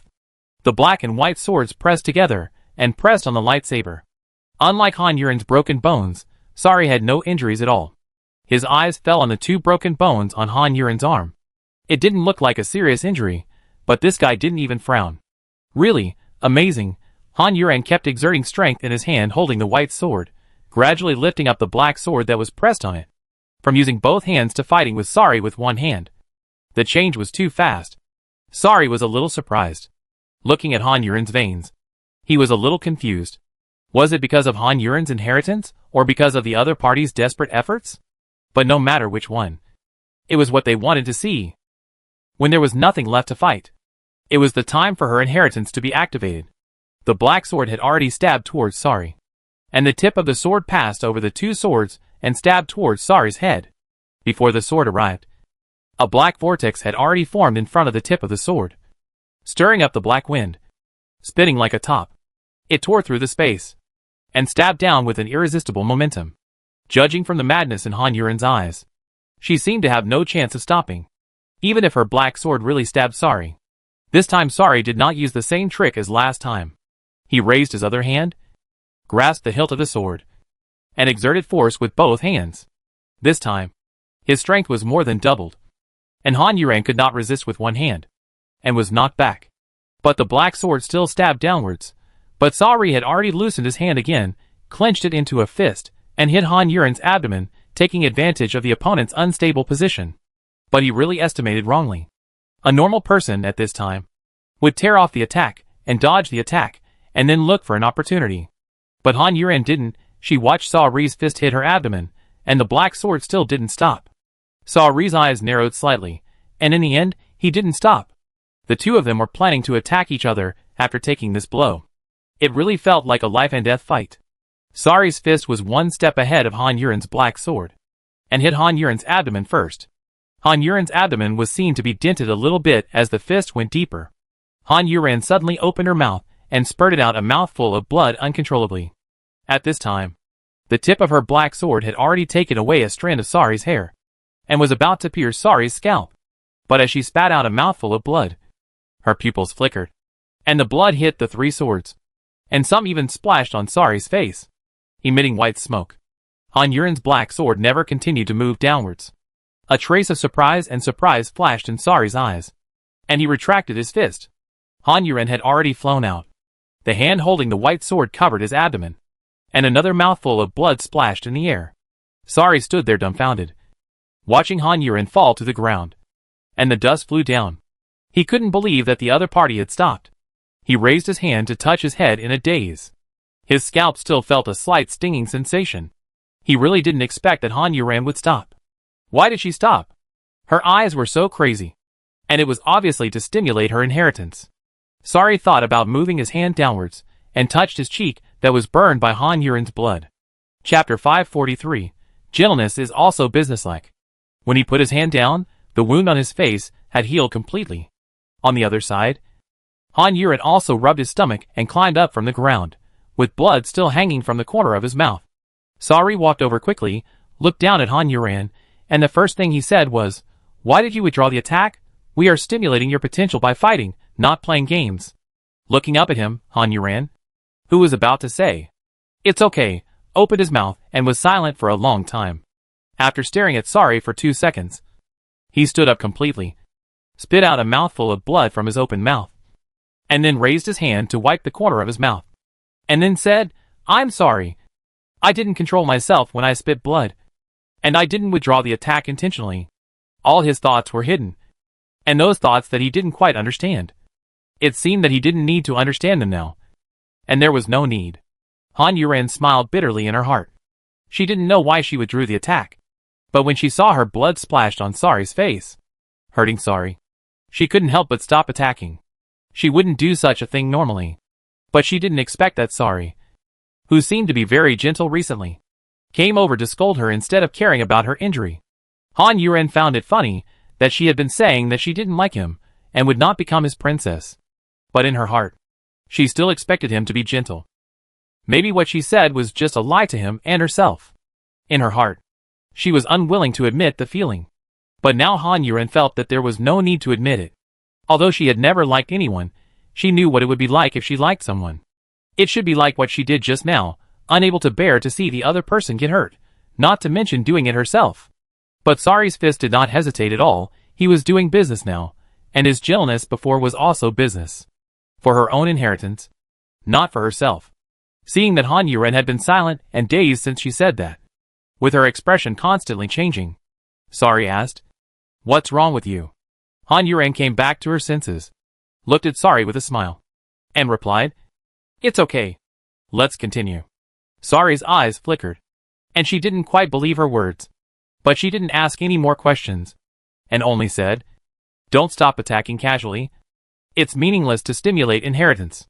The smile in Han Yuren's eyes disappeared, and she turned her wrists, swung up the black and white swords, and said, "Let's start." "Sorry." He looked at her arms and said, "Wait a minute. Heal your arm first."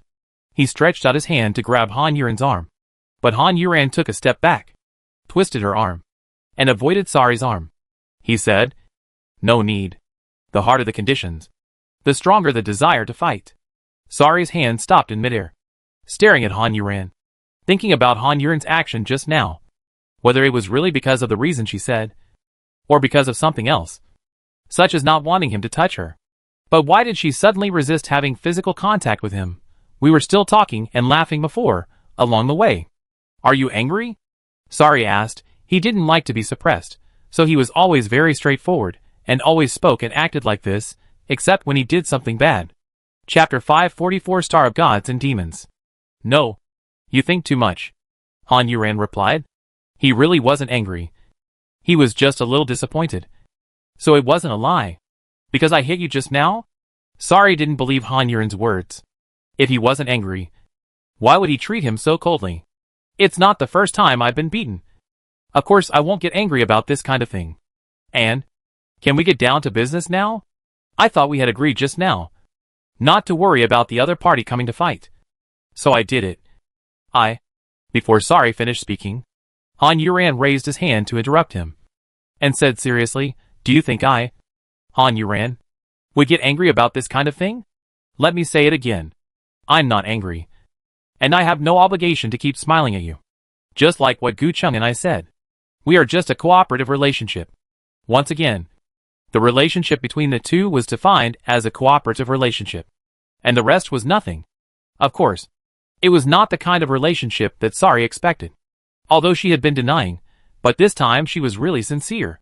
She did not deny excitedly as usual, nor did she roll her eyes, or ridicule, but said it coldly, calmly, and affirmatively. Sari then slowly put his hand down. After taking a few steps back, he held the lightsaber horizontally, and said, "Let's start." Seeing that he did not continue to dwell on this issue, Han Yuren was a little surprised, but she did not say anything more. It would be better if the other party did not dwell on this issue. So he rushed towards Sari again with his two swords. And soon the two started fighting. This time, Han Yuren's eyes did not show madness, but calm as a different person. Sari was still the same as before, but he only looked the same. The speed of the two people's collision was getting faster and faster.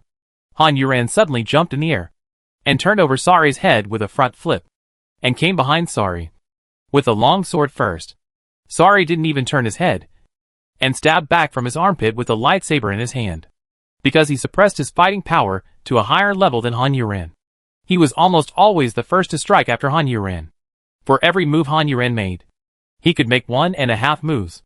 In this way, Han Yuren was still able to attack, because Sari did not attack, and was always on the defense. Han Yuren did not care why he did this. Although his eyes were calm, his speed and strength were like crazy. Looking at the lightsaber stabbing at him, he kicked his leg to the side, and then he kicked with a sweeping kick. The two swords moved forward like a mantis, and chopped at Sari in front. While the two of them were fighting fiercely, Gu Cheng had already returned to the Star of Gods and Demons. The Star of Gods and Demons was countless times larger than the earth. They, the Light Clan, lived under the bright and sacred holy light. There was light everywhere. It had been a long time since he had been bathed in the holy light. Gu Cheng stood in front of the Hall of Light, stopped, raised his head, squinted his eyes, and stared at the holy sun, and kept breathing deeply, feeling the sweet taste and breath. At the same time, black smoke rose from his body. It was the filth he had been exposed to on earth, which was now purified and left his body. The guards guarding the hall recognized him after taking a look at him, and no one asked him any questions. After more than a minute, the black smoke on Gu Cheng's body completely disappeared, and he lowered his head, feeling that he was now extremely relaxed. Chapter 545 King of Light. Gu Cheng took a break, then walked up the stairs to the Palace of Light. The guards standing on both sides of the stairs stared at him. No one looked at him, and no one stopped him. Gu Cheng seemed to be walking gracefully, but in fact, he was not walking slowly at all, and soon he arrived at the door of the Palace of Light. A man stood in front of the closed door, a tall and straight man with blonde hair and blue eyes. His golden hair was combed into a whip, leading it on the left side, and there was a strand of alopecia on the top of his head. He looked like a young man in his early 20s, and he looked very fresh. There was a small black mole on the left corner of his mouth, which made him look sexy. Gu Cheng stopped in front of him, leaning against the door. The man, who stepped back on the door, looked up at him and grinned. "Hey, you're back." He stood up straight, raised his hand, and patted Gu Cheng's shoulder, looking at him, and sighed, "I envy you so much. You can go to that planet. Unlike me, who can only stay here, bored and looking at the sky." And the man lowered his head and sighed deeply, looking really sorry. "Master Qiming, please stop joking with me. That planet is so dirty. It's better not to go there." It turns out that this young man is actually an adult.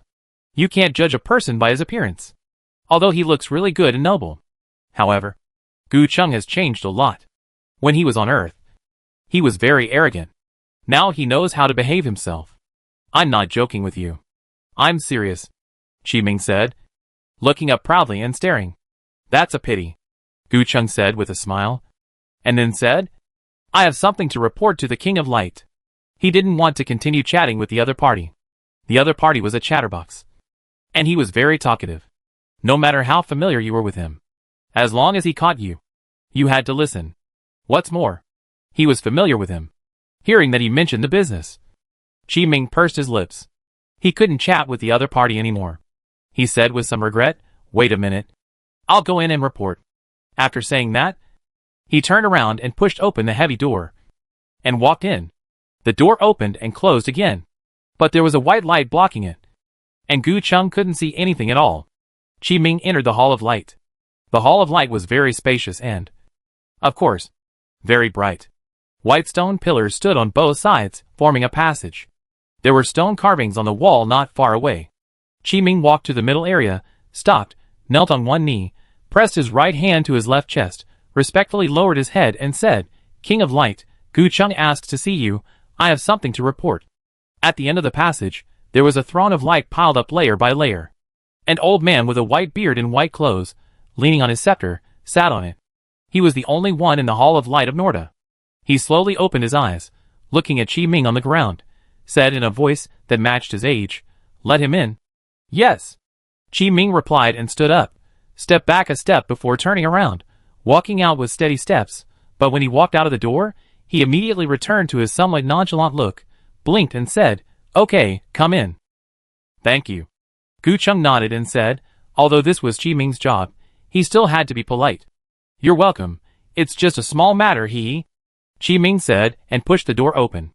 Chapter 546. Let's talk about it in more detail.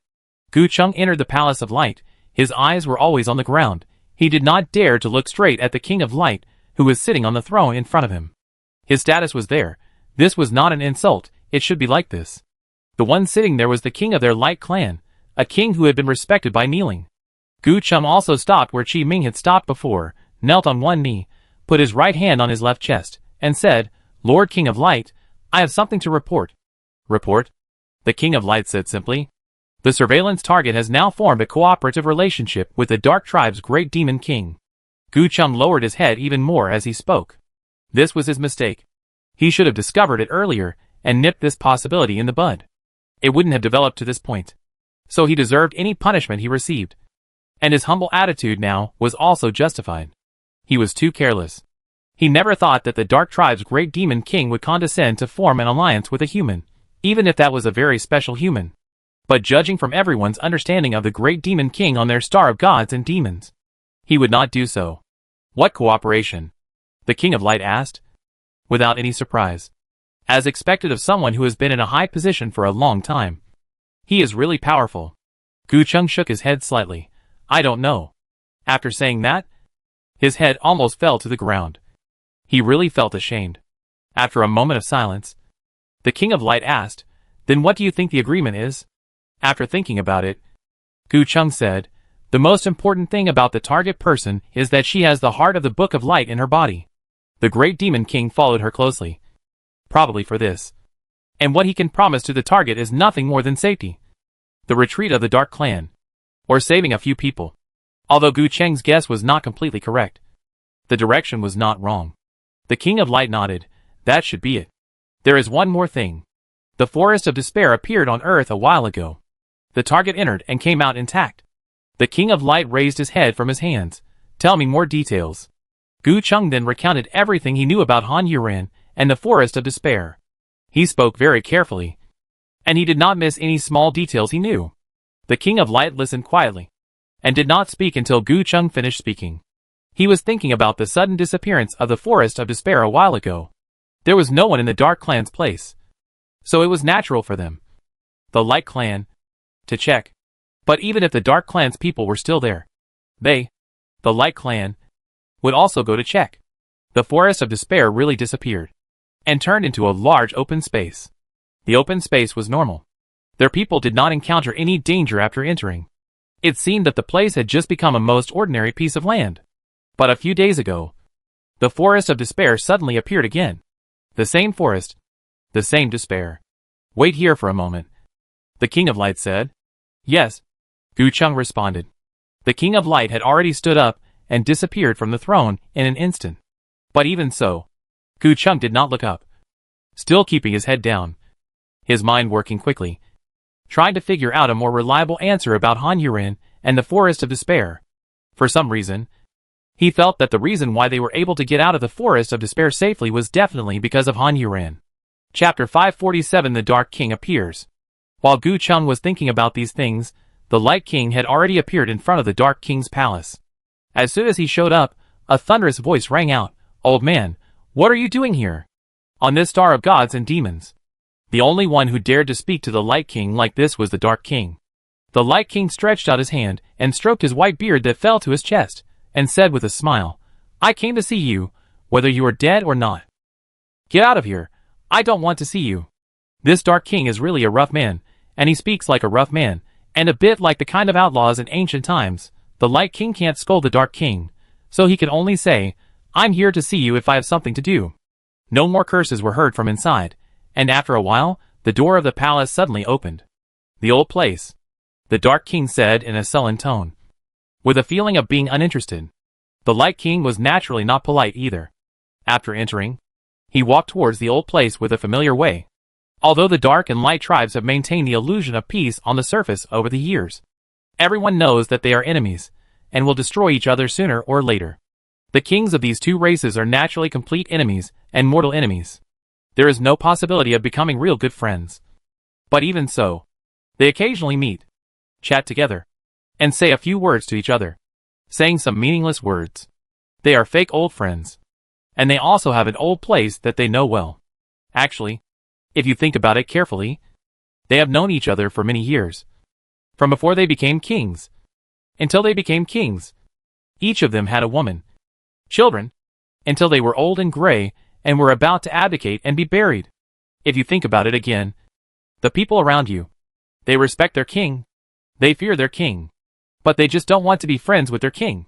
In this way, when you are with this mortal enemy, you feel relaxed, because you know the other party's weight, and you don't have to put on airs and appearance as a king. But you can be more casual, The King of Light soon came to the old place. The palace of the King of Darkness was also dark. The walls were black. There were a few lights embedded inside, but it was not bright enough. However, the King of Light was already used to the palace of the King of Darkness. He sat down on the chair. The King of Darkness had not arrived yet. He really didn't care about the hospitality at all. He reached out and took the wine glass on the table and poured himself a glass of wine. The King of Light was not afraid that the wine was poisonous and would poison himself again. As soon as he took a sip of wine, the voice of the King of Darkness came from far away. "Old man, it's too rude to drink with others casually. I'm a guest. I should drink," the King of Light said and took another sip. "Nonsense." After these two words fell, the King of the Dark Tribe also arrived. He was burly, like a small mountain, but he didn't have green face and fangs. He had a square face, thick eyebrows, high nose, big eyes, and was as old as the King of Light. He sat down directly opposite the King of Light, picked up the bottle of wine on the table, and drank directly from the bottle. Seeing this, the King of Light couldn't help but say, "You've already drunk it, what should I drink? This is my wine, it's good enough for you to drink a little. Tell me, what's the matter with you? It'd better be something important, otherwise I'll beat you back." After saying that, he gulped down another big mouthful of wine. Chapter 548. Like it or not. With a clang, the Dark Clan King put the bottle of wine in his hand on the table, wiped his mouth with his hand, and leaned back on the soft sofa cushion behind him, waiting for the Light King to speak. The Light King also put the bottle in his hand on the table, and then said, "Our agreement is that you Dark Clan will conquer the Earth and humans. But you have to delay the time a little bit, so that we Light Clan can study the human race. Can you stop talking nonsense? Get to the point." The Dark Clan King frowned impatiently, pointed a few times and said, "But, your Dark Tribe's great demon king has secretly made an agreement with humans, and has become a partner. I have to ask you, what is your son going to do?" The Light King really said the point directly. The Dark Tribe King sneered. "He has always been used to doing evil things. How do I know what he is going to do? It's just a little secret with a human. Why are you so nervous? Isn't it embarrassing?" The Dark Tribe King said, and looked at the Light King with a mocking look. His eyes were very sarcastic, naked. The King of Light stroked his beard behind him, ignoring the ridicule of the King of Darkness, and continued, "But this human has the heart of the Book of Light in his body." As he spoke, the King of Light stopped his hand, stared at the King of Darkness's eyes as he began to think, and asked, "Do you still think there will be a little secret between them?" The King of Darkness was silent for a moment, and took a sip of the wine bottle on the table. After a burp, he said, "Does that kid know?" The King of Light smiled. "He is the big devil of your darkness." The King of Darkness snorted helplessly. The King of Light was definitely mocking him, but it was impossible for that kid not to know. So what was he planning? The King of Darkness felt that his head was beginning to buzz and hurt. This kid only knows how to cause trouble for him. Even if it is the heart of the Book of Light, that thing is extremely harmful to our Dark Clan. He will not touch that thing unless he wants to die. My kid is not stupid. Of course he is not stupid, but he is quite crazy. He even dares to enter the Forest of Despair. The King of Light calmly said another shocking thing. "What did you say?" The King of the Dark Clan did not sit still this time, and stood up from his seat all of a sudden. His already big eyes were about to pop out. He asked again in disbelief, "What did you say just now?" The King of Light looked up at him slightly. "I said, he entered the Forest of Despair. Then he came out again." Before the King of the Dark Clan asked in detail, the King of Light had already said what he wanted to know. The Dark King looked relieved, breathing heavily, like a collapsed hill, and sat back on the sofa. The Light King stared at him leisurely. He thought the Dark King didn't like the Great Demon King. If he liked him, how could he still be the Great Demon King after so long? If he liked him, how could he marry the woman the Great Demon King liked? If he liked him, how could he raise his child with that woman and fight for the throne with the Great Demon King? These family scandals known to everyone on the Star of Gods and Demons made everyone believe that the Dark King definitely didn't like the Great Demon King. The reason why he could still stay in that position was entirely because he had strength, and the Dark King hadn't really thought of destroying him. Chapter 549. The One and Only Beauty. Of course, some people think that it was that woman who kept whispering in the Dark King's ear. After all, she did that kind of thing. As long as the Great Demon King really inherits the throne, he will never let her and her child go. Of course, She will not allow such a thing to happen. And the Dark King likes her so much. If she says she did nothing, no one will believe it. But now the Light King looks at the Dark King and feels that what everyone thought before seems to be wrong. It's all illusion. It's all what they thought. Of course, all these things really happened. Could it be that they are so perverted that, even if such a thing happened between father and son, it was just for show? But what are these shows for? Are they afraid that someone will deal with the great demon king, using the third brother as a cover? But it shouldn't be that serious. Right? The King of Light frowned, really didn't think it was necessary to go to this extent. If he, the King of the Dark Tribe, wanted to protect the great demon king, then he could deal with it himself. But the great demon king was not a good person either. He could only fight the King of the Dark Tribe to a draw. How could the Forest of Despair go to Earth? The Dark King asked. The Light King spread his hands. I don't know either. The Dark King glared at him. Don't tell me. The Forest of Despair disappeared on the Star of Gods and Demons. You wouldn't know. Although we agreed that I can't leave here. You didn't even tell me about such a big thing. It seems that we need to re-examine our agreement. No matter what the agreement is, you can't go to Earth. I came here this time to find out why he did these things. He even went to the Forest of Despair. How did he get out of the Forest of Despair? How would I know? I can't contact him. If you have the ability, you can ask him. Of course. According to the agreement, you cannot attack our Dark Clan during this period. Of course. You can also violate the agreement. The Dark Clan King said, looking at the Light King with a provocative smile. Take care of your business.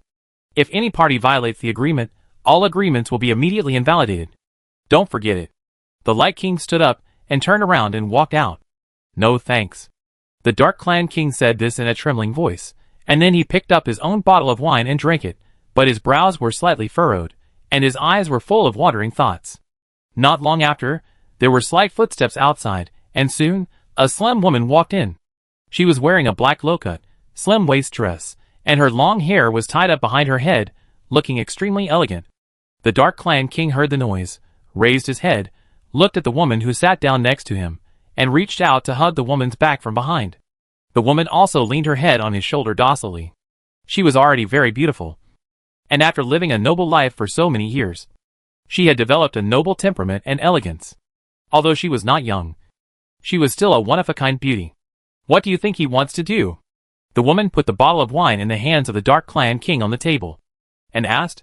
The woman blinked and replied, It's been too long. I don't understand him now. She dared to speak so bluntly to the Dark Clan King. This woman was amazing. But the Dark Clan King's expression and eyes did not change at all. It seemed that he was used to it, and thought it was normal for a woman to say such things. The Dark Clan King just sighed leisurely. It's been a long time. Michael is so old now. Chapter 550 Beauty and the Beast. When the Dark Clan King mentioned Michael, the woman's expression changed a little. It was the love of a mother for her child, but there was also a worry that could not be hidden.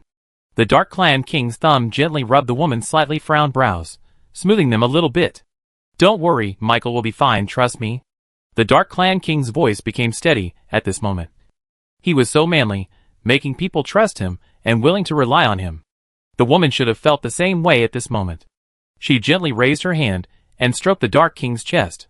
Her slender fingers kept making circles on the Dark King's chest.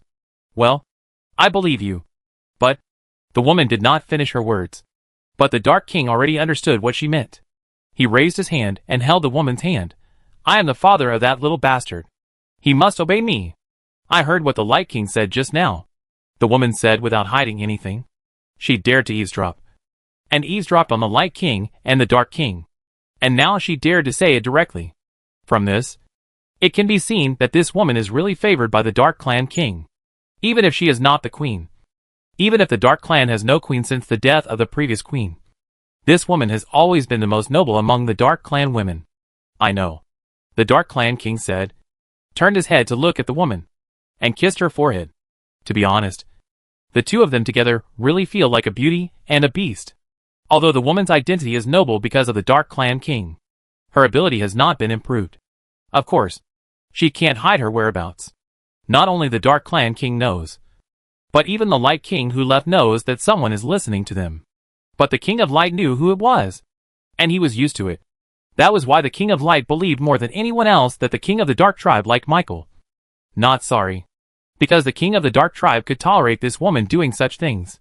There was no such woman around him, and he would not allow such a woman to exist around him.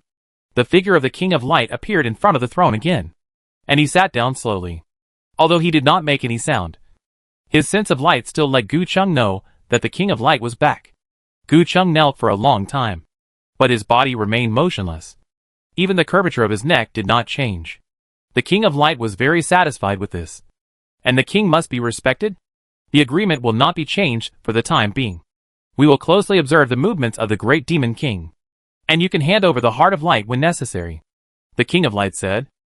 His luck was calm, but Gu Chung was shocked when he heard it. He raised his head uncontrollably and looked at the king of light in shock. After meeting the king of light's gaze, he realized what was happening and hurriedly lowered his head. I was so rude just now. I hope the king of light will forgive me. It's okay. His shock was completely within the king of light's expectations, so he didn't care about his rudeness.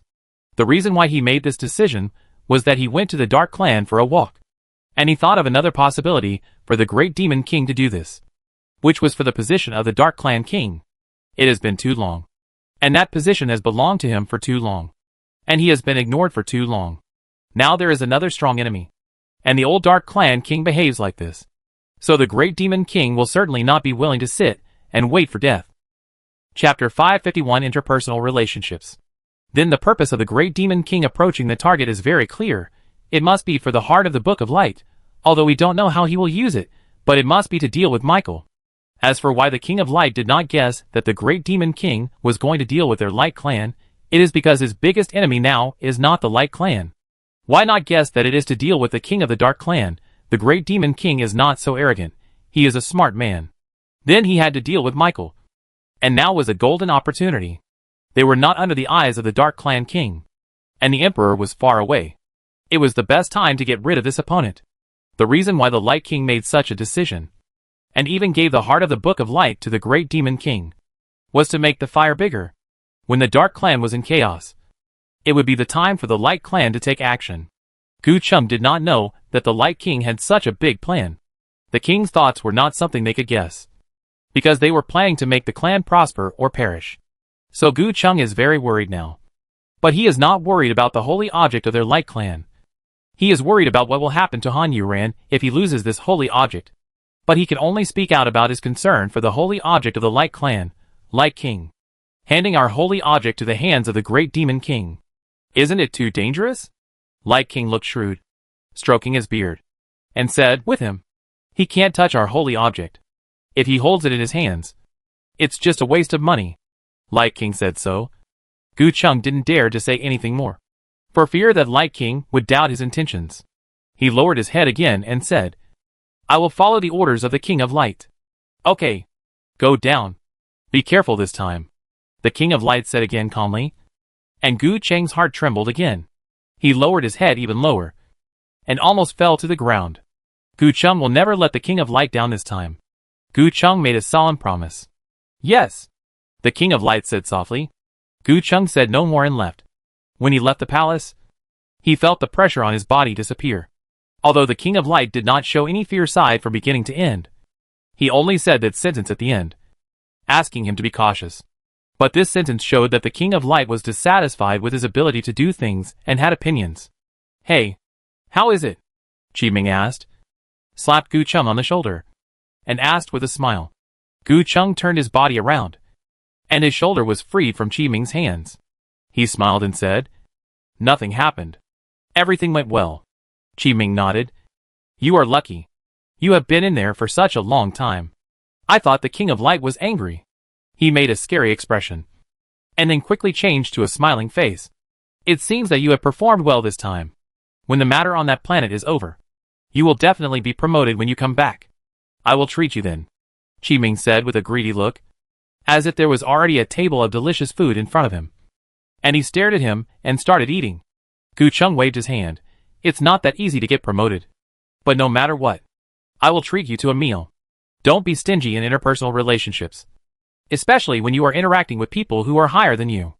Even if you don't flatter them too much, you should be generous, so that you can talk to them in the future. You never know when you will need help from someone in this world. Chapter 552 Coming of Age Ceremony.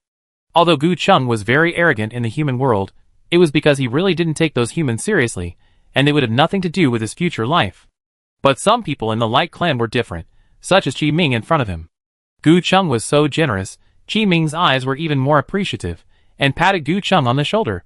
Great. Gu Chung smiled. I have something else to do, so I'll leave first. Well, let's go. Qi Ming didn't keep him to chat for a few more words, after all. What Gu Chung was doing now was an important matter directly assigned by the King of Light. Even Qi Ming didn't dare to delay it. Gu Chung returned to Earth again. As for the Dark Clan King, he was sighing at this moment. What's wrong? The woman who heard the sigh asked. She was really concerned, not trying to please, and certainly not pretending. After she asked this question, the Dark Clan King sighed deeply again, with anger, and then he slammed the table in front of him. The woman saw it, and was not afraid at all. The Dark King was already angrily saying, The witch came to see me before. She comes every 7 days. But what happened on Earth? The Dark King was silent for a long time, then he loosened his clenched fists, and collapsed weakly, looking up at the roof. She has completed the coming-of-age ceremony. What? The woman, who had always been very calm, exclaimed, and supported the Dark King's chest with her hands, and sat up all of a sudden. She looked at the Dark Tribe King in disbelief. The coming-of-age ceremony is the biggest event in the life of every Dark Tribe member. Not to mention that she is a witch. She actually completed her coming-of-age ceremony on another planet, without the Dark Tribe King's consent. But when the woman looked at the Dark Tribe King's helpless and powerless look, she knew that this must be true. But she couldn't find words to comfort the Dark Tribe King for a while. The Dark Tribe King's eyes suddenly became a little cloudy. And he turned to the woman. Do you know who the other person is? The woman thought about it seriously. But she couldn't think of a possibility. Because the witch had a perverse personality. Was arrogant and domineering. She looked down on others. And others didn't want to be with her. And there were very few people who could match her status. And those who were worthy of her, of course, don't want to be with her. They can find someone they like, who is docile and obedient. The witch is really not a good choice. The woman shook her head. The Dark King stared at her in silence again. And then slowly said, It's a human. The 4 words meant that he wanted to bite the human to pieces. Pull out his tendons and bones. The Dark King's facial features were ferocious. The woman's face turned pale instantly. And she raised her hand and gently covered her slightly open mouth, covering the sound that almost screamed out. Marrying a foreigner, death. This is the tradition and history of the Dark Clan, and it will not be changed for anyone, even if she is a witch. But? The woman frowned in confusion, with doubts in her eyes. Although witches are very violent and difficult to get along with, they are stupid, she really can't understand. How could a witch make such a mistake? It's not that the Dark Clan King hasn't chosen someone for her, but she despised their low status. How could she look down on humans? And she even gave up her own life for that human. The woman doesn't think that witches are people who will sacrifice their lives for love. You are also confused. Right? Chapter 553, I'll take you down with me even if I die. The Dark Tribe King asked. The witch doesn't look like someone who would do such a thing. Right? The woman nodded, but she still hadn't completely digested this shocking news for a while, and her movements seemed a little stiff. The Dark Tribe King stretched out his hand, and rubbed her frowning brows again. She certainly didn't do it voluntarily. The woman showed a questioning look, not quite believing the Dark Tribe King's words. That's a witch. If she didn't do it voluntarily, then who else could force her? Suddenly, the woman thought of Sari, but quickly rejected this idea. Even Sari, there was no way to force the witch to do such a thing. The Dark Clan King knew what she was thinking from her changing expression. It was not because of her ability, but because they had been together for too long. And he knew the woman in front of him too well. So he said, Yes. It's him. That little bastard. The Dark Clan King roared angrily. His face flushed. That little bastard actually did such a thing to the witch. He really didn't take him. The Dark Clan King. Seriously? The woman's pupils trembled suddenly. And she said with a trembling voice, It's impossible. Even if he is the great demon king, he can't force the witch to do such a thing. It's not forced. It's a trap deception. The woman's lips trembled twice again, and in the end, she didn't say anything to apologize or explain for Sari. Because the Dark Tribe King was willing to tell her, then this matter was almost a fact, and if it was a trap, if it was a deception, then he may really do such a thing. The woman's body, which had been straight, could not bear the stimulation and bent down. She was like this, indeed a little out of control, not to mention that it was because of Sari the man who had had a relationship with her, and now in front of the Dark Tribe King.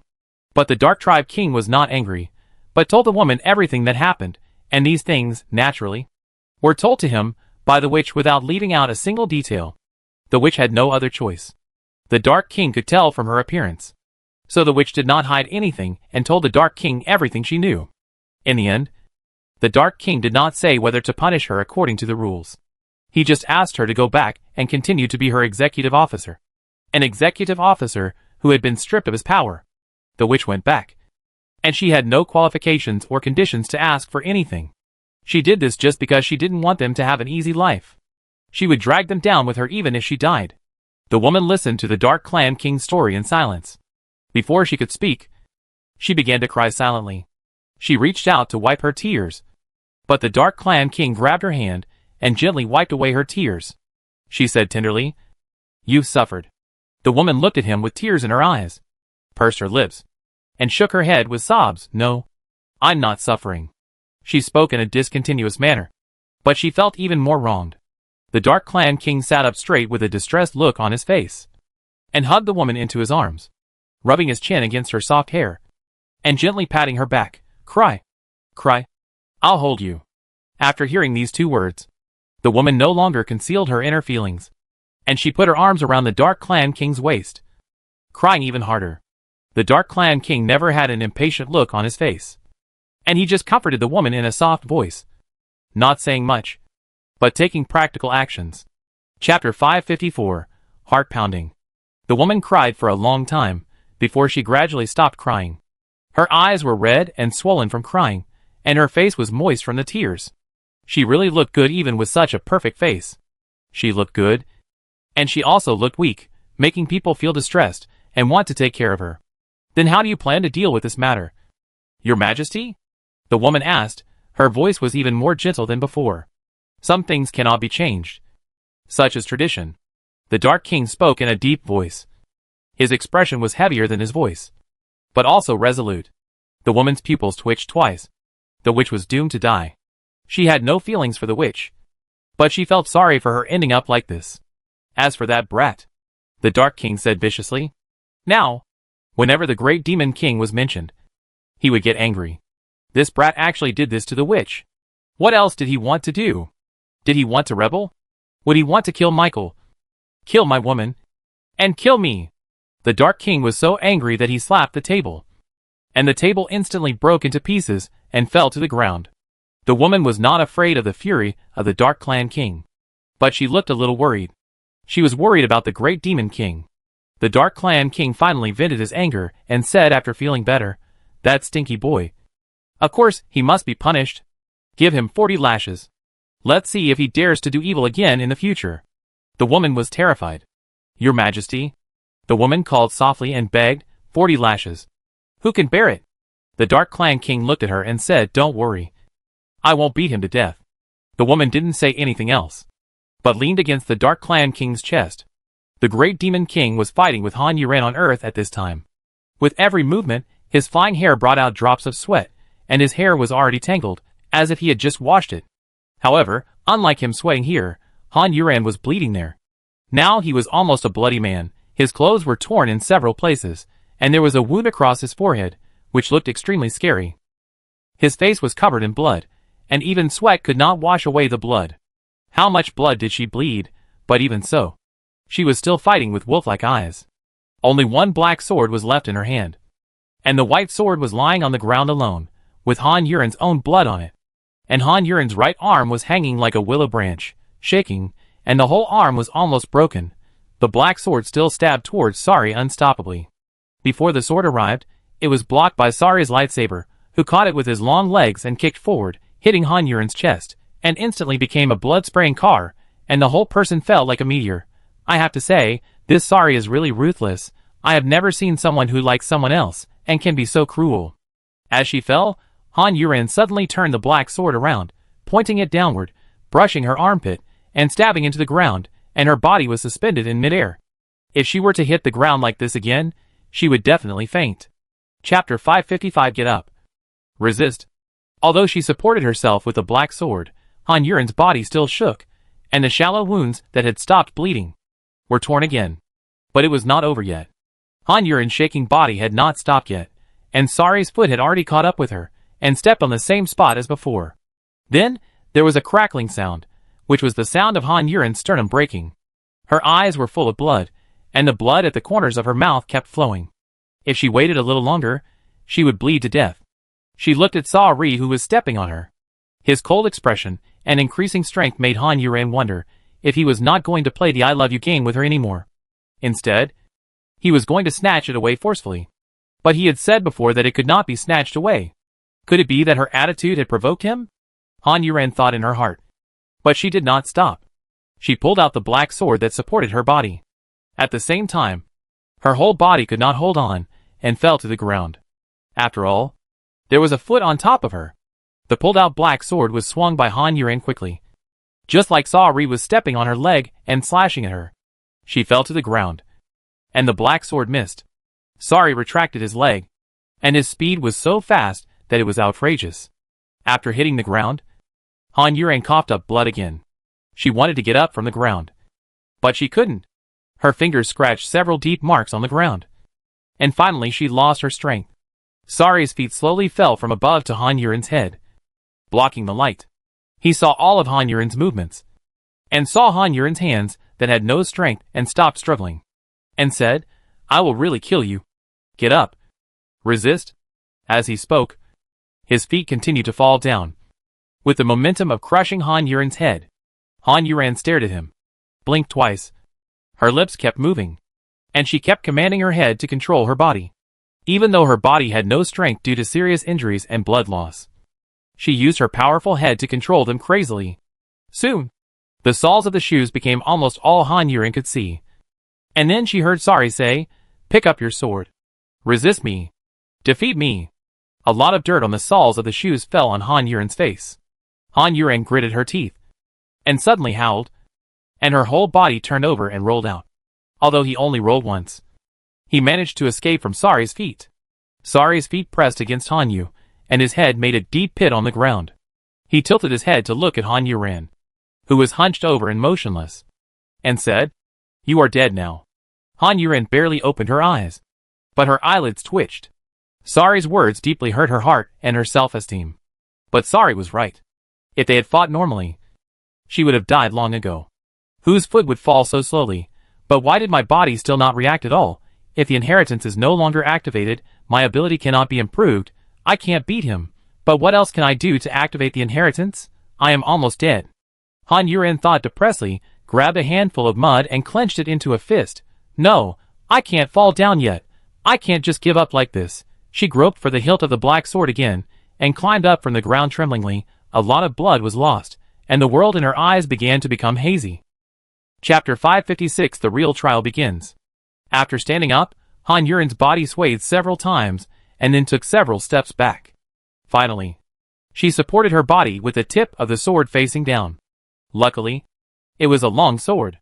"Continue," Han Yuren, with her head down, said in a weak voice. "That's it. How can I continue?" Sari's tone was very stern. Han Yuren could only try her best to raise her head. She felt that her head was very heavy now. So heavy that she wanted to pull it off and throw it away. After a while, the area under her feet was already stained with blood. Her lips were white and cracked, but her head was full of water. Sari looked at her. It was not that he didn't feel sorry for her, but he also figured it out. Now his problems were not solved. It was redundant to say anything to her. He had no way to force her. So he activated Han Yuren's inheritance as soon as possible, killed Michael, and became the king of the Dark Clan. At that time, I can even use everything on earth to threaten her and make her my princess. And at that time, I can completely protect her and prevent her from getting hurt. So it is necessary to take action now. While thinking this, Sari suddenly tilted his head and looked into the distance. After a while, he said, "The real trial has begun." After Sari finished speaking, before Han Yuren could say anything, his figure disappeared in an instant. Han Yuren looked at the place where Sari had stood before, confused, wondering what this guy was going to do. Perhaps because Sari was not there. Without the pressure, Han Yuren, who was holding on, sat down on the ground. He ran to a distance, and Sari, who was hiding his body and observing Han Yuren, smacked his lips when he saw this. He was very dissatisfied with Han Yuren's performance. But he didn't think about what standard he used to demand Han Yuren. Han Yuren was a human. Although she was a different human. She had not yet fully activated her inheritance. And she was still not as good as the Dark Clan. Han Yuren lying on the ground. I feel so thirsty. I really want to drink water. My throat is dry, and I want to take a fire. But letting her swallow no dice spit. Han Yuren raised his hand. Hang your hand on your mouth. Open your mouth. Shake the blood on his hand. Falling into the mouth. Rest my throat. Swallow his water. Seeing her satiety, this showed a satisfactory smile. Han Yuren looked at the blood that dropped down along his fingers. Even hope. Your wound can be larger. This way you can drink it comfortably. As for the smell of blood, she had already ignored it. Instead, she thought to herself, does this count as blood supplement? Then she smiled bitterly in her heart. After drinking a few more drops of blood, Han Yuren's ears, which were no longer very sensitive, heard very dense footsteps, running towards her. But after she convinced herself to give up drinking her own blood, when she turned her head with difficulty, she found that the large group of people running towards her was not far away, and was almost stepping on her hair. Of course, this is an exaggeration. The double images in Han Yuren's eyes slowly merged together, and she could see clearly what kind of army this large army was. But she preferred that she was hallucinating, or that she was blind at the moment, because the large army on the opposite side was all from the Dark Clan.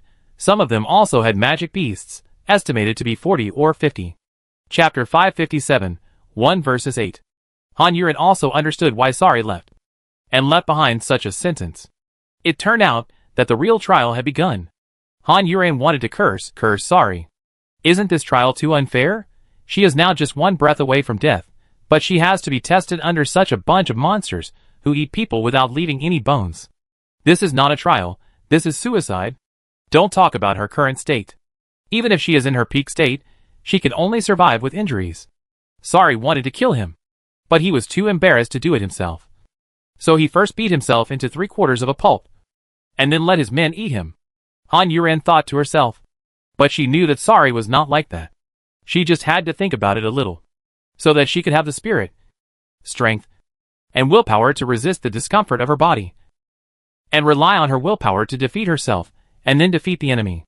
Han Yuren thought, and tore off a little of her tattered clothes, and then picked up the white sword that had fallen off long ago, and tied the white sword to her broken arm with a cloth strip, so that it became a weapon plaster. It seems that this weapon is not very useful. Then she clenched the black sword, climbed up from the ground, closed her eyes for a moment, and then slowly opened them. The eyes that were opened again were shining brightly. Now she felt that she was overdrawing her vitality. However, Han Yuren could not care about so much, although she felt that Sari must be somewhere, watching, and would come to save her when she was really in trouble. However, this certainty was not 100% certain. Therefore, if there is a risk of death, she will fight with all her might. It is better to trust herself rather than others. The alien army is now really close to her. The distance of less than a kilometer is enough for her to be discovered by the aliens. The team, which was originally in good order, suddenly started to run. At the same time, various shouts were heard, and they rushed towards Han Yuren. Han Yuren turned his sword wrist, and the black sword was swung horizontally in front of him. She only moved for a moment, and lost a lot of blood, dripping. If there was no hope of escaping, Han Yuren would definitely choose to escape. But to her surprise, the large group of people rushed towards her, but suddenly braked at the same time. Because the brakes were applied too suddenly, several people who could not stop stumbled and fell forward, knocking down the people in front of them, and tripping the people behind them. They rolled on the ground. And the only people who did not fall were more than a dozen aliens, who walked towards Han Yuren. This time, she walked normally, not as crazy as before, like a mosquito seeing blood. Although Han Yuren didn't know what happened specifically, she felt that it should be Sari who gave orders to those aliens. It seemed that they were not crazy enough to think that she could fight all of them together. They were still a little rational. Han Yuren thought so, and first put her mind on the 8 aliens who were walking towards her. These 8 aliens were all decent. And as for their crazy and magical clothes, Han Yuren didn't want to complain anymore, as she was already used to it and didn't bother to talk about it. Fighting 1 against 8 was still a bit difficult. The aliens who were walking towards her also noticed Han Yuren's miserable appearance, and a few of them, who had a good relationship with her, exchanged glances. There was still shock in their eyes. And at the same time, there was deep doubt. Chapter 558. This bunch of trash. Han Yuran is now known to everyone on Earth, including the aliens on Earth.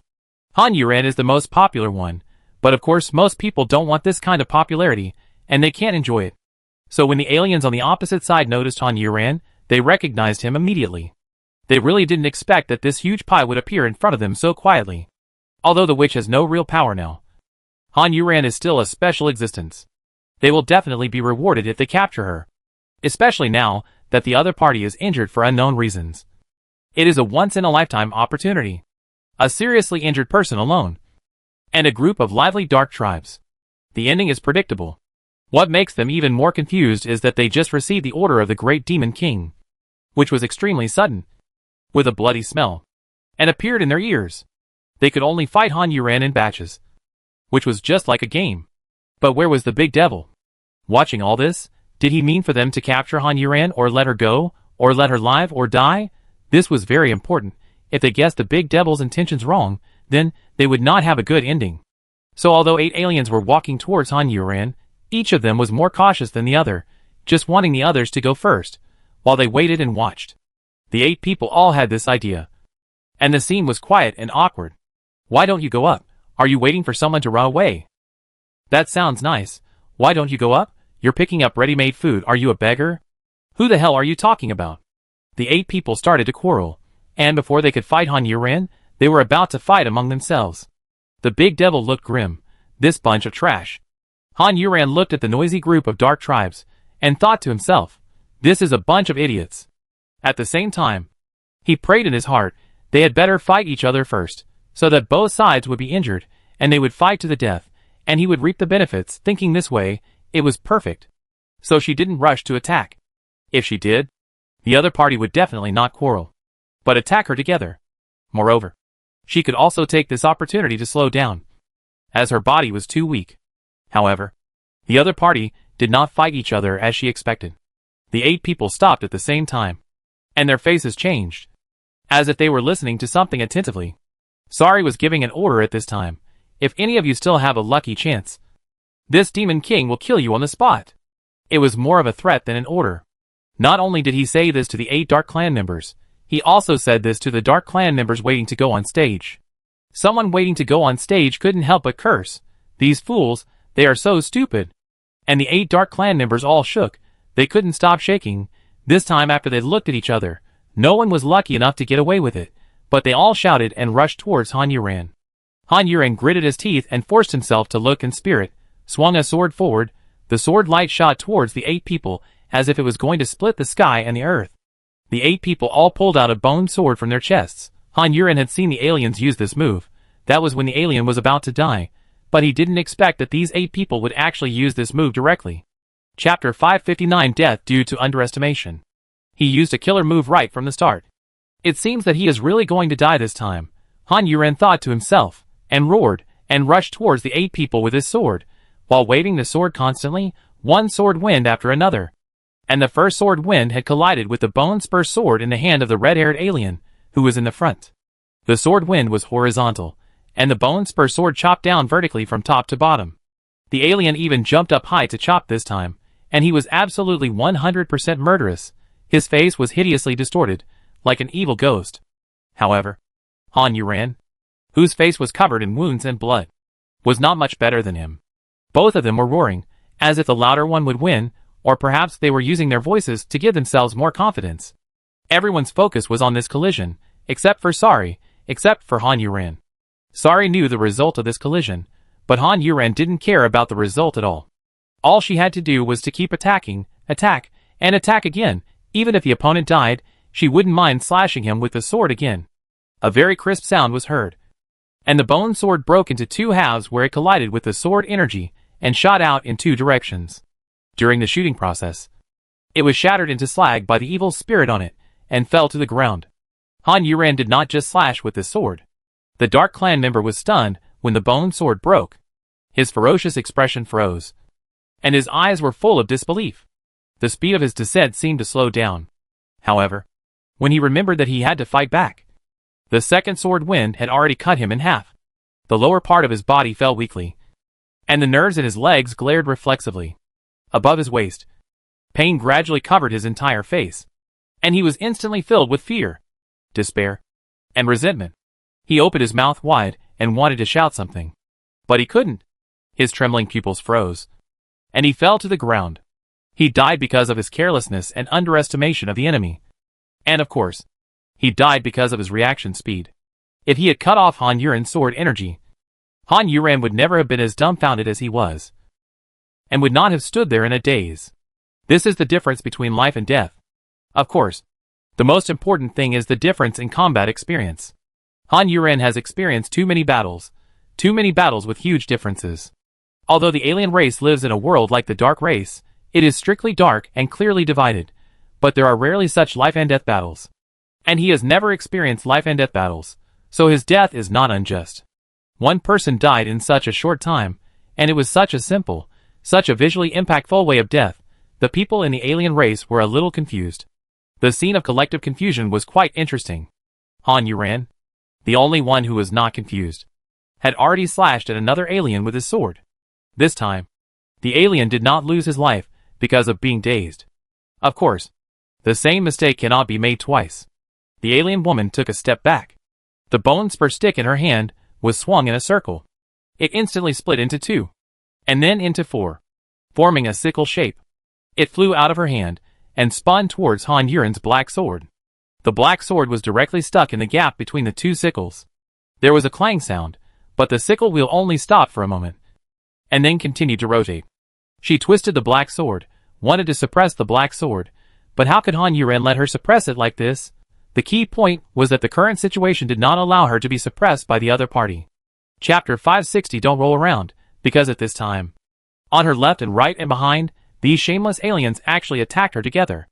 Especially two of them, they directly threw the bone spur swords in their hands at her, like throwing javelins, with great momentum, and made a sharp sound of breaking through the air.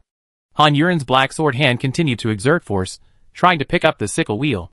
At the same time, the right arm wrapped around the white sword suddenly swung behind her, almost throwing her right arm directly away, and she seemed to have eyes on her back.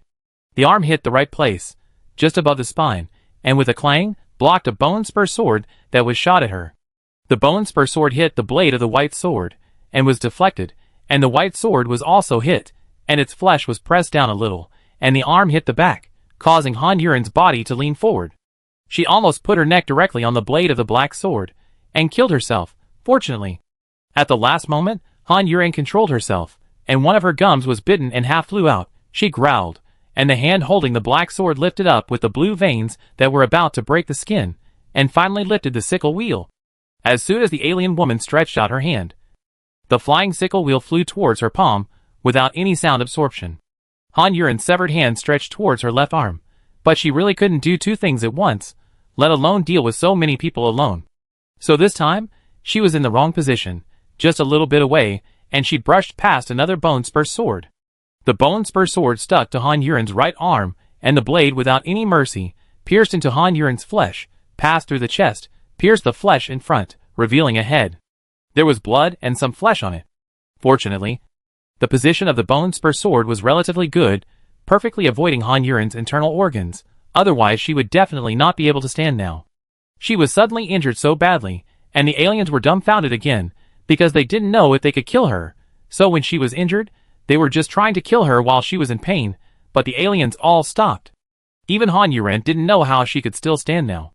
Seeing that these aliens didn't take action, she didn't bother to care why. She lowered her eyes to look at the bone spur sword on her abdomen, and raised her hand to touch the tip of the sword. She had an urge to pull this thing out. But after pulling it out, she would probably be lying dead. But if she didn't pull it out, she would probably die if she fought with this thing. Han Yuren hesitated on the tip of the sword, and finally put it down. She looked up at the aliens on the opposite side, and saw that they all looked nervous. She said, "Are you going to fight or not? If not, roll over." Her voice was so weak that it was about to melt in the wind. But what she said was like she was looking for death. She was provocative like a fool. And she didn't even look at her current situation. Her words aroused the public's anger, and the faces of the aliens changed immediately. Many of them were eager to try again. But there were still a few who were calm and rational. You are going to die. What are you pretending to be here? We will not kill you. We will take you back and make you live a life worse than death. The most handsome alien here said viciously. Han Yuran snorted and laughed, and tilted his head and said, to your master, my life is more important than yours. Let's see who dies first. Chapter 561 continue. Her eyes were more evil than the other parties, and the smirk on her lips was ferocious. Her words made the aliens on the opposite side feel cold, because they knew how important Han Yuran was, and she must be much more important than these unknown people. And the order from above was to capture her alive, which meant not to let her die. If she didn't die, she might say something to kill them. Sari raised the corner of his mouth.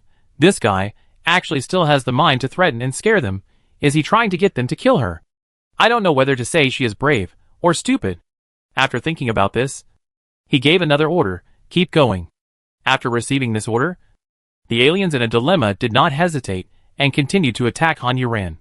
Han Yuran saw that they would attack as soon as they said, and there was nothing she could do. She continued to rush forward with the sword in her hand. As she moved, the place where the sword was pierced was twitching with pain. She rushed forward with blood spurting all the way. The black sword in her hand was entangled with a bone spur whip. She swung her arm back with force, pulling the whip wrapped around it and the alien behind the whip, and threw it horizontally, using it as a weapon to smash other aliens. During this time, the owner of the whip let go, fell to the ground, and rolled a long way. She let go, not because she was forced by Han Yuran, but because when Han Yuran used her as a weapon to hit other aliens, those aliens did not dodge or avoid, but swung their weapons at her, stabbing and chopping. They did not care about the fraternity at all. If she did not let go, she would have died in the hands of these fellow tribesmen. Without this human weapon, the bone spur whip would be useless. Without anyone holding it, it would naturally be thrown away. But the two aliens on the left and right had already attacked together. It seemed that she could only fight with one injury. So she waved the sword in her hand without hesitation and slashed at the alien on the left. The reason why she chose the left side was because her left arm was good, so she could move more freely and was sure that she would not get hurt. The black sword chopped together with the opponent's bone spur sword. When the broken bone spur sword flew out, it directly scratched Han Yuran's cheek, so deep that the bone was almost exposed. This time, Han Yuran miscalculated. She thought she would not get hurt, but who would have thought that she would suffer such an unexpected disaster? But she had no way to care about the wound on her face, because the alien, although the bone spur sword was broken, rushed towards Han Yuran with bare hands. On the other left side, Han Yuran was stabbed in the abdomen again, and this time it seemed to pierce some organs in the abdomen, and blood was flowing. Han Yuran's legs also softened, and she knelt on the ground. By kneeling, she was lucky enough to avoid the man on the left, who was attacking her with bare hands. Blood was flowing from Han Yuran's mouth like a waterfall, and her throat was constantly moving. She felt like she was suffocating. The pain had made her feel nothing. What was most uncomfortable for her now was the feeling of suffocation. She felt that she really couldn't hold on any longer. It was pitch black in front of her eyes.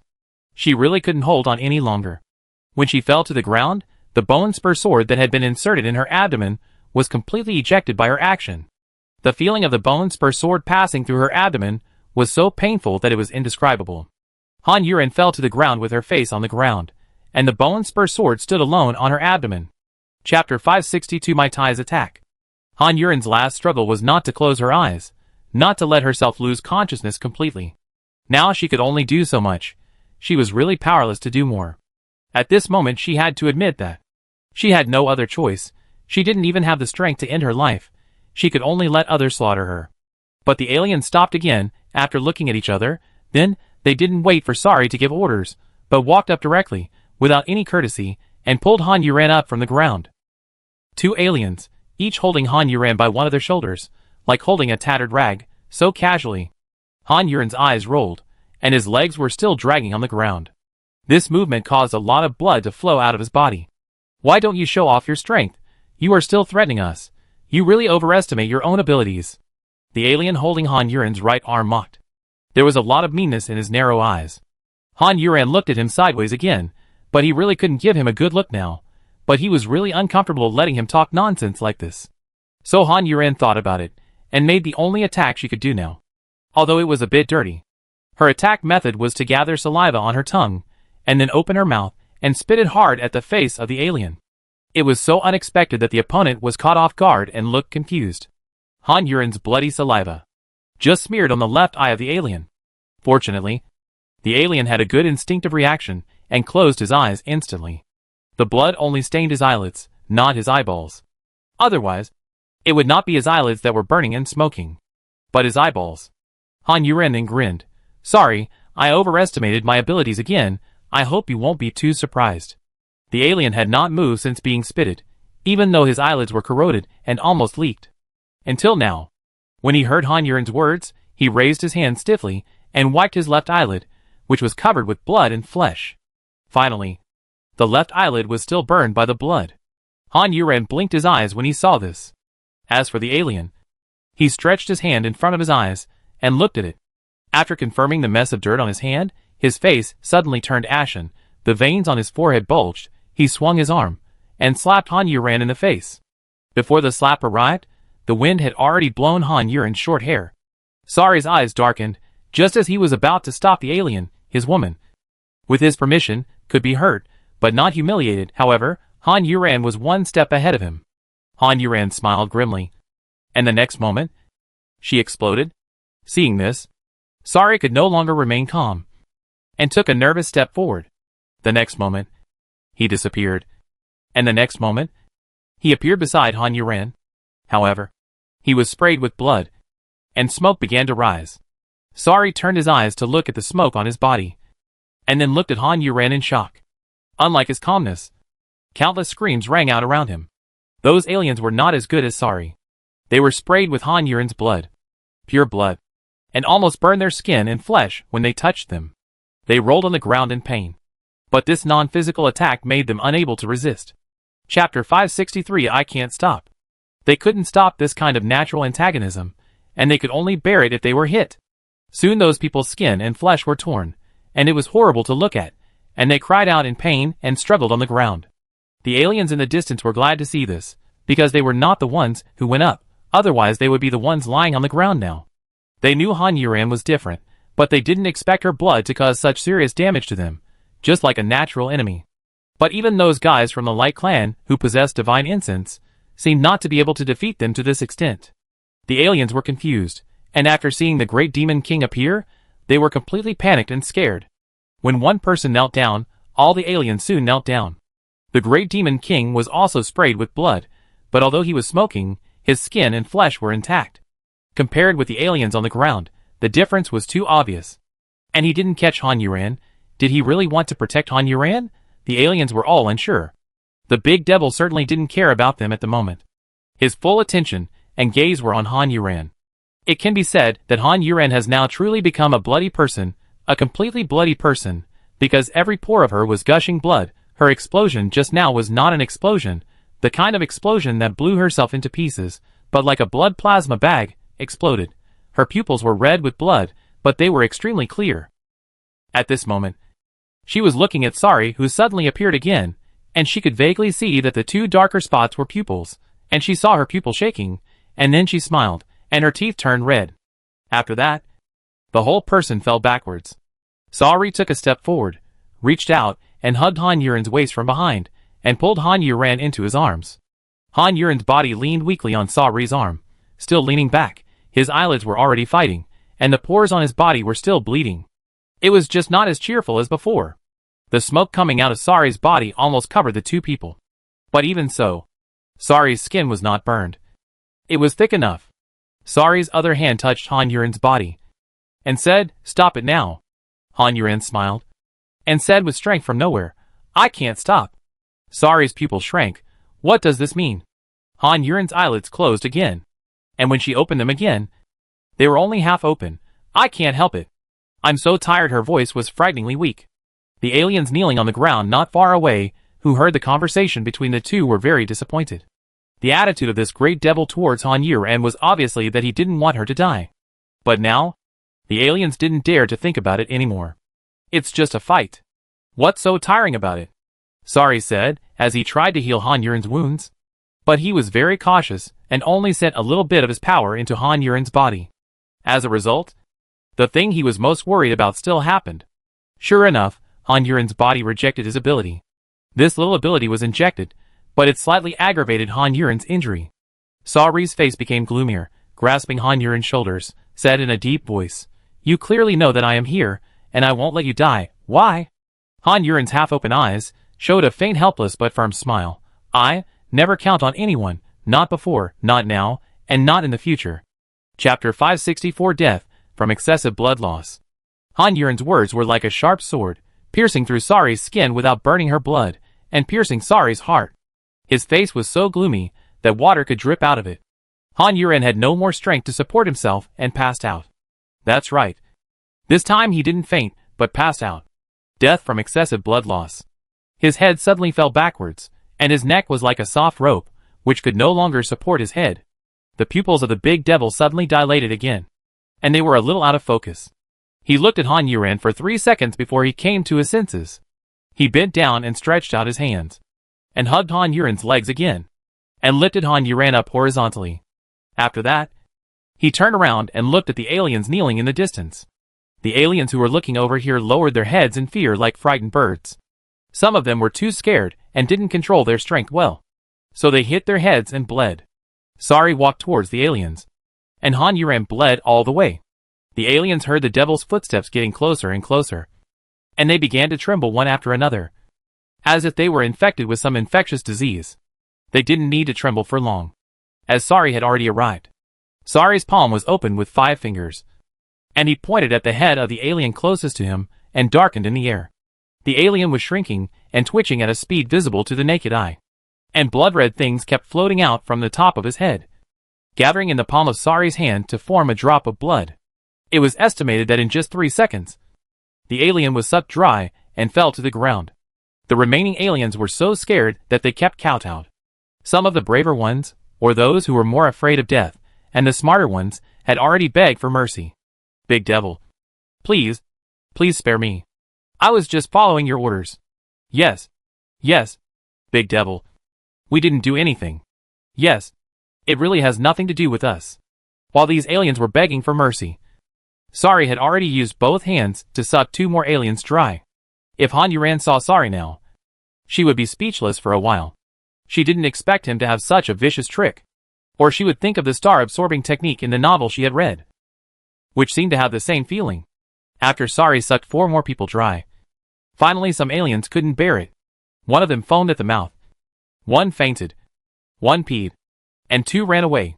The 2 aliens ran away frantically. But how could they be faster than Sari? And Sari didn't need to chase them at all. Han Yuren's weight was completely negligible to him. So he grabbed the 2 people who were running away with his hands through the air. The 2 people who were running away suddenly stopped, and they looked at each other in horror, and the next moment 2 screams rang out. The 2 people had already left the ground, and retreated backwards at a very fast speed, and before the scream stopped, they had already crashed into Sari's palm. Without giving them a chance to make a sound, with a crack, their necks were broken at the same time, and then they were thrown to the ground by Sari and sucked their blood. This time, no alien race dared to think of running away. In front of the absolute fighting power, they had no way to run. After sucking the blood of the 2 people, Sari glanced at the one who peed, and passed him with disgust, and he miraculously saved his life because of peeing in his pants. Chapter 565 Shining Black. Except for the one who peed his pants, all the aliens were sucked dry and turned into mummies, with horrible looks of death. After sucking all the aliens dry, Sari's figure, along with Han Yuren in his arms, disintegrated into pieces and flew away. The one who peed his pants did not come back to his senses until Sari had left for more than half an hour. He blinked his eyes, feeling painful, and tears flowed out uncontrollably. The man's whole body softened, and he fell face down on the ground, and also on his own urine. The urine under him was not urine now, but his lifesaver, so he certainly would not despise it. He then murmured, "I am actually alive." Then he laughed happily, and cried out of fear. And Sari had already carried Han Yuren back to his room. As soon as he entered the room, he saw Lucifer lying on his chair, and a pile of wine bottles on the table, all piled on the ground. He didn't wake up after hearing the noise, which shows how drunk he was. When Sari walked to the bedroom, he kicked the chair with his leg. He kicked the chair with such force that Lucifer fell to the ground. After rolling around, he hit the table leg with a bang. Lucifer frowned, covered his forehead and opened his eyes, trying to stand up. When he raised his head, he hit the bottom of the table with a bang. Lucifer shrank his head in pain and touched his head again with a grin. He carefully moved back, finally escaped from here, looked carefully at the bedroom, dared not to go in. But his eyes were suspiciously looking at the drops of blood on the ground. From the color of the blood, it definitely couldn't be sorry. But Han Yuren's blood was golden. This one didn't look like it either. Lucifer was confused for a moment, but curiosity finally overcame his caution, and he took small steps towards the door. Sari in the room bent over and hugged Han Yuren's shoulders and shook him vigorously twice and asked, "Are you still conscious?" No answer. Seeing this, Sari thought that Han Yuren was in a bad condition and could not delay any longer. So he said, "Go to the humans and give me the blood of 100 people. I will only give you 5 minutes." He did not name anyone.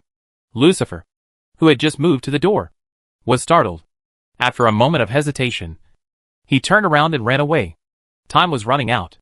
Sari released all the blood of the aliens he had sucked before. The blood condensed in the air without dispersing. Sari closed his eyes, and once again aimed his hands at the blood and began to suck it. However, this time, he did not suck all of it. Instead, he sucked what he wanted from the blood. The blood he sucked this time was almost all black, but not black enough. 1 minute later, Sari clenched his fist and waved his hand, and the remaining blood in the air all shrank into a corner again. Sari released the blood he had just sucked, and then sucked again. After repeating this for half of the time, the blood he sucked was basically as much as a fingertip, but it was very black. Sari used the tip of his thumb to gently touch his index finger, and a drop of blood came out, and he flicked his drop of blood into the blood on the fingernail. With his blood added, the pool of blood became shiny black. When he sucked the blood in again, Lucifer also came back in a panic. Chapter 566, Who is this person? Brother. Blood is coming. Blood is coming, Lucifer said as he ran into the bedroom. Because of Han Yuren, because of Sari's words, in the short time of less than 5 minutes, 100 people died. If Han Yuren knew, I wonder how she would feel, but she won't know. Let some blood out, Sari said. Lucifer obeyed, and quickly let some blood out from his palm, and the smell of blood immediately filled his nose. On the palms of Lucifer's hands, there were also blood-colored water droplet-shaped patterns. He also had the same ability as Sari. Sari guided the human blood released by Lucifer into Han Yuren's body. Han Yuren's body rejected the blood of the Dark Clan. He was now watching to see if Han Yuren's body rejected human blood. When the human blood entered Han Yuren's body did not produce a rejection reaction, and there was no counter-reaction, which finally made Sari feel relieved. But he didn't stay happy for long, because although Han Yuren's body did not reject human blood, it also did not absorb it. After the blood was drawn into Han Yuren's body, it came out of his pores again. Soon, the bed sheet under Han Yuren began to drip blood. Lucifer also became nervous, because he could tell from his elder brother's expression that he valued Han Yuren very much. But Han Yuren's situation is not optimistic now. It can be said that he had never seen anyone who had lost so much blood and was still alive. However, he was puzzled. Why were those people sucked dry while she didn't look deflated at all? Even though they all lost blood? Bring a big bucket. Even though the situation seemed hopeless, Sari still gave the order without giving up. Lucifer nodded and left again. This time, he was quick. In less than a minute, he brought a big bucket. Put all the blood in, Sari ordered, while picking up Han Yuren from the bed. There was a splashing sound from Lucifer's side. The blood of nearly 100 people was contained in this bucket. How big is this bucket? Sari put Han Yuren into the bucket full of blood. The blood entered Han Yuren's body from her wounds, and then came out from her pores, back and forth like this. But it was slow in, and fast out. This was not a long-term solution, and it could not save Han Yuren. Sari looked at Han Yuren, who was soaked in blood and red beyond recognition, and said, "You protect her." After saying this, he disappeared without even giving Lucifer a chance to speak. Lucifer looked at the place where Sari disappeared in a daze, opened his mouth, and sighed helplessly. He turned his head to look at Han Yuren in the bucket, walked to the side of the bucket, supported the edge of the bucket with both hands, stared at Han Yuren and said, "Who the hell are you? Not only have you always been different from normal humans, but you actually made Big Brother so worried about you. This is even more abnormal than you being different from normal humans." He muttered a lot like a tongue twister. And Han Yuran certainly didn't respond. Lucifer shook his head again and stood up straight, saying aggrievedly, "You asked me to protect you. But how can I bear your condition? I can't tell whether you are alive or dead." Chapter 567 I am ordering you, Lucifer said, sitting directly on the blood-stained bed without any disdain. The pink gauze on his body was dyed red, which added endless charm to him. He sat there and looked at Han Yuran and said, "You are not breathing, and your heart is not beating. A person like this should be considered alive." He shook his head again. "But I just feel that you are not dead now, which is really strange. However, you should not die yet. If you die, Big Brother may not be very happy. If he is not happy, I will definitely have a hard time in the future." Lucifer nodded vigorously. "So, don't die." While he was mumbling, Sari had already arrived at the witch's residence. Although the witch had been sidelined, her residence had not changed. Originally, many people could not help but want to take the opportunity to torture her and bully her. But after she returned to the Star of Gods and Demons a while ago and met the king of the Dark Clan, and came back unscathed, those people had to restrain themselves, so her current situation was not that bad. Everything was the same, except that the troops and aliens no longer obeyed her orders. But the lackey was an exception, because he chose to be the witch's dog. In the eyes of others, he was always the witch's dog, and he was not even qualified to rebel. Besides, compared to rebellion, the current situation is better, judging from the people he had offended in the past. If he were to change places, he would be tortured to death, staying by the witch's side, although he can no longer rely on the power of others. At least, he will not have to endure those insults for the time being. In addition, there is Gu Shaoran, a person who will die if he betrays the witch. But she would never betray. She chose the witch, not because she was favored at the time, not because of her status, but because she understood and liked her, and chose her. Now that she understood, she was surprised at what happened, but not that surprised.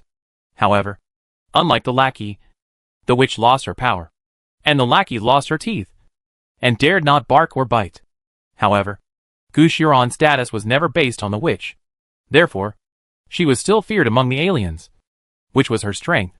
However, when she heard about the witch, she took the initiative to release her 3-month confinement and went out. But no one knew where she went. Sari's figure has appeared in front of the witch's door. The lackey who was guarding there, after seeing Sari, was both hateful and afraid. It was because of him that the witch lost power, and he became like this. But what could he do? He could only bow his head and salute Sari. Sari had already opened the door and walked in. The witch was still playing the game as before. When she heard the noise, she didn't even turn her head. "I want to go back to the Star of Gods and Demons," Sari said directly. The witch was still concentrating on playing the game and didn't even say a word. Sari's expression was ugly, and the evil spirit that was about to burst out looked terrifying. But now, he could only endure it. "I'm talking to you. Why should I help you?" The witch put down the game controller in her hand, turned sideways, turned her head to look at Sari, and asked, "I'm ordering you." While speaking, Sari's evil spirit completely burst out, and cracks appeared on the wall, and the pillars began to shake, and countless debris fell from the roof. The dog leg standing outside the door turned his head in shock to look inside the house, but could only see the closed door with cracks. Chapter 568 I wish I could see you for the last time. The witch was not afraid of him at all. In her current situation where she would die sooner or later, what else did she have to be afraid of? Of course, she was not afraid of him before, because she was favored by her father. What did she have to be afraid of? So she had never been afraid, not afraid of this great demon king who was feared by all alien races. The witch laughed. Her palace was collapsing, but she was laughing, and the louder she laughed, the happier she was. The laughter came suddenly. Sari's powerful hand grabbed the witch's neck, crushing her voice. But the witch's eyes were still smiling at Sari. "I'll give you one last chance," Sari said, although everyone could see that. He was anxious, very anxious, even very scared. But his expression, his tone, remained the same as before. The witch had no idea what was going on, but she was very curious about what would make him so scared, and why he was so eager to return to the Star of Gods and Demons. But compared to curiosity, what she wanted to see more was his despair of not being able to go back. So she just smiled, and said with difficulty, even though her voice was ruined and bleeding, "I will not give you a chance." Her eyes were crazy and resolute, sad and scared. She was risking her life just to make the devil despair once. You see how unfair this world is. Sari was silent for a moment, and then said, I will keep you alive. This is a very difficult thing to do, but the witch believed that as long as he said so, he would be able to do it, even though he was the one who hurt herself. It's just that I, who had always been afraid of death, suddenly seemed to be no longer afraid. Thinking about my life, what is the meaning of it? Enjoy. Do whatever you want, and then just want to be like this forever. Do I really have anything to pursue? The witch didn't think of it, but now she thought of it when she saw Sari. Although she didn't think it was a good idea, it was worth it. But she wanted to go crazy this time, and risk her life to go crazy once. So she gritted her teeth and replied, Sorry, I won this time. Sari's pupils slowly shrank, becoming cold and scary, but the witch was still smiling. The madness in her eyes became even hotter, burning into relief and emptiness. The next moment, her pupils suddenly dilated. Blood flowed from her chest, and flowed out from between Sari's fingers. Sari's hand was in the witch's chest, crushing the witch's heart. Without hesitation. At the last moment, the witch only did one thing. She terminated the contract with Gu Xiaoran, feeling her vitality draining away quickly. The witch was still smiling. After doing what she wanted to do, after releasing Gu Xiaoran, she suddenly thought of the most successful and fortunate thing in her life, which was meeting Gu Xiaoran. Sari pulled his hand out of the witch's chest, and the blood spurted even more wildly. At the same time, Sari loosened his hand that was holding the witch's neck, and the witch's body suddenly fell to the ground, making a bang sound. Her eyes were still open, and there was a smile on her lips. But there were clear tears in the corners of her eyes, falling one drop after another, flowing across her face that was flushed by holding back, flowing into the corners of her mouth, very bitter. The witch stared at the direction of the door, unable to hold on any longer. Slowly closed her eyes. She didn't want to die too ugly. After closing her eyes, she thought with some regret in her heart, Gu Xiaoran, it would be great if I could see you for the last time. Where did you go? The words in her heart were silent, and her neck completely lost strength. The witch died in a foreign land, a completely distant foreign land. Chapter 569. How can she be so fragile?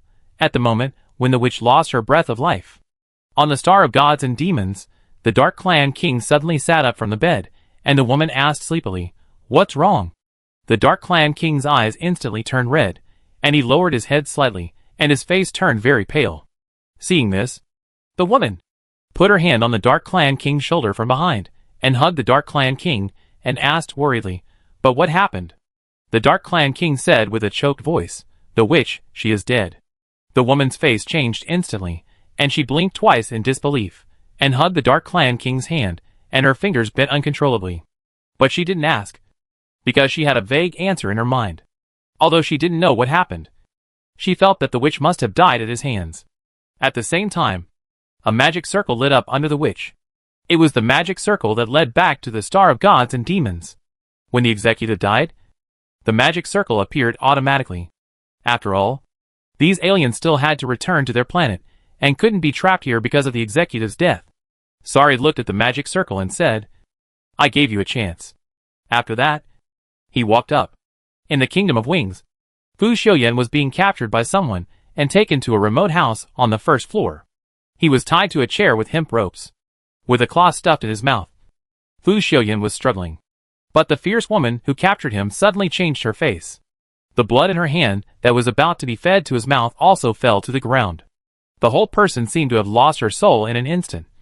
Her face was frighteningly pale, as if she had lost all her blood color in an instant. Her pupils were shaking and turned to the east, and her movements were terribly stiff. Fu Xiuyan instinctively felt that something bad must have happened. Of course, something bad for this woman, but it was a good thing for him. He took this opportunity. His fingers kept moving, trying to untie the rope that tied him. At the same time, he stared at the woman without blinking, but he saw that the woman's eyes were red. She staggered back a few steps, raised her hand to cover her chest, and looked extremely painful and sad. She even squatted down, buried her head, clenched her hands, and swayed her body back and forth. The ground under her head soon became wet. Although he couldn't see her, Fu Xiuyan could imagine it. Suddenly, he felt sorry for this woman. Judging from her appearance, someone must have died. Someone very important to her. After Fu Xiuyan struggled for a while, He finally couldn't overcome his kind instinct and asked, "What's wrong with you?" As soon as he finished speaking, the woman's swaying body stopped suddenly. Fu Xiuyan was frightened and regretted it again. Why did he talk so much, while blaming herself? The woman had already stood up from the ground, and her hand pretended to wipe her eyes casually. But those red eyes, even without tears, could deceive anyone. This woman was naturally Gu Xiaoran. She had just felt that the contract was terminated. Before she was shocked, she felt that the witch's life breath was gone. Although there was no bondage of the contract, she could still feel it. She actually died like this. I was just not by her side for a while. How could a witch be so fragile? How could she be so fragile? Chapter 570. It's all because of you.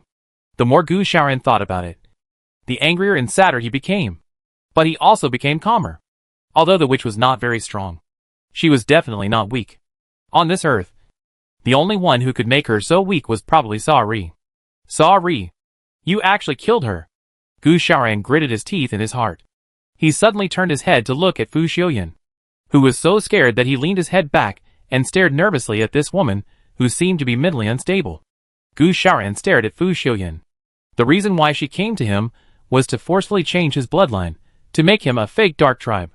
Although it could only last for less than a year, it was enough. This way, they could have a chance to use this as an excuse, and always have a glimmer of hope. But now the witch is dead, completely dead, and her efforts were in vain. But the man in front of her, although she knew he was also forced, but in the end, he still wanted the witch. To this point today, if he would rather die than surrender, all this would not have happened so quickly. So now, since the witch is dead, you have to be buried with her. Of course. Not only you, but also sorry. One day Gu Xiaoran, will make him be buried with her. Gu Xiaoran swore in her heart. Although it was difficult, she was ready to sacrifice her life. After swearing, Gu Xiaoran walked towards Fu Xiuyan, and stopped one step in front of him. What are you going to do? Fu Xiuyan asked. Gu Xiaoran looked at him. Same face as sorry, same murderer as sorry. Unable to control her anger, she swung her hand, and with a loud slap, she slapped Fu Xiuyan in the face, causing half of his face to be crooked and swollen, with blood oozing out of his mouth. Fu Xiuyan was stunned by the beating, and his head was buzzing with pain.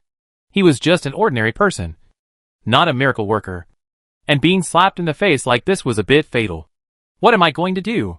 Of course I'm going to kill you, Gu Xiaoran said.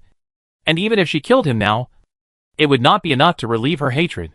Fu Xiuyan's spirit, which had been knocked away, finally came back to a certain extent. He asked in confusion, "Why? Oh, why?" Gu Xiaoran sneered, and said with bloodshot eyes, "You still ask me why?" Gu Xiaoran grabbed Fu Xiuyan's neck and pulled Fu Xiuyan's butt off the bench. His head was forcibly lifted up, and his face turned red. "Don't you know what you have done?" Because of being too excited, Gu Xiaoran even sprayed some spit on Fu Xiuyan's face. Fu Xiuyan listened to her, and thought about it seriously. This person was obviously an alien. He had done something against his will. There was only one thing, which was that he had had that kind of relationship with that girl in the alien's place. Following the instructions of that devil, Gu Xiaoran saw his eyes flickering and asked, "Do you remember?" Fu Xiuyan blinked and said, "What happened to her?"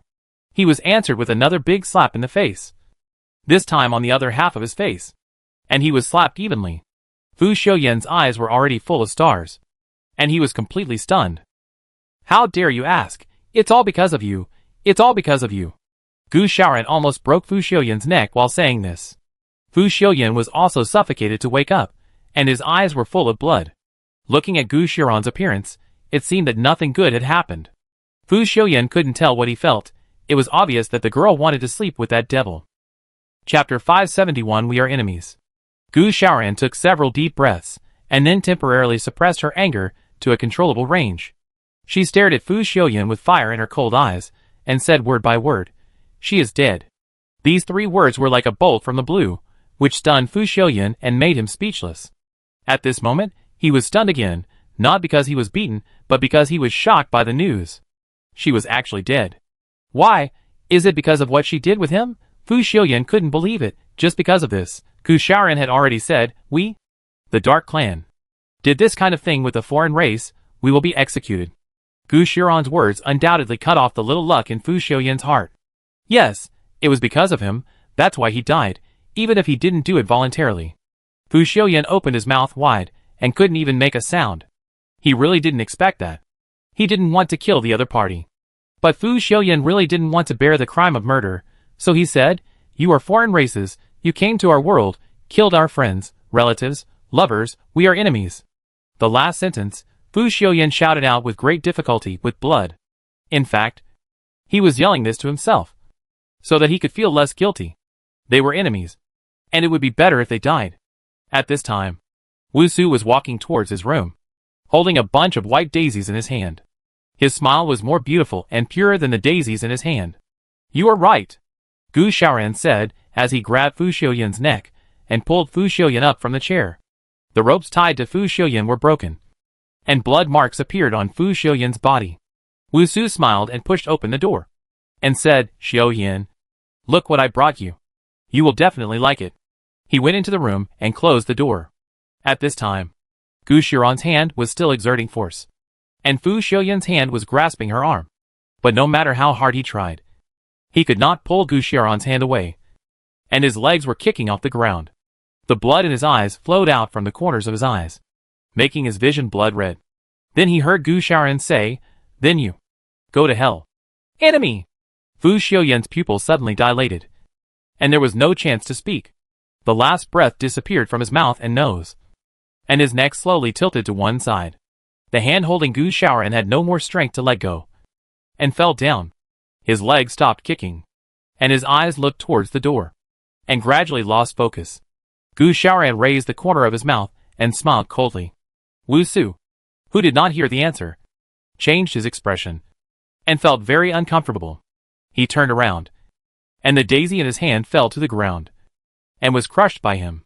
He ran quickly into the room, and shouted Fu Xiuyan's name, "Xiuyan? Xiuyan? Where are you?" But when he turned around all the rooms, he still did not see Fu Xiuyan. Wu Su was completely panicked, because his heart was really uncomfortable, and it was extremely sudden. The most important thing is that Fu Xiuyan never left his room after he came back.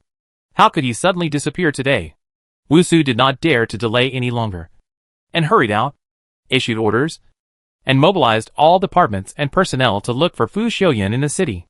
Of course, he also joined in. Anya stood on the steps of the palace smoking a cigarette, watching Wu Su running down hurriedly, and slowly exhaled a smoke ring. Gu Xiaoran let go of his hand, and Fu Xiuyan's body fell to the ground, motionless.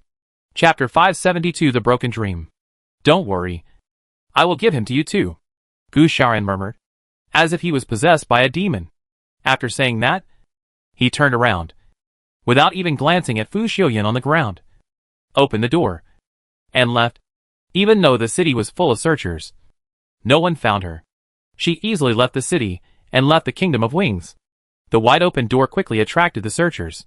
When the searchers entered the room, and saw Fu Xiuyan's body on the ground, they were stunned for a moment, and then they couldn't help screaming, which attracted a lot of people, and ordinary people gathered around, standing outside the door, stretching their necks curiously. Wu Su ran over at his fastest speed. When he entered the house, he tripped over the threshold and stumbled into the house, falling flat on his face. His appearance really frightened the search personnel who were waiting here. They looked at Wu Su in shock and confusion. Wu Su did not even get up. He just rolled and crawled to Fu Xiuyan's side, knelt on the ground, lowered his head, and looked at Fu Xiuyan's eyes that were still open, his broken neck, his swollen and deformed cheeks, and the blood marks on his body. This miserable state, whoever saw it, would think that he must have suffered a lot of abuse. But the truth is that it was not abuse. Gu Xiaoran still let him die quite easily. Wu Su's hands hung on Fu Xiuyan's body and trembled, not daring to let go, for he was afraid that if he touched him, he would be gone. His grinning mouth was shaking uncontrollably, his lips were not smooth, and his saliva and tears fell together. Who has ever seen Wu Shengtang like this? Usually he was so calm and composed, always with a smile that was impeccable. But now he is in pain and out of control. Everyone can empathize with him. Ordinary people outside who knew the news, and the search personnel, many cried. Fu Xiuyan can be said to have grown up in front of many people, and he has grown up with many people, and he has always been on the screen. From a cute little child star, to a handsome male artist, how many people admire his face, How many people are attracted by his warmth? As an actor, except for his poor acting skills, he really has no problems. So everyone tolerated his flaw. Watching a child grow up, it is always particularly pitiful and forgiving. But now he is dead, he was still so young. Some die-hard fans can't help crying. For so many years, although he didn't know them, they already regarded him as their family, their goal, their dream. For a person who has no black spots and works hard, it is not shameful to be his fan. But now the dream is shattered. If there were no alien races, if there were no such things, he would not die at all. He would always be the shining king under the spotlight, the warm big boy outside the spotlight. In this world where death is imminent, friends and relatives will leave, and families will be broken up. Being able to watch his dream from afar, watching it still be so beautiful, is also a warm comfort in this world. But now, all of them are gone. Some people have cried to death. For a while the whole Wing country was filled with cries, and sadness spread. Wusu used all his courage and tenderness, put his hand on Fu Xiuyan's head, gently straightened his head, did not say a word during this period, just stared straight at Fu Xiuyan's open eyes. After nearly half an hour, everyone waited here for half an hour. Chapter 573 Singing. Wusu raised his hand reluctantly, painfully closed Fu Xiuyan's eyelids, and said in a hoarse voice, "Don't be afraid, don't be afraid, I'm still here, I'm by your side, I'll always be here." While speaking, the tears that had stopped before flowed out again, and dripped on Fu Xiuyan's face. Mixed with the blood on Fu Xiuyan's face, Wusu's fingers carefully wiped his own tears off Fu Xiuyan's face. Then he stretched out his hand from under Fu Xiuyan's body, and the other hand from under Fu Xiuyan's neck, and held Fu Xiuyan sideways. Without saying a word, he walked out. The searchers in the room looked at Wusu, who left without any instructions, then looked at each other, and waved their hands, and all dispersed, and returned to their posts. The ordinary people who were waiting outside saw Wusu carrying Fu Xiuyan out, and wanted to step forward, but they had already consciously made way, and looked at Fu Xiuyan in Wusu's arms with tears in their eyes. At this moment, some people were even willing to replace Fu Xiuyan, praying that it was themselves who died, and not Fu Xiuyan. This included Wusu. He prayed over and over in his heart. But there was no God. And no God could hear his prayers and fulfill his wishes. Holding the person he cherished most was like holding the most precious treasure in the world. Wusu's steps were heavy and firm. He held him through the crowds, held him through the streets and alleys, held him, and walked up the high stairs, as if he was going on a pilgrimage, as if he was going to listen to the holy sound, as if he was going to ask for a blessing to let them be together for generations. Behind them were the figures of people following them, and their eyes following them. In front of them, Anya was smoking silently. She looked at Fu Xiuyan, put out the cigarette in her hand with her hand, and stepped aside.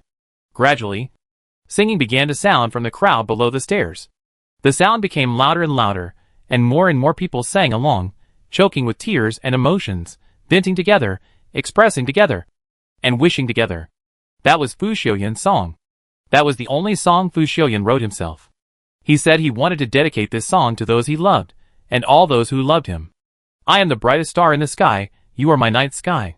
I am the most colorful flower among all the flowers, you are my spring breeze. I am your faith, you are my destiny. I am the fresh and intoxicating air after the rain, you are my rainbow. I am the bright and gentle moonlight in winter, you are my gaze. I am your soul, you are my life. The singing of everyone together, warm and sad.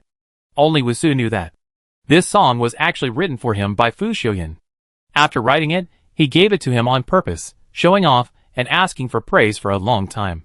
He took the lyrics written by Fu Xiuyan, and after reading them, he couldn't stop laughing. He threw the paper with the lyrics on Fu Xiuyan, and said with a smile, "You wrote the lyrics. Or you are praising yourself. You are so shameless." Fu Xiuyan even said shamelessly, "I am so good. That's why the boss likes me." "And you like me?" He winked at Wusu mischievously, as conceited as he could be. Such a lively person, now lying lifeless in his arms. When Wusu thought of this, his hand holding Fu Xiuyan couldn't help but tighten a little. At this time, he had already carried Fu Xiuyan into the hall, went to his own room, closed the door, carefully put Fu Xiuyan on his bed, sat beside the bed, and looked at him quietly. Chapter 574 You Are an Angel. Wusu looked at Fu Xiuyan quietly for a long time, before he got up and went to the bathroom to wet a towel. After he came back and sat down again, carefully wiped the dirt off Fu Xiuyan's face, neck, hands. Wusu's expression was extremely gentle, as if he was treating the most beautiful existence of this time. The towel was washed several times. Fu Xiuyan was wiped clean. Then he reached out and touched Fu Xiuyan's face. Wait a minute, I'll call someone to heal all your injuries. You are still the most handsome, still the brightest star. As he said this, he gently pinched Fu Xiuyan's cheek. Then he got up and called a miracle worker who was good at healing. The visitor was a somewhat older woman, with red eyes, and she seemed to be sad because of Fu Xiuyan's tragic death. When she entered the room, she looked at Fu Xiuyan on the bed, without moving for a long time, and tears fell. No one asked.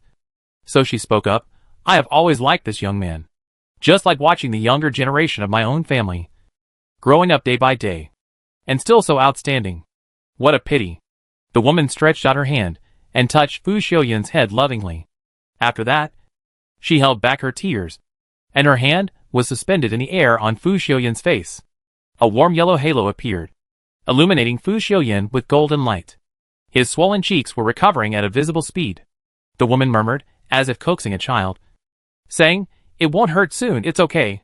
After Wusu glanced at the woman, he silently cast his gaze on Fu Xiuyan and said in his heart, You succeeded, you know, didn't you say that? You want to be a person liked by everyone, to bring joy, hope, positive energy to everyone, to be remembered by everyone, and hope that on the day you die, many people will cry for you, their tears will send you to heaven, you will become an angel, and continue to do good things. Wusu's eyes were sore as he thought about it, and he pursed his lips tightly, and held back his tears. Fu Xiuyan's face had returned to normal. The woman treated the blood marks on Fu Xiuyan's neck and wrists carefully. Finally, she looked at Fu Xiuyan and said, Child, go with peace of mind. Humans will not let you sacrifice in vain. Don't worry. Don't become a resentful ghost wandering in this world. Go. Go to where you should go. After the woman finished speaking, Wusu waved towards the door. He didn't speak, but the woman didn't mind his rudeness. She just looked at the sad young man with concern, sighed deeply, and left quietly, leaving this place to them. After the woman left, Wusu could no longer control his sadness and emotions. He touched Fu Xiuyan's face with trembling hands and said with a sob, You are an angel. As he said that, he also got on the bed and lay down next to Fu Xiuyan, hugged Fu Xiuyan with one hand, put his head next to Fu Xiuyan's face, closed his eyes, and said unwillingly, I don't want you to leave. I can't live without you. I can't. Tears flowed from his eyes into Fu Xiuyan's neck, and then went down to his heart, and dried up. On the other side, Gu Xiaoran rushed back to the East District like crazy, kicked away the dog leg that was about to salute, and kicked the door to pieces, and hurried into the room. The dog leg cried out in pain, fell to the ground, covered his broken chest, and wondered in his heart, What's wrong with this Gu Xiaoran? He endured the pain and got up from the ground, and walked towards the door. Gu Xiaoran in the room had stopped, and in front of her feet was the body of the witch. Chapter 575 Father and Son Meet. As for Sari, he has now appeared in the Star of Gods and Demons, inside the Dark Clan King's palace, in a room belonging to the Forbidden Area. He is standing on the magic circle, looking at the person in front of him. Opposite him is the Dark Clan King, who suddenly seems to have aged hundreds of years, staring at Sari angrily. His beard is constantly blown by his heavy breathing, and his chest is rising and falling violently. The culprit was very calm. Of course, only on the surface. He was extremely anxious. He said, I want the blood of 50 people from the Light Clan. Kill the witch. I need it urgently. I don't have time. She is your sister? I want the blood of people from the Light Clan. You beast. The Dark Clan King roared in anger and waved his hand. Although there was nothing, Sari flew backwards and hit the wall hard. The hidden magic circle on the wall lit up instantly. Sari had already slid down the wall, and the Dark Clan King spat out a mouthful of blood, and was so angry that he spat out blood. After standing up, Sari said the same thing. I want the blood of 50 people from the Light Clan. The Dark Clan King was shocked, and looked at Sari in disbelief. You don't regret it at all? And you don't feel guilty? Sari sneered, his eyes cold. You slept with my people, and let your son take my throne. Do you regret it? Do you feel guilty? Give me blood. The Dark Clan King's throat tasted fishy again, and he almost spat out another mouthful of blood. His pupils trembled, and he stared at Sari for a long time without saying a word. Finally, He closed his eyes helplessly, and after calming down his mind, he opened his eyes again. He asked, "What do you want so much blood from the Light Clan for? He let Sari go so easily, even though Sari killed his daughter. It has nothing to do with you." Sari was also desperate. He had never used these two things to talk to the Dark Clan King, or asked him to do this or that. This was a matter of principle. If he mentioned these two things, he would be using his own misery to win the sympathy of the Dark Clan King. This was the behavior of a weak person, and he was sorry, the great Demon King. But now the situation was urgent, and he could only go against his principles. He used this trump card right at the beginning, compared with his understanding of the Dark Clan King, gave the possibility of being beaten to death, admitted that he was a weak person, hit his own pain points, and also hit the other party's pain points. "I am your father." The Dark Clan King looked even a little pitiful at this time. Sari just looked at him coldly. In the Dark Clan, blood ties are never talked about. We are just the Dark Clan King and the Great Demon King. The Dark Clan King took a step back. He went from being hundreds of years old to being thousands of years old in an instant. At this moment, the mountain-like Dark Clan King even began to shake. But he still insisted, "In this case, I am your king, you must tell me." Sari's pupils flashed, and he made up his mind. "Okay, I want to save my beloved woman. Why, Dark Clan King, are you going to rob her?" Sari said, as he took 3 steps forward, almost reaching the Dark Clan King. The two looked at each other. One was aggressive, the other was heartbroken. The Dark Clan King looked at this young face so close, so similar to his late queen, but why was their temperament so different? And when the little carrot head, who always looked up at him, could look at him with full momentum and threaten him. Chapter 576. Everything about you makes me extremely sick. The Dark Tribe King felt indescribably bitter. Looking at the aggressive Sari, he was a little surprised. He actually had a beloved, and it made him so crazy. What kind of woman would it be? Earthling or Dark Tribe? The Dark Tribe King no longer had the strength to fight with Sari. It was easy for him to kill the brat in front of him. But other than that, he could only lose. Lose. Lose. Wait. The 2 words were too weak. And the Dark Clan King had already turned and left. After he left, Sari's momentum gradually subsided, his clenched and trembling fists calmed down, and his irritable and twisted face returned to normal. But after a while, the sound of tap, tap, tap footsteps was heard. Sari turned to look at the door, and saw Jiuyu walking gracefully, wearing a long skirt that perfectly showed her figure, and her still young face was less immature and more calm. Since Jiuyu came in, his eyes had not left Sari, and he walked towards Sari step by step. And Sari's expression did not change at all. It was not until Jiuyu stood 1 step in front of him, and a faint fragrance drifted into his nose, that Sari's eyes showed a trace of disgust. His eyes were not concealed, and fell nakedly into Jiuyu's eyes, making Jiuyu sad all of a sudden, and asked, "Do you really hate me so much?" She tilted her head slightly, the lines of her neck were very beautiful, and her eyes were watery, and she looked at Sari pitifully and humbly. "Get lost." Sari only said this one word. The tears in Jiuyu's eyes suddenly fell. Shock was stronger than sadness, unwilling to believe the conversation between Sari and the Dark Tribe King that she just overheard outside, and said, "You don't have anyone you like." "Right, you said that just to hide your plan. How could you possibly like someone else?" Jiuyu said excitedly. The calmness on her face had long disappeared. She raised her hand, trying to grab Sari's chest, crying and saying, "You like me? You like me? Right?" Then Sari sneered with great disdain, took a step back, avoided Jiuyu's hand, looked down at Jiuyu and said, "Everything about you makes me extremely disgusted. Your face, your voice, your body, your smell, your existence. Like you? Why do you think you can do that? You are a bitch. No." Jiuyu covered her ears and yelled, and then rushed to Sari like crazy. "You can't do this to me. I love you. You love me. You love me. You said you love me."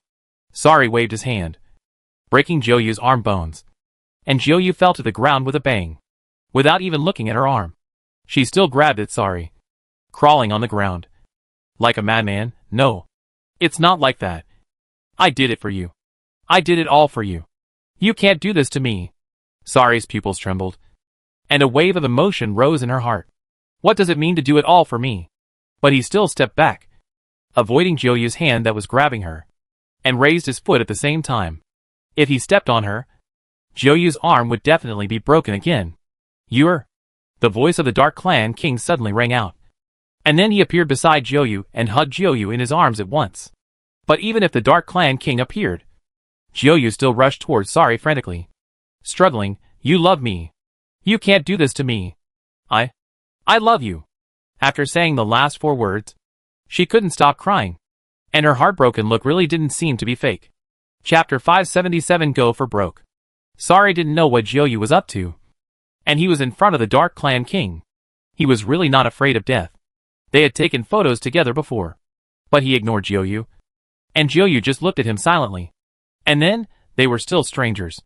But she had never been so crazy like today. Crying so hysterically. Not to mention yelling I love you. Sari wanted to laugh. He had long stopped loving this woman. So her current behavior, in Sari's view, was ridiculous. At the same time, he was a little worried that he would anger the Dark Clan King. And his blood would be gone. And Han Yuran would really be beyond saving. But the Dark Clan King stretched out his hand and said, Here you go. Get out of here. Sari looked at the bottle in the Dark Clan King's hand. And took it without hesitation. Even with a sense of snatching. Without any extra delay. He quickly stood back in the center of the magic circle. And his figure disappeared little by little. Jiuyu became even crazier when he saw this. Don't go. Don't leave me. Don't in the end. The Dark Clan King sighed. And knocked Jiuyu unconscious with heartache. And then turned to look at Sari. Sari looked at Jiuyu who had fainted. And his figure completely disappeared. The Dark Clan King picked Jiuyu up and said, Why are you doing this? When Sari returned to the witch's room, as soon as he appeared, his aura suddenly surged, and at the same time he stretched out his hand and swung forward, and the lightsaber slashed out. With a clang sound, Sari was completely teleported back, recovered his sight, looked at Gu Xiaoran who was retreating, stepped out of the magic circle, and said, Get out. Gu Xiaoran covered his chest, knocked over the sofa, and looked at Sari hatefully. The doglegs were trembling like a cat at the door. Cannot believe what he saw. How did it all turn out like this? Sari's figure suddenly disappeared again. Gu Xiaoran's fist hit the ground hard, breaking bones, and now she had no way to deal with Sari. Sari had appeared in his room, sitting on the bed, and almost falling asleep. Lucifer was startled, jumped off the bed, lying beside the bucket, looking up at Sari, guilty said, Brother, you're back. He would never have thought that Sari had been away for such a short time, killed the witch, returned to the Star of Gods and Demons, and came back again. Sari didn't want to teach him a lesson now. He walked straight to the bucket, and took a look at Han Yuran. He didn't see any signs of deterioration. Then he took out the blood of the Light Clan, and poured the blood of the Dark Clan he had extracted earlier into the bucket. They mixed with human blood. In fact, Sari didn't know how to give Han Yuran back the blood. He just thought that since she inherited the blood of the God and Demon Clan, it should be the blood of the Dark Clan and the Light Clan. She was human. Of course, Lucifer sensed it immediately. It was the blood of the Light Clan. He was a little confused. Although it was normal for them to kill a few Light Clan members secretly. But the fresh, pure blood of the Light Clan definitely has the taste of freshly killed and refined blood. And there are definitely not so many Light Clan on Earth. What is going on? But now is not the time for him to ask. He could only swallow all his doubts, and see Sari using his evil spirit to cover the entire barrel, including Han Yuran inside. The reason he did this was to force the blood into Han Yuran's body, and prevent it from coming out. But he was not sure if he could do it. Chapter 578 Swear to Follow. However, when the blood essence of the Dark Clan and the blood essence of the Light Clan collided with each other, there was a sizzling sound. The two melted each other, and they were incompatible. Seeing this, Sari put his hand into the bucket of blood, stirred it up, and brought the human blood to play a neutralizing role. Even so, there was still a sizzling sound, but the sound was getting weaker and weaker. In the end, although a lot of the blood essence of the Dark Clan and the blood essence of the Light Clan were wasted, they finally merged together. Sari then pulled his hand out, blood dripping from his fingers. Sari put his finger to Han Yuran's lips, smeared the blood on his finger on Han Yuran's lips, and then put his little finger into Han Yuran's mouth. The blood touched Han Yuran's tongue and melted into it. Sari pulled his hand out, then pinched Han Yuran's chin without hesitation, and waved his other hand. The blood in the bucket automatically formed a stream and shot into Han Yuran's mouth, which was forced to open. There was no need to swallow. The blood flowed down Han Yuran's throat, esophagus, and into his stomach. Lucifer looked at Sari's rough action, and felt that the bloody smell was really disgusting. He wrinkled his nose and moved towards the door carefully and quietly. Before he reached the door, he heard a messy sound outside. He was very surprised, unexpected, a little panicked, happy. Too many emotions blended together. It sounded like something very complicated had happened. Michael pushed the door open and left his room, and then left the hall. He stood at the door, looking at his brothers and sisters, and saw them facing the place where Sari lived. But they were hesitant. A hint of ridicule appeared on his lips. This bunch of trash. But, Michael thought and looked towards Sari's house, wondering. He actually killed the witch so suddenly. What was the reason? He shook his head again, feeling sorry. The witch hadn't done anything for him yet, and she died just like that. It was a pity. Gu Xiaoran stood at the front of the crowd and said to everyone, Sari is not necessarily easier to get along with than the witch. Who is crazy and who is more dangerous? You should understand it now. What is there to hesitate about? Everyone's expression was evasive. Indeed, Sari was too dangerous. Although the witch was not easy to get along with, she would not dare to kill anyone casually. But Sari was different. He even dared to kill the witch. Then, they all just depended on his mood and killed whenever he wanted, without any reason or rules. Qiuqi laughed coldly and happily, even a little crazy. After laughing for a long time, he said, She, the witch, deserved to die. The great demon king is eliminating harm for our dark clan. I, Qiuqi, will support the great demon king in my life. So I have to thank him and be grateful for his wisdom. The witch is dead, although it seems that she died without pain. It was quite refreshing, which disappointed her a little. But compared to her real death, this disappointment can be completely ignored. The bitch who oppressed her for half her life and tortured her for half her life finally got her comeuppance. She was so happy. Asking her to speak for the witch was simply a pipe dream. These people gathered together, of course, not to stand up for the witch, but just worried that they would become the next witch. But she was not afraid of hatred, because she decided that she would follow the devil to the death. She didn't believe that the devil would kill her. Chapter 579, each with his own opinion. Qiuqi, you have disregarded the safety of everyone's future lives for your own selfish desires. You deserve to die. Gu Xiaoran shouted. Of course, she didn't expect that she could do anything to the great demon king with these small soldiers and crab generals. What she wanted was for these people to stand on the other side of the great demon king. When she returned to the Star of Gods and Demons in the future and tried the great demon king, the attitudes and words of these people would be the guillotine on the great demon king's neck. And what she had to do now was to gather these people and force the great demon king to hand over the magic circle he had brought back. After the witch died, the great demon king was the first person to enter. The magic circle would automatically recognize him as the master.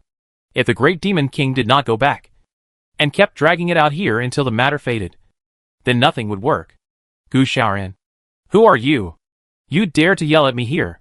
Do you think you still have the witch to back you up? Qiuqi said without retreating. The two stood on opposite sides, and there was no friendship to talk about. Gu Xiaoran stepped forward, looked at Qiuqi with a cold face, and said arrogantly and confidently, I, Gu Xiaoran, and my Gu family, never need to rely on others. Do you really think that you, a mere prince, are qualified to make me, Gu Xiaoran, bow down to you? Gu Xiaoran sneered and said with great disdain, You don't know your own limitations. Although her words successfully angered Qiuqi, he was able to survive the torture of the witch until now. Qiuqi, who was not crazy, would naturally not do anything stupid because of anger. Moreover, Gu Xiaoran's words were not wrong. He was indeed not qualified to make Gu Xiaoran bow down to him. Michael stared at Gu Xiaoran and murmured, maybe it would be good to use her to replace the witch. Thinking, all kinds of calculations were flashing in his eyes, but the sunny smile on his mouth was getting brighter and brighter, looking a little chilling. Qiuqi suppressed his anger, turned around and said to everyone, You are not stupid. You can be persuaded by your few words with ulterior motives. I just want to remind you that this is the big devil, the future king of the dark tribe. As subordinates, we will prosper if we obey and perish if we disobey. It is normal to obey his orders. Why should you resist? Gu Xiaoran's eyes were gloomy. Qiuqi's words made sense, but she couldn't allow it. The magic circle to go back is in Sari's hands, but he colluded with humans, first pretending to be a human to kill my dark tribe people, and then mixed with the unique miracle worker Han Yuran. It is possible that Sari has already decided to kill the tribe. As long as there is no magic circle, you will be imprisoned on this planet forever. Gu Xiaoran's words were like thunder in the sky, and finally exploded with a deafening sound. They cannot return to the Star of Gods and Demons. This is definitely something they cannot bear. They are the Dark Clan, and they need the nourishment of the evil spirit on the Star of Gods and Demons to live long. And there is no such thing on this earth. If they are trapped here for a long time, it is equivalent to chronic suicide. Looking at those panicked faces, Qiuqi was also in a state of turmoil. But she just wanted to kill the witch. Even if she died, she had to die unjustly and never be vindicated. Compared to the witch who slept with humans, the great demon king did not do anything substantial to judge the clan.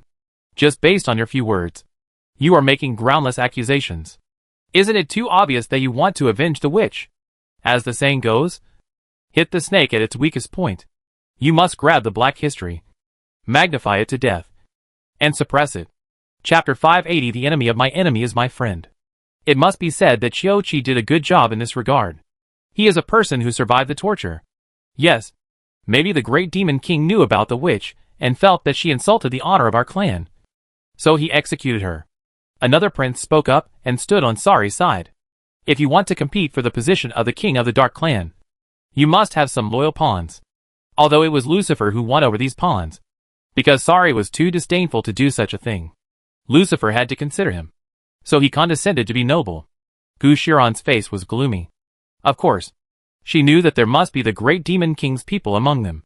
However, when the tree falls, the monkeys scatter. Those who were devoted to the witch before now turned their backs on her. The remaining ones, except for a few who were self-righteous, were useless. No one wanted them without a team. The only ones left were Michael's people. Thinking of Michael, Gu Xiaoran suddenly raised her eyes. Her eyes passed through the crowd, and her eyes met with Michael, who was watching the show behind her. Michael, who was waiting, showed a friendly smile. Then, Gu Xiaoran heard Michael's voice, which only she could hear. I can help you. You become my man. Your mission is to kill the devil. Of course, this is what you want to do. You have nothing to lose. I think becoming my woman is not a loss to you. Gu Xiaoran's pupil shook, and she was stunned for a while by Michael's last words. Michael tilted his head, looking very confident. Amid the noise of everyone expressing their opinions, Gu Xiaoran slowly closed his eyes, and then opened them again. Michael on the other side had lowered his head with a smile, and then raised it again, and walked towards them without hesitation. The people who were arguing, seeing Gu Xiaoran's blank gaze, turned their heads and looked in the direction of her gaze. When they saw Michael, everyone's expression was different. Michael had already passed through the crowd like a spring breeze, and after walking to Gu Xiaoran's side, he turned around and looked at everyone and said, whether the witch lives or dies is not something that a mere great demon king can decide. In this matter, the great demon king is wrong. Qiuqi shouted, but closed his mouth under Michael's smiling gaze. Michael is definitely the opposite of the great demon king, and the enemy of my enemy is my friend. He is definitely standing with Gu Xiaoran, and that is my enemy. That is why Qiuqi couldn't wait to speak. But when Michael looked at her, she didn't dare to do it, because the other party's smile was very different from usual. Although they all knew that Michael was easygoing, no one really thought he was easygoing. His ambition was clearly seen in that easygoing, and he was not someone they could offend. Compared with the great demon king, his advantage was that he had a mother who had been favored for N years, and no one could replace her. She was with the king of the Dark Clan every day and night. Any pillow talk can kill them. Qiuqi, I haven't finished my words yet. You don't take me seriously enough. Michael smiled and said, scaring Qiuqi to kneel down and salute. Qiuqi was anxious for a moment, and offended the third prince. Please don't blame me. Humph. Michael snorted coldly, no longer looking at Qiuqi, but looking at everyone and said, you should know your identity. Don't cross the line. This big devil made a mistake. How can you be qualified to attack him? Chapter 581. This is a fox. Michael's words were quite unexpected, and everyone was stunned, and wondered, isn't he here to encourage them to confront the devil head-on? Gu Xiaoran also turned to look at Michael in surprise and confusion. If she didn't know that one of him and the devil would die in the future, and they couldn't both survive, she would really suspect that Michael was playing a trick on her. But it didn't keep everyone shocked and confused for long. Michael spoke again, clearing up everyone's confusion, and sighed in his heart, "This is a fox." But, this time the magic circle of the Star of Gods and Demons, such an important thing, related to the survival of our dark clan, cannot be kept by the great devil who has committed a serious crime, so this must be taken back. Okay, the topic took a 180-degree turn again, making everyone a little confused. Thinking, keep it simple, keep the thought of wanting it back, keep it simple. Qiuqi didn't dare to speak again. And with Qiuqi as a precedent, of course no one else would speak. Although there were people from the Great Demon King here. They didn't see the Great Demon King. And didn't know what attitude the Great Demon King held. If they tried to stop him, it would have the opposite effect. And they would just shoot themselves in the foot. So, no one spoke. No one spoke here. But Lucifer, who heard the voice, spoke. "What are you all doing here? Don't you know where this place is? The Great Demon King's house is thousands of meters away.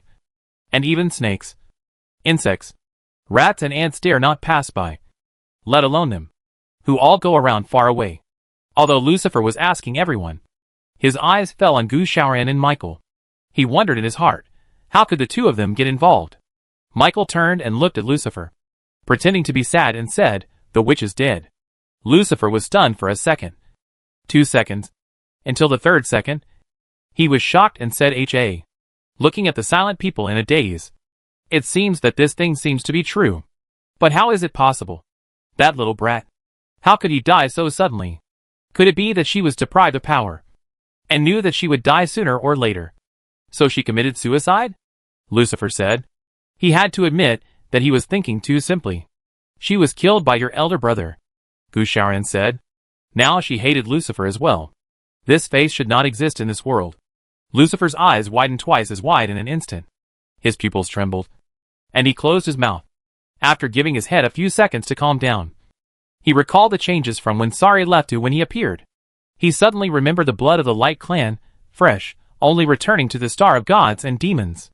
Only the witch can go back, can let him go back, but he harmed the witch certainly won't help him, and the eldest brother is so anxious, the result is that he kills him directly.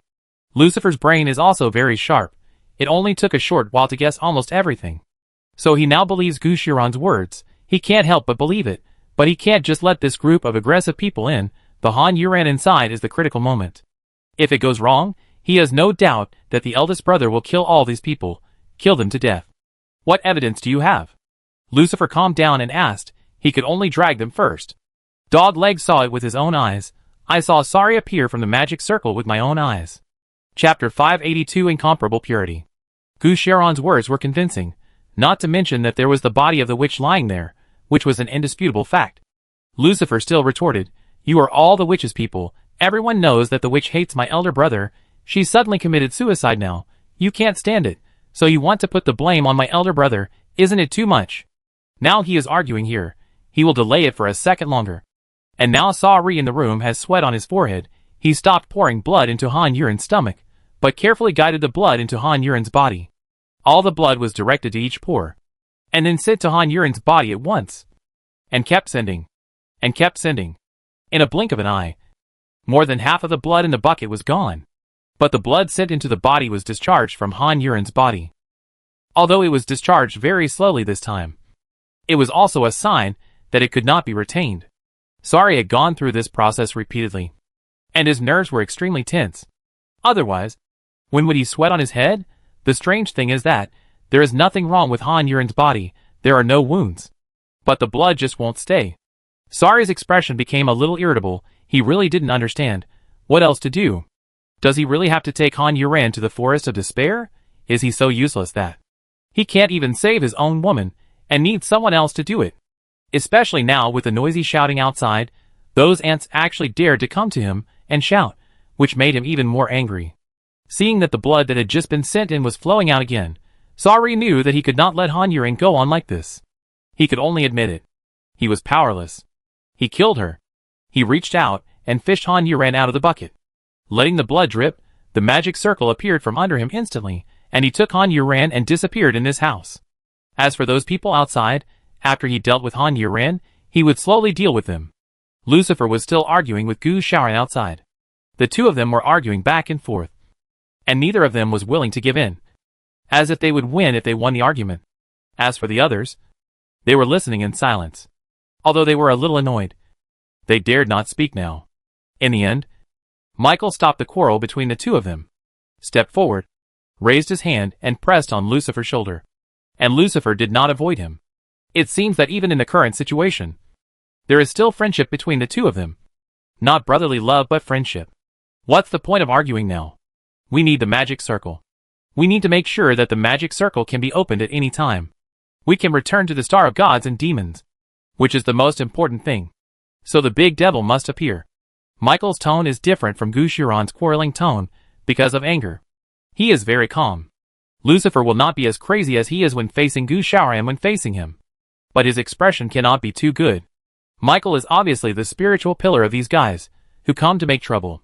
As long as he insists, these guys will not retreat. Lucifer rolled his eyes and sighed at Michael. You are really indispensable. His tone was very helpless. No wonder many people thought that they had an abnormal relationship, which was beyond the emotional relationship of brothers. But only the two of them knew it well. Their purity was incomparable. Chapter 583. What are you going to do? I can't do anything about it, Michael replied, and patted Lucifer's shoulder twice. It was a light pat, but Lucifer could feel the heaviness, and said, I can't do anything about it, but my brother has something important to do now, so we can't disturb him. If you have something to do, please come back after a while. He looked at the crowd, and at the same time opened his arms, raised his head, raised his chin, and made a blocking gesture. If you insist on going over now, just knock me down first. Do you really think we don't dare? Gushuran said. She was not afraid of Sari, so how could she be afraid of Lucifer? Lucifer looked at her. Whether you dare or not is your business, but I didn't say that I wouldn't let you see my elder brother, and my elder brother didn't say that he wouldn't give you an answer, but it's not convenient now, and you are so anxious, I have to doubt your motives. Lucifer said this, his expression became serious, and his aura became unusually cold, staring at everyone like a wolf and said, Do you have anything else to do, such as arranging how to plot against my elder brother? This compliment can be said to be quite low level, but it also shocked everyone. Who dares to wear such a hat? They really don't want to have their heads anymore. So they all waved their hands and said, Second Prince, you can't say such nonsense. At the same time, many people stepped back. Lucifer's eyes passed over several people. And those people said in tacit cooperation, Second Prince, I will leave now. I have absolutely no bad intentions towards the great demon king. Yes, since the Second Prince said that he would give us an explanation, I trust the Second Prince and the great demon king. This wave of emotions also took away many neutral people. The last ones left were Michael's people, and some stupid people who were encouraged to stay here. Lucifer smiled, and turned to look at Michael. Sometimes when he looked at Michael, he would think, it would be great if they were brothers, then it wouldn't be so difficult. And even their names matched. Clearly they looked like brothers. This was still a mess. Sari had already appeared on the Star of Gods and Demons with Han Yuran in his arms, still in that room, but this time, there was no Dark Clan King waiting here. The Dark Clan King was standing by Jiuyu, who had fainted from crying. He just glanced at the door. Then he lowered his head again, looking tenderly at Jiuyu, whose eyes were red and swollen from crying. He gently rubbed Jiuyu's forehead with his fingers, and murmured, Why are you so stupid? Sari was quite surprised that he didn't see the Dark Clan King. But now was not the time for surprises. He was in a hurry. So without thinking too much, he carried Han Yuran out of the room, left the palace, and flew towards the Forest of Despair. Although he didn't come, the Dark Clan King, who had been paying attention to Sari's movements, got down from the bed after sensing Sari's direction and asked in confusion, What are you going to do now? Of course he knew what was in that direction. And suddenly, he remembered that the old man, the King of Light, said that Sari had entered the Forest of Despair and came out. Could he go in again? This time, the Dark Clan King couldn't let his mind go. He lowered his head to look at Jiuyu and said softly, Be good. I'll be back soon. Jiuyu, who was in a coma, would of course not agree. The Dark Clan King lowered his head again, kissed Jiuyu's forehead, and then left. Chapter 584. No one can have an easy time. Sari held Han Yuran and flew quickly towards the Forest of Despair, but soon, he felt the Dark Clan King chasing him from behind. But instead of slowing down, he accelerated. The Dark Clan King who was chasing him from behind sneered, extremely disdainful. Soon, he caught up with Sari, and even surpassed him, blocking Sari in front of him. Sorry had to stop, but he held Han Yuren's hand tighter, and hugged Han Yuren again, as if he was afraid of being seen by the Dark Clan King. The Dark Clan King's eyes still fell on Han Yuren. But Han Yuren was covered in blood. Even his hair and eyelashes were covered in blood. He couldn't see clearly what this person was. Human? The Dark Clan King said. This was the first time he saw a human. And he really looked like them. Get out of the way. Sorry said very impolitely. The Dark Clan King raised his eyebrows. What are you going to do? Although Sorry did not explain Han Yuren's condition, the Dark Clan King did not need him to explain. He could clearly feel the breath of the Dark Clan's blood and the breath of the Light Clan's blood on Han Yuren. Obviously, the reason why Sorry rushed here before, even mentioning the thing he was most reluctant to mention, to obtain the essence of the Light Clan, was for the person in his arms. The person he liked. She has no life left, the Dark Clan King said. Although this is a human, but the Dark Clan King hopes that she is alive. Because being liked by Sorry can also be regarded as solving a big problem in his heart. But he didn't expect that the other party was already dead. But even so, the Dark Clan King could feel more. How important this woman was to Sorry. Even if he knew she was dead, he would not give up to save her. Never mind. Get out of the way. Sorry continued to fly forward. Are you going to enter the Forest of Despair? The Dark Clan King was about to reach out to stop him. Sorry turned his head to him suddenly, and almost roared, if she dies, no one will have a good life. The madness in his eyes stunned the Dark Clan King. He did not reach out his hand to stop him. Sorry had already disappeared with Han Yuren in his arms. The Dark Clan King sighed helplessly. You are obviously the coldest-blooded person. But he really cares about you. You are also the best person. Son, if you are like this, how can I, your father, feel at ease? The Dark Clan King did not go back, but followed Sorry from a distance to the edge of the Forest of Despair.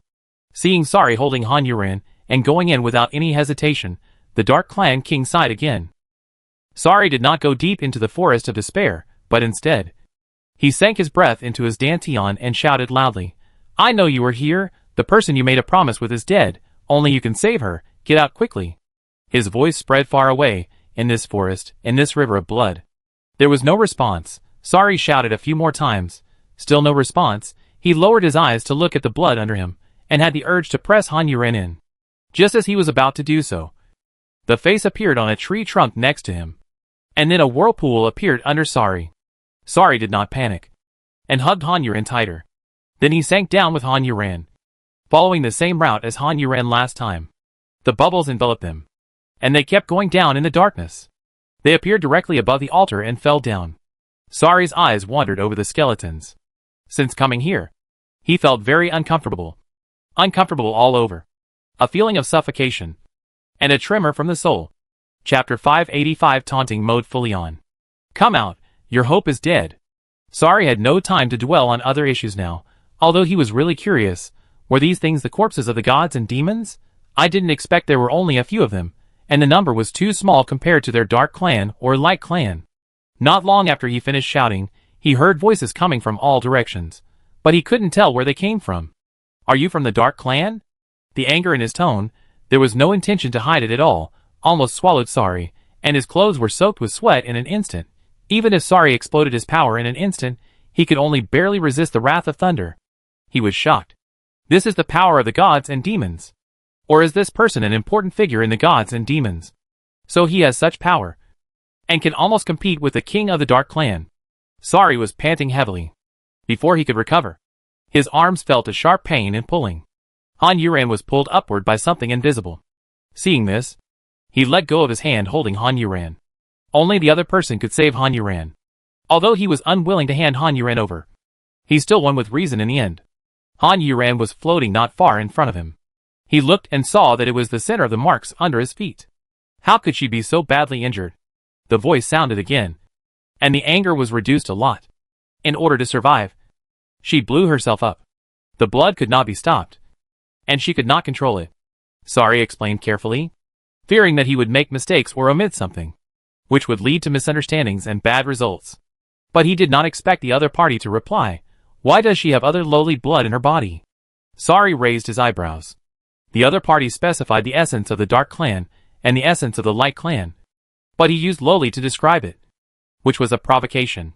Normally, although he did not have a sense of honor for his tribe, he would not give a chance to those who said he was lowly to live. But now, he had to bow his head to ask for something. He looked at Han Yuran and murmured in his heart, "Woman, I have done so much for you. If you don't know what is good for you, you are really ungrateful."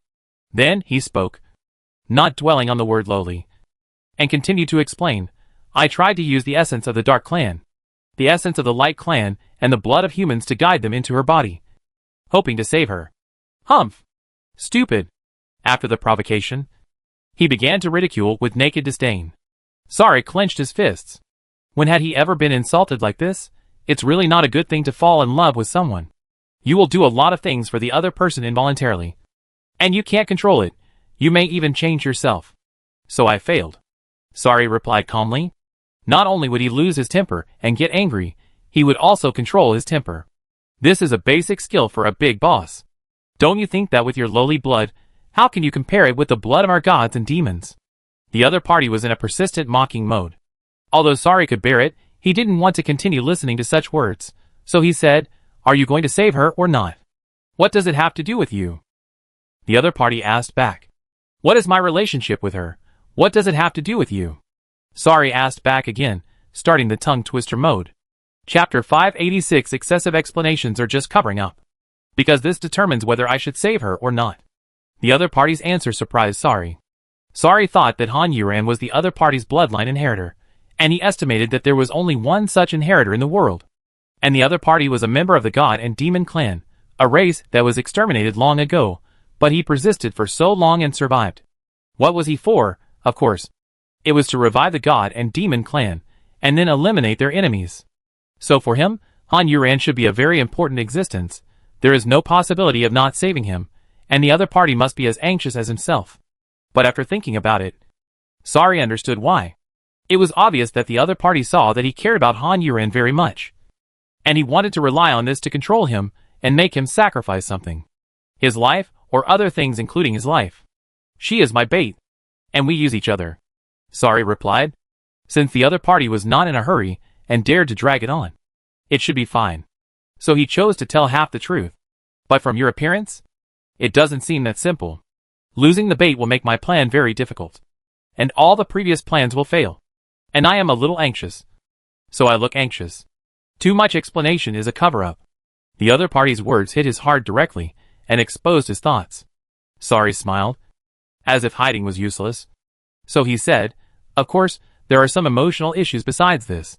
But just like plans can be rearranged, feelings can also start over." But he paused here, and the smile on his lips became deeper. "But compared to me, you should need her more urgently. You prick my heart, and I will set traps in your heart. And no one should let anyone go." The other party fell silent for a while, and only Han Yuran floated quietly in the air, not knowing that his life and death issues had become a calculation between others. "It's impossible for you to not pay anything." The other party admitted what Sorry said before, and also made his thoughts clear. "What do I need to pay?" Sorry asked this question. In fact, he had already decided in his heart that as long as he could give, even if it was a few years of life, he would agree. Even though he knew that the other party would definitely save Han Yuran regardless of whether he agreed or not. He just couldn't do it. He couldn't afford to lose this gamble. The other party said with a smile that made people's backs cold, "You will know in the future. Use your body and mind to feel it." After the words fell, Sorry was a little confused. Han Yuran had already fallen. Seeing this, Sorry was no longer confused. Since the other party kept it a secret, it meant that he would definitely not tell him. It seemed that he could only wait until later, and pay attention carefully to see if there were any changes in his body. "Back off." As the words came, a gust of wind blew up, and there was no time for Sorry to back off, and Sorry was blown away. Blowing to a dark place, Sorry's body turned countless circles and stopped. After stopping, he did not shake or move, just stood there quietly waiting, and silently prayed in his heart. "Han Yuran, as long as you survive this time, I will not force you anymore, come back alive." He prayed earnestly here, and on the other side, the owner of the Forest of Despair, who had not appeared, slowly appeared, and the person hiding in the black smoke appeared beside Han Yuran. Looking at Han Yuran, his hand slid down from Han Yuran's head through the air. Chapter 587 I will make it up to you. As the old monster moved, where his palm slid over, starting from Han Yuren's hair, all the blood on it disappeared. The hair was extremely dry, like a pile of dead grass, and it felt like it would break if the wind blew. When the blood on the face disappeared, a face full of wrinkles was revealed, which looked very old, and it seemed that it would weather more easily than the hair. The whole face was twitching, and the skin and flesh drooped without any luster, like an old goblin who had lived for hundreds or thousands of years. Then the old monster chuckled. "Now, who is the old monster? You look so ugly." As he spoke, he moved his hand downwards. All the exposed skin of Han Yuren was in an aged state. It was estimated that the skin that was not exposed was the same. "You are really crazy. Only crazy people would do such a thing to themselves if they don't want to die." As he spoke, the old monster's hand had left Han Yuren's body. Han Yuren was clean again. It's true that old age is not as good looking as youth. The old monster looked at her without any hurry, and said unexpectedly, "But I really didn't expect that you would be related to the big devil of the Dark Clan. And he even liked you. However, such a lowly person is not qualified to like you. You know," he said, and moved his head closer to Han Yuren, "you will be a member of the gods and demons. So you must not like him. Do you like him?" It must be said that the old monster now looks and sounds like a monster. Eerie and scary. Like a pervert. And even his tone is scary. Han Yuren certainly had no way to answer her. So he continued to talk to himself, stretched out his finger and pressed it against the middle of Han Yuren's forehead, and said, "You know, people have emotions. People will control their emotions.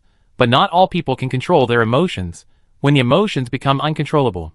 As he spoke, a golden light shone from his fingertips, and a golden line appeared on Han Yuren's forehead, and these lines began to split into countless lines, floating back and forth, almost instantly, and occupied all the space in Han Yuren's head. Sorry continued, "In order to avoid this situation, I will erase your feelings. I'm sorry."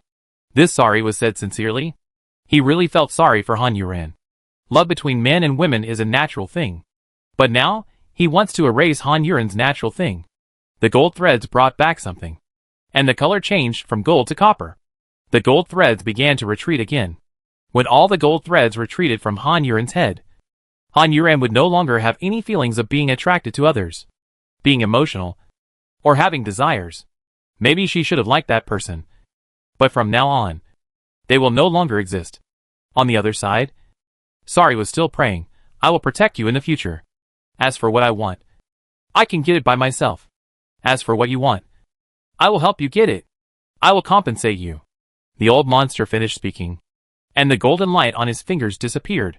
He put his head against Han Yuren's head and said with a sad tone, "For their family, this innocent woman will lose the love and happiness of her life."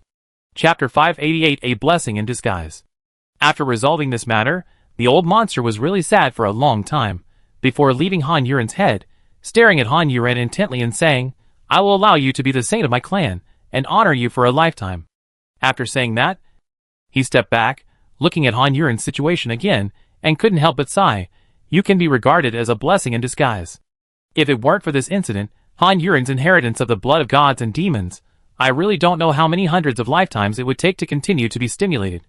But this incident is a good opportunity to recycle. The blood is recycled, and the waste blood is completely discharged. The next thing to do is to guide the pure blood of the gods and demons into Han Yuren's body, and activate it, so that it can flow on its own, and produce blood, and return to normal." The reason why the old monster didn't do this before was that he was worried that Han Yuren's body couldn't bear it, and he couldn't take the risk, so he chose the safe and sure way. But now, things have come to this point. Han Yuren is already in extreme danger, and it won't be any more dangerous, so he has to do this now. The old monster waved his hand, and a sealed jar appeared in his hand. The pure black sealed jar was sealed with a golden paper note, and there was something written on the paper that looked like a ghost painting, and no one knew what it was. The old monster held the jar with both hands, and looked very solemn, staring at the jar with a heavy gaze. If he had a real body, then he would definitely shed tears now. But he didn't even have the qualifications to cry. He didn't even have the qualifications to vent his emotions through tears. He just gently stroked the jar. Inside the jar was the only blood left of their god and demon clan, and their hope. Now he wanted to make this hope, put it into practice. So he no longer hesitated, raised his hand and tore off the golden paper, and solemnly opened the lid of the jar, and instantly a faint fragrance floated out. It was different from the fishy smell of human blood, different from the strong fragrance of the Light Clan, and even less from the pungent blood of the Dark Clan. The fragrance was very light, and very pleasant. The old monster stared at the blood, which contained his blood. Then he slowly bent down, suspended the jar on the engraving on the ground, poured the jar little by little, and the blood inside flowed into the engraving without a drop of blood. After the blood entered the engraving, it slowly flowed forward, like a branch spreading out.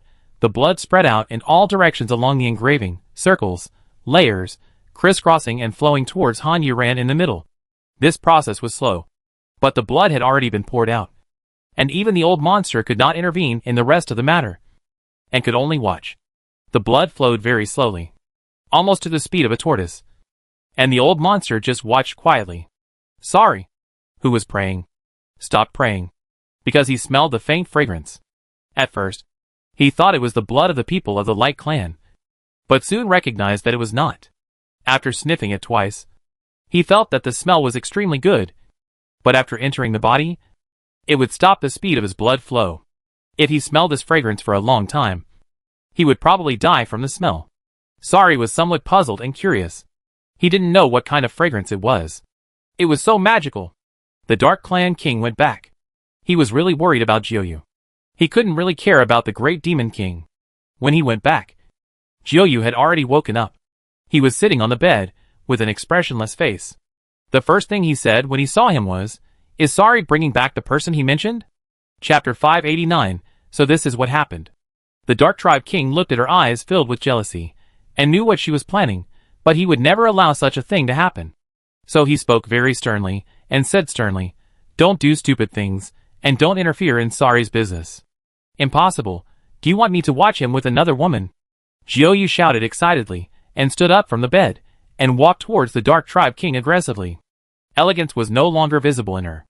Since she knew that Sari liked someone else, she had gone mad, completely mad. She grabbed the Dark Tribe King's arm with all her strength, shaking her head. "I will never allow this to happen. You are mine now. You are Michael's mother." The Dark Tribe King said with pain. He owed the woman in front of him, but this did not mean that he would allow this woman to completely destroy Sari, the future Dark Tribe King. It turned out that he had already chosen a candidate in his heart, and had already decided that the Dark Tribe King must be Sari. In one sentence, Jiuyu was already in tears, full of sadness and grievance. She let go of the Dark Tribe King's hand, retreated without strength, and also wanted to distance herself from the man in front of her. She hugged herself painfully, bent down, and sat on the ground weakly. "It's all you. It's all you who heard me."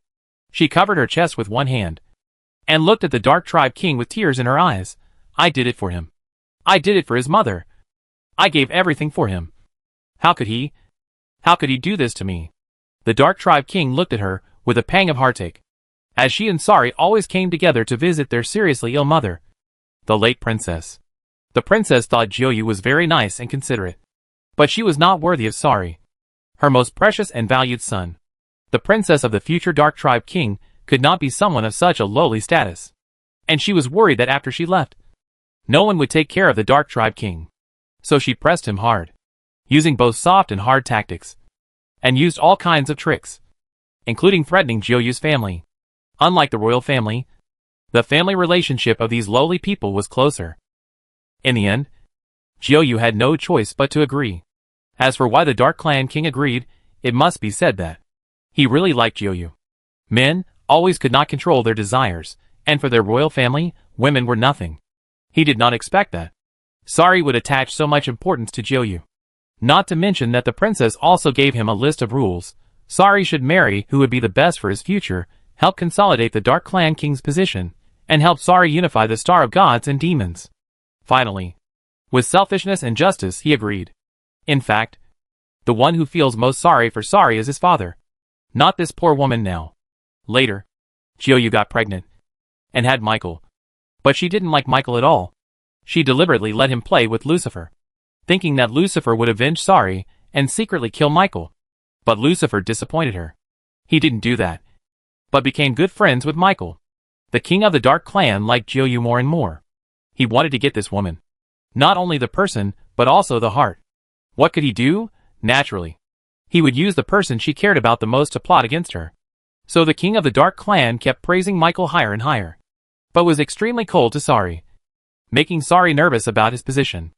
Jiuyu would naturally be nervous, so Jiuyu would be nice to him. Chapter 590 Darkening.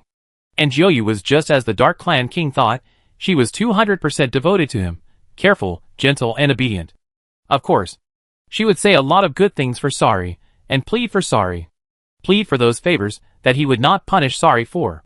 After a long time, the Dark Clan King even thought that Jiuyu would fall in love with him to some extent. After all, the 4 words love grows over time are not said in vain.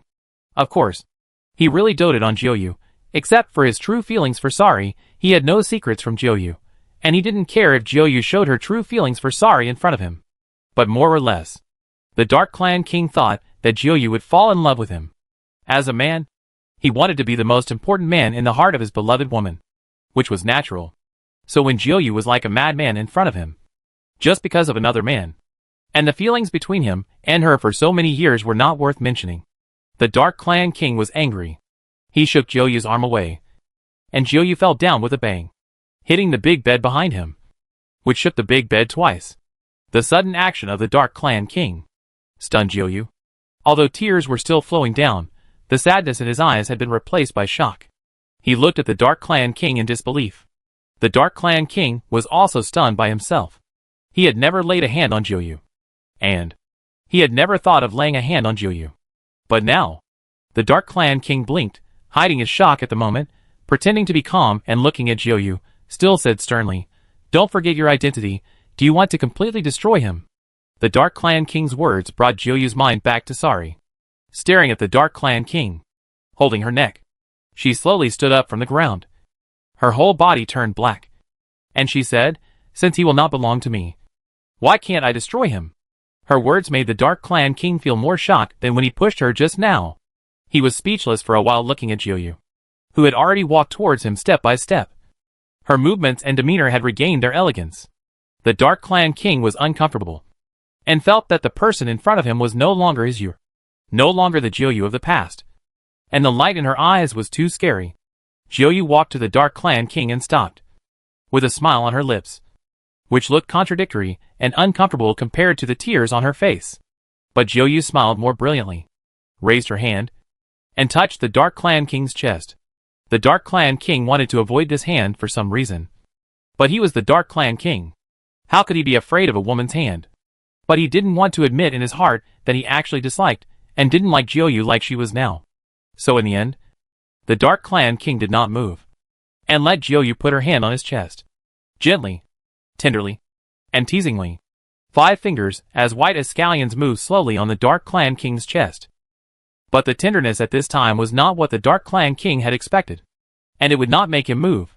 "My king," Jiuyu called out in a pretentious manner. If it were any other time, the Dark Clan King's bones would have been soft. But now his whole body and mind were tense. Jiuyu smiled again in a charming way. His fingers continued to move, and he leaned sideways, sticking to her, like a little bird. Chapter 591 No response. But this time the Dark Clan King did not hug her slender waist, to give her a response, to give her tenderness. Jiuyu did not care, but took the Dark Clan King's hand, and put it around her waist, and drew circles on the Dark Clan King's chest, and said in a charming voice, "My king, now you finally knows who is the best person to you." The Dark Clan King did not say anything. He was not stupid. Of course he knew why Jiuyu was doing this, and why. Jiuyu continued to play the scene alone. She looked up at the Dark Clan King, held the Dark Clan King's cheek with her hands, and smiled very sweetly, very brightly, like a child without any scheming. "That person is you, the king. You have tolerated my willfulness for so many years, obeyed me in everything, and been so kind to me and Michael. Otherwise, he was just a slave's child. How could he be like this now?" Jiuyu paused after speaking, and looked so sincere. She let go of her hands, and withdrew from the Dark Clan King's arms. She bowed to the Dark Clan King very solemnly. "My king, you are sincerely thanks you." Her behavior made the Dark Clan King a little scared. How could this feel like a last word? Thinking of this, the Dark Clan King was a little panicked, and could no longer act coldly. He took a step forward and helped Jiuyu up. "It is my duty to treat you well, and it is also my duty to treat our children well." Jiuyu took advantage of the situation and fell into the Dark Clan King's arms, saying sadly, But the Great Demon King hates us. If you hand over the throne to the Great Demon King, you and Michael will definitely die. Who, your majesty? Jiuyu interrupted the Dark Clan King, looked at him pitifully and said, Your majesty, let yours serve you well before she dies. But it's a pity for our children. As he spoke, he couldn't continue crying, sobbing softly. So pitiful. The king of the Dark Clan understood again. She was really planning to harm Sari. He had misunderstood that she was going to commit suicide. Although he was fond of beauty and really valued Jiuyu, he was not a foolish king. He knew who could inherit his position and lead the Dark Clan to a new glory. So he just raised his hand, patted Jiuyu's back gently, and said, Don't worry. I have arranged the escape route for you and Michael. I will never let you get hurt. As for the grievance, I am sorry for you and your son. Jiuyu heard this and his expression became crazy again. But he endured it again. When he spoke, he only replied gently, I will listen to the king's arrangements. His eyes were full of cruelty, and he secretly swore in his heart, Sorry. I will never let you have an easy time. Never. She didn't know that someone had already done this to Sari. The old monster pulled out Han Yuren's black hair. She would never fall in love with anyone. Sari's feelings would never be reciprocated. He would never get Han Yuren's love. But at this time, he didn't know, he was still praying. The old monster's blood had already stained all the marks under Han Yuren's body. Only then did he realize that the area of the marks was so large. Not only Han Yuren's body, but even the bodies of the corpses were marked. After the corpses were stained with this little bit of blood, they seemed to become more lustrous, as if they would come alive in the next moment. The old monster had already started to move, put his hand into his heart, pulling out a wisp of golden fire. Chapter 592. The truth is so powerful that it can kill people. After pulling out the golden fire, his whole aura weakened by several points, his body even staggered uncontrollably, his back hunched, and he felt that the black mist on his body had dispersed a lot, and the color had also become lighter. It seems that this golden fire is very important to him.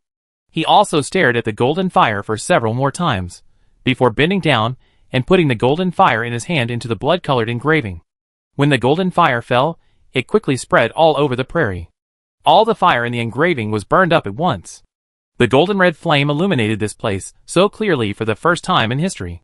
But although it was clear, there was nothing to see.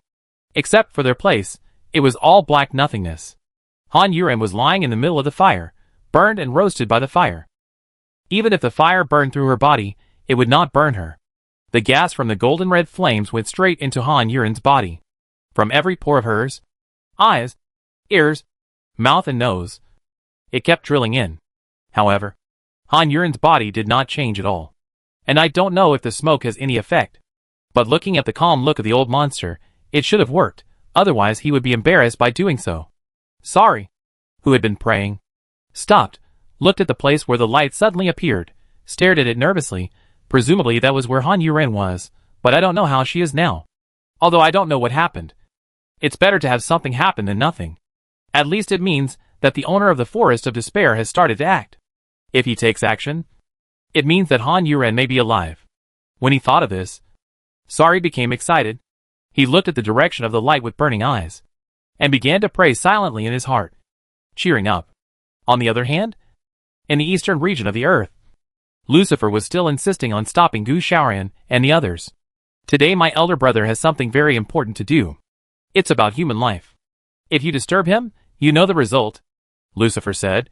His eyes swept through the crowd fiercely. Then his neck stiffened. Besides, my elder brother's identity is there. Can he run away? Can he even give up the throne to avoid you guys? Another truth, in fact.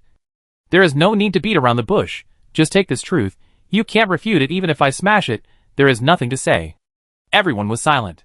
Although no one said that the position of the Dark Clan King would definitely belong to Sari. It would definitely not be theirs. Today, I, Gu Shaoran, must meet Sari. Gu Shaoran no longer cared about these people. She must meet Sari. Lucifer looked at her with great disdain, and a hint of ridicule appeared on his lips. With you, what can you do if you meet him? Can you beat my brother?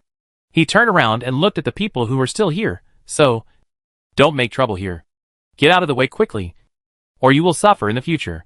This was a threat. This time, a large group of people left, and only about 10 people insisted on staying here. Of course, It does not mean that all those who stayed here are Michael's people. There are also Lucifer's people among them. Lucifer's people spoke up. Second Prince. Don't be angry with these people. They don't know what's good for them. Yes. If you want to show off and stand out, you have to choose the right person. Not everyone has a good mother. But the throne is passed down from the father. Chapter 593. Pure personal attack. This sentence can be said to hit the sore spot directly. Who wants their mother to be mentioned for no reason, and their mother's identity is quite sensitive. It has to be said that this dark tribe is also very courageous. It seems that he is really a die-hard fan of Sari. Michael glanced at him. That man was not afraid. He moved closer to Lucifer. But he definitely didn't know that even Lucifer wanted to beat him up. Why mention someone's mother for no reason? Can't you just make a pure personal attack? Michael, you go back first this time. This trip is meaningless. You won't be able to see my eldest brother. Lucifer looked at Michael very sincerely. And his tone was even more sincere.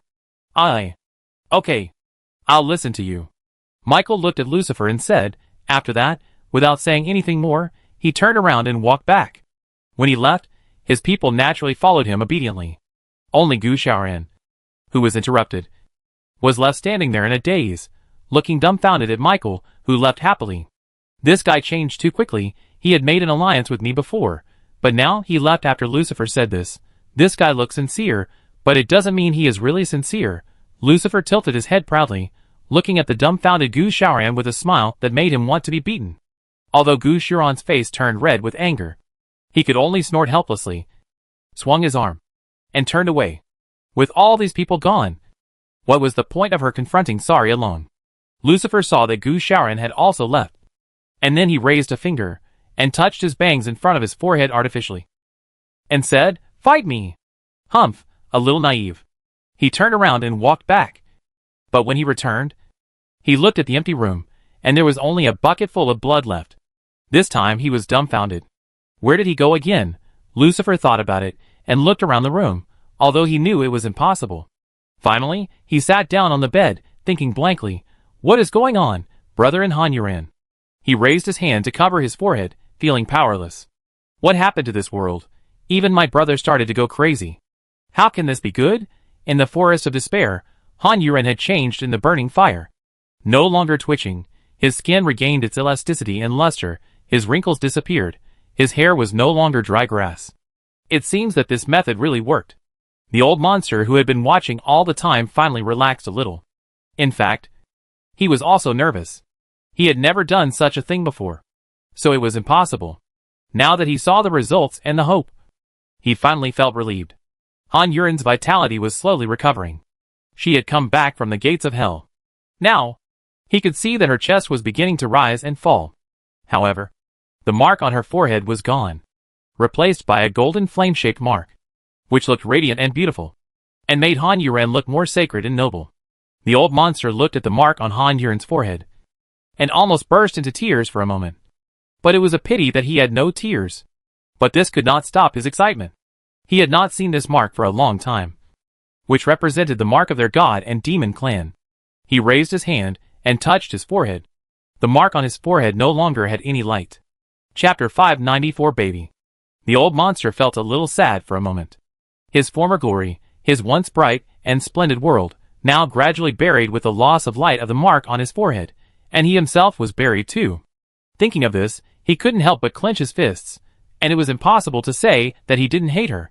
But when his eyes fell on Hanyuran, when he saw the golden light on Hanyuran's forehead, his hatred burned into a raging fire of revenge. I will definitely wipe out both of your clans. Hanyuran, become my blood, he said with great ambition in his heart. But the meaning of these words is worth pondering, as if it is not much different from what he said to Hanyuran before. And at this time, Hanyuran, her consciousness is recovering little by little.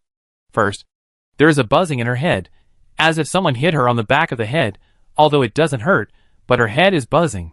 When this buzzing feeling dissipated, she had completely recovered consciousness, but she still couldn't control her body. Only her soul and thoughts came back. She felt the endless darkness, and her soul sighed deeply. Although she didn't know what happened, she was sure that she must have died once before. It was just the feeling of death, nothing particularly profound. It was just the disappearance of consciousness. But it was great to be alive now, But how did she come back? She was bleeding profusely at the time, and couldn't control it. She only remembered Sari's anxious, panicked and angry look, and she couldn't remember anything after that. Could it be that he saved me? Apart from Sari, Han Yuran couldn't think of anyone else. But this guy is pretty amazing. Even though I was in that state, he was able to save me. But I think he will probably use this incident to take credit from me and get some benefits. After all, that guy wouldn't do a business that loses money. Forget it. I don't want to think about him now. Han Yuran thought about throwing Sari aside and wanted to lift his eyelids, but he couldn't do it after trying a few times. Although she failed to open her eyes, she found something. A very special thing. In her head. It appeared very suddenly. Han Yuran was sure that it was not in her head before. Her consciousness moved closer and stared at the extremely brilliant golden flame in her head. She felt it was so magical. There was a golden fire burning in her head. What happened? Her consciousness tried to float to the front. The golden flame did not burn her consciousness. The two could coexist and would not hurt each other. It could even be said that the flame made Han Yuran's consciousness feel very warm, and she wanted to stay beside it. Thinking this way, he did it. His consciousness was always closely attached to the flame. Not long after, a small wisp of consciousness gradually became stronger. Han Yuran felt the changes, and could not help but stare at the golden flame again. It was definitely nourishing his consciousness. It seemed that this thing saved his life. He just didn't know what kind of treasure it was. But it must be a very precious treasure. He probably couldn't pay it back. He could only deny it. What happened? Sari could only see the light extinguishing little by little. But there was no movement at all. How could he feel relieved? Chapter 595 Nirvana Rebirth. However, no matter how worried Sari was, no one would think of him now, or pay any attention to him. The old monster stared at Han Yuran intently. The disappearance of the flames was a happy thing for him, which meant that Han Yuran's body was absorbing and being remodeled, not only the blood this time, but also her bones, her internal organs, and every part of her body, both inside and outside. Han Yuran, who was now lying in the flames, was like a phoenix reborn from Nirvana. Her body was no longer a fragile human being, but gradually became the hardest weapon. A perfect work of art. Her skin became smoother and more lustrous, like a shining white jade. Her hair gradually grew longer, and now it reached her waist. With black hair like a waterfall, the people of their god and demon clan were always handsome men and beautiful women. Fortunately, Han Yuran's appearance did not disgrace this excellent bloodline. The old monster tilted his head, closed his eyes, and looked intoxicated. He could even hear the creaking sound of Han Yuran's bones changing. The sound was so beautiful, representing strength. Han Yuran's consciousness was already very strong. She tried to open her eyes again, and this time, she succeeded perfectly. The moment she opened her eyes, she was dazzled by the golden flames. But this did not cause any problems. But Han Yuran was still stunned, because in her sight, everything was so clear. The black in front of her was no longer black, but a combination of something she could not describe. She could even see them fluttering. The changes in light brought about by their changes. Everything seemed to be seen clearly by these eyes. Han Yuran was surprised. Not only did she not die this time, but it turned out to be a blessing in disguise. Such a pair of eyes would definitely be of advantage in a battle. You're awake. The old monster opened his eyes and said, although he didn't see things with his eyes. Han Yuran wanted to turn her head to look at the source of the sound. But surprisingly, her neck didn't move. After a moment of stiffness, she tilted her eyes towards the old monster and barely saw him. Then she forgot to speak in surprise. Her mouth forgot, and her head was talking quickly. Old monster. Why is he here? No. Where is this? The forest of despair. What the hell is that? Many questions suddenly popped up in her head. After calming down for a second, she said, the forest of despair? She heard her own voice, and it still felt quite alive. It was the first time that Han Yuran felt that her voice was so beautiful. Of course. I'm here. Where's Sari? Sari. Oh, him. The old monster said, looking in Sari's direction, and then said, he's somewhere else. Han Yuran blinked and didn't speak for a while, thinking about the whole thing. Sari should know more or less about the relationship between the God and Demon clan and the Dark clan and the Light clan, and he also knows who the owner of the Forest of Despair is, but he dared to come in again to save himself. I thought it was just a paper partnership, But I didn't expect this person to be so particular. Han Yuren thought to herself, but, if her feelings were intact, she would not be thinking this way now. Thank you for saving me, Han Yuren said to the old monster. No, I did it for myself, for the god and demon clan, not for you. The old monster was also straightforward. Han Yuren smiled. Although this is good, but when you say that, I feel that I am not valued. Chapter 596. The question hits the point. The fire burning under you is my most important thing. How do you expect to be valued? The old monster said with a smile. The two of them looked like good friends at this moment, which was very different from the first time they met. Han Yuren did not appreciate his kindness. Just as he said, the revival of his clan depended on him. It was just mutual use. In the future, he could not tell how much he would have to pay. Perhaps the life he saved now will have to be paid back to him in the future. Although Sari is from the Dark Clan, he came here to save me this time. I hope you can let him go this time, Han Yuren said, although she didn't know why this old monster didn't keep Sari when he first came in. Logically, he should hate the Dark Clan to death. There is absolutely no possibility of letting Sari go. But no matter what the reason was the first time, this time, she couldn't let Sari die because of her. The old monster was a little surprised, and couldn't help but stare at Han Yuren's eyes. The golden pupils reflected the flames, and there was no other emotion in them. Why do you care so much about him? The old monster asked. Although he believed in himself, he wanted to confirm again that Han Yuren would never fall in love with anyone, even if the other party had saved her. He saved me. Han Yuren's answer was also direct and simple. Is it that simple? Or else? Silence always comes unexpectedly, making people feel awkward. When these flames are extinguished, you can return to normal. The old monster changed the subject, because he couldn't let the awkwardness continue. Han Yuren couldn't help but glance at the flames, because they didn't look like they would last long. What do you feel? The old monster asked curiously, not knowing what would happen to a human being after he was transformed by their god and demon clan. Feeling? The only thing I can feel now is that my eyesight has improved. Han Yuren told the truth. The old monster smiled. When you return to normal, you will deeply understand how you have changed. I hope I can be strong enough to not die again, Han Yuren said with a wry smile. Although she is always getting stronger with various help, she always seems to lose. And keep losing. As long as you don't want to die, you can definitely survive. I am the best proof. The old monster was also very open with her. Han Yuren was quite interested in this topic. She looked around. It was dark and empty, without any other sounds. It was like a tomb or a cage. She couldn't help but ask, "You are staying here alone. Aren't you bored?" She actually wanted to ask if he was lonely, but she felt that asking this would hurt the other person's heart. No. I think about revenge, and how to destroy the two tribes every day. I wait for hope every day. The old monster's answer was a bit creepy. It can be said that he has gone crazy. But Han Yuren still understood him. That was the hatred of exterminating the clan.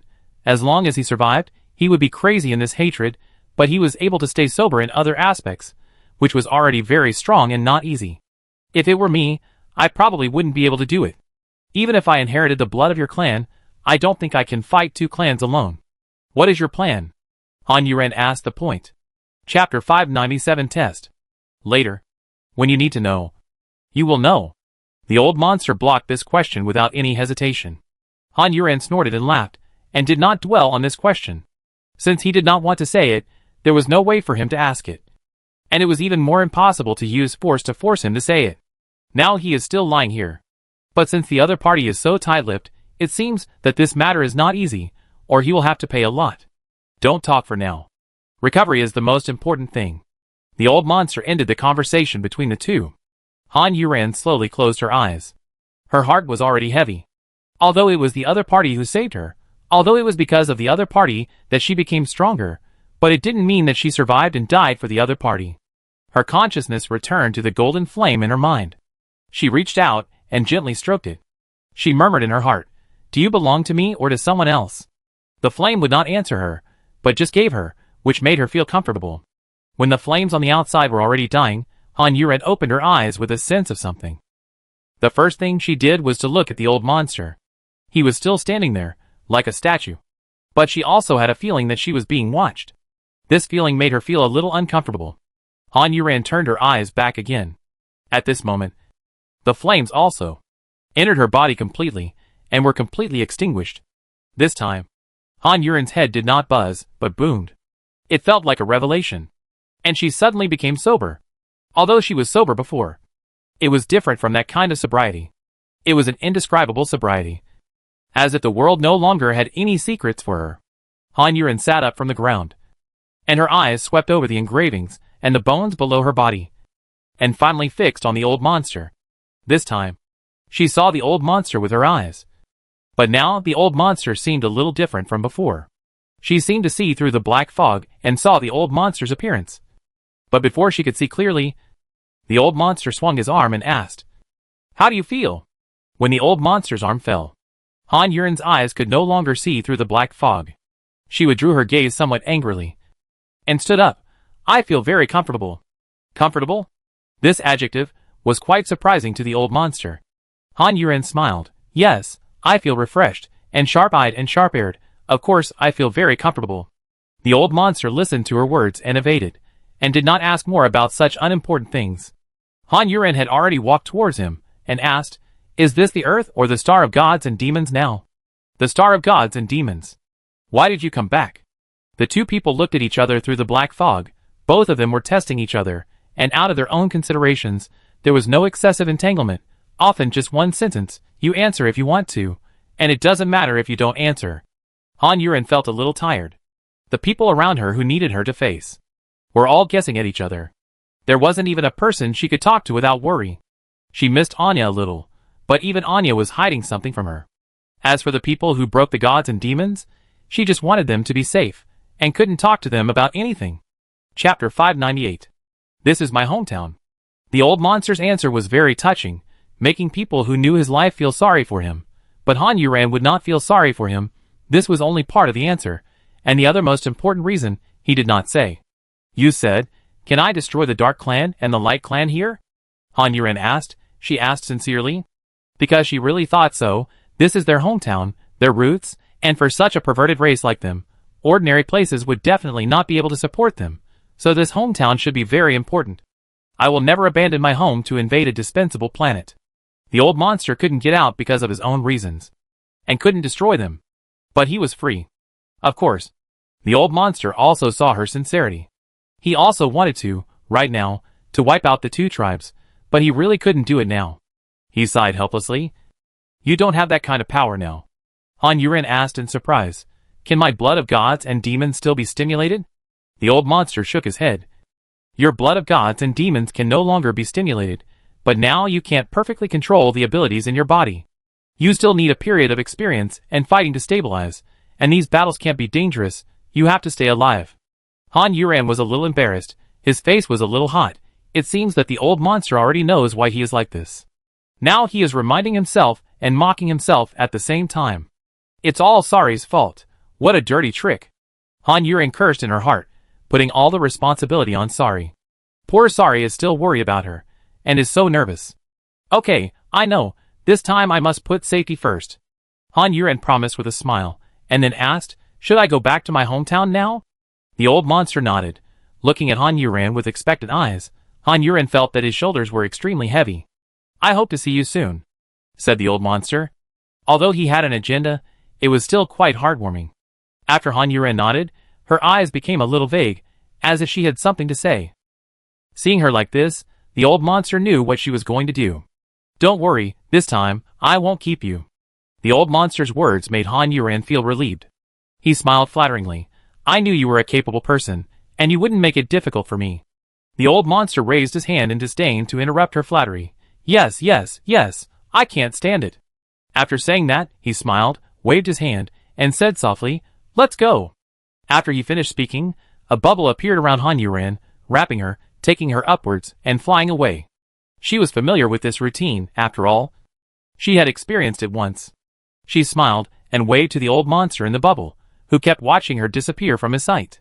On the other side, bubbles also appeared on Sari's body. He looked at the bubbles for a moment, and then a hint of joy appeared on his face, but also a little unsure of his worries. Her eyes were still looking at the place where the light was before, and her body had been carried up by the bubbles, always upwards, and naturally in the same direction as Han Yuren. It was just too dark here, and even though the two of them were one in front and one behind, they didn't see each other.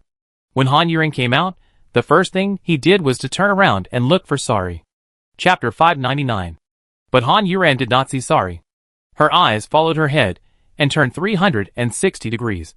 But she still did not see Sari. Han Yuren could not help but feel anxious, but she was unwilling to believe that the old monster would lie to her. If the other party really wanted to kill Sari, there was no need to go through so many twists and turns, and tell her a lie that would be exposed immediately. This was a waste of time. Just as Han Yuren was thinking about it, a bubble suddenly appeared beside her, and then it burst instantly. Han Yuren turned his head quickly to look, and saw Sari's big face close at hand.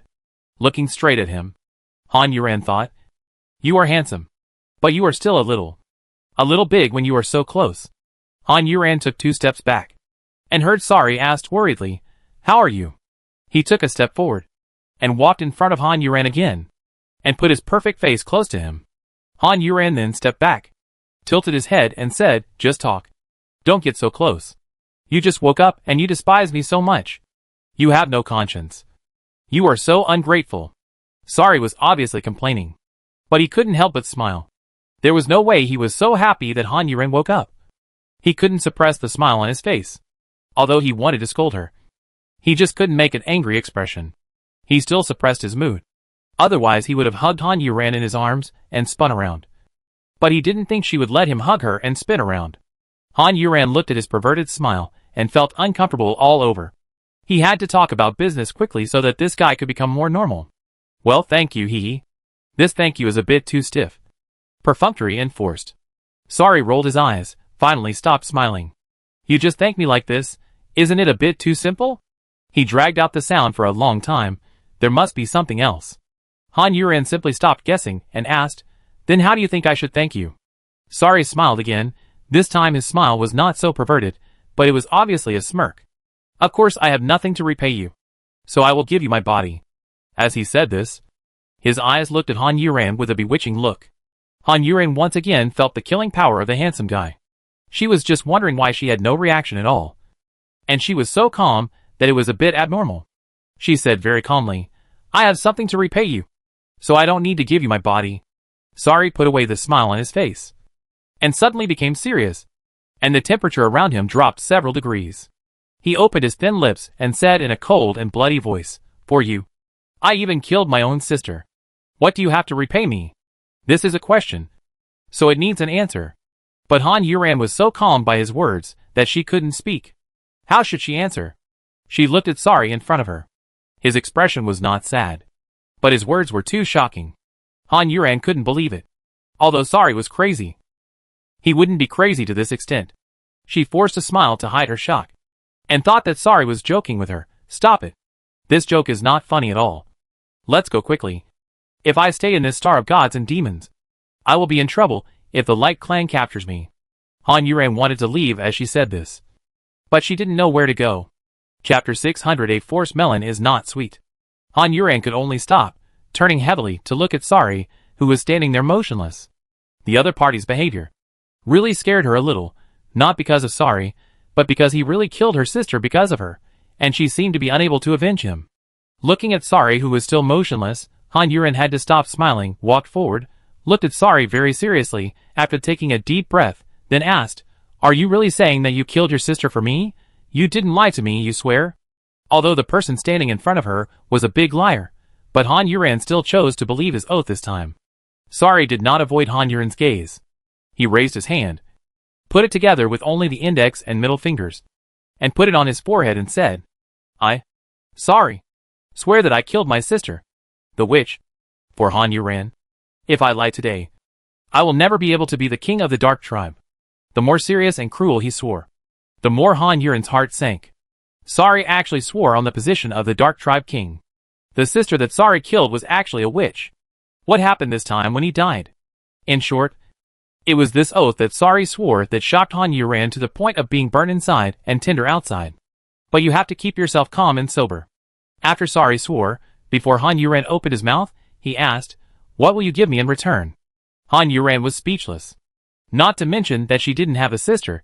Even if she did, she couldn't kill her and give her back to him. After being lost in thought for a long time, Han Yuren said solemnly, "I will do my best to repay you. as long as it doesn't violate my principles and beliefs. This was a rejection of Sari's request for a body, so Sari was not happy, but asked, "What are your principles and beliefs?" Han Yuran was silent for a moment, and then said, "My principles are that the earth cannot be destroyed, human beings cannot be exterminated, and the people I care about cannot die. My belief is all of this. But I only want you."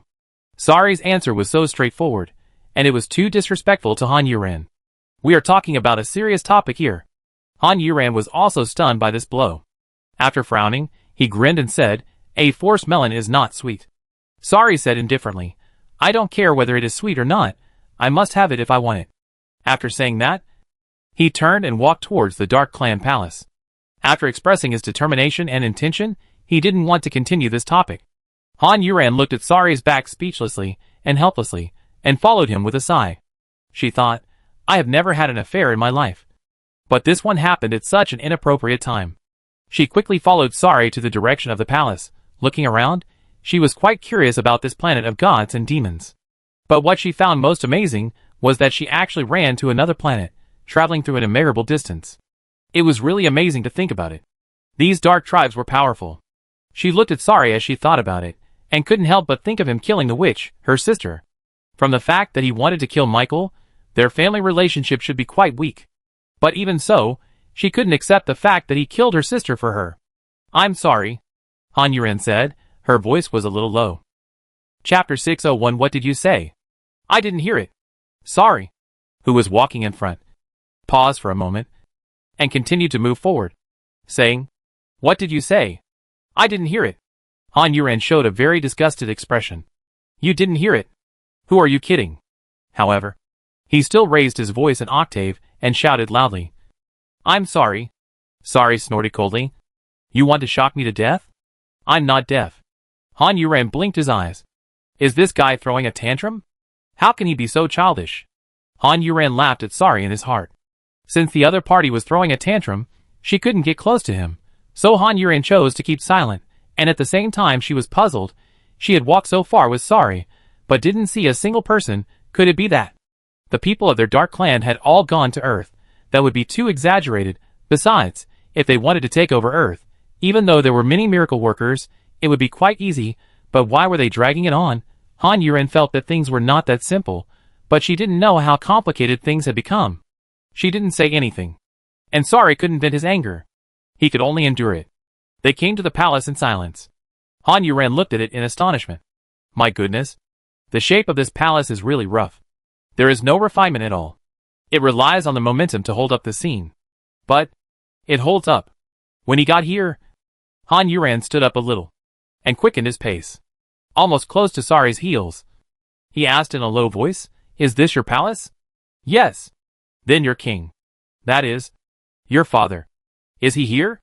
From the fact that Sari could kill the witch, Han Yuran felt that the king of the dark tribe must not be on Earth. Otherwise, as a father, he would never allow such a thing to happen. Since it is not on Earth, it should still be here. Sari suddenly stopped and turned around. Han Yuran almost bumped into him. Then Sari said, "Why? You want to see him?" According to your Earth language, an ugly wife has to meet her parents-in-law. If you want, I am happy to do it. Han Yuran gave a fake smile. If you say that, I don't want to see him even if I want to. Shaked his head, forget it. I'm not ugly. I won't see him. Let's go. Sari glanced at her, turned around, and led her to the room. The reason why Sari said this is, of course, that he didn't want Han Yuran to meet the king of the Dark Clan. Now is not the time for them to meet. They can only meet when he becomes the most powerful person in the Dark Clan. Sari thought so. And the two of them had already reached the door of the room. After pushing the door open, Sari stopped. Han Yuran asked curiously, "What's wrong? Why don't you leave?" Sari didn't answer, but looked at the woman who had appeared in the room. Jiuyu stood in the middle of the magic circle with a smile on her face. She didn't look at Sari, but tilted her head to look behind Sari and said, "Because I'm here. The woman he loves the most but can't have is here." Han Yuran got goosebumps all over her body because of these two sentences. Is it necessary to be so cheesy? She poked her head out from behind Sari and looked into the room. She saw Jiuyu, the beautiful woman who made people forget words. Han Yuran was naturally shocked by her beauty, and couldn't speak for several seconds. Jiu-Yu sneered and said, "Is it worth it for this look?" Chapter 602 Love Rival. When Jiu-Yu said this, he was looking at Sari, but Han Yuran was not stupid. Of course he could tell that Jiu-Yu was talking about him. Ordinary appearance, okay, you are right. Han Yuran muttered to himself. But I don't know what the second half of the sentence, "Is it worth it?" means. What are you doing here? Sari asked, but did not go in. His inaction, in Han Yuran's eyes, was worth thinking about. Based on her understanding of Sari, she should have walked in with big strides and said coldly to the woman, "Get out of the way." But now she didn't understand, and stood in front of her, as if she didn't want the woman to see her. Han Yuran thought about it, and then suddenly got it, and glanced at the two of them again. There must be something going on between them. And this woman is so beautiful. She is a perfect match for Sari. There must be something going on between the two of them. But judging from Sari's attitude now, he should not be on good terms with the woman. You don't want such a beautiful woman anymore, are you stupid? Han Yuran muttered to himself. Thinking about the woman's attitude again, she definitely still likes Sari, so her hostility towards him is understandable. After all, although his purpose is not pure now, Sari is still chasing him shamelessly. Then he and the woman have become rivals in love. When Han Yuran thought of this, his eyebrows raised, and he couldn't help laughing. It's amazing, he has become a rival in love with such a beautiful woman. When she laughed, her voice came out. This attracted the attention of Jiu-Yu and Sari. Sari looked down at Han Yuran and asked, "What are you laughing at?" Han Yuran's eyes flickered twice. Of course, she was too embarrassed to say what she had just thought of. So she shook her head and said, "Nothing. Why don't we go in?" "Are you laughing at me?" Jiu-Yu asked. Her tone was not good. Han Yuran tilted her head, stuck her head out from behind Sari, looked at Jiu-Yu and said, "No, don't think too much." After saying that, in order to show her friendliness, Han Yuran grinned. But she didn't look like she was showing friendliness, but like she was deliberately angering Jiu-Yu. "Sari is mine. Don't be so wishful." Jiu-Yu was irritated by Han Yuran's smile, and without beating around the bush, he directly announced his ownership, and took a step forward excitedly. Han Yuran didn't know what expression he should make, and his facial features were a little tangled. In the end, he could only look at Sari without saying anything, and signaled with his eyes, "Hey, brother, your woman seems to have misunderstood something. Won't you explain it?" Sari looked at her and winked, then reached out, grabbed her hand, and dragged her into the house. He showed his feelings with his actions. Han Yuran was so scared that he waved his hands at Jiu-Yu and explained to distance himself from the relationship. "It's not what you see. He and I have a pure cooperative relationship. You get out of the way," Sari said to Jiu-Yu, and at the same time, he loosened Han Yuran's struggling arm. Now his behavior is the same as what Han Yuran thought before. Jiu-Yu stuck his neck out and said stubbornly, "I won't let you go. I won't let you leave with this woman." As he said that, he looked at Han Yuran with a vicious look. Han Yuran spread his hands helplessly. "My beauty, I really don't have any special relationship with him. Can you please stop being so serious? Or can you be so serious later?" Chapter 603 Can I Bully Her? As Han Yuran explained, Jiu-Yu looked at her with even more disgust and hatred, pointed at Han Yuran angrily, and roared, "You bitch! Why do you dislike Sari so much? What qualifications do you have?" Han Yuran was scolded by Jiu-Yu for no reason. She was stunned for 3 seconds, before she came to her senses, and her mind also turned around. This woman is crazy. Is it not good for me to dislike Sari? Doesn't this mean that there is no ambiguous relationship between the two of them? Should I stick to Sari, so that she will feel better? But no matter what this woman's brain circuit is, she was scolded for no reason, and Han Yuran couldn't stand it. After looking at Jiu-Yu with sympathy, he came close to Sari and asked softly, "Tell me the truth. Do you like her?" Sari shook his head slightly. Han Yuran asked again, "Can I bully her?" Sari raised her eyelids and was about to show a hint of joy. But Han Yuran quickly explained, "It's not because of you, but because she scolded me just now." The joy in Sari's eyes disappeared instantly, and she nodded. Jiu-Yu looked at the two of them whispering to each other, so intimately, and was furious. "Bitch! You still said you have nothing to do with him." Han Yuran suddenly turned his head to look at Jiu-Yu, with a happy smile on his face, and reached out to hug Sari's arm. Sari smiled faintly, and let Han Yuran use him. Jiu-Yu's eyes fell fiercely on the arms of the two people intertwined. Han Yuran had already said, "I don't know if the bitch has any relationship with him, But I have some relationship with him. Jiuyu was so angry that her nostrils were buzzing.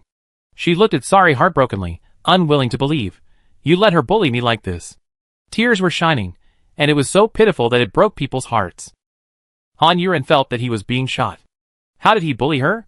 I just said one sentence, you called me a bitch, I didn't say you bullied me, and you pretended to be pitiful with Sari. Jiuyu, you are getting more and more disgusting. If you don't disappear from my sight, I will kill you now.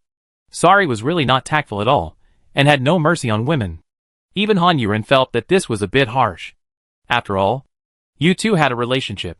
And the other party obviously hasn't forgotten you. Could it be that the reason why you two broke up was that they were not friendly? Or maybe Sari felt that Jiuyu had done something to let him down. That must be the case. As Han Yuren thought about it, it was basically close to the truth.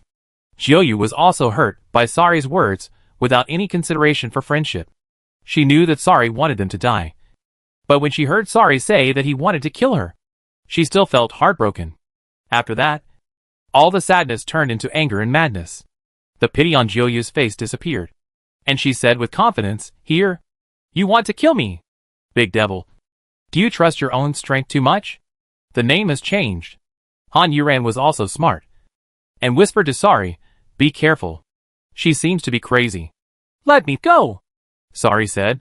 Han Yuren let go of her hand without any fuss. You guys fight your fights. I just want to return to my planet. My hometown safely. Seeing Sari's momentum, Jiuyu still asked again, Are you really going to do it to me? Chapter 6 Oh, for the saddest. The most infatuated. Sari still proved his feelings with his actions. He waved his hand, and the lightsaber appeared in his hand. After that, he slashed towards Jiuyu without hesitation. Han Yuren, who was standing aside, was also a little surprised. He was guessing what Jiuyu had done to hurt Sari so badly. At the same time, he couldn't help thinking, if Jiuyu didn't feel sorry for him, then Sari's behavior, could it be said that he was heartless? When Jiuyu saw Sari's lightsaber, her pupils trembled, but only for a moment. After that, she pursed her lips, watching the lightsaber approaching her, and she did not make any move. Han Yuren looked at her, and could only sigh silently in her heart. The saddest person is always the most infatuated one. Looking at Jiuyu like this, even if she really had done something wrong to Sari, it should have been because she had no choice. She could see that Jiuyu was gambling on Sari's love for her, and his affection for her. She was using her own life to bet on whether Sari still had her in his heart. But the lightsaber showed no sign of stopping. Seeing that the lightsaber had already reached Jiuyu, although the blade had not yet hit Jiuyu's face, the sharp wind of the sword had already pierced a bloody mark in the middle of Jiuyu's face. Jiuyu's lips were pursed tighter and tighter. Her hands were clenched tightly, and her eyes were staring. Han Yuren knew that she was staring not because of fear, but because she was holding back tears. At this moment, he felt a little distressed for this woman, and he no longer cared about the fact that she had scolded him before. Looking at Sari again, his expression remained the same, without any hesitation, and his cruelty made people feel hateful. Seeing Jiuyu about to perish under Sari's sword, Han Yuren felt a sudden gust of wind behind her, which came so suddenly, and so strongly, that she didn't even have time to react or resist. She was blown away, and kept retreating until she hit the wall. However, even though she kept retreating, her eyes were still fixed on Sari and Jiuyu. A black shadow suddenly appeared, and Sari was knocked back a few steps. His lightsaber was knocked away. The black shadow stopped beside Jiuyu, and put one hand around Jiuyu's waist, and waved the other hand in Jiuyu's face. When the sleeves fell, the wound on Jiuyu's face had completely healed. Although only one or two hands were exposed, it was enough to shock Han Yuren. Although he had never seen the man standing next to Jiuyu, Han Yuren intuitively felt that the other party must be the king of the Dark Clan. That is, Sari's father. Don't you want to live?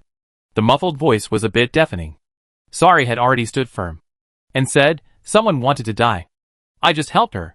The Dark Clan king was angry, and after glancing at Jiuyu, who was in a state of despair in his arms, he looked at the open-minded Sari. Sari had already walked towards Han Yuren, and the Dark Clan king's eyes followed him, and fell on Han Yuren. Although it was just a glance, it still made Han Yuren's whole body cold. Her soul trembled, and the strong pressure made it difficult for her to even breathe, until Sari stood in front of her, blocking the Dark Clan king's gaze. Han Yuren felt relieved, and at the same time, she had nothing to say to the Dark Clan king. The other party was so powerful that she was speechless. Thinking back to the time when she was planning to destroy the Dark Clan and the Light Clan right here. Now she felt ridiculous. Chapter 605 Don't Lose Your Composure. Sari stood in front of Han Yuran, blocking the Dark Clan King's gaze for her. The Dark Clan King saw that Sari was so concerned about Han Yuran, and thought about Jiuyu in his arms, impatiently took Jiuyu out of the magic circle, and said to Sari, "Get out of here." Sari didn't say anything more, pulled Han Yuran into the magic circle, and left. During this time, Jiuyu's eyelids trembled, but in the end, she didn't move, just slowly closed her eyes. She didn't know what to do anymore. Sari really wanted to kill her. Without any hesitation. He had no feelings for her at all. It was just a pity. It was pitiful. I had done so much for him, but the person he hated the most was me. After Jiuyu smiled, she started crying silently again. The king of the Dark Clan said nothing, but he picked Jiuyu up with a heartache and left the room. And Han Yuran, who left the magic circle soberly this time, felt the pulling feeling very well. She even felt that her soul was almost pulled out of her body. This feeling was really unpleasant. She originally wanted to see what the Sari next to her looked like, but she could no longer control her eyes, and just felt her hand being pulled. No need to think, it was Sari. She wanted to break free, but even her hands were not obedient. Just when Han Yuran was about to die of dizziness, the pulling feeling finally stopped. Her eyes swayed and stopped. The white light was a little dazzling, but fortunately, she got used to it in almost one breath. Before she could see clearly, she heard a voice that sounded a little frightened and a little happy. "Brother, you are finally back." Han Yuran turned to look at the source of the voice, but was stunned for a moment. This face was too familiar. But the dress was also a little familiar. She had seen that coquettish bitch before. But she never thought that the coquettish bitch actually had a face exactly like Sari. Now Han Yuran felt like she was watching Sari dress up like this. Which was really weird and funny. If Sari was wearing the same clothes, it would be scary to think about it. Han Yuran's mouth twitched, and she tried hard to control herself from losing her composure. Sari glanced at her twitching mouth, and then looked at the person she was looking at, and she had already guessed a rough idea in her mind. She couldn't help but vent her anger on Lucifer. Besides, he had already taught Lucifer a lesson, to wear normal clothes, but the other party just didn't listen to him on this matter. The people of the Dark Clan are used to it, but Han Yuran is not a member of the Dark Clan, and she still has to establish her image in front of her and in her heart. "Get out," Sari said coldly, and Lucifer's excitement was completely chilled. He glanced at Sari fearfully, and said, "Brother, Gu Shaoran brought some people to you just now, and asked you to give an explanation about the magic circle. I still need to explain to them. They really overestimate themselves," Sari said disdainfully. Lucifer licked his lips and said, "Brother, there is also Michael." Sari's eyes sank, and he finally said, as lowly as her mother. Lucifer avoided Sari's gaze, scratched his head. "Well, then I will go out." Then, he quickly slipped out. "I advise you to stay away from him." Chapter 606 Your elder brother is always your elder brother. Sari just looked at Han Yuran, letting him curl up in front of him like a kitten, sleeping soundly on his chest. His eyes wandered dishonestly on Han Yuran's body. After looking at her breasts, he said in his heart, "Don't worry, I will let them grow again." This shameless pervert. If Han Yuran knew what he was thinking, he would have to beat him twice even when he was asleep, and tell him to get out of here. Unfortunately, Han Yuran was sleeping soundly now, with the corners of his mouth raised, and he was very happy. On the other side, Lucifer just walked to the door, and saw Michael walking towards him leisurely. Lucifer raised his eyebrows. He didn't really want to see Michael now. But this guy who usually stayed in his room was showing up too often now. Soon, Michael walked up to Lucifer and said with a smile, "Why? Don't you welcome me?" Lucifer nodded. "Indeed. I don't welcome you. Can you not make trouble now?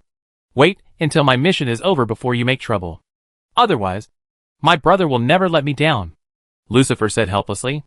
Michael snorted and laughed, looking into the tightly closed door, said, "The great demon king will not really punish you. Everyone in the Dark Clan knows how much he dotes on you."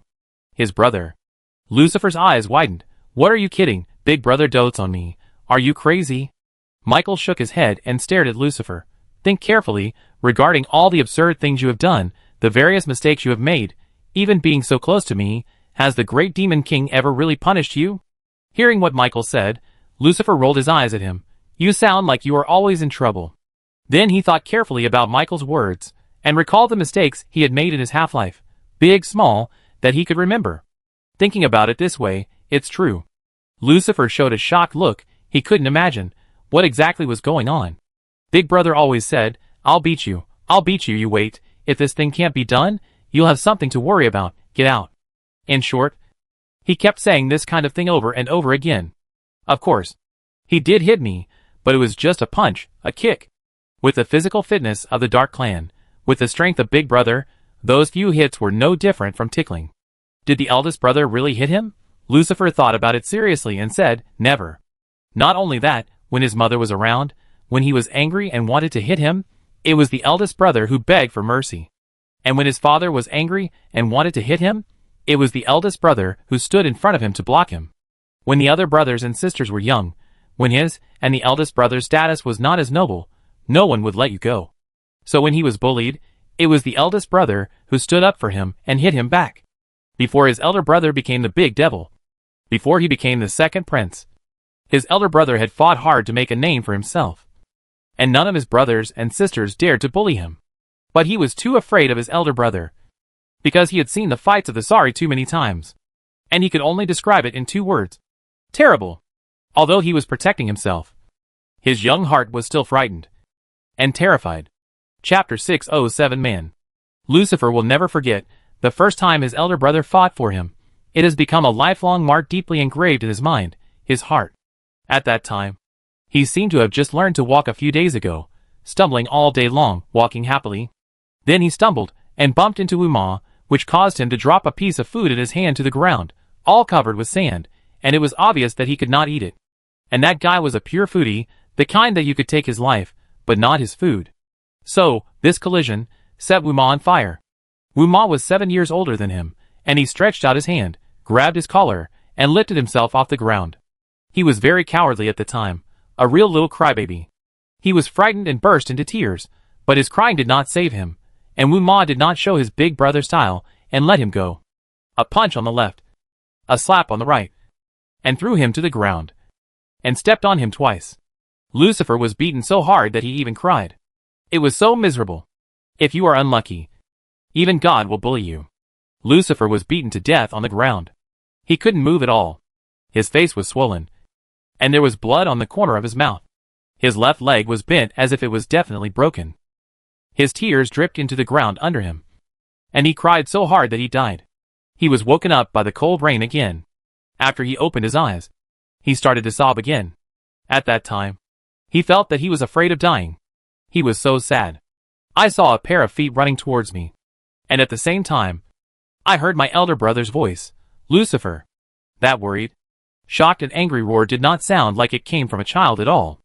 Sari was 5 years older than Lucifer, but they looked exactly the same. This was an unsolved mystery, a strange fate. Sari ran directly to Lucifer and squatted down. He covered Lucifer with the clothes he had taken off when he ran, and then picked him up and kept comforting Lucifer. Don't be afraid. Don't be afraid. My elder brother is here. It's okay.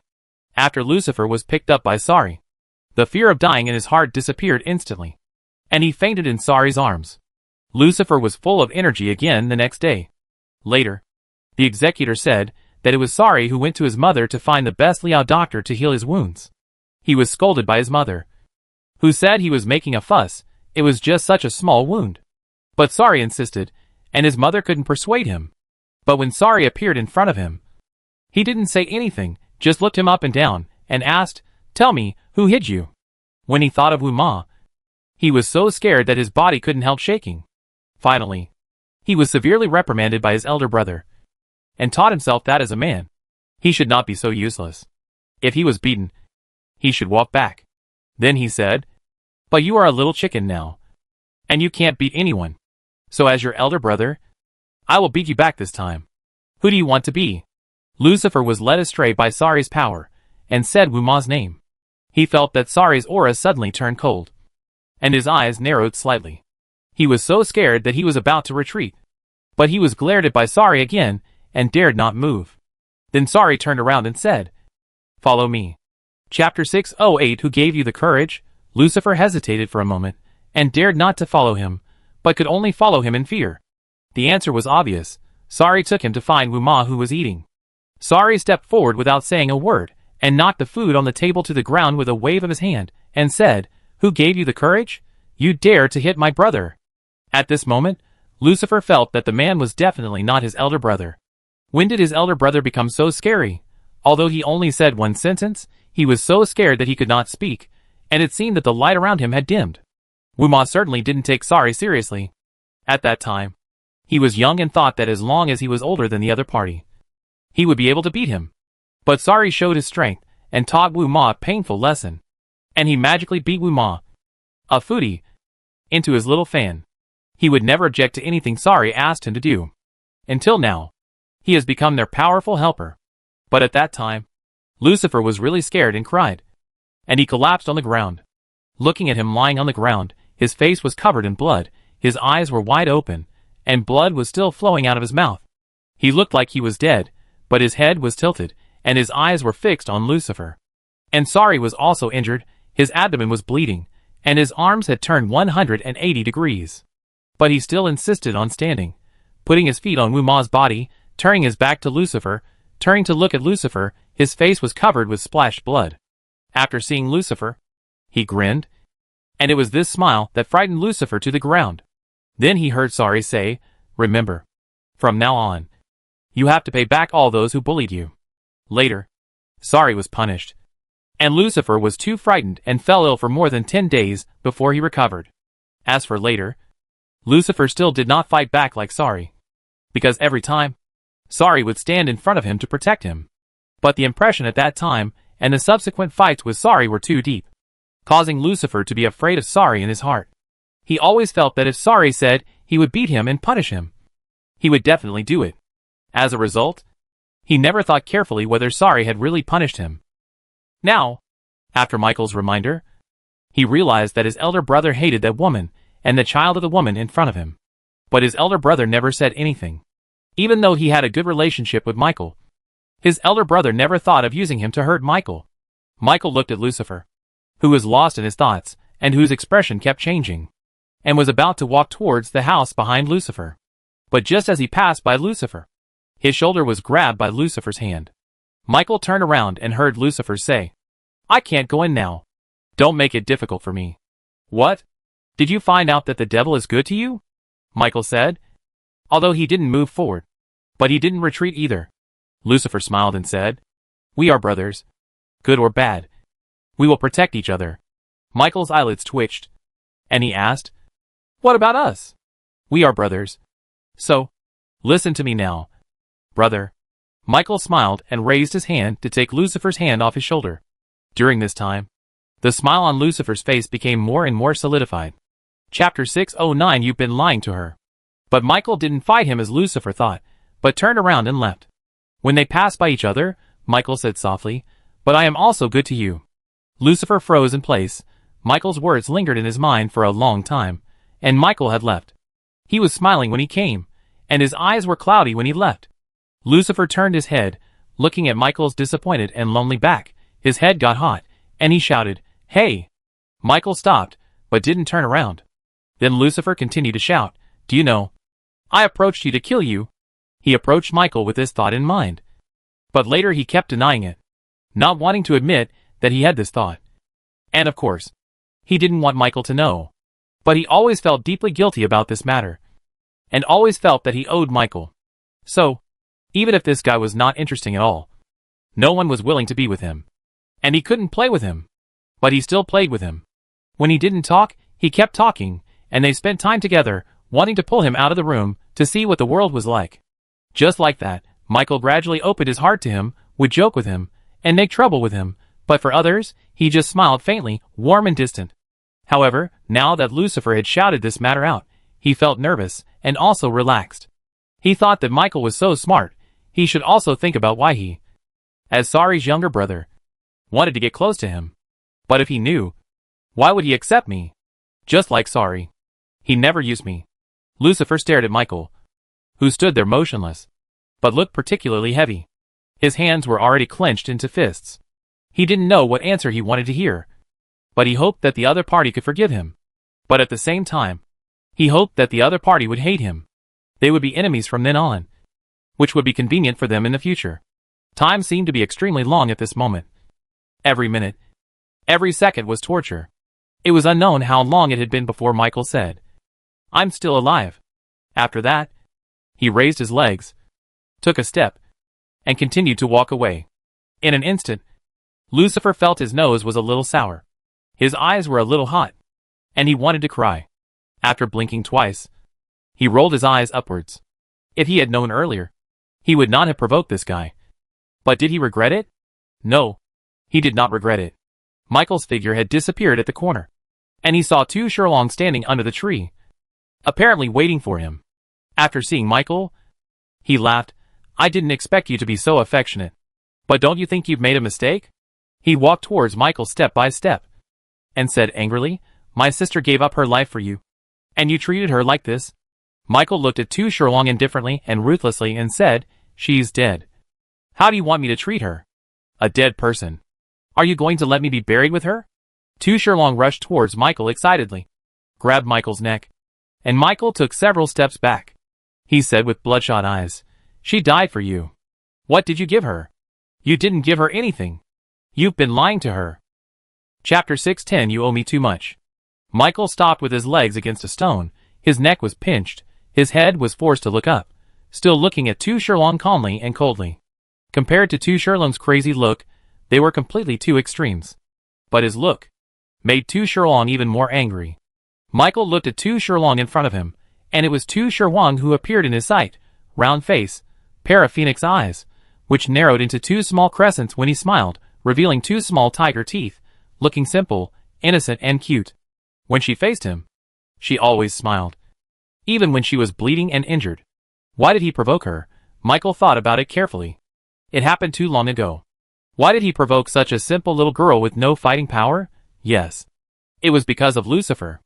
Thinking of Lucifer, Michael smiled helplessly, but his smile was so ironic in Tu Sherlong's eyes. The 5 fingers increased their strength, and it seemed that they were about to buckle into Michael's neck, and roared, "What are you laughing at?" Michael raised his hand, and pried open Tu Sherlong's hand that was grabbing his neck, one by one. Even though Tu Sherlong had tried his best, he couldn't stop it. With a crack, the last little finger was broken by Michael. Blood gushed out, and Michael threw the broken finger on the ground, ignoring Tu Sherlong, and said, recently, "Don't let me see you." As he spoke, he continued to move forward. Tu Sherlong looked at his broken little finger, and 2 lines of hot tears flowed from his eyes. He murmured in his heart, "Sister, I don't understand. Why do you like such a person?" Michael had already returned to his room quickly, slammed the door with great force, and walked to the only chair in his room, and sat down. "Close your eyes." Tu Sherlong's smile filled your mind. When she was dying, she was also smiling at you. Michael raised his hand and grabbed his hair in annoyance, then leaned his head back weakly, and rested it on the back of the chair, and his head drooped down. He said in a sad tone, "Lucifer, you owe me too much. Why did you provoke Tu Sherlong?" "It was because of Lucifer.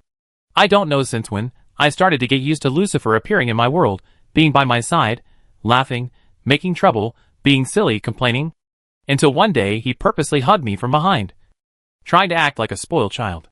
But the breath coming from him made me shudder, and I felt a stream of heat rushing straight into my head, and my skin that was touching him was burning.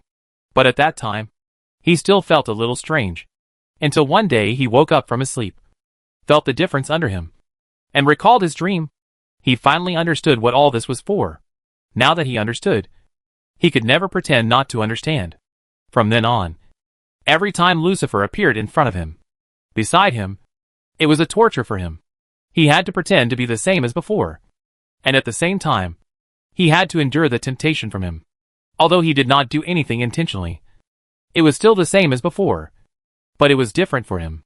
But he could not drive Lucifer away, ignore him, or take his eyes off him. But his feelings needed a place to vent. Chapter 611 Tu Sherlong. On one rare day, he left the room on his own initiative. When he left, he bumped into Tu Sherlong. That innocent girl was being bullied. He saved her. From then on, she regarded him as a god. He was also crazy at the beginning. The thought that had nowhere to go, and the torture of pain made him crazy. But the result was borne by that innocent girl. Michael took Tu Sherlong back, and of course slept with her. As for Tu Shirwang, she was willing to be with her god and become the woman of the god. Rather than love for Michael, she worshipped him. Worshipped him to the point of treating him as her faith, life, and everything. Michael vented his feelings and desires for Lucifer that he could not express to Tu Shirwang. He also tried to stay with Tu Shirwang all day and all night. The two of them chatted, watched the scenery, cooked, had dinner, and slept together at night. But when he and Tu Shirwang were doing these things, he was always imagining that the person next to him was Lucifer. Lucifer also came a few times. At first, he was surprised that Michael had someone he liked, but later he encouraged Michael. So he came less often, saying that he would not disturb them. But if he came less often, how could Michael be happy? Tu Shirwang, on the other hand, would always smile and stay by his side, no matter whether he was happy or not. When he didn't need her, she would remain silent. Later one day, Michael couldn't stand it anymore and ran to find Lucifer, who was making love with another woman. Seeing his sudden appearance, she was so scared that she went limp. Michael was furious at the time and killed both women. The blood stained Lucifer's bed and his naked body. But Lucifer didn't blame him. Instead, he cleaned himself up and asked worriedly, "What's wrong with you?" Michael answered the question irrelevantly and said, "Are you jealous of Tu Shirwang because she is always by my side? So you don't come?" He didn't control his emotions and asked his thoughts so directly. But Lucifer didn't understand. He just smiled foolishly. "You think too much. I was worried that you might have some problems. You are fine now. It's just that I have things to do, so I have been less frequent these days. Besides, you used to be very annoying to me." But after he said all this, Michael only asked one question. "Are you saying you are not jealous?" Lucifer was stunned for a moment, and nodded, "No, I am not jealous." Michael was heartbroken by these 4 words, and he left in a hurry. When he returned to his room in a daze, he saw Tu Shirwang squatting under the bed, holding his legs, waiting for him. After seeing me, although there was some confusion and surprise in her eyes, she smiled at the first moment, with crescent eyes and 2 small canine teeth. The next moment, my sword pierced her heart. Her smile froze for a moment, then recovered, and she said, "Master, your clothes are wet. Change them quickly. Don't catch a cold." Michael knelt in front of her crying, hugged her, and kept saying, "I'm sorry. I'm sorry. I'm sorry." Tu Shirwang held on to his last strength, raised his hand and stroked Michael's head, and said weakly, "It's okay. I do. Sorry. He's not jealous. I can't go on." Chapter 6:12 I owe you too much. But Tu Shirwang's answer surprised Michael. He still remembers the hand that stroked his head, getting heavier and heavier, and stiffening little by little. Tu Shirwang said, "I know, I'm sorry I can't help you, Michael." It was the first and last time that his name came out of her mouth, and it was the first time that Michael felt his name was so gentle, so affectionate. The person in his arms stopped breathing, the hand behind his head fell down weakly, and hit his back twice. He remembered all these, always remembered, and never forgot. "That girl just died in my hands for no reason, but there is no complaint. It turned out that she knew everything, but she didn't say anything, also accompanied by yourself. But he killed her by herself." Of course, Michael is regretful, but he knows that if he let himself choose again, he will still kill Tu Shirwang. If you can choose, he would rather not leave the room that day. There is no saving Tu Shirwang. Maybe she will have a better ending. But there was no way. Just like Tu Shirwang was willing to give up her life for him, he had no way to deal with Lucifer. Even if the other party was not jealous, he could not go on. But he could not leave this woman, standing between him and Lucifer. Only if he returned to his original appearance, Lucifer would be the same as before. Tu Shirwang could not live. After killing Tu Shirwang with his own hands, Michael stayed in the room in a daze for more than a month, until Lucifer opened his door, and was shocked by his appearance. Lucifer, who knew that Tu Shirwang was dead, came more frequently. Just as he thought. He comforted himself, accompanied himself, and enlightened himself. At that time, Michael secretly felt fortunate when he was sad. Fortunate that he had made this decision. And Lucifer really treated him better. But later he still found Tu Shirwang, took him in, gave him honor and power, which was the only compensation he could give to Tu Shirwang. Even though he knew that Tu Shirwang had always wanted to kill him, he never had the intention to kill him. What he owed to Tu Shirwang, he returned it to Tu Shirwang. But he and Tu Shirwang, he and Lucifer, the ending was already determined. Michael slowly opened his eyes. The tears did not flow back into his eyes through his head, but still fell from his eyes. Sure Wang, I owe you too much, I'm sorry. Lucifer was thinking about the words Michael left. He knew that. The other party knew that he approached him in order to kill him. Suddenly, he felt a little tired of standing, looked at the ground, and sat directly on the steps at the door. Looking at the sky, he felt lonely at this moment. It was the first time in his life that he felt so lonely. When he was unhappy, he would go to Michael, but now, he couldn't go anywhere. Just when he was feeling bad, Tu Shilong took his broken finger and walked towards him. Lucifer looked up when he heard the voice, and was a little surprised when he saw that it was Tu Shilong. Especially because the other person had a smile on his face that made him very uncomfortable. Before Lucifer could tell him to get out, Tu Shilong had already said, I have something to tell you. Say it. Tu Shilong's mouth widened, and the severed finger in his hand was reattached. While kneading it, he said, Michael likes you, very much. So much that he wants to die with you. Chapter 6:13 One reason is enough. Tu Shilong must be crazy, too daring to say this. He really doesn't want to live. Lucifer looked at this and his eyes shook violently, and then tried to stabilize. Then he sneered reluctantly. You guys are not tired of saying this. I am tired of hearing it. Get out of here quickly, otherwise, even if you are his man, I will kill you. Well, this is the first time Lucifer beats someone up like Sari told him. Because he is Tu Shilong, he is the person Michael values the most. Even he said such words, which made Lucifer feel very uncomfortable. Even if you kill me, this is the fact, he likes you. So he went crazy and killed my sister. Tu Shilong was not threatened by Lucifer. Recently there have been a lot of things happening. Of course, the most important thing is the death of the witch, which will bring many unpredictable changes to the situation. He is not sure whether Michael will win or die very suddenly. However, he could not tolerate both of these. He wanted Michael to die in his eyes and in his hands. Even if he could not kill him personally, he would let him die in the impending plot and instigation. Lucifer looked at Tu Shilong in silence for a while, then slowly stood up from the ground. Tu Shilong said quickly, You believe it, right? The next moment, he felt a pain in his abdomen, and flew backwards for nearly 100 meters before falling down. There was a creaking sound, which was the sound of his ribs breaking. It was so crisp. Tu Shilong spat out a mouthful of blood, not even caring about the wounds on his body, staring at Lucifer with bloodshot eyes, and said, Are you scared? Do you also think he likes you? Otherwise, why would he be so nice to you? You are Sari's younger brother. Lucifer walked towards him step by step. Tu Shilong continued desperately, What do you think he was thinking when you hugged him? What was he thinking when you slept together? What was he thinking when you were wearing such clothes and making trouble next to him? Tu Shilong said with a grim smile, He was thinking about how to have sex with you. Haha, isn't it interesting? After he finished speaking, Lucifer also walked in front of him, looking down at him. His face was ashen, looking even uglier than the injured Tu Shilong. Tu Shilong looked up, staring at him, disgusting. Right? You treat him as a brother. But he wants to sleep with you. Do you want to kill him? Lucifer felt a little familiar when he heard Tu Shilong's words. He had thought about it as a joke, but he didn't expect that when someone else said it, it would be so lethal. He never thought of killing you, Lucifer said. Of course, he was referring to Michael. He killed my sister, Tu Shilong said. Just this one sentence, just this one reason and excuse was enough to offset all of Michael's grace of not killing him.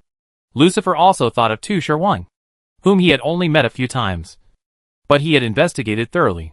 Why did he investigate? Of course, he was worried that Michael would fall in love with someone who was not good enough. But there was nothing wrong with Tu Shilong. In the few times they met, she was always smiling gently. He thought she was very good, and she was a good match for Michael. But the girl died, and died at the hands of Michael. Lucifer didn't know why. Now Tu Shilong roared out the answer. He killed my sister because of you, because you were not jealous of my sister at all, and because of this, my sister lost her life. Chapter 6:14 I admire you, big-headed ghost.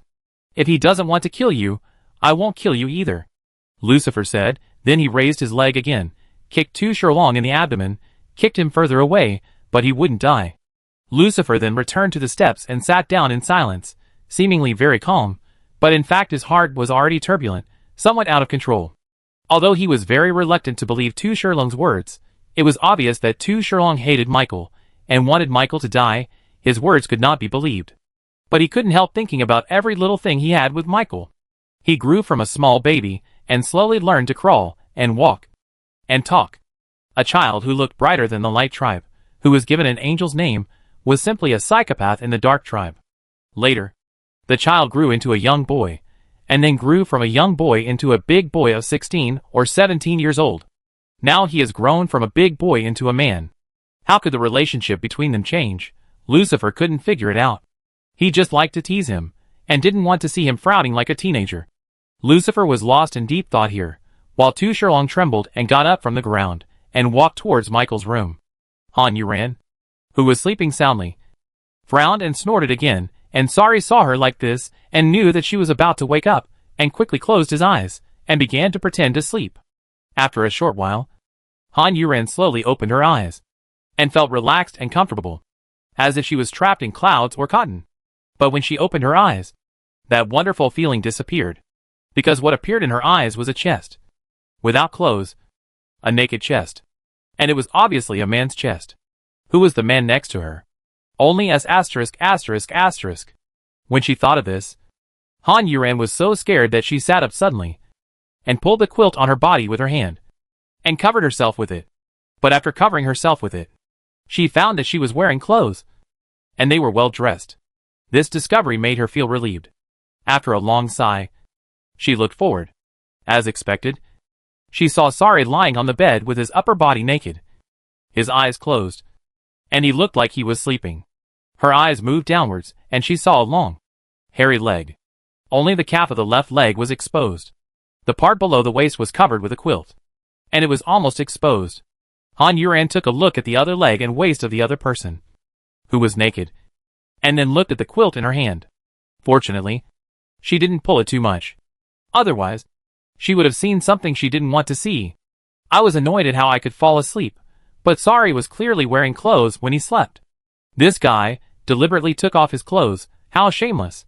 Han Yuran became more and more angry as he thought about it. He raised his foot and kicked Sari.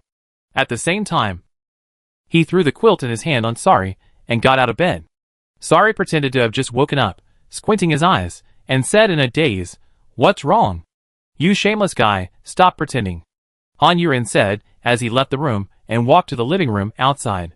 Sari smiled and said, "I see you are watching Lucifer very attentively. This is a surprise benefit I specially gave you. Don't you appreciate it?" "I appreciate you, you big-headed ghost." Han Yuran roared and looked out the window. Chapter 6:15. So stupid. The East District outside had completely changed its appearance, making it impossible for her to tell where in the East District this was. Sari slowly got out of bed, found his clothes in his closet, and put them on, a set of all-black formal clothes, which made him look so handsome. The top two buttons were not buttoned, and he tugged at them before walking towards the living room. "Do humans live with you?" Han Yuran asked. Uncle and Aunt Chang. The mouse was not found, and the relatives of the Wuchang siblings were not known. Of course not. Why? Do you want to take them all away? Sari sat on the sofa, leaned back, crossed his legs, and looked like a big shot. Han Yuran smiled. Who cares about those people? Besides, they volunteered to join you. He turned around and paused when his eyes fell on Sari. It was the first time he saw Sari dressed so formally, and he was still impressed by his handsomeness. But after a moment of stunned, Han Yuran's sight returned to normal. He walked to the opposite side of Sari and sat down, saying, however, "There are a few people. I wonder if you can help me find them." "Go ahead." Han Yuran was stunned again. Does he become a domineering president just by wearing a suit? So domineering. After adapting for a while, he said, "And how?" "And Ishan, Chong Yun, and Wu Chang's brother and sister." "Okay. Wait a moment," Sari said as he stood up and walked out the door. Han Yuran stared at the closed door in a daze. Sari came behind Lucifer, who was sitting on the steps, and saw that he was motionless. It was obvious that he didn't notice him. He thought that he must have had a mental breakdown because of what Tu Shirlong said just now. The two of them were making such a loud noise outside. Of course, they couldn't escape Sari's ears. To be honest, he was also quite surprised. He was so shocked that he almost didn't get up from the bed. He rushed out and crushed Tu Shirlong's mouth, and then killed Michael. But because of Lucifer, he endured it all. Lucifer even let Tu Shirlong go because of Michael, so how could he let himself hurt Michael? If he had known that it would become like this today, he would have kept him away from Michael. Looking at Lucifer's useless appearance, he got angry, raised his foot, and kicked Lucifer, who rolled down the stairs, and climbed up with his eyes dazed with fear. After seeing me again, he smiled a smile that was uglier than crying. Go check if a few humans are here. And how? And Sean Yun. Sorry said. Lucifer still nodded in confusion, turned around and left, and almost bumped into a pillar during the process, which made Sorry furious. Why did he have such a weak brother, even if Michael really likes you? The key is whether you like him or not. How stupid. After Sorry said this, he went back sulking. Han Yuran saw that he had such a dark face when he came back. She thought that something happened to the person she was looking for. She became nervous all of a sudden and asked, What's wrong? Are they not here? Or, I don't know yet. I asked Lucifer to check. Han Yuran felt relieved. It seemed that this guy was not so angry because of this matter. But she didn't want to ask. She always felt that this guy would say something nonsense. She didn't want to quarrel with him. Chapter 6:16 Your Dream Lover. On the other side, Tu Shilong pushed open Michael's door with wounds all over his body, and saw him sitting on the floor beside the bed, facing him, raising his head, his eyelids raised, his eyes a little red, looking very lost. This was the first time he saw Michael like this, but he was not surprised at all. He just felt happy, and he was so happy to see him like this. So he laughed without hesitation, walked in, and closed the door behind him. Michael looked at the wound on his body for a few times, and asked, How did it happen? Your dream lover beat me, Tu Shilong said with a smile. Michael frowned, looking a little confused. Tu Shilong was already holding his abdomen, and after sitting down with great effort, he breathed out a breath. He looked a little uncomfortable. His face was pale, but the smile on his mouth looked even more ferocious. Your dream lover. Why did you pretend that you didn't know? But he was really ruthless. He usually looked like a frivolous person who only slept with women. The doubt in Michael's eyes disappeared, replaced by deep coldness. Seeing this, Tu Shilong said, It seems that you have remembered who your dream lover is. What did you do? Michael asked, still keeping calm. Tu Shilong acted innocent. I didn't do anything. I just told him that you like him, want to sleep with him, have sex with him, and screw him. Tu Shilong spread his hands and said, Isn't this the truth? Michael took a deep breath to ease the panic in his heart, and then said, He didn't kill you. Tu Shilong smiled. Thank you for that. He said that you didn't want to kill me. So he didn't kill me. Michael also grinned. He was wrong this time. I really want to kill you. Michael stretched out his hand, as if there was something in his palm, and sucked Tu Shilong in at once, pinching Tu Shilong's neck hard. His eyes looked at Tu Shilong's stubborn stare with cold murderous intent. If it wasn't your sister, you would have died 10,000 times already. I also hope it wasn't my sister, haha. Tu Shilong's words stung Michael's regret again, and the murderous intent in his eyes weakened a lot in an instant. Tu Shilong's eyes were red, and tears fell. My sister is so good, and so good to you. Even if you don't love her, you shouldn't kill her. Is it wrong for her to love you? Faced with Tu Shilong's questioning, Michael was speechless for a moment. She knew everything, but she didn't say anything. She cooperated with you silently. She loved you after all. She forgave you in the end. But you? What else did you do besides hurting her? She was still so young. Tu Shilong couldn't continue. He blinked twice, and his tears flowed more happily. Although this was not the first time he questioned Michael, nor the first time he talked about his sister.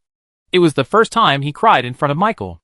The hand that pinched his neck was obviously much weaker. It was not because of his tears that he was moved, but because Tu Shilong really became Michael's eternal pain. Although when she was alive, Michael did not fall in love with her, but her death was forever engraved in his soul, and he always cried. Chapter 6:17 Come with me to see my sister. Both of them fell silent. Michael looked at Tu Shilong, and seemed to see Tu Shilong again. For a moment, he was a little dazed. He loosened his hand that was pinching Tu Shilong, and he didn't even know it. He was sorry for Tu Shilong, and sorry for Lucifer. Lucifer was so good to him, and took care of him like a younger brother, but he had such thoughts about him. As a result, he was sorry for everyone. Maybe his birth was a mistake, and his mother didn't like him, and looked at him with disgust. Otherwise, why would she allow Lucifer to play with him? Maybe she wanted to kill him with Lucifer's hand. He was momentarily absent-minded. But Tu Shilong, who was crying loudly, looked at the confusion in Michael's eyes and smiled. The next moment, he rushed to Michael, hugged Michael who was in a trance, and said with a grin, "Come with me to see my sister." Michael's eyes, which had just come back to his senses, and his crazy eyes, met. Before he finished speaking, Tu Shilong exploded. There was not even a piece of his body left intact, and it was blown to pieces. The blood, flesh, bones, and debris that flew out made a mess of Michael's room, and many holes were shot in the wall.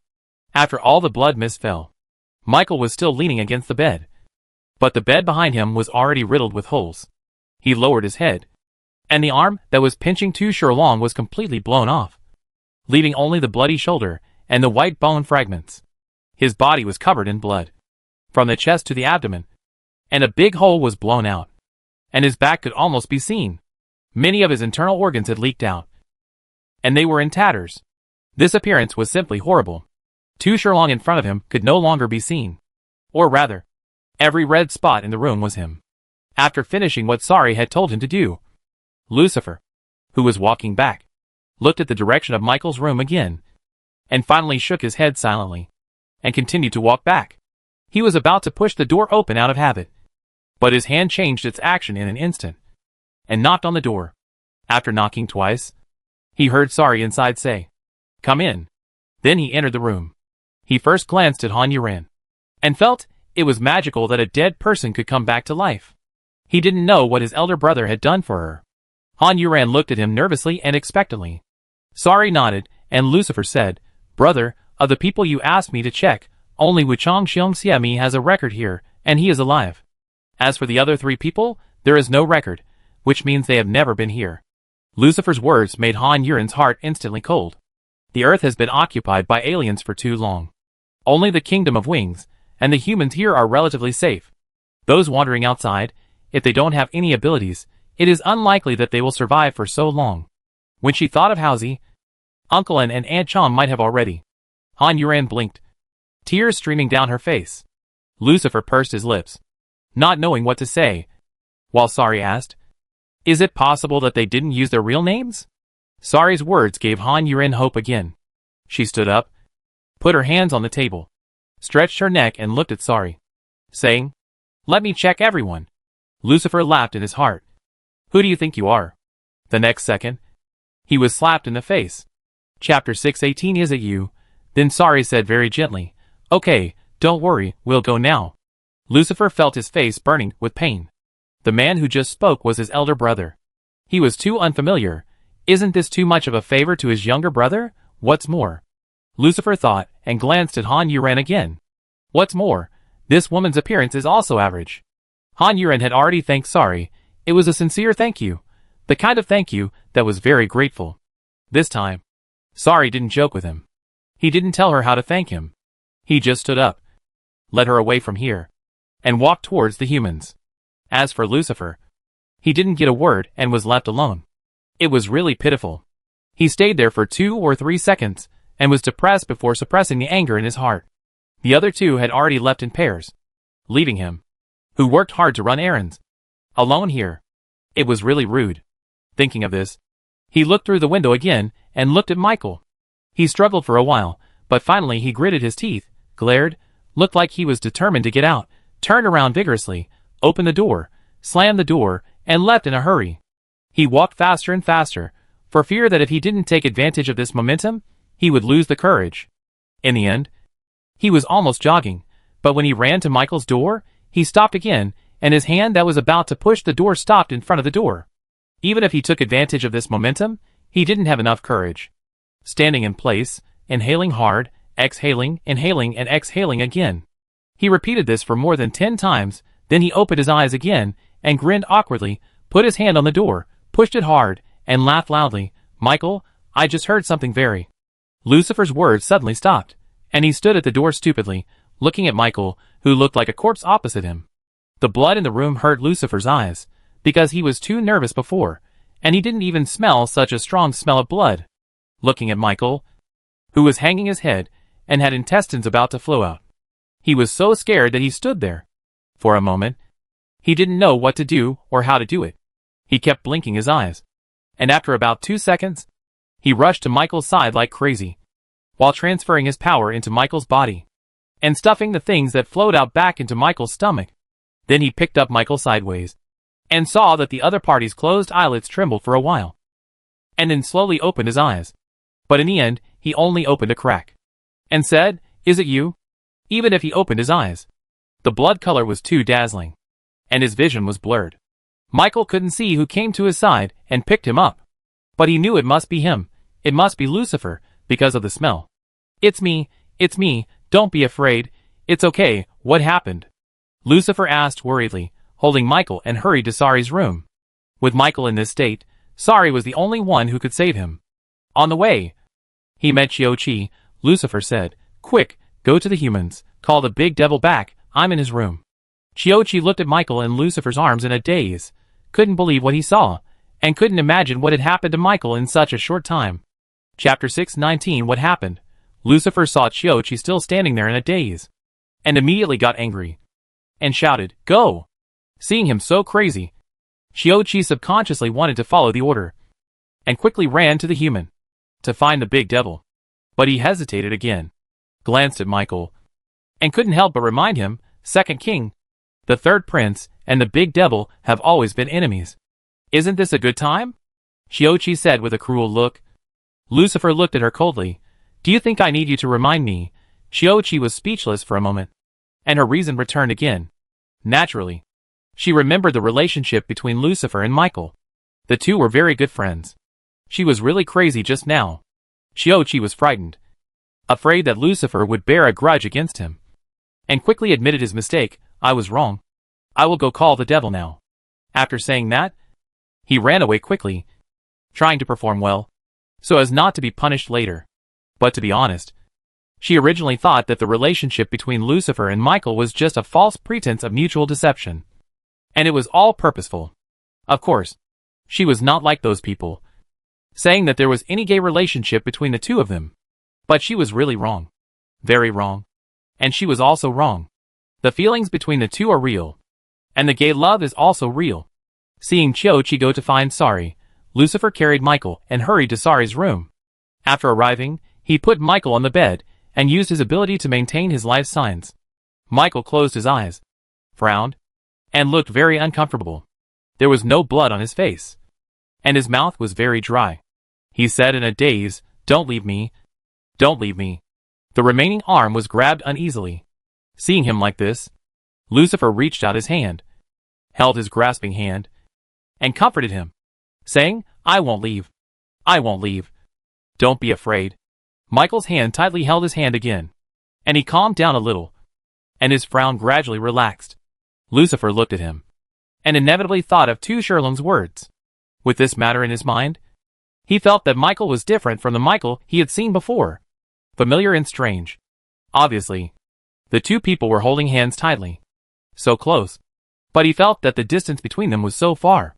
After licking his lips, he spoke in a low voice, as if talking to himself, "Do you really like me?" Yeah. Michael's sudden answer startled Lucifer. He looked at Michael, and saw that he had opened his eyes at some point, and was looking at him. His golden eyes were less bright than usual. Lucifer couldn't believe his ears, or he didn't want to believe it. So he asked again, "What did you say just now?" Michael smiled and said, "I said, yeah, I like you." Lucifer's pupils suddenly dilated, and he almost broke Michael's fingers because he couldn't control the strength of his hand. His lips kept opening and closing, but he didn't say a word or make any sound. He looked very flustered. Michael watched his every change, smiled again, and then said, "You are my brother. Of course I like you. And besides, you take care of me so much. What's wrong?" He suddenly said this, a rhetorical question, which froze Lucifer's lips, which kept opening and closing. Chapter 6:20 Thought-provoking. Michael looked at Lucifer with doubtful eyes. With his pale face, he looked so pure, not like he was lying. Lucifer finally came to his senses and smiled, but his smile was a little uncomfortable. After laughing twice, he said, "Nothing, I thought you were going to die, and I was a little reluctant." "Just a little?" Lucifer's laughter stagnated again, looking at Michael, said seriously, "A lot." Michael laughed at the answer of these two words. He laughed very happily, And then he closed his eyes without strength to support himself, and finally said, "This is enough." Lucifer did not ask questions that should not be asked, or say things that should not be said. He looked at Michael's peaceful and calm appearance. He didn't look like he was seriously injured. But he seemed to accept the fact that he was seriously injured. This weirdo. Lucifer muttered in his heart. And then thought, the other party likes me as a brother. Is this true? Lucifer didn't know. He only knew that Michael said that. Whether it was true or false. He wanted himself to think so. So he didn't have to make trouble. Just go along with him. Just think of it as being weak, even if he knew the answer. It didn't matter. He couldn't return Michael's hug, give him the answer he wanted. He treated him as a younger brother. This feeling might not be as passionate as love, but it was definitely sincere. He still held Michael's hand, giving him silent support and comfort, waiting.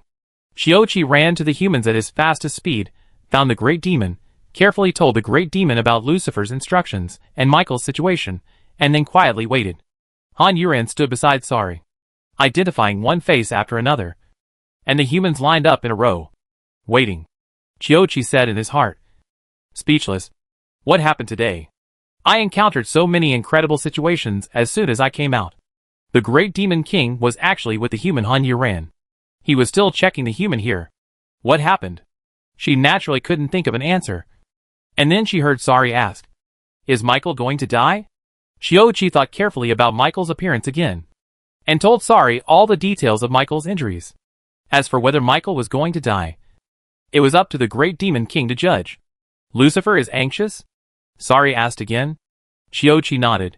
The second king is like crazy. Sari sighed in his heart.